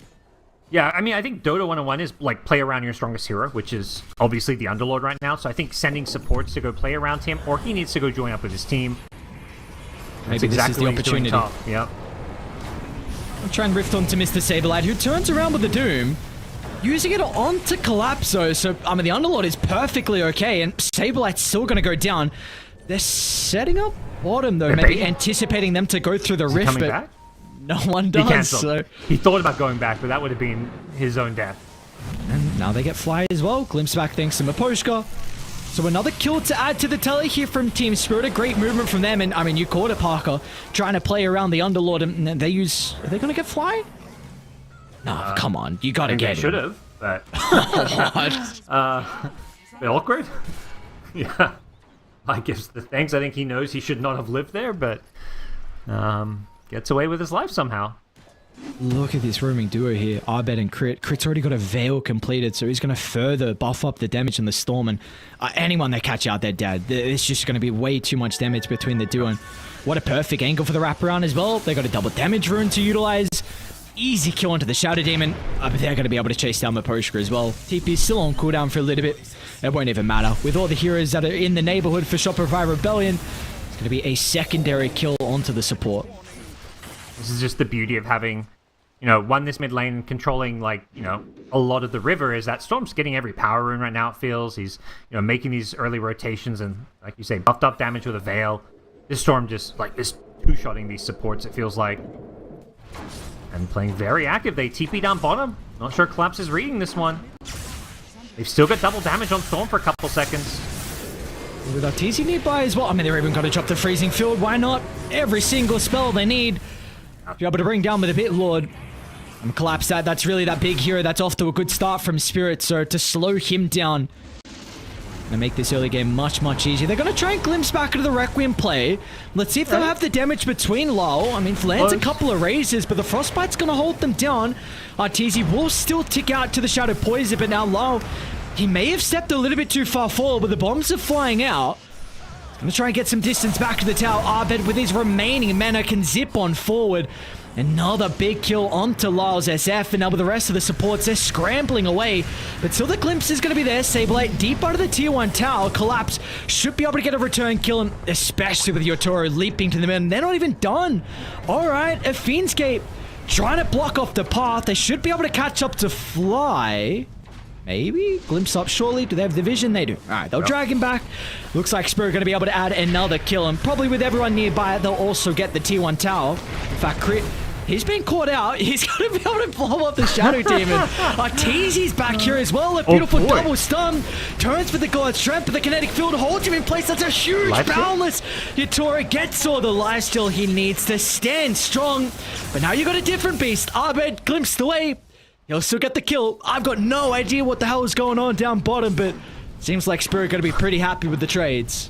This constant like 5v5 in the bottom lane. I think Abed's happy to get glimpsed away. He was out of mana and just got sent back mid to keep farming, get a refill on his bottle by Fly. So yeah, one of those fights I'm just like, who even won it? Got to open the team fight recap, and yeah, Spirit was like a 700 gold game from that. It was 2 for 3. But yeah, big kills. They kill the Arteezy Sven. I think that's kind of the most notable thing that kind of happens there. Just slowing down his farm and progression. When you look at the net worth here, it is 2 Spirit heroes sitting on top with the Underlord and the Monkey King currently leading. So it does feel like Spirit in a pretty good spot as far as just how they've kind of armed and prioritized certain heroes here. I mean, Yotoro's 7-4-3. So even though he's only got 68 losses, he just got rewarded with multiple kills throughout the past couple of minutes. And I think for Shopify, they just smoked under a ward. So Spirit, if they want, they can look to dodge or they can look to set up. Collapse is maybe looking for the bait. He's got the pipe ready, so going to be much more survivable than prior. The full wraparound from Fly, trying to catch out anyone on the back line. Oh no, where are they? Do you see anyone? Right, there's the bait. Collapse. He's found the going to run up in aggressively, but he's away from a Poshka. Yeah, it looks like they're just trying to retreat. That's not a fight they want to take, and all they'll get is Fly in the end. Good job just to cut their kind of losses. I think they realized quickly Spirit's bringing 5 as they showed bottom lane. Like, that was the big takeaways. Like, Spirit's like, okay, we can't play this greedy style, you know? Like, they kept getting punished because Monkey King was trying to farm on the map. Speaking of Monkey, yeah, he's running to Saberlight. This is a nice pickup. Whoa, will they get it? Nice cut down. His vision? Okay, they got him. All right, never mind. I didn't know they saw him, Saberlight. Glimpse back, and he'll make him work for it, though, in the end. Maybe with Mira's Purge, just going to help out Yotaro. They're even going to turn around with a Doom, the TPs. They're starting to come in. A long zip from Arbe, going to try and target down Yotoro's Monkey King. They should be able to find the kill with the disruption. It's going to buy him some momentary breathing room, but it's just not enough. Saberlight will still go down in the end, but what a worthwhile sacrifice with them able to find 3 kills inside the jungle. Yeah, just wasted so much of their time with his just general survivability. Gets the Doom off on the Monkey, and Abed, that's not an easy ball lightning to land. You kind of have to predict their movement when you're balling in from so far. To get all that damage on the Monkey King flying in was huge. So a great sacrifice as Shopify get a really nice 3-for-1 trade. And another big thing is Arteezy wasn't involved in that, so he skyrocketed himself ahead of the Monkey King, just been flash farming both the Ancients up top, level 13 here for the Sven, highest level in the game, and he's going to be going for the BKB next item as well. Yeah, I think that's a big difference between the 2 carriers. Like, Sven kind of wants his team to be taking pickoffs and winning fights without him while he farms. Monkey King needs to be involved. Like, you know, he's itemizing to be more of a fighting carry, but I think that's just like how he should be playing this game, and has been doing a great job. Like you mentioned, he recovered because he just came to all these fights, got a bunch of kills. Like, he dies there, but like, I think that's a death you have to be okay with if you're Spirit. Like, obviously that wasn't a good fight. That's not what you want to see have happen, but they've got the right idea, which is just playing on the enemy side of the map, playing aggressive. They're going to look for a play as well on Spirit. They've got the Fiend's Gate as well to potentially connect with a +1. Crit's going to be able to spy out this smoke in the mid lane though, so it looks like Shopify will be aware of something going on.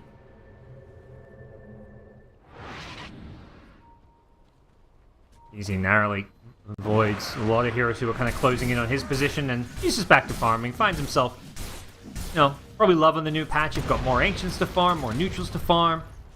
And heroes like Sven maybe going to start looking really good on this new patch with all the extra gold to collect. See if they actually try and mount a defense mid lane though, Shopify off the back of some of the gold they've been able to find. They get some nice items, just completed mechanism for crit. They will not try and mount a defense, so Spirit be able to open up the map. They do spy out a couple heroes bottom as well, so instantly they're going to try and sweep down. Fine Arbed holding hands together. They've got a pretty decent ward as well for Shopify to fight with. Let's see if they can get that catch. They're fishing. They need that vision for a glimpse. That is hub. Alright, back to base we go. I think if you're Shopify, you kind of know Spirit's in like this. Okay, we just got BKB on Monkey. We want to just 5-man, force team fights. I think they're more interested in just dodging these fights for now. Like, they want to get a bit tankier, get a bit more farmed. Have Sven finish BKB. Doom's almost got Solar Crest. Like, they're not like they're waiting on any big items, like maybe other than the BKB on Sven, but it's more just like, you don't really want to find Spirit right now, because they are very keen on 5-manning.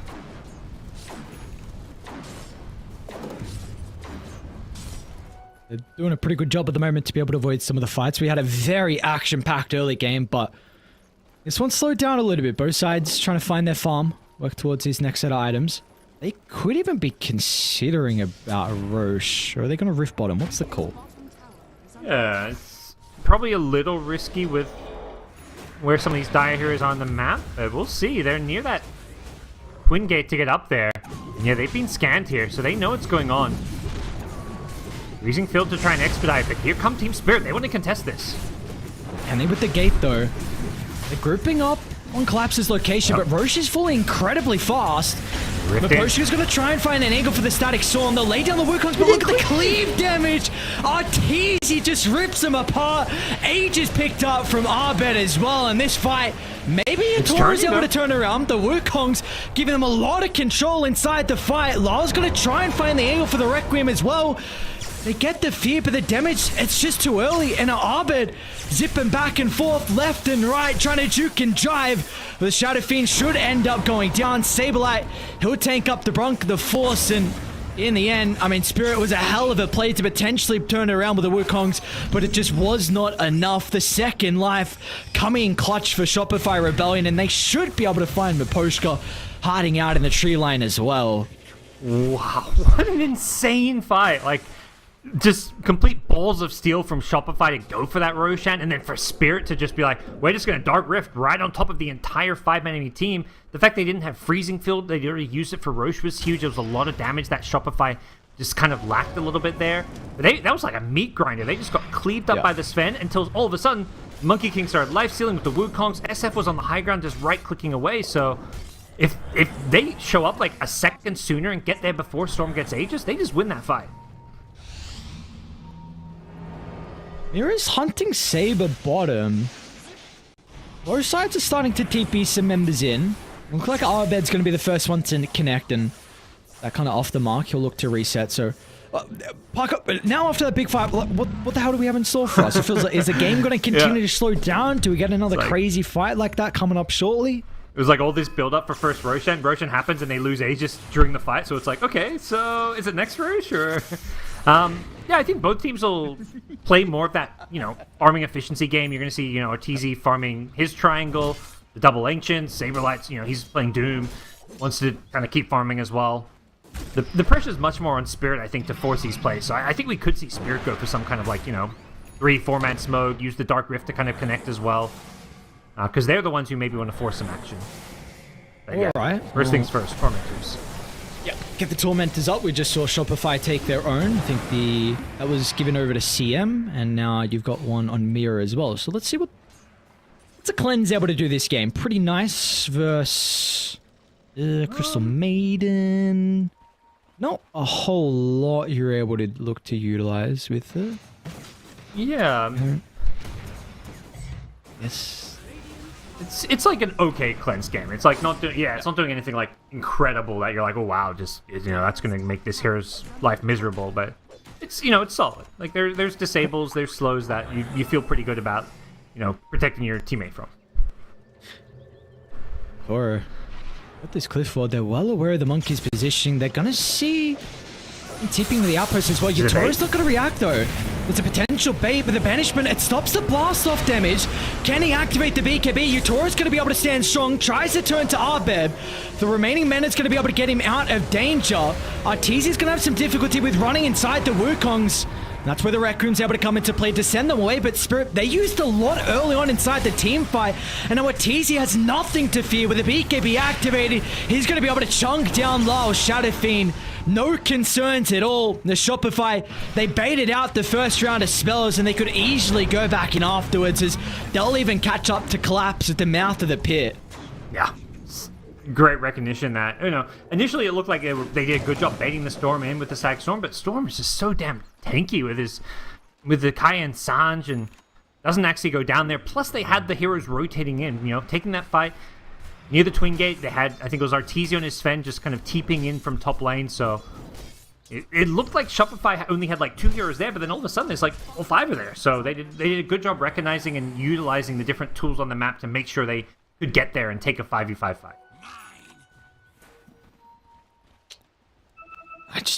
I'm looking at either side and seeing all the mitigation they've got. You have this Crimson and Solar Crest on Saber. You've got the Warcry, of course. I mean, Mech on Crit as well, I believe. Then you take a look at Dire. I mean, you've got the Atrophy Aura. Collapse has gone into auras as well. So, like, it just seems like both sides have this crazy mitigation inside some of the engagements. And I wonder if that's where potential nullifiers need to come into play. Again, Mira has the Banishment as well, so... sorry, I should say the Purge. So, I mean, that needs to be really a vital thing that it gets off inside the fights to enable their damage. Yes, the mitigation and the sustain with Monkey King and Sven having Life Seal. Oh, Yotoro, they see him. Okay, he's had enough time to... He's just going down. Look at the damage from Abed.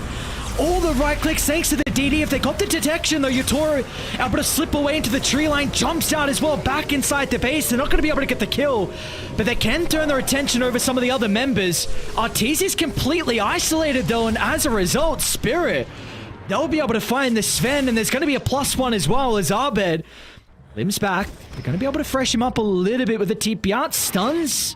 Oh, a little bit late there from Yotoro, so... all they get is Arteezy in the end. A great retreat out of the Monkey King. They were fast enough to keep Yotoro alive. Yeah, I mean, it's one of those fights where I'm sure people are like Arteezy lol, and like he's completely like in the middle of 4 heroes, but it's not his fault. He's alone there in the middle of enemy heroes. His entire team just dove this Monkey King, like, thinking they could kill him. It's great if they kill the Monkey King there, but Yotoro escapes, uses that Monkey King tree dance elusiveness to get away, and as a result, Arteezy's just been left alone. He's getting kited by Demonic Purge, by disruptions. He can't finish off any of these kills. I think Shopify made a mistake there of just not sticking by their Sven, and he's a lot of their damage. Like, once you don't kill the Monkey King, just chill, stick by your Sven. Try find another pick off around him, because anybody, he needs his teammates to lock people down. He needs the Frostbite, he needs the Storm. You can't just go run away from him to go try and get a maybe kill. And for Arteezy's item build next up, he's actually got a Nullify queued up as well for him. So we were speaking about the power that Spirit, what this item can do for them. I mean, for Arteezy as well, it's going to be really huge to potentially help man fight the Monkey King in particular, to get rid of some of the Jingu stacks, I think is really the big thing that he's looking for. But of course, the auras as well from the Underlord. Yeah, big pickup here, and it just feels like, in these fights, a lot of, as good as Sven can be at chewing through heroes with his physical damage, like, there is a decent amount of damage just being blocked with Crimson Guard, with Atrophy Aura. So it is a nice kind of single target damage item that helps make a lot of these heroes just that little bit more killable. Yeah, and they're setting up on Yotoro top. Wait, they see to treat Yotoro. Oh, Saber, he was still able to pop the BKB. Arteezy's going to try and fly in, but here comes the reinforcements off the back of the Fiend's Gate. They won't be fast enough to keep this monkey alive. Arteezy's still in a lot of trouble, though. Static Storm lay it down. It even clips Abed, but it's not going to matter. The damage, it's just not there without the Monkey King in our Spirit. It's an all-out retreat. Collapse will not escape. I don't think the supports are going to escape either.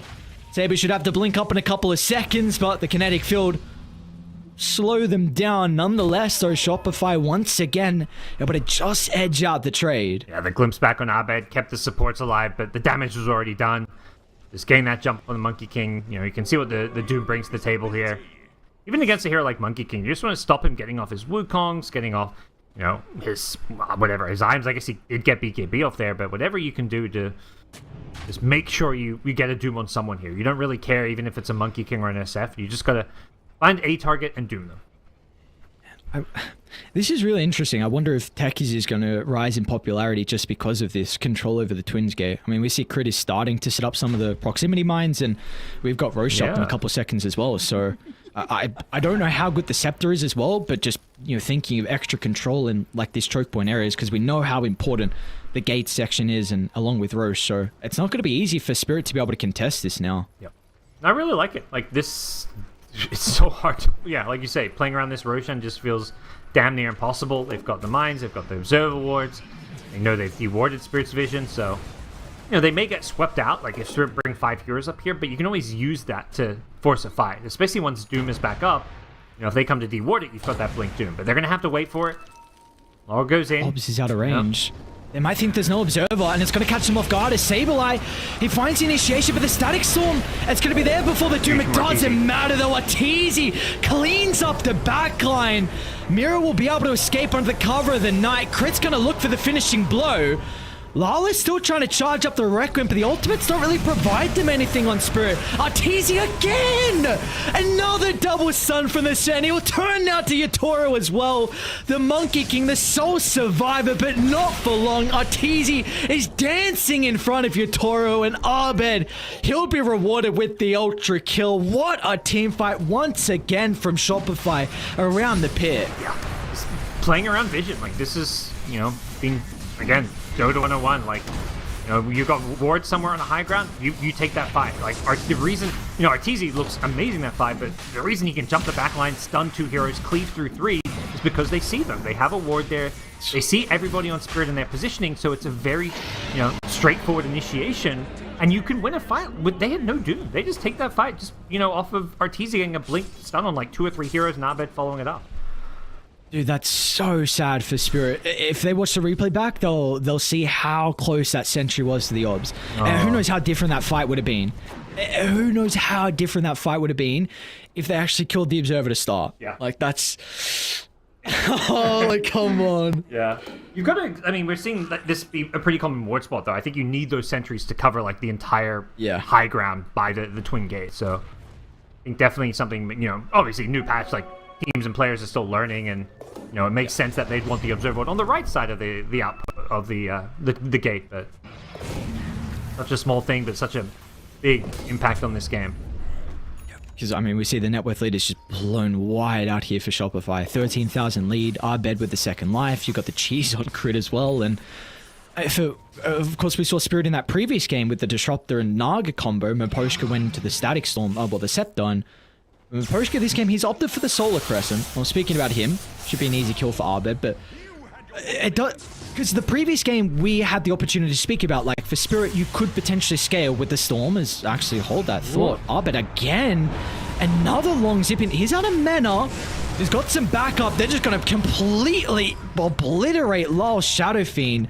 No chance for him to stay alive. He's just going through the rift. He's like, where's this Underlord? I'll find him.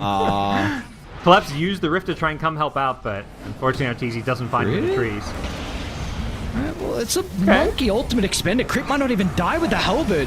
He's still got Greaves as well, and now Shopify, they can easily connect. A Glimmer's going to be able to help the monkey escape. We'll get a glimpse of him afterwards, and that's where Abed instantly comes into play. A Static Storm to help protect him for the moment. Arteezy's forced to sidestep that. Simultaneously, Sableye, he's just chasing down Mira. The Shadow Demon should be caught outside the base, and Cyberdev will be able to get the finishing blow. Meanwhile, Crit also goes down inside, so... Yeah, just a little deep. Nothing too crazy, though. Blast off into the enemy high ground. You know, he's feeling himself. He sees where this game's going. He's like, oh, Abed, he's like 16, 0, and 10. Like, I want to get into the fun. But, yeah, you know, he's a tech. He may have a similar kind of mobility spell, but he doesn't have the same kind of survivability as Storm. Speaking of Storm, he's got another goddamn Arcane Rune for Abed, so level 20 is ready to go once again. I think they might be gearing up for Smoke. Fly's got a couple in the backpack. Trying don't you think they're waiting for potential tormentors there actually for Shopify? The question I was trying to lead up to before was, do you like the Solar Crest decision from Miposhka? Because the previous game, 2 vs Tundra, that Scepter route, it potentially gives you this clutch late game factor where he could, if he finds the right ultimate, he could just win the fight for them. Yep. I mean, I would say definitely the Scepter is a higher impact item, but I think he just feels all these fights are happening now, and I need an item now. Like, okay. It's a big jump to try and, like, he'd have basically a point booster, like, he'd have 3/4 of an axe for all these fights, which effectively is having nothing, so he'd rather just buy an item he can have. You know, the downside is this axe gets slowed down now, but I do still think we are going to be seeing this Aghanim Scepter. It's just a lot of late game value, yeah. And we'll see if he starts buying those pieces. It seems like a lot of the players have this read that this Solar Crest is a pretty strong item right now. I mean, we've already seen it in a couple games so far today that we've casted. I know on some of the other streams I've seen this item as well. So, I mean, it got buffed pretty heavily, and we'll continue to see over the group stages and once we reach the playoffs truly how strong this item is. But the players feel like it's in a great position right now. These right-clicking carries is just so much damage you get out of it. Well, speaking of damage, a lot of damage being thrown into Miposhka. Just the support, but even alive.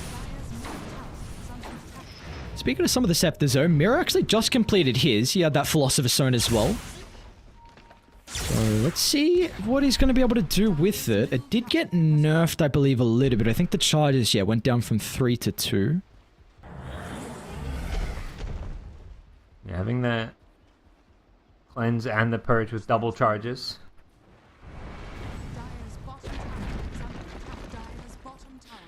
What do we need to look for differently though in Spirit inside some of the team fights? You know, from what we've seen go right for Shopify, how can Spirit look to kind of fix some of the issues previously? I think the biggest thing is, like, Storm's going to jump your supports and probably get a kill or two and just cause problems. I don't think you have a good answer for that, but you do have an answer for the Sven, like, particularly in the Shadow Demon. Like, this Aghanim Scepter, now you've got 2 Demonic Purges. You can really kite him. Like, you can't be letting Arteezy get these, like, Blink, Stormhammer, and jumps on the backlines where he's cleaving through 2 or 3 heroes. You need to make it so that he blinks in, can only go on 1 hero, and then as soon as he blinks stuns that hero, he's getting Demonic Purge, and that hero's, you know, surviving with the help of Shadow Demon saves. Like, I think Mirror's the key hero in these fights. And he's got to avoid the Storm, which is a hard task, but he's going to make sure that this Sven doesn't do damage in fights. Well, it seems like the supports then need a lot of items. You'd potentially love a gem to help with your positioning, just to get rid of some of the vision on the map, but I mean, Mira needs a blink as well to help out, and of course we've spoken about Miposhka wanting this Scepter as well, so they're going to have to do it without that extra vision advantage that Shopify have done a great job so far with their wards across the map. We'll see how aggressive Shopify want to play. They've still got a cheese, but no Roshan for a couple of minutes here, and they seem content just to play the farming game. You know, Octarine on Doom, they are grouping up, maybe looking for a smoke here. And Sven getting pretty close to 6 slotted here now with Nullifier Satanic, so it does seem like it's go time for Shopify. I bet it's not gonna... Oh, actually, you probably can purge off that shield rune, so... See how difficult it's going to be to address him inside some of the fights. He can just easily jump the supports now with that extra protection as...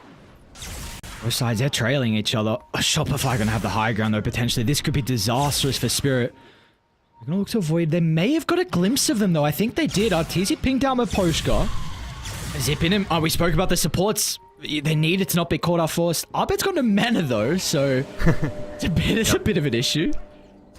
You're okay at this point. Like, Disruptor has buyback, so if they overcommit to kill a Disruptor here, Miposhka can always buy back as long as the fight's happening near a tower. I think that could be a, you know, potential win condition for Spirit is, you know, having someone like Miposhka play that sacrificial 5, be the bait, set up a good fight, buy back, and come back in to use all his spells. This is a big opportunity. They see Arteezy under the ward and crit as well. They're a little bit separate right now. The one fight they might potentially take where they have an visit advantage, but Fly's going to look to get rid of it straight away. He might go down as a result to this. Saberlight with a jump in that get the Doom. Mira's going to be able to protect him from it again, dude. Arteezy, another double stun. Glimmer Cape will give them some space to look to reposition, but the control comes out for the Wukong's command as well. They can look to group up inside this, and as a result, they'll probably get the Storms through it as well. Great glimpse back into the Static Storm, and the call from them which is the all position around the Wukongs, recognizing how difficult it would be for Shopify to still fight into that even though there was a large deficit. Yeah, they seemed to have no issues with that fight. They were just ready, grouped up as a team. Arteezy got a pretty good jump there with the blink stun, but they just had all the tools to kite, and they used both purges, they used both cleanses, and we're kind of reaching this point where, you know, SF will pretty easily outscale a Sven just because of the kiting factor. Being a ranged carry against this Sven, it gives you a huge advantage in these late game fights. That one fight was a 2,600 gold swing. What? You know, when you're down like 14k, I'm okay with that. Like, they won that fight convincingly. Like, they killed... Oh, he was gold like, okay, my bad. Yeah. That makes a lot of sense. Exactly. Sorry. Abed was like, what, 2k gold? Just 2k gold is just killing Abed. Because he 1,000 plus, yeah. I didn't know he had a died prior to that. Yeah, he was having a hell of a game. I mean, even he still is having a hell of a game, but we're seeing that Spirit have some fight left in them here. They're not going to roll over.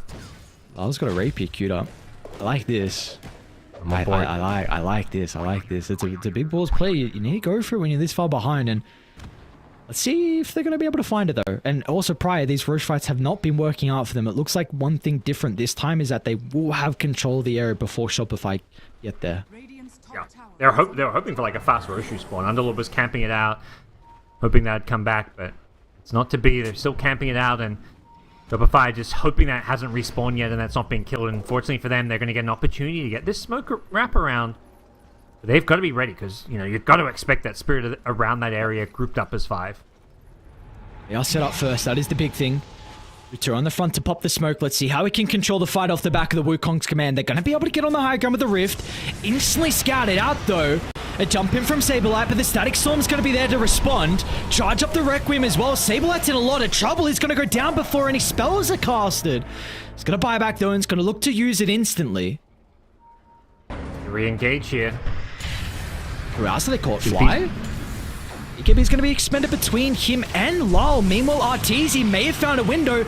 There's the banishment of the response from Abed. Instantly zipping towards the Shadow Demon Abed. He'll be able to get Mirror out of the team fight. Now they can turn towards the cause as well with no one to protect them. They're just getting ripped apart once again. Shopify. Just what is it with this team and taking fights this game around the Roche pit? Oh, they're so good around that area. They use the Doom buyback well. He TP's bottom to the outpost and then comes in with the Twin Gate. So really good fight for them. And the key thing is, I think the takeaway from the last fight was, you know, probably Arteezy just like, someone like, Abed, you got to go on this Shadow Demon. This Shadow Demon is priority numero uno. Like, ignore every other hero. Like, who cares about this SF? Who cares about the Monkey? These carries are not going to carry this game if Shadow Demon is dead. And Abed's entire team fight there was just spent just chasing the Shadow Demon away around and killing him, enabling Arteezy to clean up the rest. It was a cool start from them, though, on Shopify, where you have Saberlight going first to try and... He wanted to grant the vision, right? Going on another support forces Mirror's hand to protect Miposhka, and then instantly, as soon as the banishment was there, it freed up Abed because he knew where the Shadow Demon was. So it was cool that he was the follow-up initiator of the Doom. It's a nice way to kind of find the Shadow Demon, because Shadow Demon's always going to be hiding. Like, you know, he's going to be playing around his vision, hiding in trees. You've got to kind of force, like a disruption save. Like you say, go on the other support, go on somebody to force Shadow Demon to use spells. And the second you see him, Abed has to change target. He could have initiated on Monkey King, whoever. The second Shadow Demon is spotted, jump him. That really needs to be the game plan. And oh no, awkward, but oh my god, this is so funny. They're so close to finishing Rose. Well, now they get the refresher instead, right? Maybe they waited. I mean, Abed wasn't hitting it. But yeah, maybe. They wanted refresher instead of the Ags? Oh, I mean, Storm Ags is incredibly short. I don't know. It looked like they kind of did wait, though, so maybe they have more value on the refresher. Who'd they give it to? Sven's got it. Sven, yeah. So, I mean, the double BKB, double Satanic. Not sure. Yeah, I think that, like you say, the Ag Scepter on the Storm seems pretty damn nice. Oh. One big item though completed from Spirit is just Miposhka Scepter. It's now you've got a second life to work with though on Abed, so if he gets caught out, at least you're going to be able to trade ultimate for ages. But he could It's not going to be easy because Shopify can easily set up a formation where multiple people aren't going to get caught, but there is that potential now for Spirit at least. Yeah, they've got, you know, a tool that can flip a team fight on its head. If you get that Aghanims, you know, Static Storm on a key target, you get a Sven or something before BKBs. The issue is, you know, Arteezy's always trying to, you know, play around. He's going to blink in always. Man, that smoke pop just with a high ground. Arteezy's still able to jump. The BKB is going to be expended from low. Arteezy's still chunking him down, though. They want to take the fight. They've got a pretty good high ground ward, but not with Law's BKB expended. It was a God Strength pop, but at the end of the world, Arteezy's hit level 25 too, so it gets even more God Strength damage. Plus 50% is going to give him a lot of good late game scaling. Mr. Fly? A little bit isolated for the moment. No way. Utori should be able to kill him. Yeah, there we go. No one else wanted to help out as well. So 50 seconds of a little bit of peace here from Spirit. Well, you were saying, you know, we've had some one-side games. Like, this game is Shopify favorite. We're going late game, and it still feels like it's winnable for Spirit. I mean, it definitely is winnable for Spirit. Fortunately, that Ag shot on Underlord is not really a big item to potentially help turn this one around. To see Shopify, they'll get theirs on techies as well. What the hell does this do? 5 reworks later, who knows? Radiant are scanning. Taser on allies. Okay, deals damage to anyone who attacks him, so you can just pop that on your Sven or Storm or whoever's getting gone on, you just pop the taser on them. Disarm as well is going to be pretty huge versus the Monkey or the Shadow Fiend, so shall see how that's able to come into play.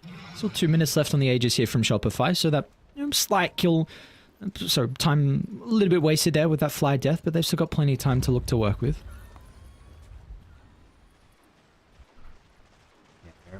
Really trying to play around this bottom part of the map. Smoked up around that Tormentor area, but it's already been taken by Spirit, so they don't want anything to do with it.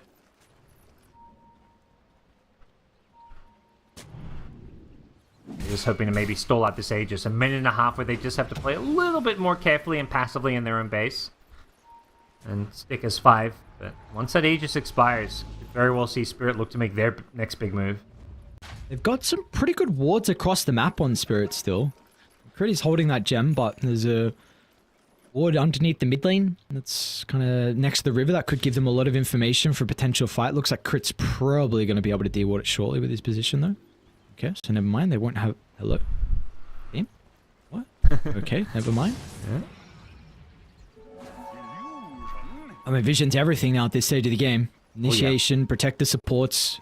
They still had that cliff ward as well from Spirit to work with to the northern side of the map, so the fact that these wards are standing, I mean, it could just be that 1-2% they need here from Spirit at some of the late game fights.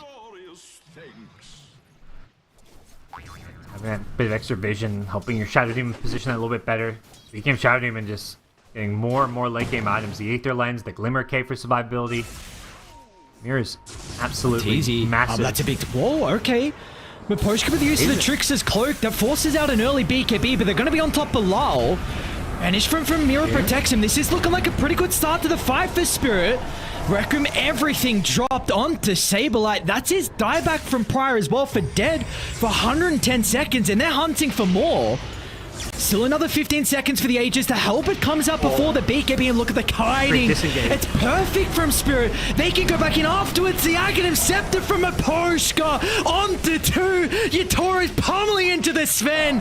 One fight is all they needed. What a kiting. In and out, Spirit go. And the supports, they were ever so vital to that team fight success. Yeah, luckily Storm with the regen rune able to get the hell out of dodge, but what an insane fight for them. They just read Shopify so well. Like, they were chasing, and they read that, you know, Storm and Sven were going to turn around on them because it's right before Shopify kind of like, you know, faked back and dove in. They were like, okay, let's stop chasing a little bit, reposition. And suddenly this Sven BKB's in, Storm zips in, and they just find nobody. They're just completely blind there. That's kind of emphasizing again, like, how important it is to play around your vision, because without it, it makes it so much harder to get these clean initiation. And that was the thing, both jumps for Arteezy were not clean. The Truce closed from a post on the God Strength, and then the Halberd just as soon as the BKB was going off. So really the first fight we've seen Team Spirit be able to come out on top. Still going to be pretty cautious though. I mean, not going to mess around. I mean, that level 25 from Yutori gives him so much control. Pop it, give yourself a lane of racks here. They probably know at this point Sven doesn't really want to buy back with 25 seconds left. You're better off probably just giving up that first lane of racks here and defending your other side lanes here. This push is getting a little bit scary now though. See if they're going to be able to hold them inside the base. The slows are making them work for this retreat. Mirren might need to purge it off. The respawns are coming up. Sablehead's back alive. Another round of the Doom. How can they protect the Underlord? They're going to cover him with the Requiem. Wow, turns Sableye. He gets blown up into Arbit as well. He's got Arteezy to play hand in hand. They're going to try and turn to Yutori, but Yutori's standing strong. But the BKB's expended from other side. Crit wants to jump back in. A double stun to set up for the damage from Arteezy, but once again, a Halberd. It's stopping all the right-click damage, but it might not matter. Lol caught inside the fight, but they haven't addressed Yutoro until the Hex comes out at the last second from Arbit. Down goes the Monkey King. Collapse is in trouble now as well. He's looking for the turnaround, recognizes there's no escape. Stand and fight. Nothing else he can do. He'll make it work for the kill. He might even get Fly as well.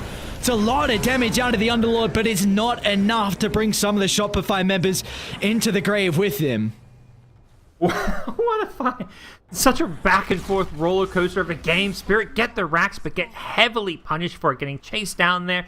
Full team wipe going Shopify's way. Just so much damage coming out all across the board. Crystal Maiden does 8,000 damage, more than anyone else in that fight. Like, that is insane. Just from, like, spamming some nukes and, like, getting a pretty good freezing field off. Like, some great chasing potential to punish Spirit for just overstaying their welcome, pushing a little bit too far with some of their key spells and key items, their BKBs on cooldown. And this game's still far from over. One lane of racks at this point, not going to be a major difference maker. Going to come down to things like next Roshan and like these late game buybacks. I don't know, man. Spirit might have some PTSD from these Roche fights, though. It's been where things have gone wrong for them, so maybe fourth time is the charm? Look, see. Hear me out. Fourth time, just give him Roshan. It's not working. We played better elsewhere. Like, let's give him Roche. It's fine. Who needs that extra ages? It's nothing crazy. Yeah. Unnecessary. Where's the gem, actually? Let's... Crit still got one. Okay, and still no gem on Dire, so... Yep. I think another big item that's been worked on is the refresher on Yutori, but he's very far away from it though. But we see how vital the Wukongs are inside the fight. That is a big protection to the supports as well, where they can group up around it. And it's seeming like Arteezy can't man fight into the Wukongs as well. So we really got to keep tabs on if Yutori has this ultimate up or not. Yeah, it's more and more this Monkey King is becoming a true late game carry. The Harpoon giving some extra mobility. And yeah, more or less 6 slotted at this point, so see if we can get to that refresher or sometime soon, because that would be a nice upgrade to Team Spirit's late game. I know where they are with the bombs going off. Roche is gonna spawn top side, but then move over to bottom, so unfortunate for Spirit that they already placed the ward down, and look at the read from Shopify. They're already starting to move bottom, so they'll probably be the first team set up. Unless they can take it in 4 seconds. This is... Uh-oh. They're rifting bottom as well. Okay, yep. Wait, you can block Roche with... Okay, very interesting.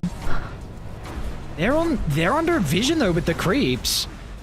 This is pretty scary still for Spirit. Well, it's going to be the first point of contact, potentially, with the Shadow Fiend up forward. Is this the person you want to try and bring down, though, from Shopify? They're very hesitant. Yeah, we'll see what Spirit do in response here. They 5-man smoke up themselves. I believe that was under an observer ward, so... Saber. Smoke pops. Yeah. I was going to stand strong. They might get Arbet inside the tree line. Yutori starts. Do they get the follow-up? What? He got BKB off. Arbit turns to deal with the supports now as well. They should be able to blow them up with Dartizi jumping into the middle. It's up to the cores now on the side of Spirit to turn the fight around, but look at the call. Shopify, they'll reset out of the Wukong's command, dancing in and out of the fight. It's ever so beautiful. There's just nothing left in the tank as soon as the ultimates were expended, and they got nothing out of it. It was all Shopify's fight to take. Yeah, they thought they had a jump on the Storms with that. I'm not entirely sure, but that Aghanim's Doom, the Self-Doom and Blinken may have just saved Abed there. Like, stopped kind of follow-up spells being cast there. It kind of helped bail him out, created a little buffer for him to, reset, zip out, come back in to do a ton of damage. And just in the end, whoever gets jumped, if they stay alive somehow, it sets up things so well for heroes like the Sven to kind of jump in and counterplay it. That was a big opening. Spirit just weren't able to hold Arbet into place, and that's probably game. Oh, You're not playing with buybacks. See the glyph and back off a little bit, but it looks like they want, they're going to commit to these tier 4s. They force out the first buyback on the Shadow Fiend. Disruptor only 7 seconds away, so they see that, maybe we force out one buyback. We probably can't end the game here. Let's get at least one lane and just call it a day for now. Huge hit to the net worth. Along with the leak. Artizi, what are you doing here? Oh, he's just going to go for the dive back. Oh, Lyle stepped up too far. Artizi's still in their base. Well. Read him like a book there, knowing he'd, not even, come out that far. It's just like, okay, this guy's going to want to, start pushing out this bottom lane. We've got the super creeps there. But the double jump of the Storm and the Sven were completely and utterly ready for it. They've even got the Scythe of Vice on the Storm Spirit for that extra lockdown. And just makes life so difficult for anyone on Spirit to ever be farming a lane by themselves when Shopify had this much kill threat and damage. There's no chance for Spirit to be able to contest Roche. It's just up to them now to get the lanes out. Get top, mid, and shoved out, so maybe you can address this bottom wave so you can play with backdoor protection, because you need to stall this game out for 70 seconds now without the Shadow Fiend, and Shopify are going to come knocking. This Roche just a small little detour before they go for that maybe game-ending, game-winning push. Get themselves a free cheese, free Aghanims as well, so even more net worth and more items to give themselves a bigger chance here. Fly got the Aghanim Scepter. So we've got even further upgrade of the freezing field now.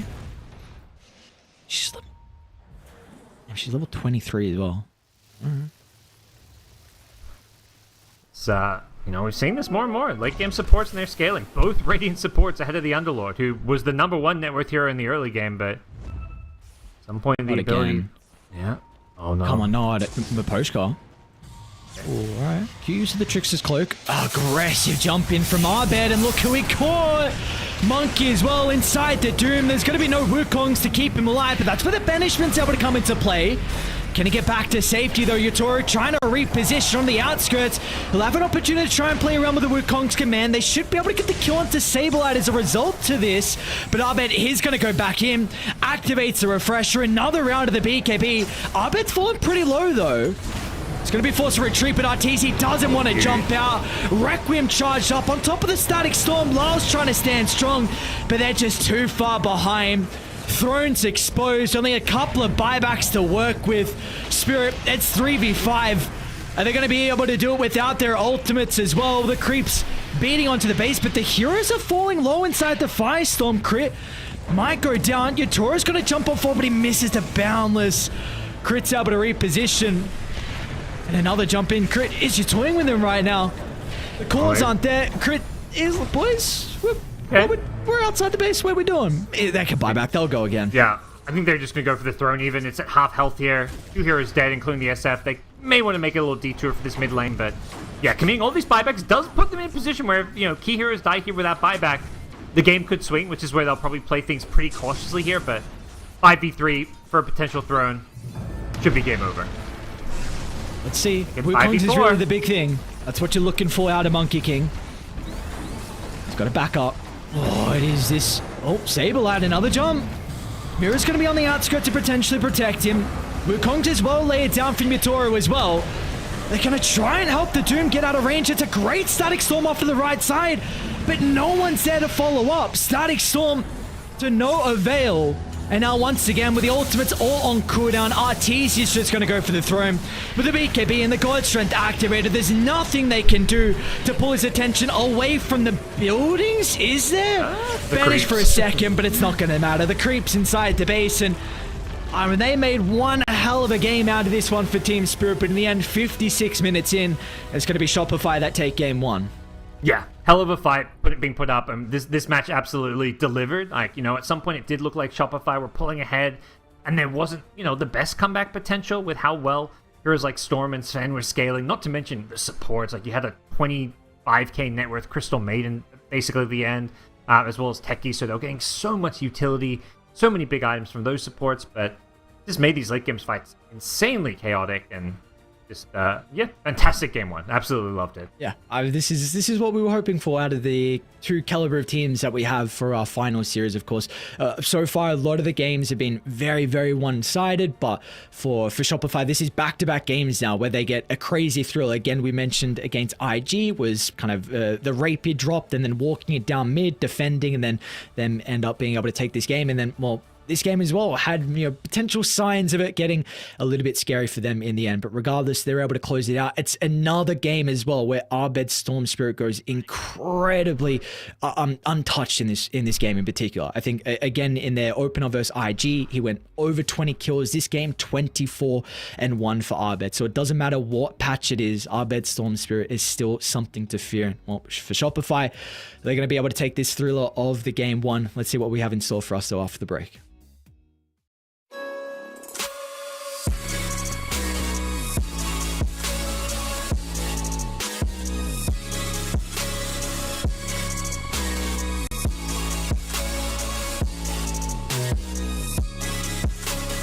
You love it, you wear it.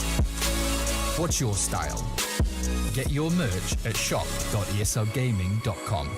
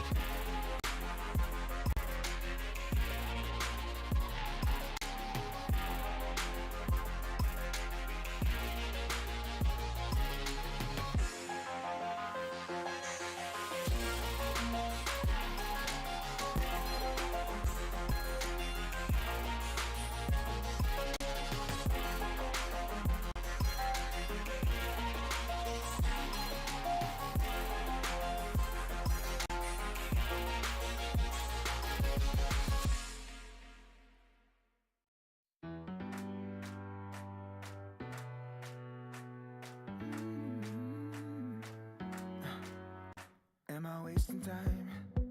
'Cause I'm already gone. So long, can you stay the night? 'Cause you're the thing I want. I know you're feeling different when you're stressed out, but even with no makeup you still stand out. 'Cause no one makes me feel the way you do now, like you do now. The way that you move your body, you make it look like a hobby. Every time that you touch me, it's electricity. Things we discovered underneath last night's covers. Everything came so easy. It's electricity. Electricity. Whoa. It's electricity. Electricity. It's electricity. When it's late at night, I feel you on my skin. My skin. You're all that's on my mind. It's finally sinking in. You're it. I know you're feeling different when you're stressed out, but even with no makeup you still stand out. 'Cause no one makes me feel the way you do now, like you do now. The way that you move your body, you make it look like a hobby. Every time that you touch me, it's electricity. Things we discovered underneath last night's covers. Everything came so easy. It's electricity. Electricity. Oh, it's electricity. Electricity. Oh, it's electricity.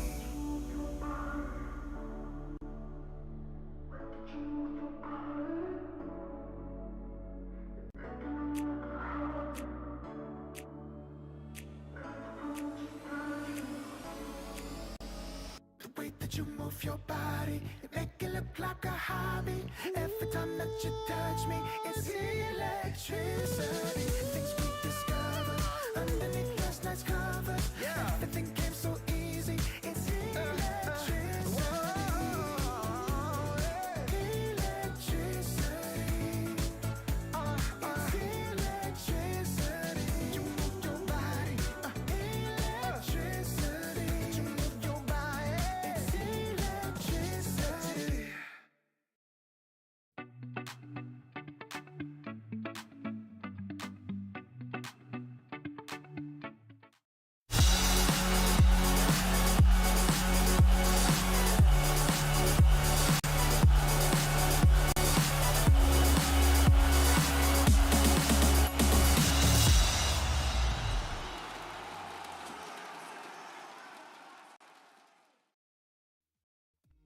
Welcome back to the group stages of the Berlin Major. We've got our last game here to close out a day one. Of course, Shopify off to a great start so far in the groups, currently 3-0 with their map count. And well, for the boys on Team Spirit, they got a 1-2 map count. Of course, that previous game, though, Park up very, very back and forth. There were definitely opportunities for Spirit to be able to take it. And well, if it's anything like their other series as well, Game 2, game 1 looks a little bit rocky for them. Game 2 is when they're truly able to shine.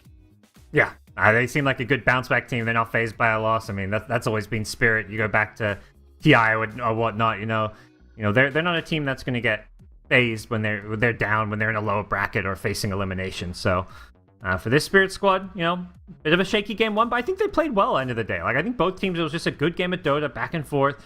It was kind of hard to kind of climb that hill and outscale the, both the Sven and the Storm that game. So probably see some, small adjustments in the draft, and hopefully, like last series they played, Spirit bounce back strong. There are some of those small adjustments. Saberlight's Doom is going to be taken out of the pool, so wanting to make sure there is no crazy team fighting off laner for Saberlight at this stage in particular. Of course, it is going to leave some of the heroes through, and well, let's see what the priority is going to be with the Chen and the Eye. Well, Eye actually gets banned out from Spirit, and if they want, they can go down the Chen route. Yeah, I wonder what the answer that Shopify have for the Chen is, things like the Crystal Maiden come out, but giving the, there we go, CM right away, but giving away Chen has, a few teams have done this, and for the most part, I feel like every game I look at where there's a Chen, it seems to be winning for the most part, so definitely a tricky hero to deal with, but as far as answers go, I think Shopify have picked two of the perfect heroes to play into the Chen. 10 seconds remaining. Let's see if they're going to try and go for the Yatora here early on, just because, you already see your off-lane matchup. You don't see your entire lane, but this is what we saw a couple times so far today when the Underlords picked up all the Doom. The teams are just going for their carry early on.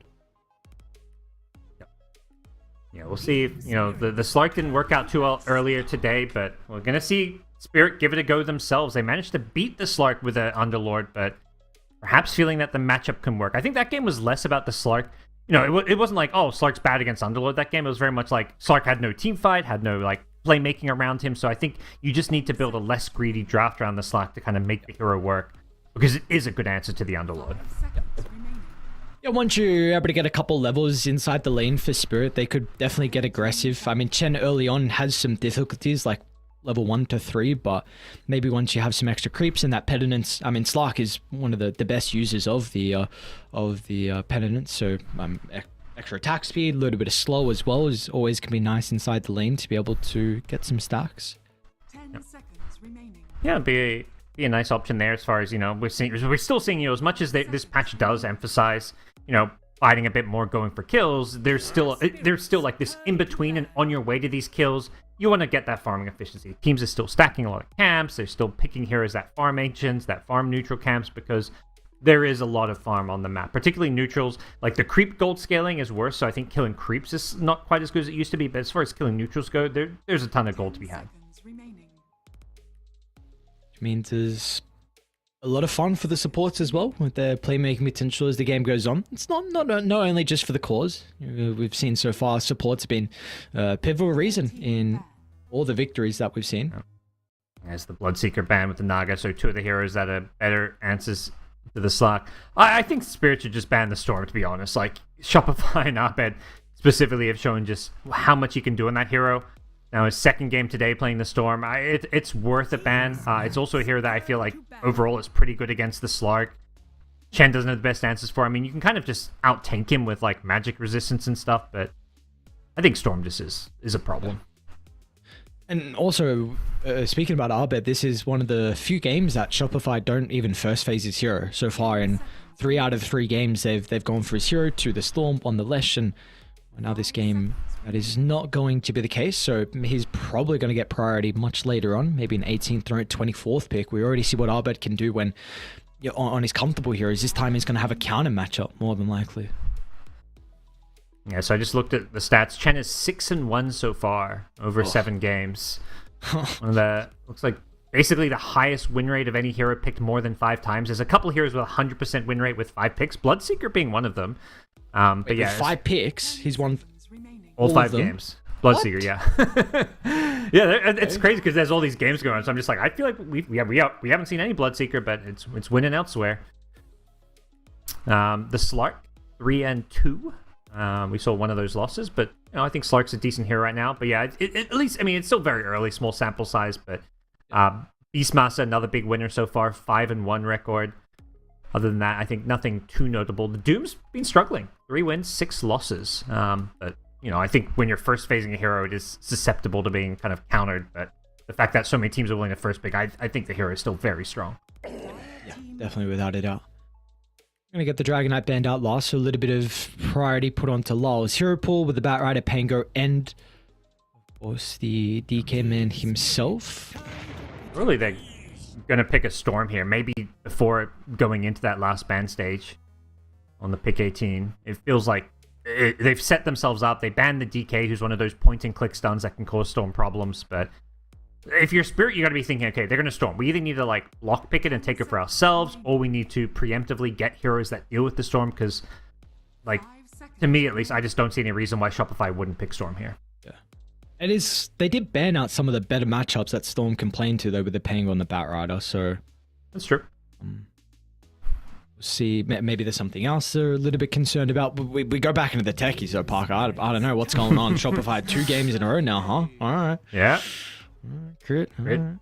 Crit's definitely a guy that like when it comes to patches, like I watch a lot of his stream, he always feels like there's certain heroes in a patch. Like it feels like his hero pool, like at time he's got a big hero pool, but when it comes to like actually playing competitive matches, he sticks to the same heroes again and again. It's kind of similar to Abed, where obviously there's the Storm meme, but I think Abed's got a massive hero pool, but when it comes to their actual competitive games, the way Bulba drafts is he likes to keep individual player hero pools as small as possible so they can kind of like perfect their strategies. Unique hero again for Spirit, back into the Magnus here for Collapse. So in the game 1 versus Tundra, the Mag looked okay. There was some nice moments, but overall it just wasn't able to have enough impact that they required out of it. Now they're going to look to try and pair it up with a lane pawn in the sky though. Yeah, this, I think having these ranged 4s with lots of magic damage can pair well with the Magnus, but as far as how Magnus is going to fare in general, I think it's just like they had to kind of blind pick some offlaner here. Something Collapse, obviously. Collapse Magnus, he's comfortable with it. And, he's played it a few times on this new patch, so it feels like it does have some potency. So we'll see if Shopify go for that, mid-storm here. Or maybe, seeing the matchup, they could just pick their carry here. They know they're playing into the Magnus. I'm curious what that carry is going to be with it. CM Techies double range supports. I think the melee carries obviously can work very well. You're looking for that good Slark matchup. Things like the Troll come to mind, or we can pick the tempo carries. He played Luna earlier today. It does feel like it could be a tough Luna game, but curious to see where they are. Or even just another Sven game, like playing into the Chen creeps, just having that huge physical damage. Like, I don't think you mind playing Sven into the Slark as well. Ooh, new hero. Slark is one that really suffers versus evasion. Yeah. Not the greatest MKB builder. I think it's a little bit different with the attack speed that it provides. I'm almost certain MKB still provides attack speed, but yeah, like you said, new hero. So, that can be a pretty strong lane CM Phantom Assassin. Can also have a lot of weaknesses though, so we shall see. It seems like a volatile lane overall though for Shopify, but we get the Arteezy Pierre. That's another classic. Yeah, I think it's that nice balance for Arteezy where it's like he can fight, but he can farm as well. I wonder if the battle for your build is still the way to go, but either way, there's this nice balance between, there is scaling, there is a way to take advantage of all the farm on the map, but showing up early on, using that dagger, you have CM Techies, you don't want to pick a passive farming carry, your anti-mage type carries when you have CM Techies. These heroes want to play aggressive in lane, and PA's one of the better, carries when it comes to actually finding kills in lane.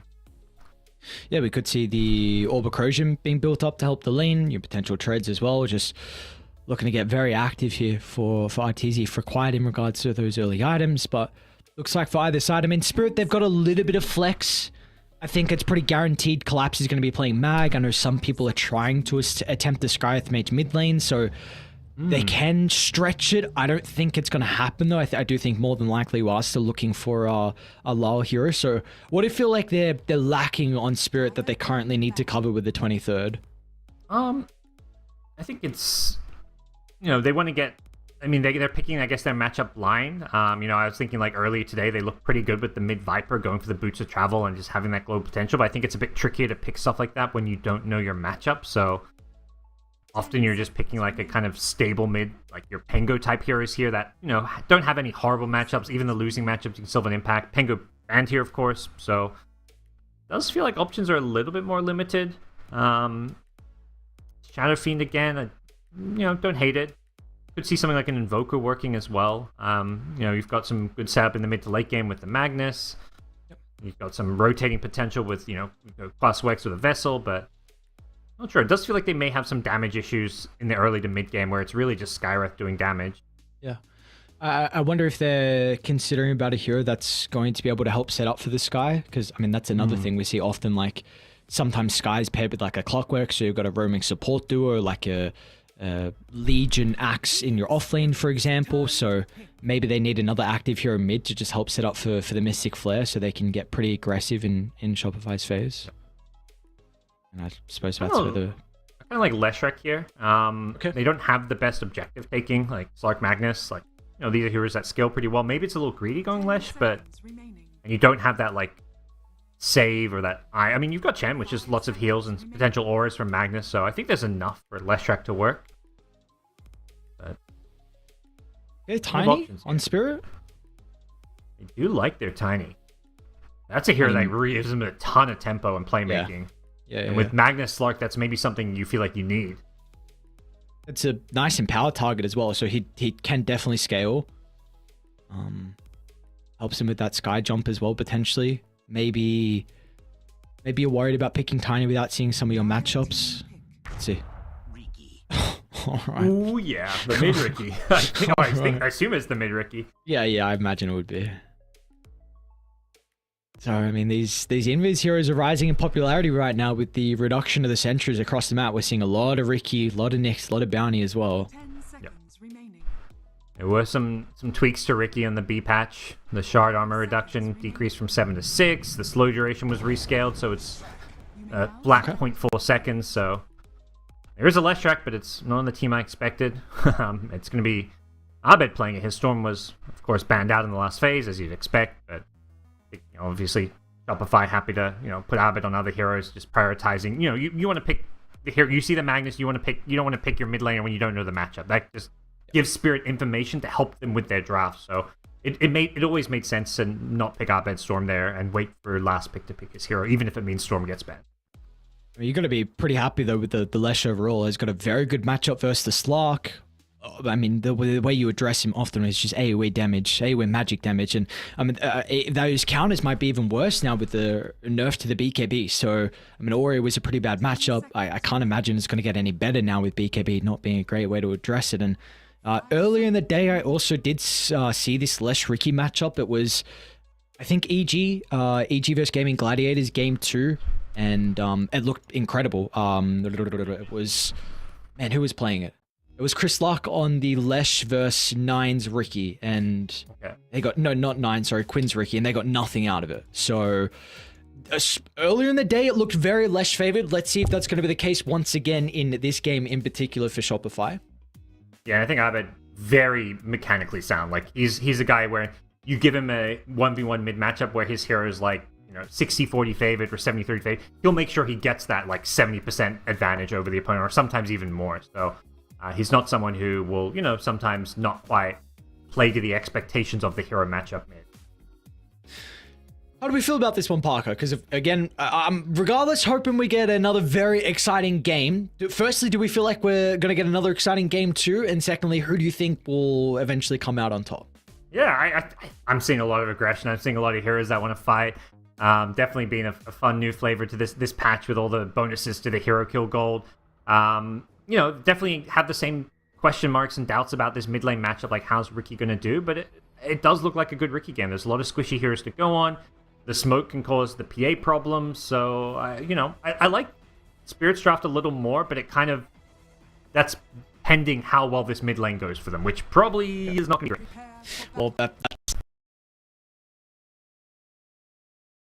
I mean, he's someone who has a lot of difficulty with keeping up in farm. He doesn't really have that steroid, so we shall see how Lal is going to be able to shape up here for the Ricky. But we got a all capitals good luck from Saberlight, so he's very, very excited. No, they weren't trying to guess if they drafted their hero before they, maybe, I mean, they already picked, of course, the Slark before Arteezy went for his Phantom Assassin. So no, cute mind games here. Should have been, this time it should have been Team Spirit being like, "Hey, you wanted Ricky, right? That last pick, we took your pick, right?" Yeah, we got your Ricky. I don't know if Abed is a Ricky player. I can't say that's a hero I know him for. Oh, I don't know if I'd say anyone's a mid Ricky, but I don't know. Apparently this hero is, I don't know. I don't know if I'm liking the old Ricky being in the meta or not. I don't know. It's an I mean, his shard's pretty cool. 6 armor's a lot though. I mean, 1400 gold for a Deso minus the damage, sure, but armor reduction's going to be very nice. So we shall see. You don't have the dagger, I suppose, to set up for the Mystic Flare, but A brawl over these runes. Slark not the best level 1 fighter, and Shopify have numbers here. Get some really good damage in, and they're going to get the first blood. oh, and they're aggro tri-laning, it looks like, as well. They're going to send Saberlight up top lane. So they're trying to dodge the potential Slark Underlord matchup and trying to get aggressive in the face of Slark. And I mean, it's already off to a great start. And we see that they're committing now to this lane bottom, importantly. So Utoro's already TP'd and they're aware of this. So Shopify, they'll be able to get the lane set up that they want. Yeah, I think that's one of the coolest things about the new gate is that you can do these level 1 tri-lanes and then just suddenly you go swap into dual lanes. And also all of that silliness where, you know, you want to get a certain matchup in your side lanes and, you know, your carry, your offlaners are like running across the map or jungling. That's kind of gone now, which I think is ultimately a good thing because that stuff was pretty clowny at times when it happened. So it's nice to see that, you know, they just, okay, let's get rid of the clowniness where these heroes aren't playing Dota and just give them a free TP from one side to the other. I just watched Crit use Blast Off to annoy Utoro and force him to reuse the gate. A couple of seconds wasted, so looks like Saberlight at the moment's going to stick around top. They've had plenty of time to reswap the lanes if they wanted to, so looks like they're potentially still happy with the setup they've got. Lapsus Magnus has come back down bottom now. All of these movements are being scouted. Double observer ward on the bottom gate. Both teams seeing all these TPs across the map.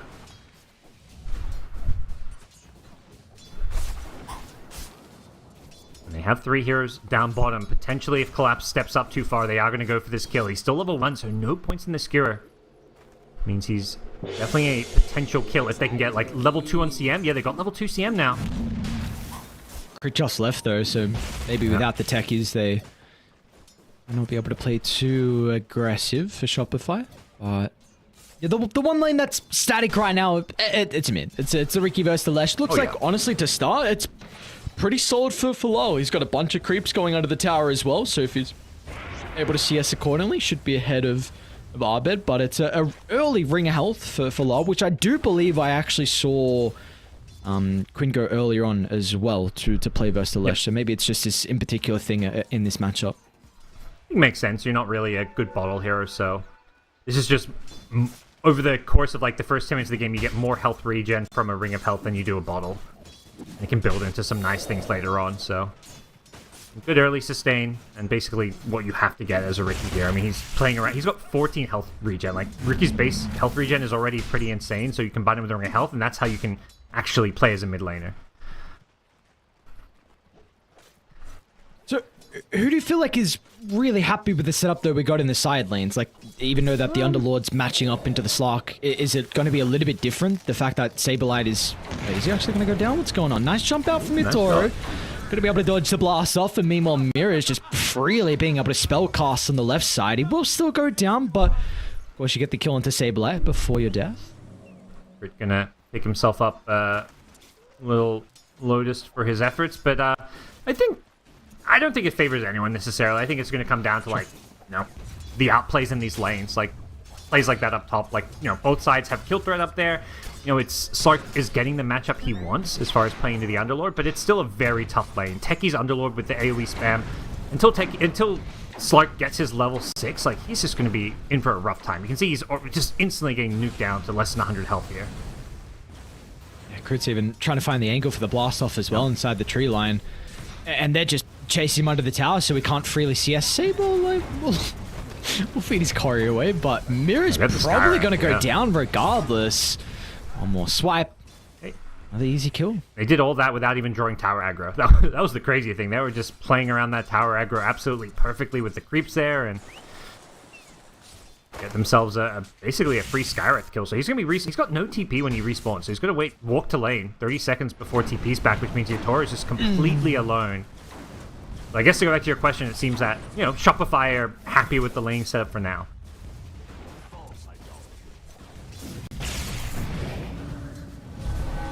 Bottom lane, screw onto the tower. Teasy though, able to get the jump away. Still did take a decent chunk of damage. Looks like it's not going to be a concern though for the PA. This lane should be able to reshove out into Shopify's favor with a creep equilibrium. Might even be able to get the hard camp pull as well. Yeah, gets that pull, getting very close to his cornucopia, so that's going to be his health regen for the lane.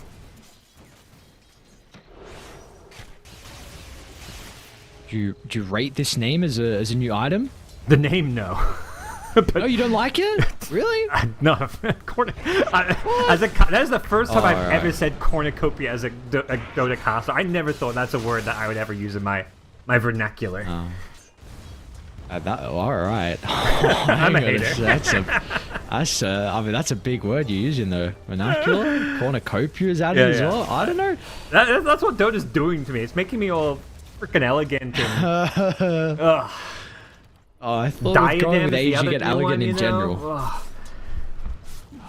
Next thing we're gonna Maybe have the does some- whole debate about how Aegis is pronounced again. Oh, it's actually pronounced Aegis. No. Let's not. We could do that with so many items. Let's not go back to the same one. Let's not beat the dead horse. It's dead. It's dead already. Yep. Let's just leave it. Good. It's ages. Agreed. You know, Dagon. Yeah, we could go through a lot of them. Oh, we got other things though. I mean, Crit. It's early rotation through the rift. Collapse. Pretty survivable under the tower, and he's probably gonna go down still nonetheless. But at least he gets a kill. Flight draws the aggro as well. I mean, the big thing with all that going on is Arbed goes down mid lane though to Lal, and I think a rotation out of Mira Skyeth Mage as well. Yeah, that's a big find, giving this rookie some momentum. For his early game start, they're gonna get another kill in this bottom lane for the Shopify side. Does get the PA very low here, but Chen kill in this PA lane has gone incredibly well for Shopify. So this incredible new item called the Cornucopia, a great new name for it.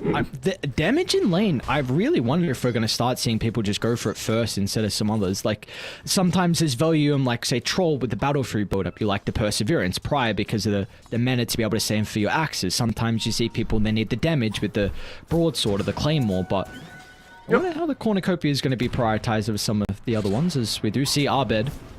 He's looking to try and get some revenge down bottom instead. They will have plenty of time to react though from Spirit if they would like to, but this at least attempt from Shopify is not going to work out at the moment.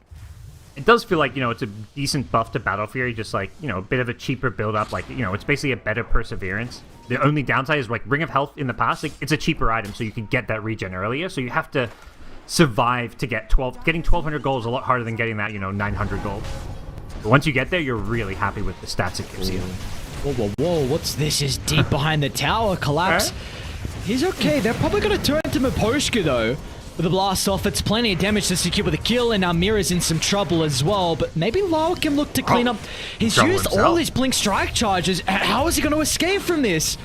Oh, Lau, too heavy of a commitment. Now Collapse as well. He's getting chased down from Arteezy too. They've got plenty of slows to hold him down. Skew is there to work with, but he's just maybe going to try and kill someone before they get him in return, and he'll be able to do so successfully. And he's pretty tanky with his Vanguard. The respawns are coming up, and Yatoro's going to look to join as well. Collapse got some stick charges.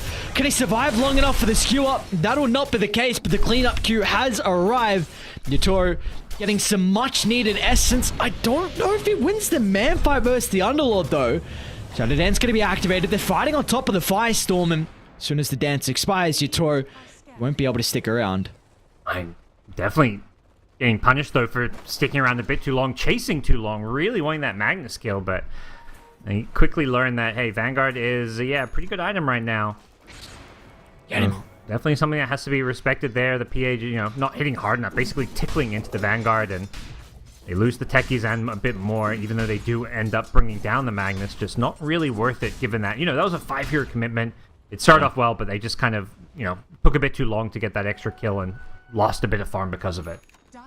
Yeah, and I think the big thing for me is that was that first move as well from Lal, and we saw he wasn't able to capitalize. In fact, Arbed he was, so getting him a little bit closer towards the Bloodstone. And I feel like this Ricky's not a hero that's going to play well from behind, so you need to capitalize on every single early movement you can make.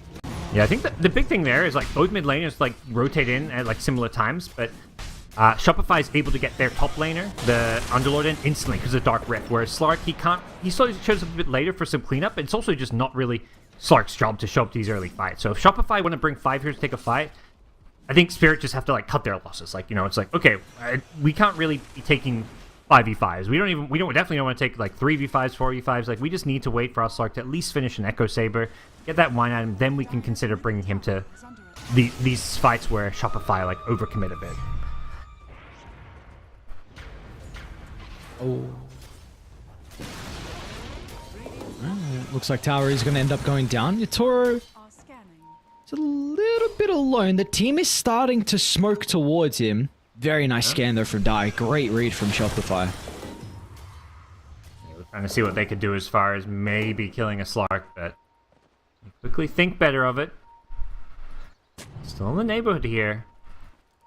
And this blur being used very effectively to kind of scout while without popping it, but eventually Arteezy realized, it's just time. Just gotta finish my Battle Fury now. No need to try and force something that's going to be very difficult to execute. I guess at least the smoke from Spirit, they're able to lay down a deep observer ward, so maybe next time this maneuver might be able to pay out for them. Because you are looking to try and blow heroes up now. That Mira has that level 6. There is a lot of kill threat.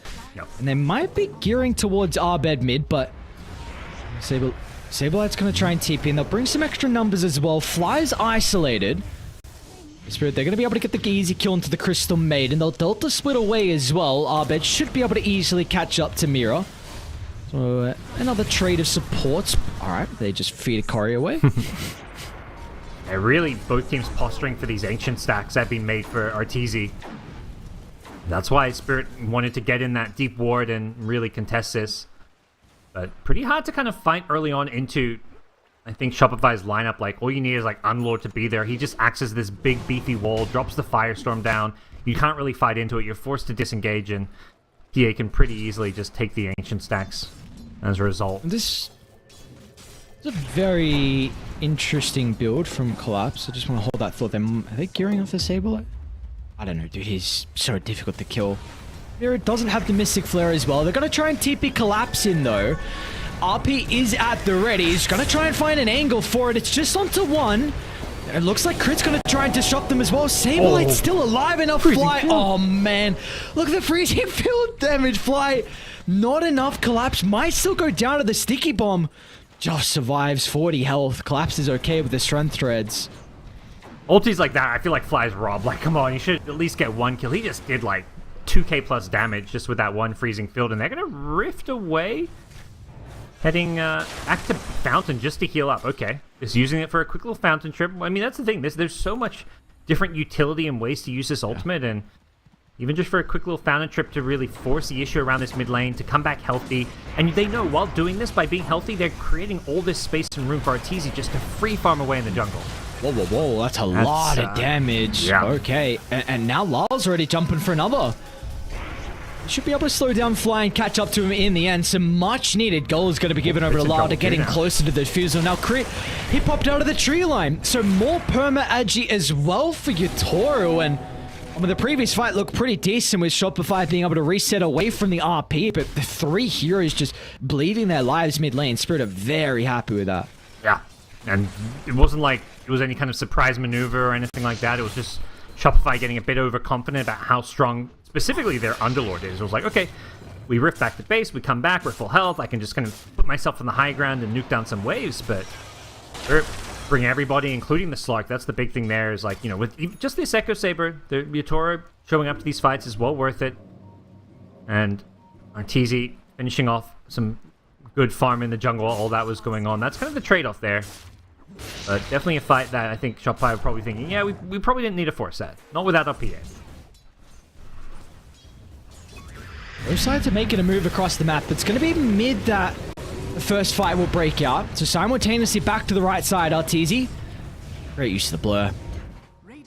He is more than okay. So took the stack, got the ancient farm at the right side, got the wisdom room as well. So already Arteezy's farming patterns are on point with the new patch. You just farm like a double stack of ancients, then like a triple stack, and then you got another ancient camp right after. So this new Dire and Radiant Triangles with double ancients is so good for some of these ancient farmers. Oh, Yatoro. Wait, he's going to take... Okay, not going to be able to take the rift now. And Pounce was already used. Arteezy was able to block that, so... You've got some really big PA issues. Arteezy top of the net worth by a long shot, and Yatoro's continuing to have a rough game. And this is not like this matchup is too ideal for the Slark as well as this game goes on. Nobody keeps up with a PA in terms of farm, and in terms of late game, how do you deal with a super farm PA? This PA is going to be like, I think, give it like 10 minutes, I think PA is going to be like 5k net worth ahead of everyone in this game with the Battlefield. And maybe he prioritizes joining fights and not continuing just to like play super greedy with how strong he is. But yeah, this PA is a big issue, and I don't see any kind of immediate solution on the Spirit side. They're going to have to take some good fights, play around like, their ultis, their brawling, their smokes, and just try and basically just chain together a bunch of good kind of pickoffs and kills. Yeah. And ideally some objectives to get them some good map control. And for usually Slark's lineup, this 15 to 20 minutes is where they shine. This is that next big night time where you want to try and roam and get all the pickoffs. And, well, this is definitely one of them with the kill into crit. They should be able to find the tier 1 tower as well. But they need to keep going. Even without this scepter completed right now for Utoro, you need to keep hunting on the map. You cannot allow Shopify to play this farm game. Yeah, it's very easy. You look at their draft and it's like Slark plus Ricky. These are, they're assassin heroes. And you've got a Skywrath mage, which is also kind of like just a support that specializes in doing damage and getting kills. They're not looking to like team fight, get bulky. They just want to snipe heroes and then back off and farm. Just keep sniping hero after hero. There's no 5-manning. There's no, let's force this tower and just right click it slowly. Like, they don't take objectives well, other than like maybe Roshan with their physical damage. Even that they don't take particularly well. So they've got to get some good vision up, use the Ricky invis to scout and just keep trying to find these pickoffs. They can't afford to slow down here and let PA just storm ahead in terms of net worth. They're doing that though. We see where Lal's positioning, like Mira's playing behind them as well, but they're just a little bit too late. Like Arteezy's always one step ahead, and Shopify, they're actually trying to gear up for a defense here. Saberlight's going to try and start with stalling this push out. Meanwhile, they might run into Mira first, but the smoke's going to pop with that cliff ward. Spirit have had plenty of time to react. How are they going to take the team fight? Of course, this is big RP potential, but Saberlight, he's going to be able to hold the Magnus into place, and but they're just going to expend Mira. They recognize that that's not a fight with how it started. They want to continue on with, so they're going to just try and cut their losses at 1. They can't really take these 5v5s. I mean, they want to force these fights and ganks. It's just a very hard playstyle to not just execute, but like if your opponents play around it, like there's no way to like force these kills to happen. You're kind of relying a little bit on mistakes, or your opponent's getting a little bit greedy with their farming patterns. Hang on, they're coming. They are killing these supports again and again. You can get some 5v3 fights if you kill supports.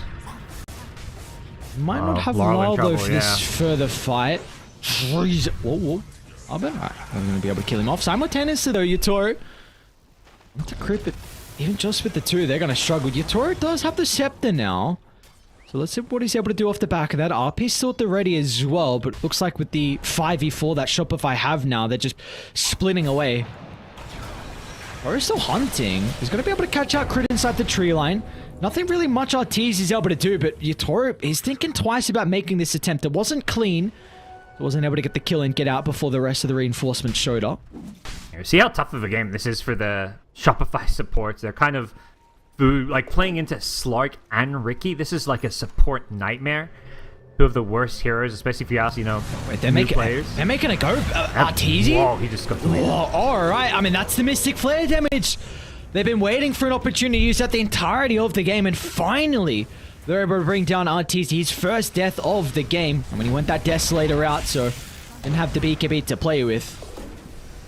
And it was still just a trade for the Ricky. Obviously a win when you're killing the top net worth hero, but you see Shopify, they're like, okay, not ideal, but we get the trade and we immediately get this top tier 1 tower, although also denied, so small victories for Spirit, but you can just see how strong this Shopify draft is where, they lose their mega farm carry and then they're like, it's fine, we'll just push forward, get a tower, back off and keep farming. Like, there's just too many options for them in terms of like scaling and survivability on their 3 cores. But there's still ways Spirit can take these fights. We see how easily they eat up these supports. Like, I think Shopify desperately need to try and get some farm in their supports. So, they're going to be praying for like Philosopher's Stones for the CM as well as Techies. I think those that would be like a huge item, because getting items to stay alive is crucial, because they're the #1 targets that Spirit want to kill first. Yeah, and we see Spirit, they've been playing very active with a couple of their heroes, but one person who hasn't been with them is Maposhka. And this Chen is farming up a storm. This is mech drums already completed. We know with all his aura items is a pretty decent support to be able to scale into a lot of the team fights, so we'll see what he's going to be able to add very shortly once we do get these 5-on-5 fights. Oh, kalma lang kalma. Relax lang. Things slowing down a bit here in the mid game. It's now daytime once again, making maybe some of these movements a little bit trickier for Spirit. not having that nighttime for the Slug to play around, but instead they're going to smoke. Try and maybe use this Skywrath to lead. This is a scary spot. Up on the high ground, they've got the advantage. They get it. Yutoro's on the low ground. They see him, though. They know exactly where the Slark is. They're going to make the attempt onto Arbed. With the Mystic Flare, lay it down. Arbed's going to get blown up. So no Lesh for a lot of their damage. Collapse finds an angle into the middle. RP onto 2, but Yutoro's on the outskirts, so the Slark's not getting full use out of the ultimate. Finally, he's going to find an angle to pounce in, and, well, this is the team fight that Spirit have been waiting for. 3 go down, make it a 4th as well, as finally Spirit get a 5-on-5 where they excel in. Yeah, just having the vision advantage. I mean, and really, it wasn't like they had a ward advantage or any kind of scouting. It was just Ricky who just managed, like, you know, Shopify aren't expecting to get jumped there. You know, they don't have a sentry down because they're behind the tier 1 tower, but all you have to do is scout out a key target in the Leshrac, and Ricky's like, okay, I'm jumping. I've got my shard, plus the Mystic Flare for enough damage, so Leshrac just gets, you know, full to zeroed without really dishing out any damage. And once the Lesh is dead, that's most of Shopify's damage down. Until PA gets a BKB, that's just not a fight they're interested in taking. And yeah, these fights really come down to, like, who's going to be the one who starts the fight. If Shopify the one getting the jump, they can, you know, do fine, but... Easy? Yeah, he's worried about Roshan, maybe? I mean, no RP, though. That was really huge for Spirit in this previous fight. They're going to see Arteezy separated from the team. Arteezy, he's going to get blown up before they're able to react fast enough. And Saberlight, they're going to try and block him away from the rift. Get back through, but he won't be able to. A Shopify Rebellion just bleeding a couple of kills in the past minutes, and now Spirit, they're going to be able to find first Roche uncontested. Yeah, and bleeding self-inflicted wounds there, really. Arteezy was just chilling on the high ground. He didn't really have any business being there. He should have just maybe stuck around the top lane, but he reveals his position. They hadn't even seen him. He's like, I'm just going to dagger it. And as soon as he daggers, Spirit's like, what? You're here alone? We'll go on you. And that has a domino effect where Underlord follows it up, thinking he's got to go in, that they can take this fight, but you can't kind of trickle in one by one, not against a draft as strong as Spirits, where they've got all this kind of hero-killing potential. You've got to go about it as 5. Ever since Arteezy got this Desolator, this game has just looked a little bit awkward since. We haven't really been able to see the value of it, or I should say the power of it so far, I should say, before the BKB. And he's got that item queued up, but you've got a huge window now for Spirit. This is a Boots of Bearing completed on Maposhka as well. So one successful fight, and these buildings are going to fall incredibly fast. We're seeing... Yeah, they get the Tormentor, and they're just kind of ramping up on the Spirit side. Like, the Chen creeps, giving them all these extra useful auras, extra spells, stuff like Ice Armor.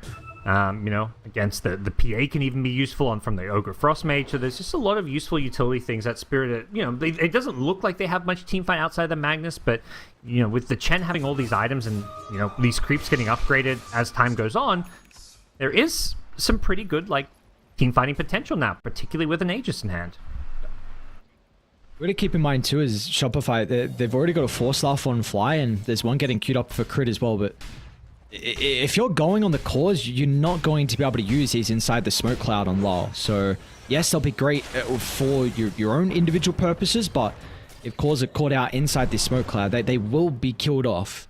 Especially now, Collapse has got that blink in level 15 as well, so the extra damage, depending on who is able to catch down inside the RP, and he's been pretty solid so far this game, and now he's got a blink to work with. Another Manta though queued up, so very interesting. A lot of stats for the Universal Hero. I have not seen him go down the Spirit Vessel build in his pub games that I saw recently with him playing the Magnus, but he's been liking this Manta. Yes.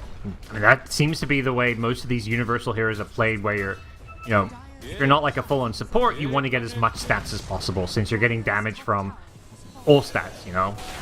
Every single stat you get is giving you a little bit of damage and just better scaling, and otherwise you just, you know, you end up too squishy and stuff if you don't go for these big stat items.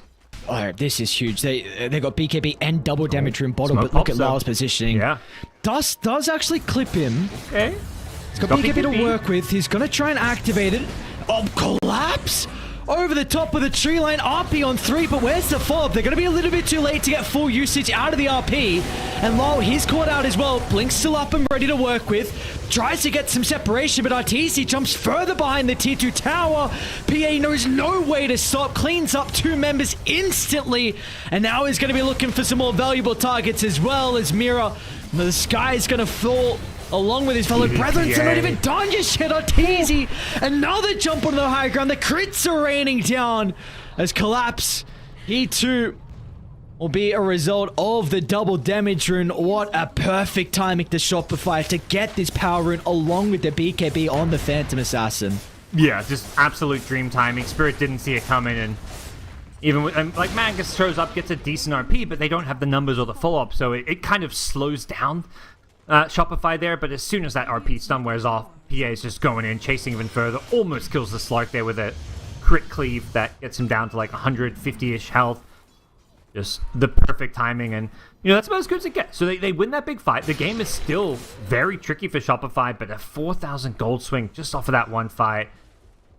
Having the Orb of Destruction to go with the Battle Fury BKB Deso on Arteezy is just absolutely monstrous, but this game's still very much in the balance here, so it does feel like it really is going to come down to the execution over the next 5-10 minutes and how teams play around that next Roshan. Still, you've got a big PA issue. Arteezy just got 2 full levels off the back of that fight. So his ultimate's maxed out now, so more damage, super close to that level 20 as well, which is going to make fighting even more difficult for Spirit. And he's got a Basher queued up. So the supports are going to be free food for him. Even some of the cores as well are going to struggle with man fighting.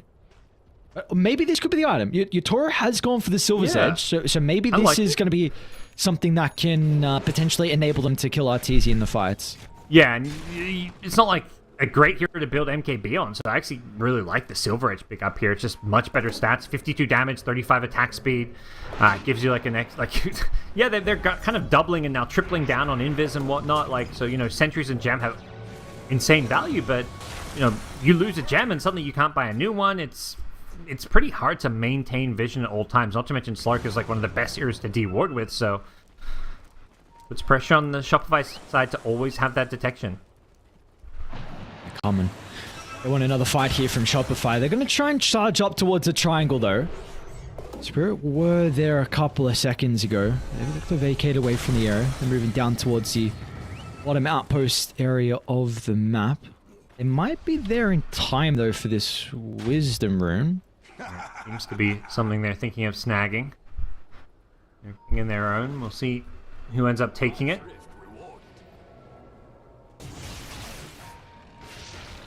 So, Saberlight took it.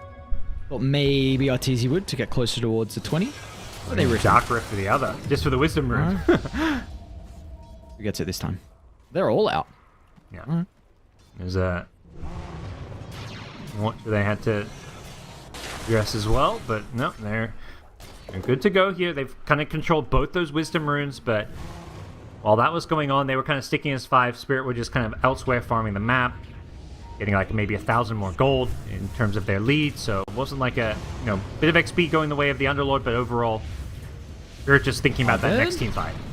They're gonna, skewers off the mark, an awkward start to the initiation. They're still gonna try and follow through. Arbed will get blown up. RP used defensively just to hold Arteezy down inside the BKB, but he's still in fighting shape, and look at the cleave. Yatoro's going to be cautious. The Depth Shard's going to be activated. Spirit will have enough time to be able to react, but over to the right side. They're making the attempt over towards Fly's Crystal Maiden. In and out they go. An easy couple of kills from either side to find, but you definitely say Spirit are the happier ones with getting that big kill onto Arbed's Leshrac. Yeah. Anytime they jump Lesh, these fights just go perfectly. The smoke screen just obliterating any and all saves. And we're seeing the PA kind of lacking the ability to kind of lock on and kill some of these heroes just because Shopify's draft really lacks some lockdown here. Like, they've paid up Malice, and the CM can't reliably use Frostbite and spells because anytime the CM shows, she's just dying. Like, you can't run in and cast Frostbite. So it's really up to Arteezy to go in someone and lock them down himself, which is why he's gone for this Basher, looking to upgrade to an Abyssal Blade because he's looking at how these fights go, and he's just getting kited, so he needs as much lockdown as possible. They've got to be cautious. Doesn't seem like they have everyone at the moment from Spirit, so they're pretty hesitant about making this jump. How big do we feel like it was just the RP onto Arteezy in that last fight? Because it did waste like a decent chunk of his BKB, and they could reposition after the kind of rougher initiation. Do we feel like that's something Collapse needs to be further considering with the upcoming fights and just holding Arteezy down with that RP? Yeah, I think it's good enough. I mean, he's definitely the prime target to get, even if you're not killing him. If you can, like you say, buy time, like or his BKB duration, or even just let your, Ricky and Slark kill other people while Arteezy gets control, because PA is the kind of hardest kill to go for. So you're much happier trying to kill the squishies and other targets. Shopify always seemed to be pretty on point with his Tormentor timing, yeah. so instantly looking to pick that one up and making a play off the back of that. Lala and Toro, they're going to see Arbit, and they'll pop crit smoke as well. Radiant are all behind them. They're still ready to fight. Collapse is in the wings. He's just waiting for that perfect opportunity. They'll make the go onto crit, looking to take the techies out of the equation. They're stuck inside the river, though. This is an awkward spot for them to be. They're going to be forced to leap away. Lull under the cover of the BKB. He's going to be okay for the moment as well. They just want an all-out retreat, considering crit did just buy back. Look, the wraparound though from Yutoro. He's going to try and find the angle. Meanwhile, Arteezy just assassinates Mirror. So we'll 4 for 5 for Spirit. An awkward start. It's a call for them. And do they force the issue here? This is it, Skyra, Yutoro. Shopify. Yep. Oh, this is a great angle. They got a great ward as well to play with. They've got a glimpse of Collapse, I think, in the tree line. They're going to be able to stop his blink towards Arteezy, though. Phantom Strike gets some separation. Another great RP, but there's just no follow-up. Collapse is forced to try and skew it to the left side. He's going to be okay for the moment. Maybe there's a window for Yutoro to get into the middle. Shadow Dance going to be able to cover him for the moment. You got to keep eyes on Arbet. This AoE damage could prove to be an issue. Yutoro's still in fighting shape towards Arteezy. They go. They'll bring down the PA. In and out. The perfect fight from Team Spirit, considering to dance. And there's just nothing Shopify are able to do against it. Oh, their plays are just perfect. Spirit looking incredible. Just a read from them to never heavily commit. In and out they go, wanting these long drawn out fights, and they're doing a great job to always continue to kite Shopify. This poke and prod, ignore the Underlord specifically, don't fight around the Firestorm and the Pit of Malice. It just does too much damage with the percent-based damage, and just pull them in. Like, Shopify can't disengage because you get to chase them down. You have Ricky and Slark, but at the same time, they can't force a fight because they lack that clear catcher initiation. Underlord, Leshrac, PA, there's no clear way to, jump on someone. Same with the supports. It's a CM. It's not like you've got, let's say, a Rubik or, the Earthshakers. There's no, easy stun to just guarantee a kill when you go in. So, this execution for Shopify is really difficult when it comes to securing these kills. Collapse is looking for a target. Won't be able to run into anyone, though. The tier 2 tower is going to end up going down. And Spirit going to be happy with that. 9,000 net worth lead has been accumulated. They've still got their Tormentor to look to claim as well. Shopify just... it seems like a couple of their cores are struggling to have some impact inside some of the fights. Yes, we saw Arteezy and what he can do with the DD, but... also the Leshrac as well. Arbit was in the middle of all of that, but just didn't really feel his impact prior. Yeah. He's, in general, this game, it feels like he's struggling to find a way to impact things. He's got a Scythe of Vice now, so get some extra control. I've kind of harped upon the lack of, catch and ability to kill heroes. The Scythe does help fix that, but the problem for Arbit is he's, target numero uno in all these fights, so this is not a really... it's not a defensive item that's going to help keep him alive. And we're seeing often in these fights that he gets jumped on the smoke screen and just melts. So the plate melt's going to help once he gets it, but he needs to be very careful with his positioning. There are a couple of interesting things, and importantly, Lull, he's gone for this new item in the Disperser, so no idea if it's good or not. We're about to find out. And another thing, Collapse got the Ag Shard, but he's only got one level in the Shockwave, so not a lot of value out of that. As meanwhile, Yutoro should be able to find a freebie onto crit, maybe not. What's going on? This is kind of messy. A couple of die heroes down bottom. Yutoro's actually going to TP out. Okay. Сейчас поиграем. Hunting. Still around. He's going to come back through the portal. An easy kill. A little bit of stacks for them to work with. Oh, where does he run? They're just completely disconnected. Arteezy, he's going to pop out a blur. Jumped out of the south. This is so awkward. Oh no, Arteezy. 2 down. Drag back in the Mystic Flare. More stacks for Yatoro. What a mess. And now Saberlight. Did you take the riff? Where to go? He's heading back. He's hiding. He's entering turtle mode. You're up against an Aegis Slark now who's building up more and more stacks, and the itemization into this Silver Edge has paid off in spades. He's got the Aghanim Scepter plus Bloodthorn to go with it, so plenty of answers to the PA evasion, and they're in full control now, it feels like, on the Team Spirit side. Just move around the map, getting kills at will. And it's going to be a tough ask for Shopify to turn this one around. You know, they had this really scary PA who was ahead of everyone on net worth, but then a couple bad force fights, and suddenly things have flipped the script, and Shopify are the ones in complete control with a 16k gold lead. At least for them, their high ground defense is pretty solid with the Firestorm and just their spam from afar. So even though with the lead they've been able to build up here from Spirit, they probably won't be able to bring down any towers, even though that Arteezy is dead. So Dire's bottom tower. I mean, it's still going to be a lot of map to play with. You got nighttime for another 3 minutes 30. So have fun getting outside your base. Definitely the big thing, you know, Slark, Ricky Core is like, they're two heroes that kind of do the same thing, but they're just both two heroes that seem very strong right now. You know, Slark specifically great against the Underlord. This game, Ricky just, you know, generally speaking, a good assassin hero. Much better on this new patch with the new shard, and because they've got these two cores, yeah, going high ground is just, even with an Aegis, is not really an option. You've always got to kind of kill heroes first, then hit the buildings when they're dead. So even with Aegis, they're not going to force any kind of a high ground. They're just kind of waiting for Shopify to come and take the next big fight, but obviously Shopify, no interest in doing that, at least while there's an Aegis in hand. Maybe they go for some kind of desperation move, because you can't just sit in your base forever. Like, it's a 17, 18k gold lead right now. If you sit in your base waiting for them to push high ground, they'll just never push high ground. Like, if you're a Spirit, you are happy with this game going 45, 50, 60 minutes, because guess what? You're going to have a 40k, 50k gold lead if all Spotify or Shopify are doing is sitting in their base. So at some point, you know, the way Shopify have to play this is like, okay, guys, we got to make a move. We got to smoke out. We got to make a move. We're being out farm. We're going to lose this game. It's up to us to make, like, the onus is on them to make the first move here. And well, they feel like their lanes are in a good enough position to be able to make a play. Aegis has expired as well. Currently see Toro looking to try and claim the outpost, but of course they have no other wards to play with on Shopify. This map is completely dark for them. Yep. Very much a desperation smoke, like you say. Your opponents have full map control, full vision,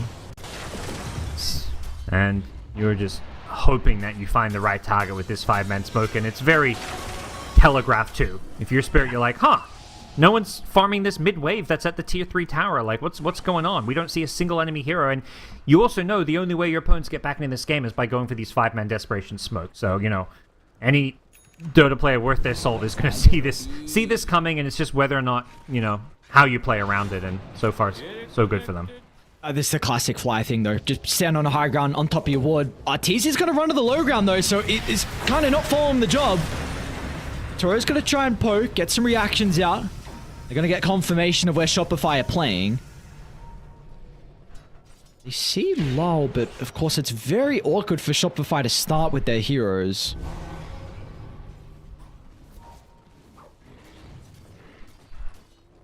Flies whip them back into place. He's like, guys, yeah, this high ground, we're not leaving. We're staying here. Don't go low ground, nothing like that. This ward we commit to. We have to force a fight. We play on this ward. We will get something. Or it's so hard. Like, who forces the fight? It's such a tricky spot to be in. Collapse position. Also on the outskirts, Saberlight. Oh my lord. Both sides so aware. So aware, yet just so scared as well. Yep. That's the thing. Spirit recognize it. They kind of know they've lost the control of that high ground. They don't want to go, you know, play into an enemy high ground with his vision. Oh, no collapse! He got him. The Manta Illusion, I believe, got the vision of Saberlight in the tree line. And now that's the pick off they needed. Just needed one. Didn't matter who. Yep. Now up the high ground they can go. They're not leaving though. They're not leaving. They're like, this is the high ground we want. We're not gonna. If you go back to defend your base, they just back off and go back to farming. So they want to. They don't really want to TP back to base because they know they're not going to get a good fight. They're just going to get a disengage. And a disengage doesn't cut it right now. They're coming out. Arteezy. Yeah, they got it. They got it. Great timing with the Ghost Scepter. BKB is going to be activated. He'll turn to collapse over on the right side, but Arteezy just doesn't have enough damage. And as soon as the PA is killed off, the team fight is just in shambles afterwards. Saberlight tries to TP out, but it'll be stopped short. And that's going to be a die back for him, and everyone else is chased further and further inside their own territory. It's time for Team Spirit to pillage the base, and well, they want the killers before they deal with the objectives. 4 down, and in the end, that's going to be game called as well. So for our last series of the night, we've got another 1-1 tie. Yeah, I mean, it kind of ends up looking a bit one-sided, but up until like 20, 25 minutes in, it was a very close game. If anything, it felt like Shopify were maybe going to be the ones to run away with it with how good of a game Arteezy was having. So amazing job by Spirit to kind of pull together this mid game where they just took a lot of great fights, like making a Slark Ricky draft work. You know, obviously this is the new patch. This is the kind of stuff that does work on the new patch, which is why these are not everyone's favorite heroes, but the playstyle that comes with it is a lot of fun. So I'm glad we get to see this emphasis on more assassin heroes and just prioritizing. You don't have to go for a pushing draft. You just kill heroes and you're good. Just kill heroes and it's all good for Spirit. We said as well, game 2, we saw how strong they were against Thunder in that second game, and it looks like it's no different for them as well. So maybe in their upcoming series, or if they're able to clean up game 1, get the jitters out the way, and who knows, they might have a different standing heading into the later games of the groups. But honestly, you'd have to say you're still pretty happy going 2-2 on the new patch against arguably 2 of the teams that you're probably thinking will be in the upper bracket again in Shopify and in Tundra. I think you're pretty happy with today's results for Spirit. Yeah, and especially it's like your first day on the new patch, so you're expecting some jitters. If anything, you're happy that you get these draws against 2 of perhaps the best teams in your group. Like if you got those draws against some of the teams that are like underdogs or dark horses, you're like, it puts you in this tough spot where now suddenly you have to win against the top teams. So right now the position they're in is they're going to have to, win the games where they're going to be favorites. So, it's still a tough ask. All these teams here are amazing teams, and it's a new patch, so things have been shaken up a lot. But, going 2-2 on day 1 on a new patch against 2 of the strongest teams in their group is a great start to their Berlin Major run. That it is indeed, as we get to take a look at how the groups are shaping up towards, of course, the end of day 1. Some of the games aren't done just yet, it looks like, with Talon and SMG and Extreme. Not sure how their games are going, but OG, all right. Standings, apparently they get a buff. Well, all right. Yep. I mean, that's going to be very happy with 4-0 for them. Yeah, that's the classic OG. SMG, I think one of the underdogs here, but they did 2-0 Extreme Gaming, who, they were the top team coming out of the China region in some ways. I think most people have them alongside PSG LGD as the 2 best teams out of China. So to get a 2-0 there is huge for OG. And, I think OG is just a team that's going to have a lot of fun and play really well in a new patch. So I think they're a team that probably benefits from the new patch, whereas some of the more structured teams who have their regiments and like really had a clear understanding and way of playing the old patch are going to be maybe a bit more of a disadvantage. So having stand-ins when you're playing a new patch is one of the times where you can kind of get away with it because things are so much looser and kind of less understood about how to play Dota. Well, it's only just day 1 of action here for the Berlin Major in regards to the group stages. We still have a lot more action ahead of us for this new patch and with all the crazy teams we have battling it out. So for Parker and I, we are done for the night. But of course, tune back in tomorrow. We've got some more group stage action.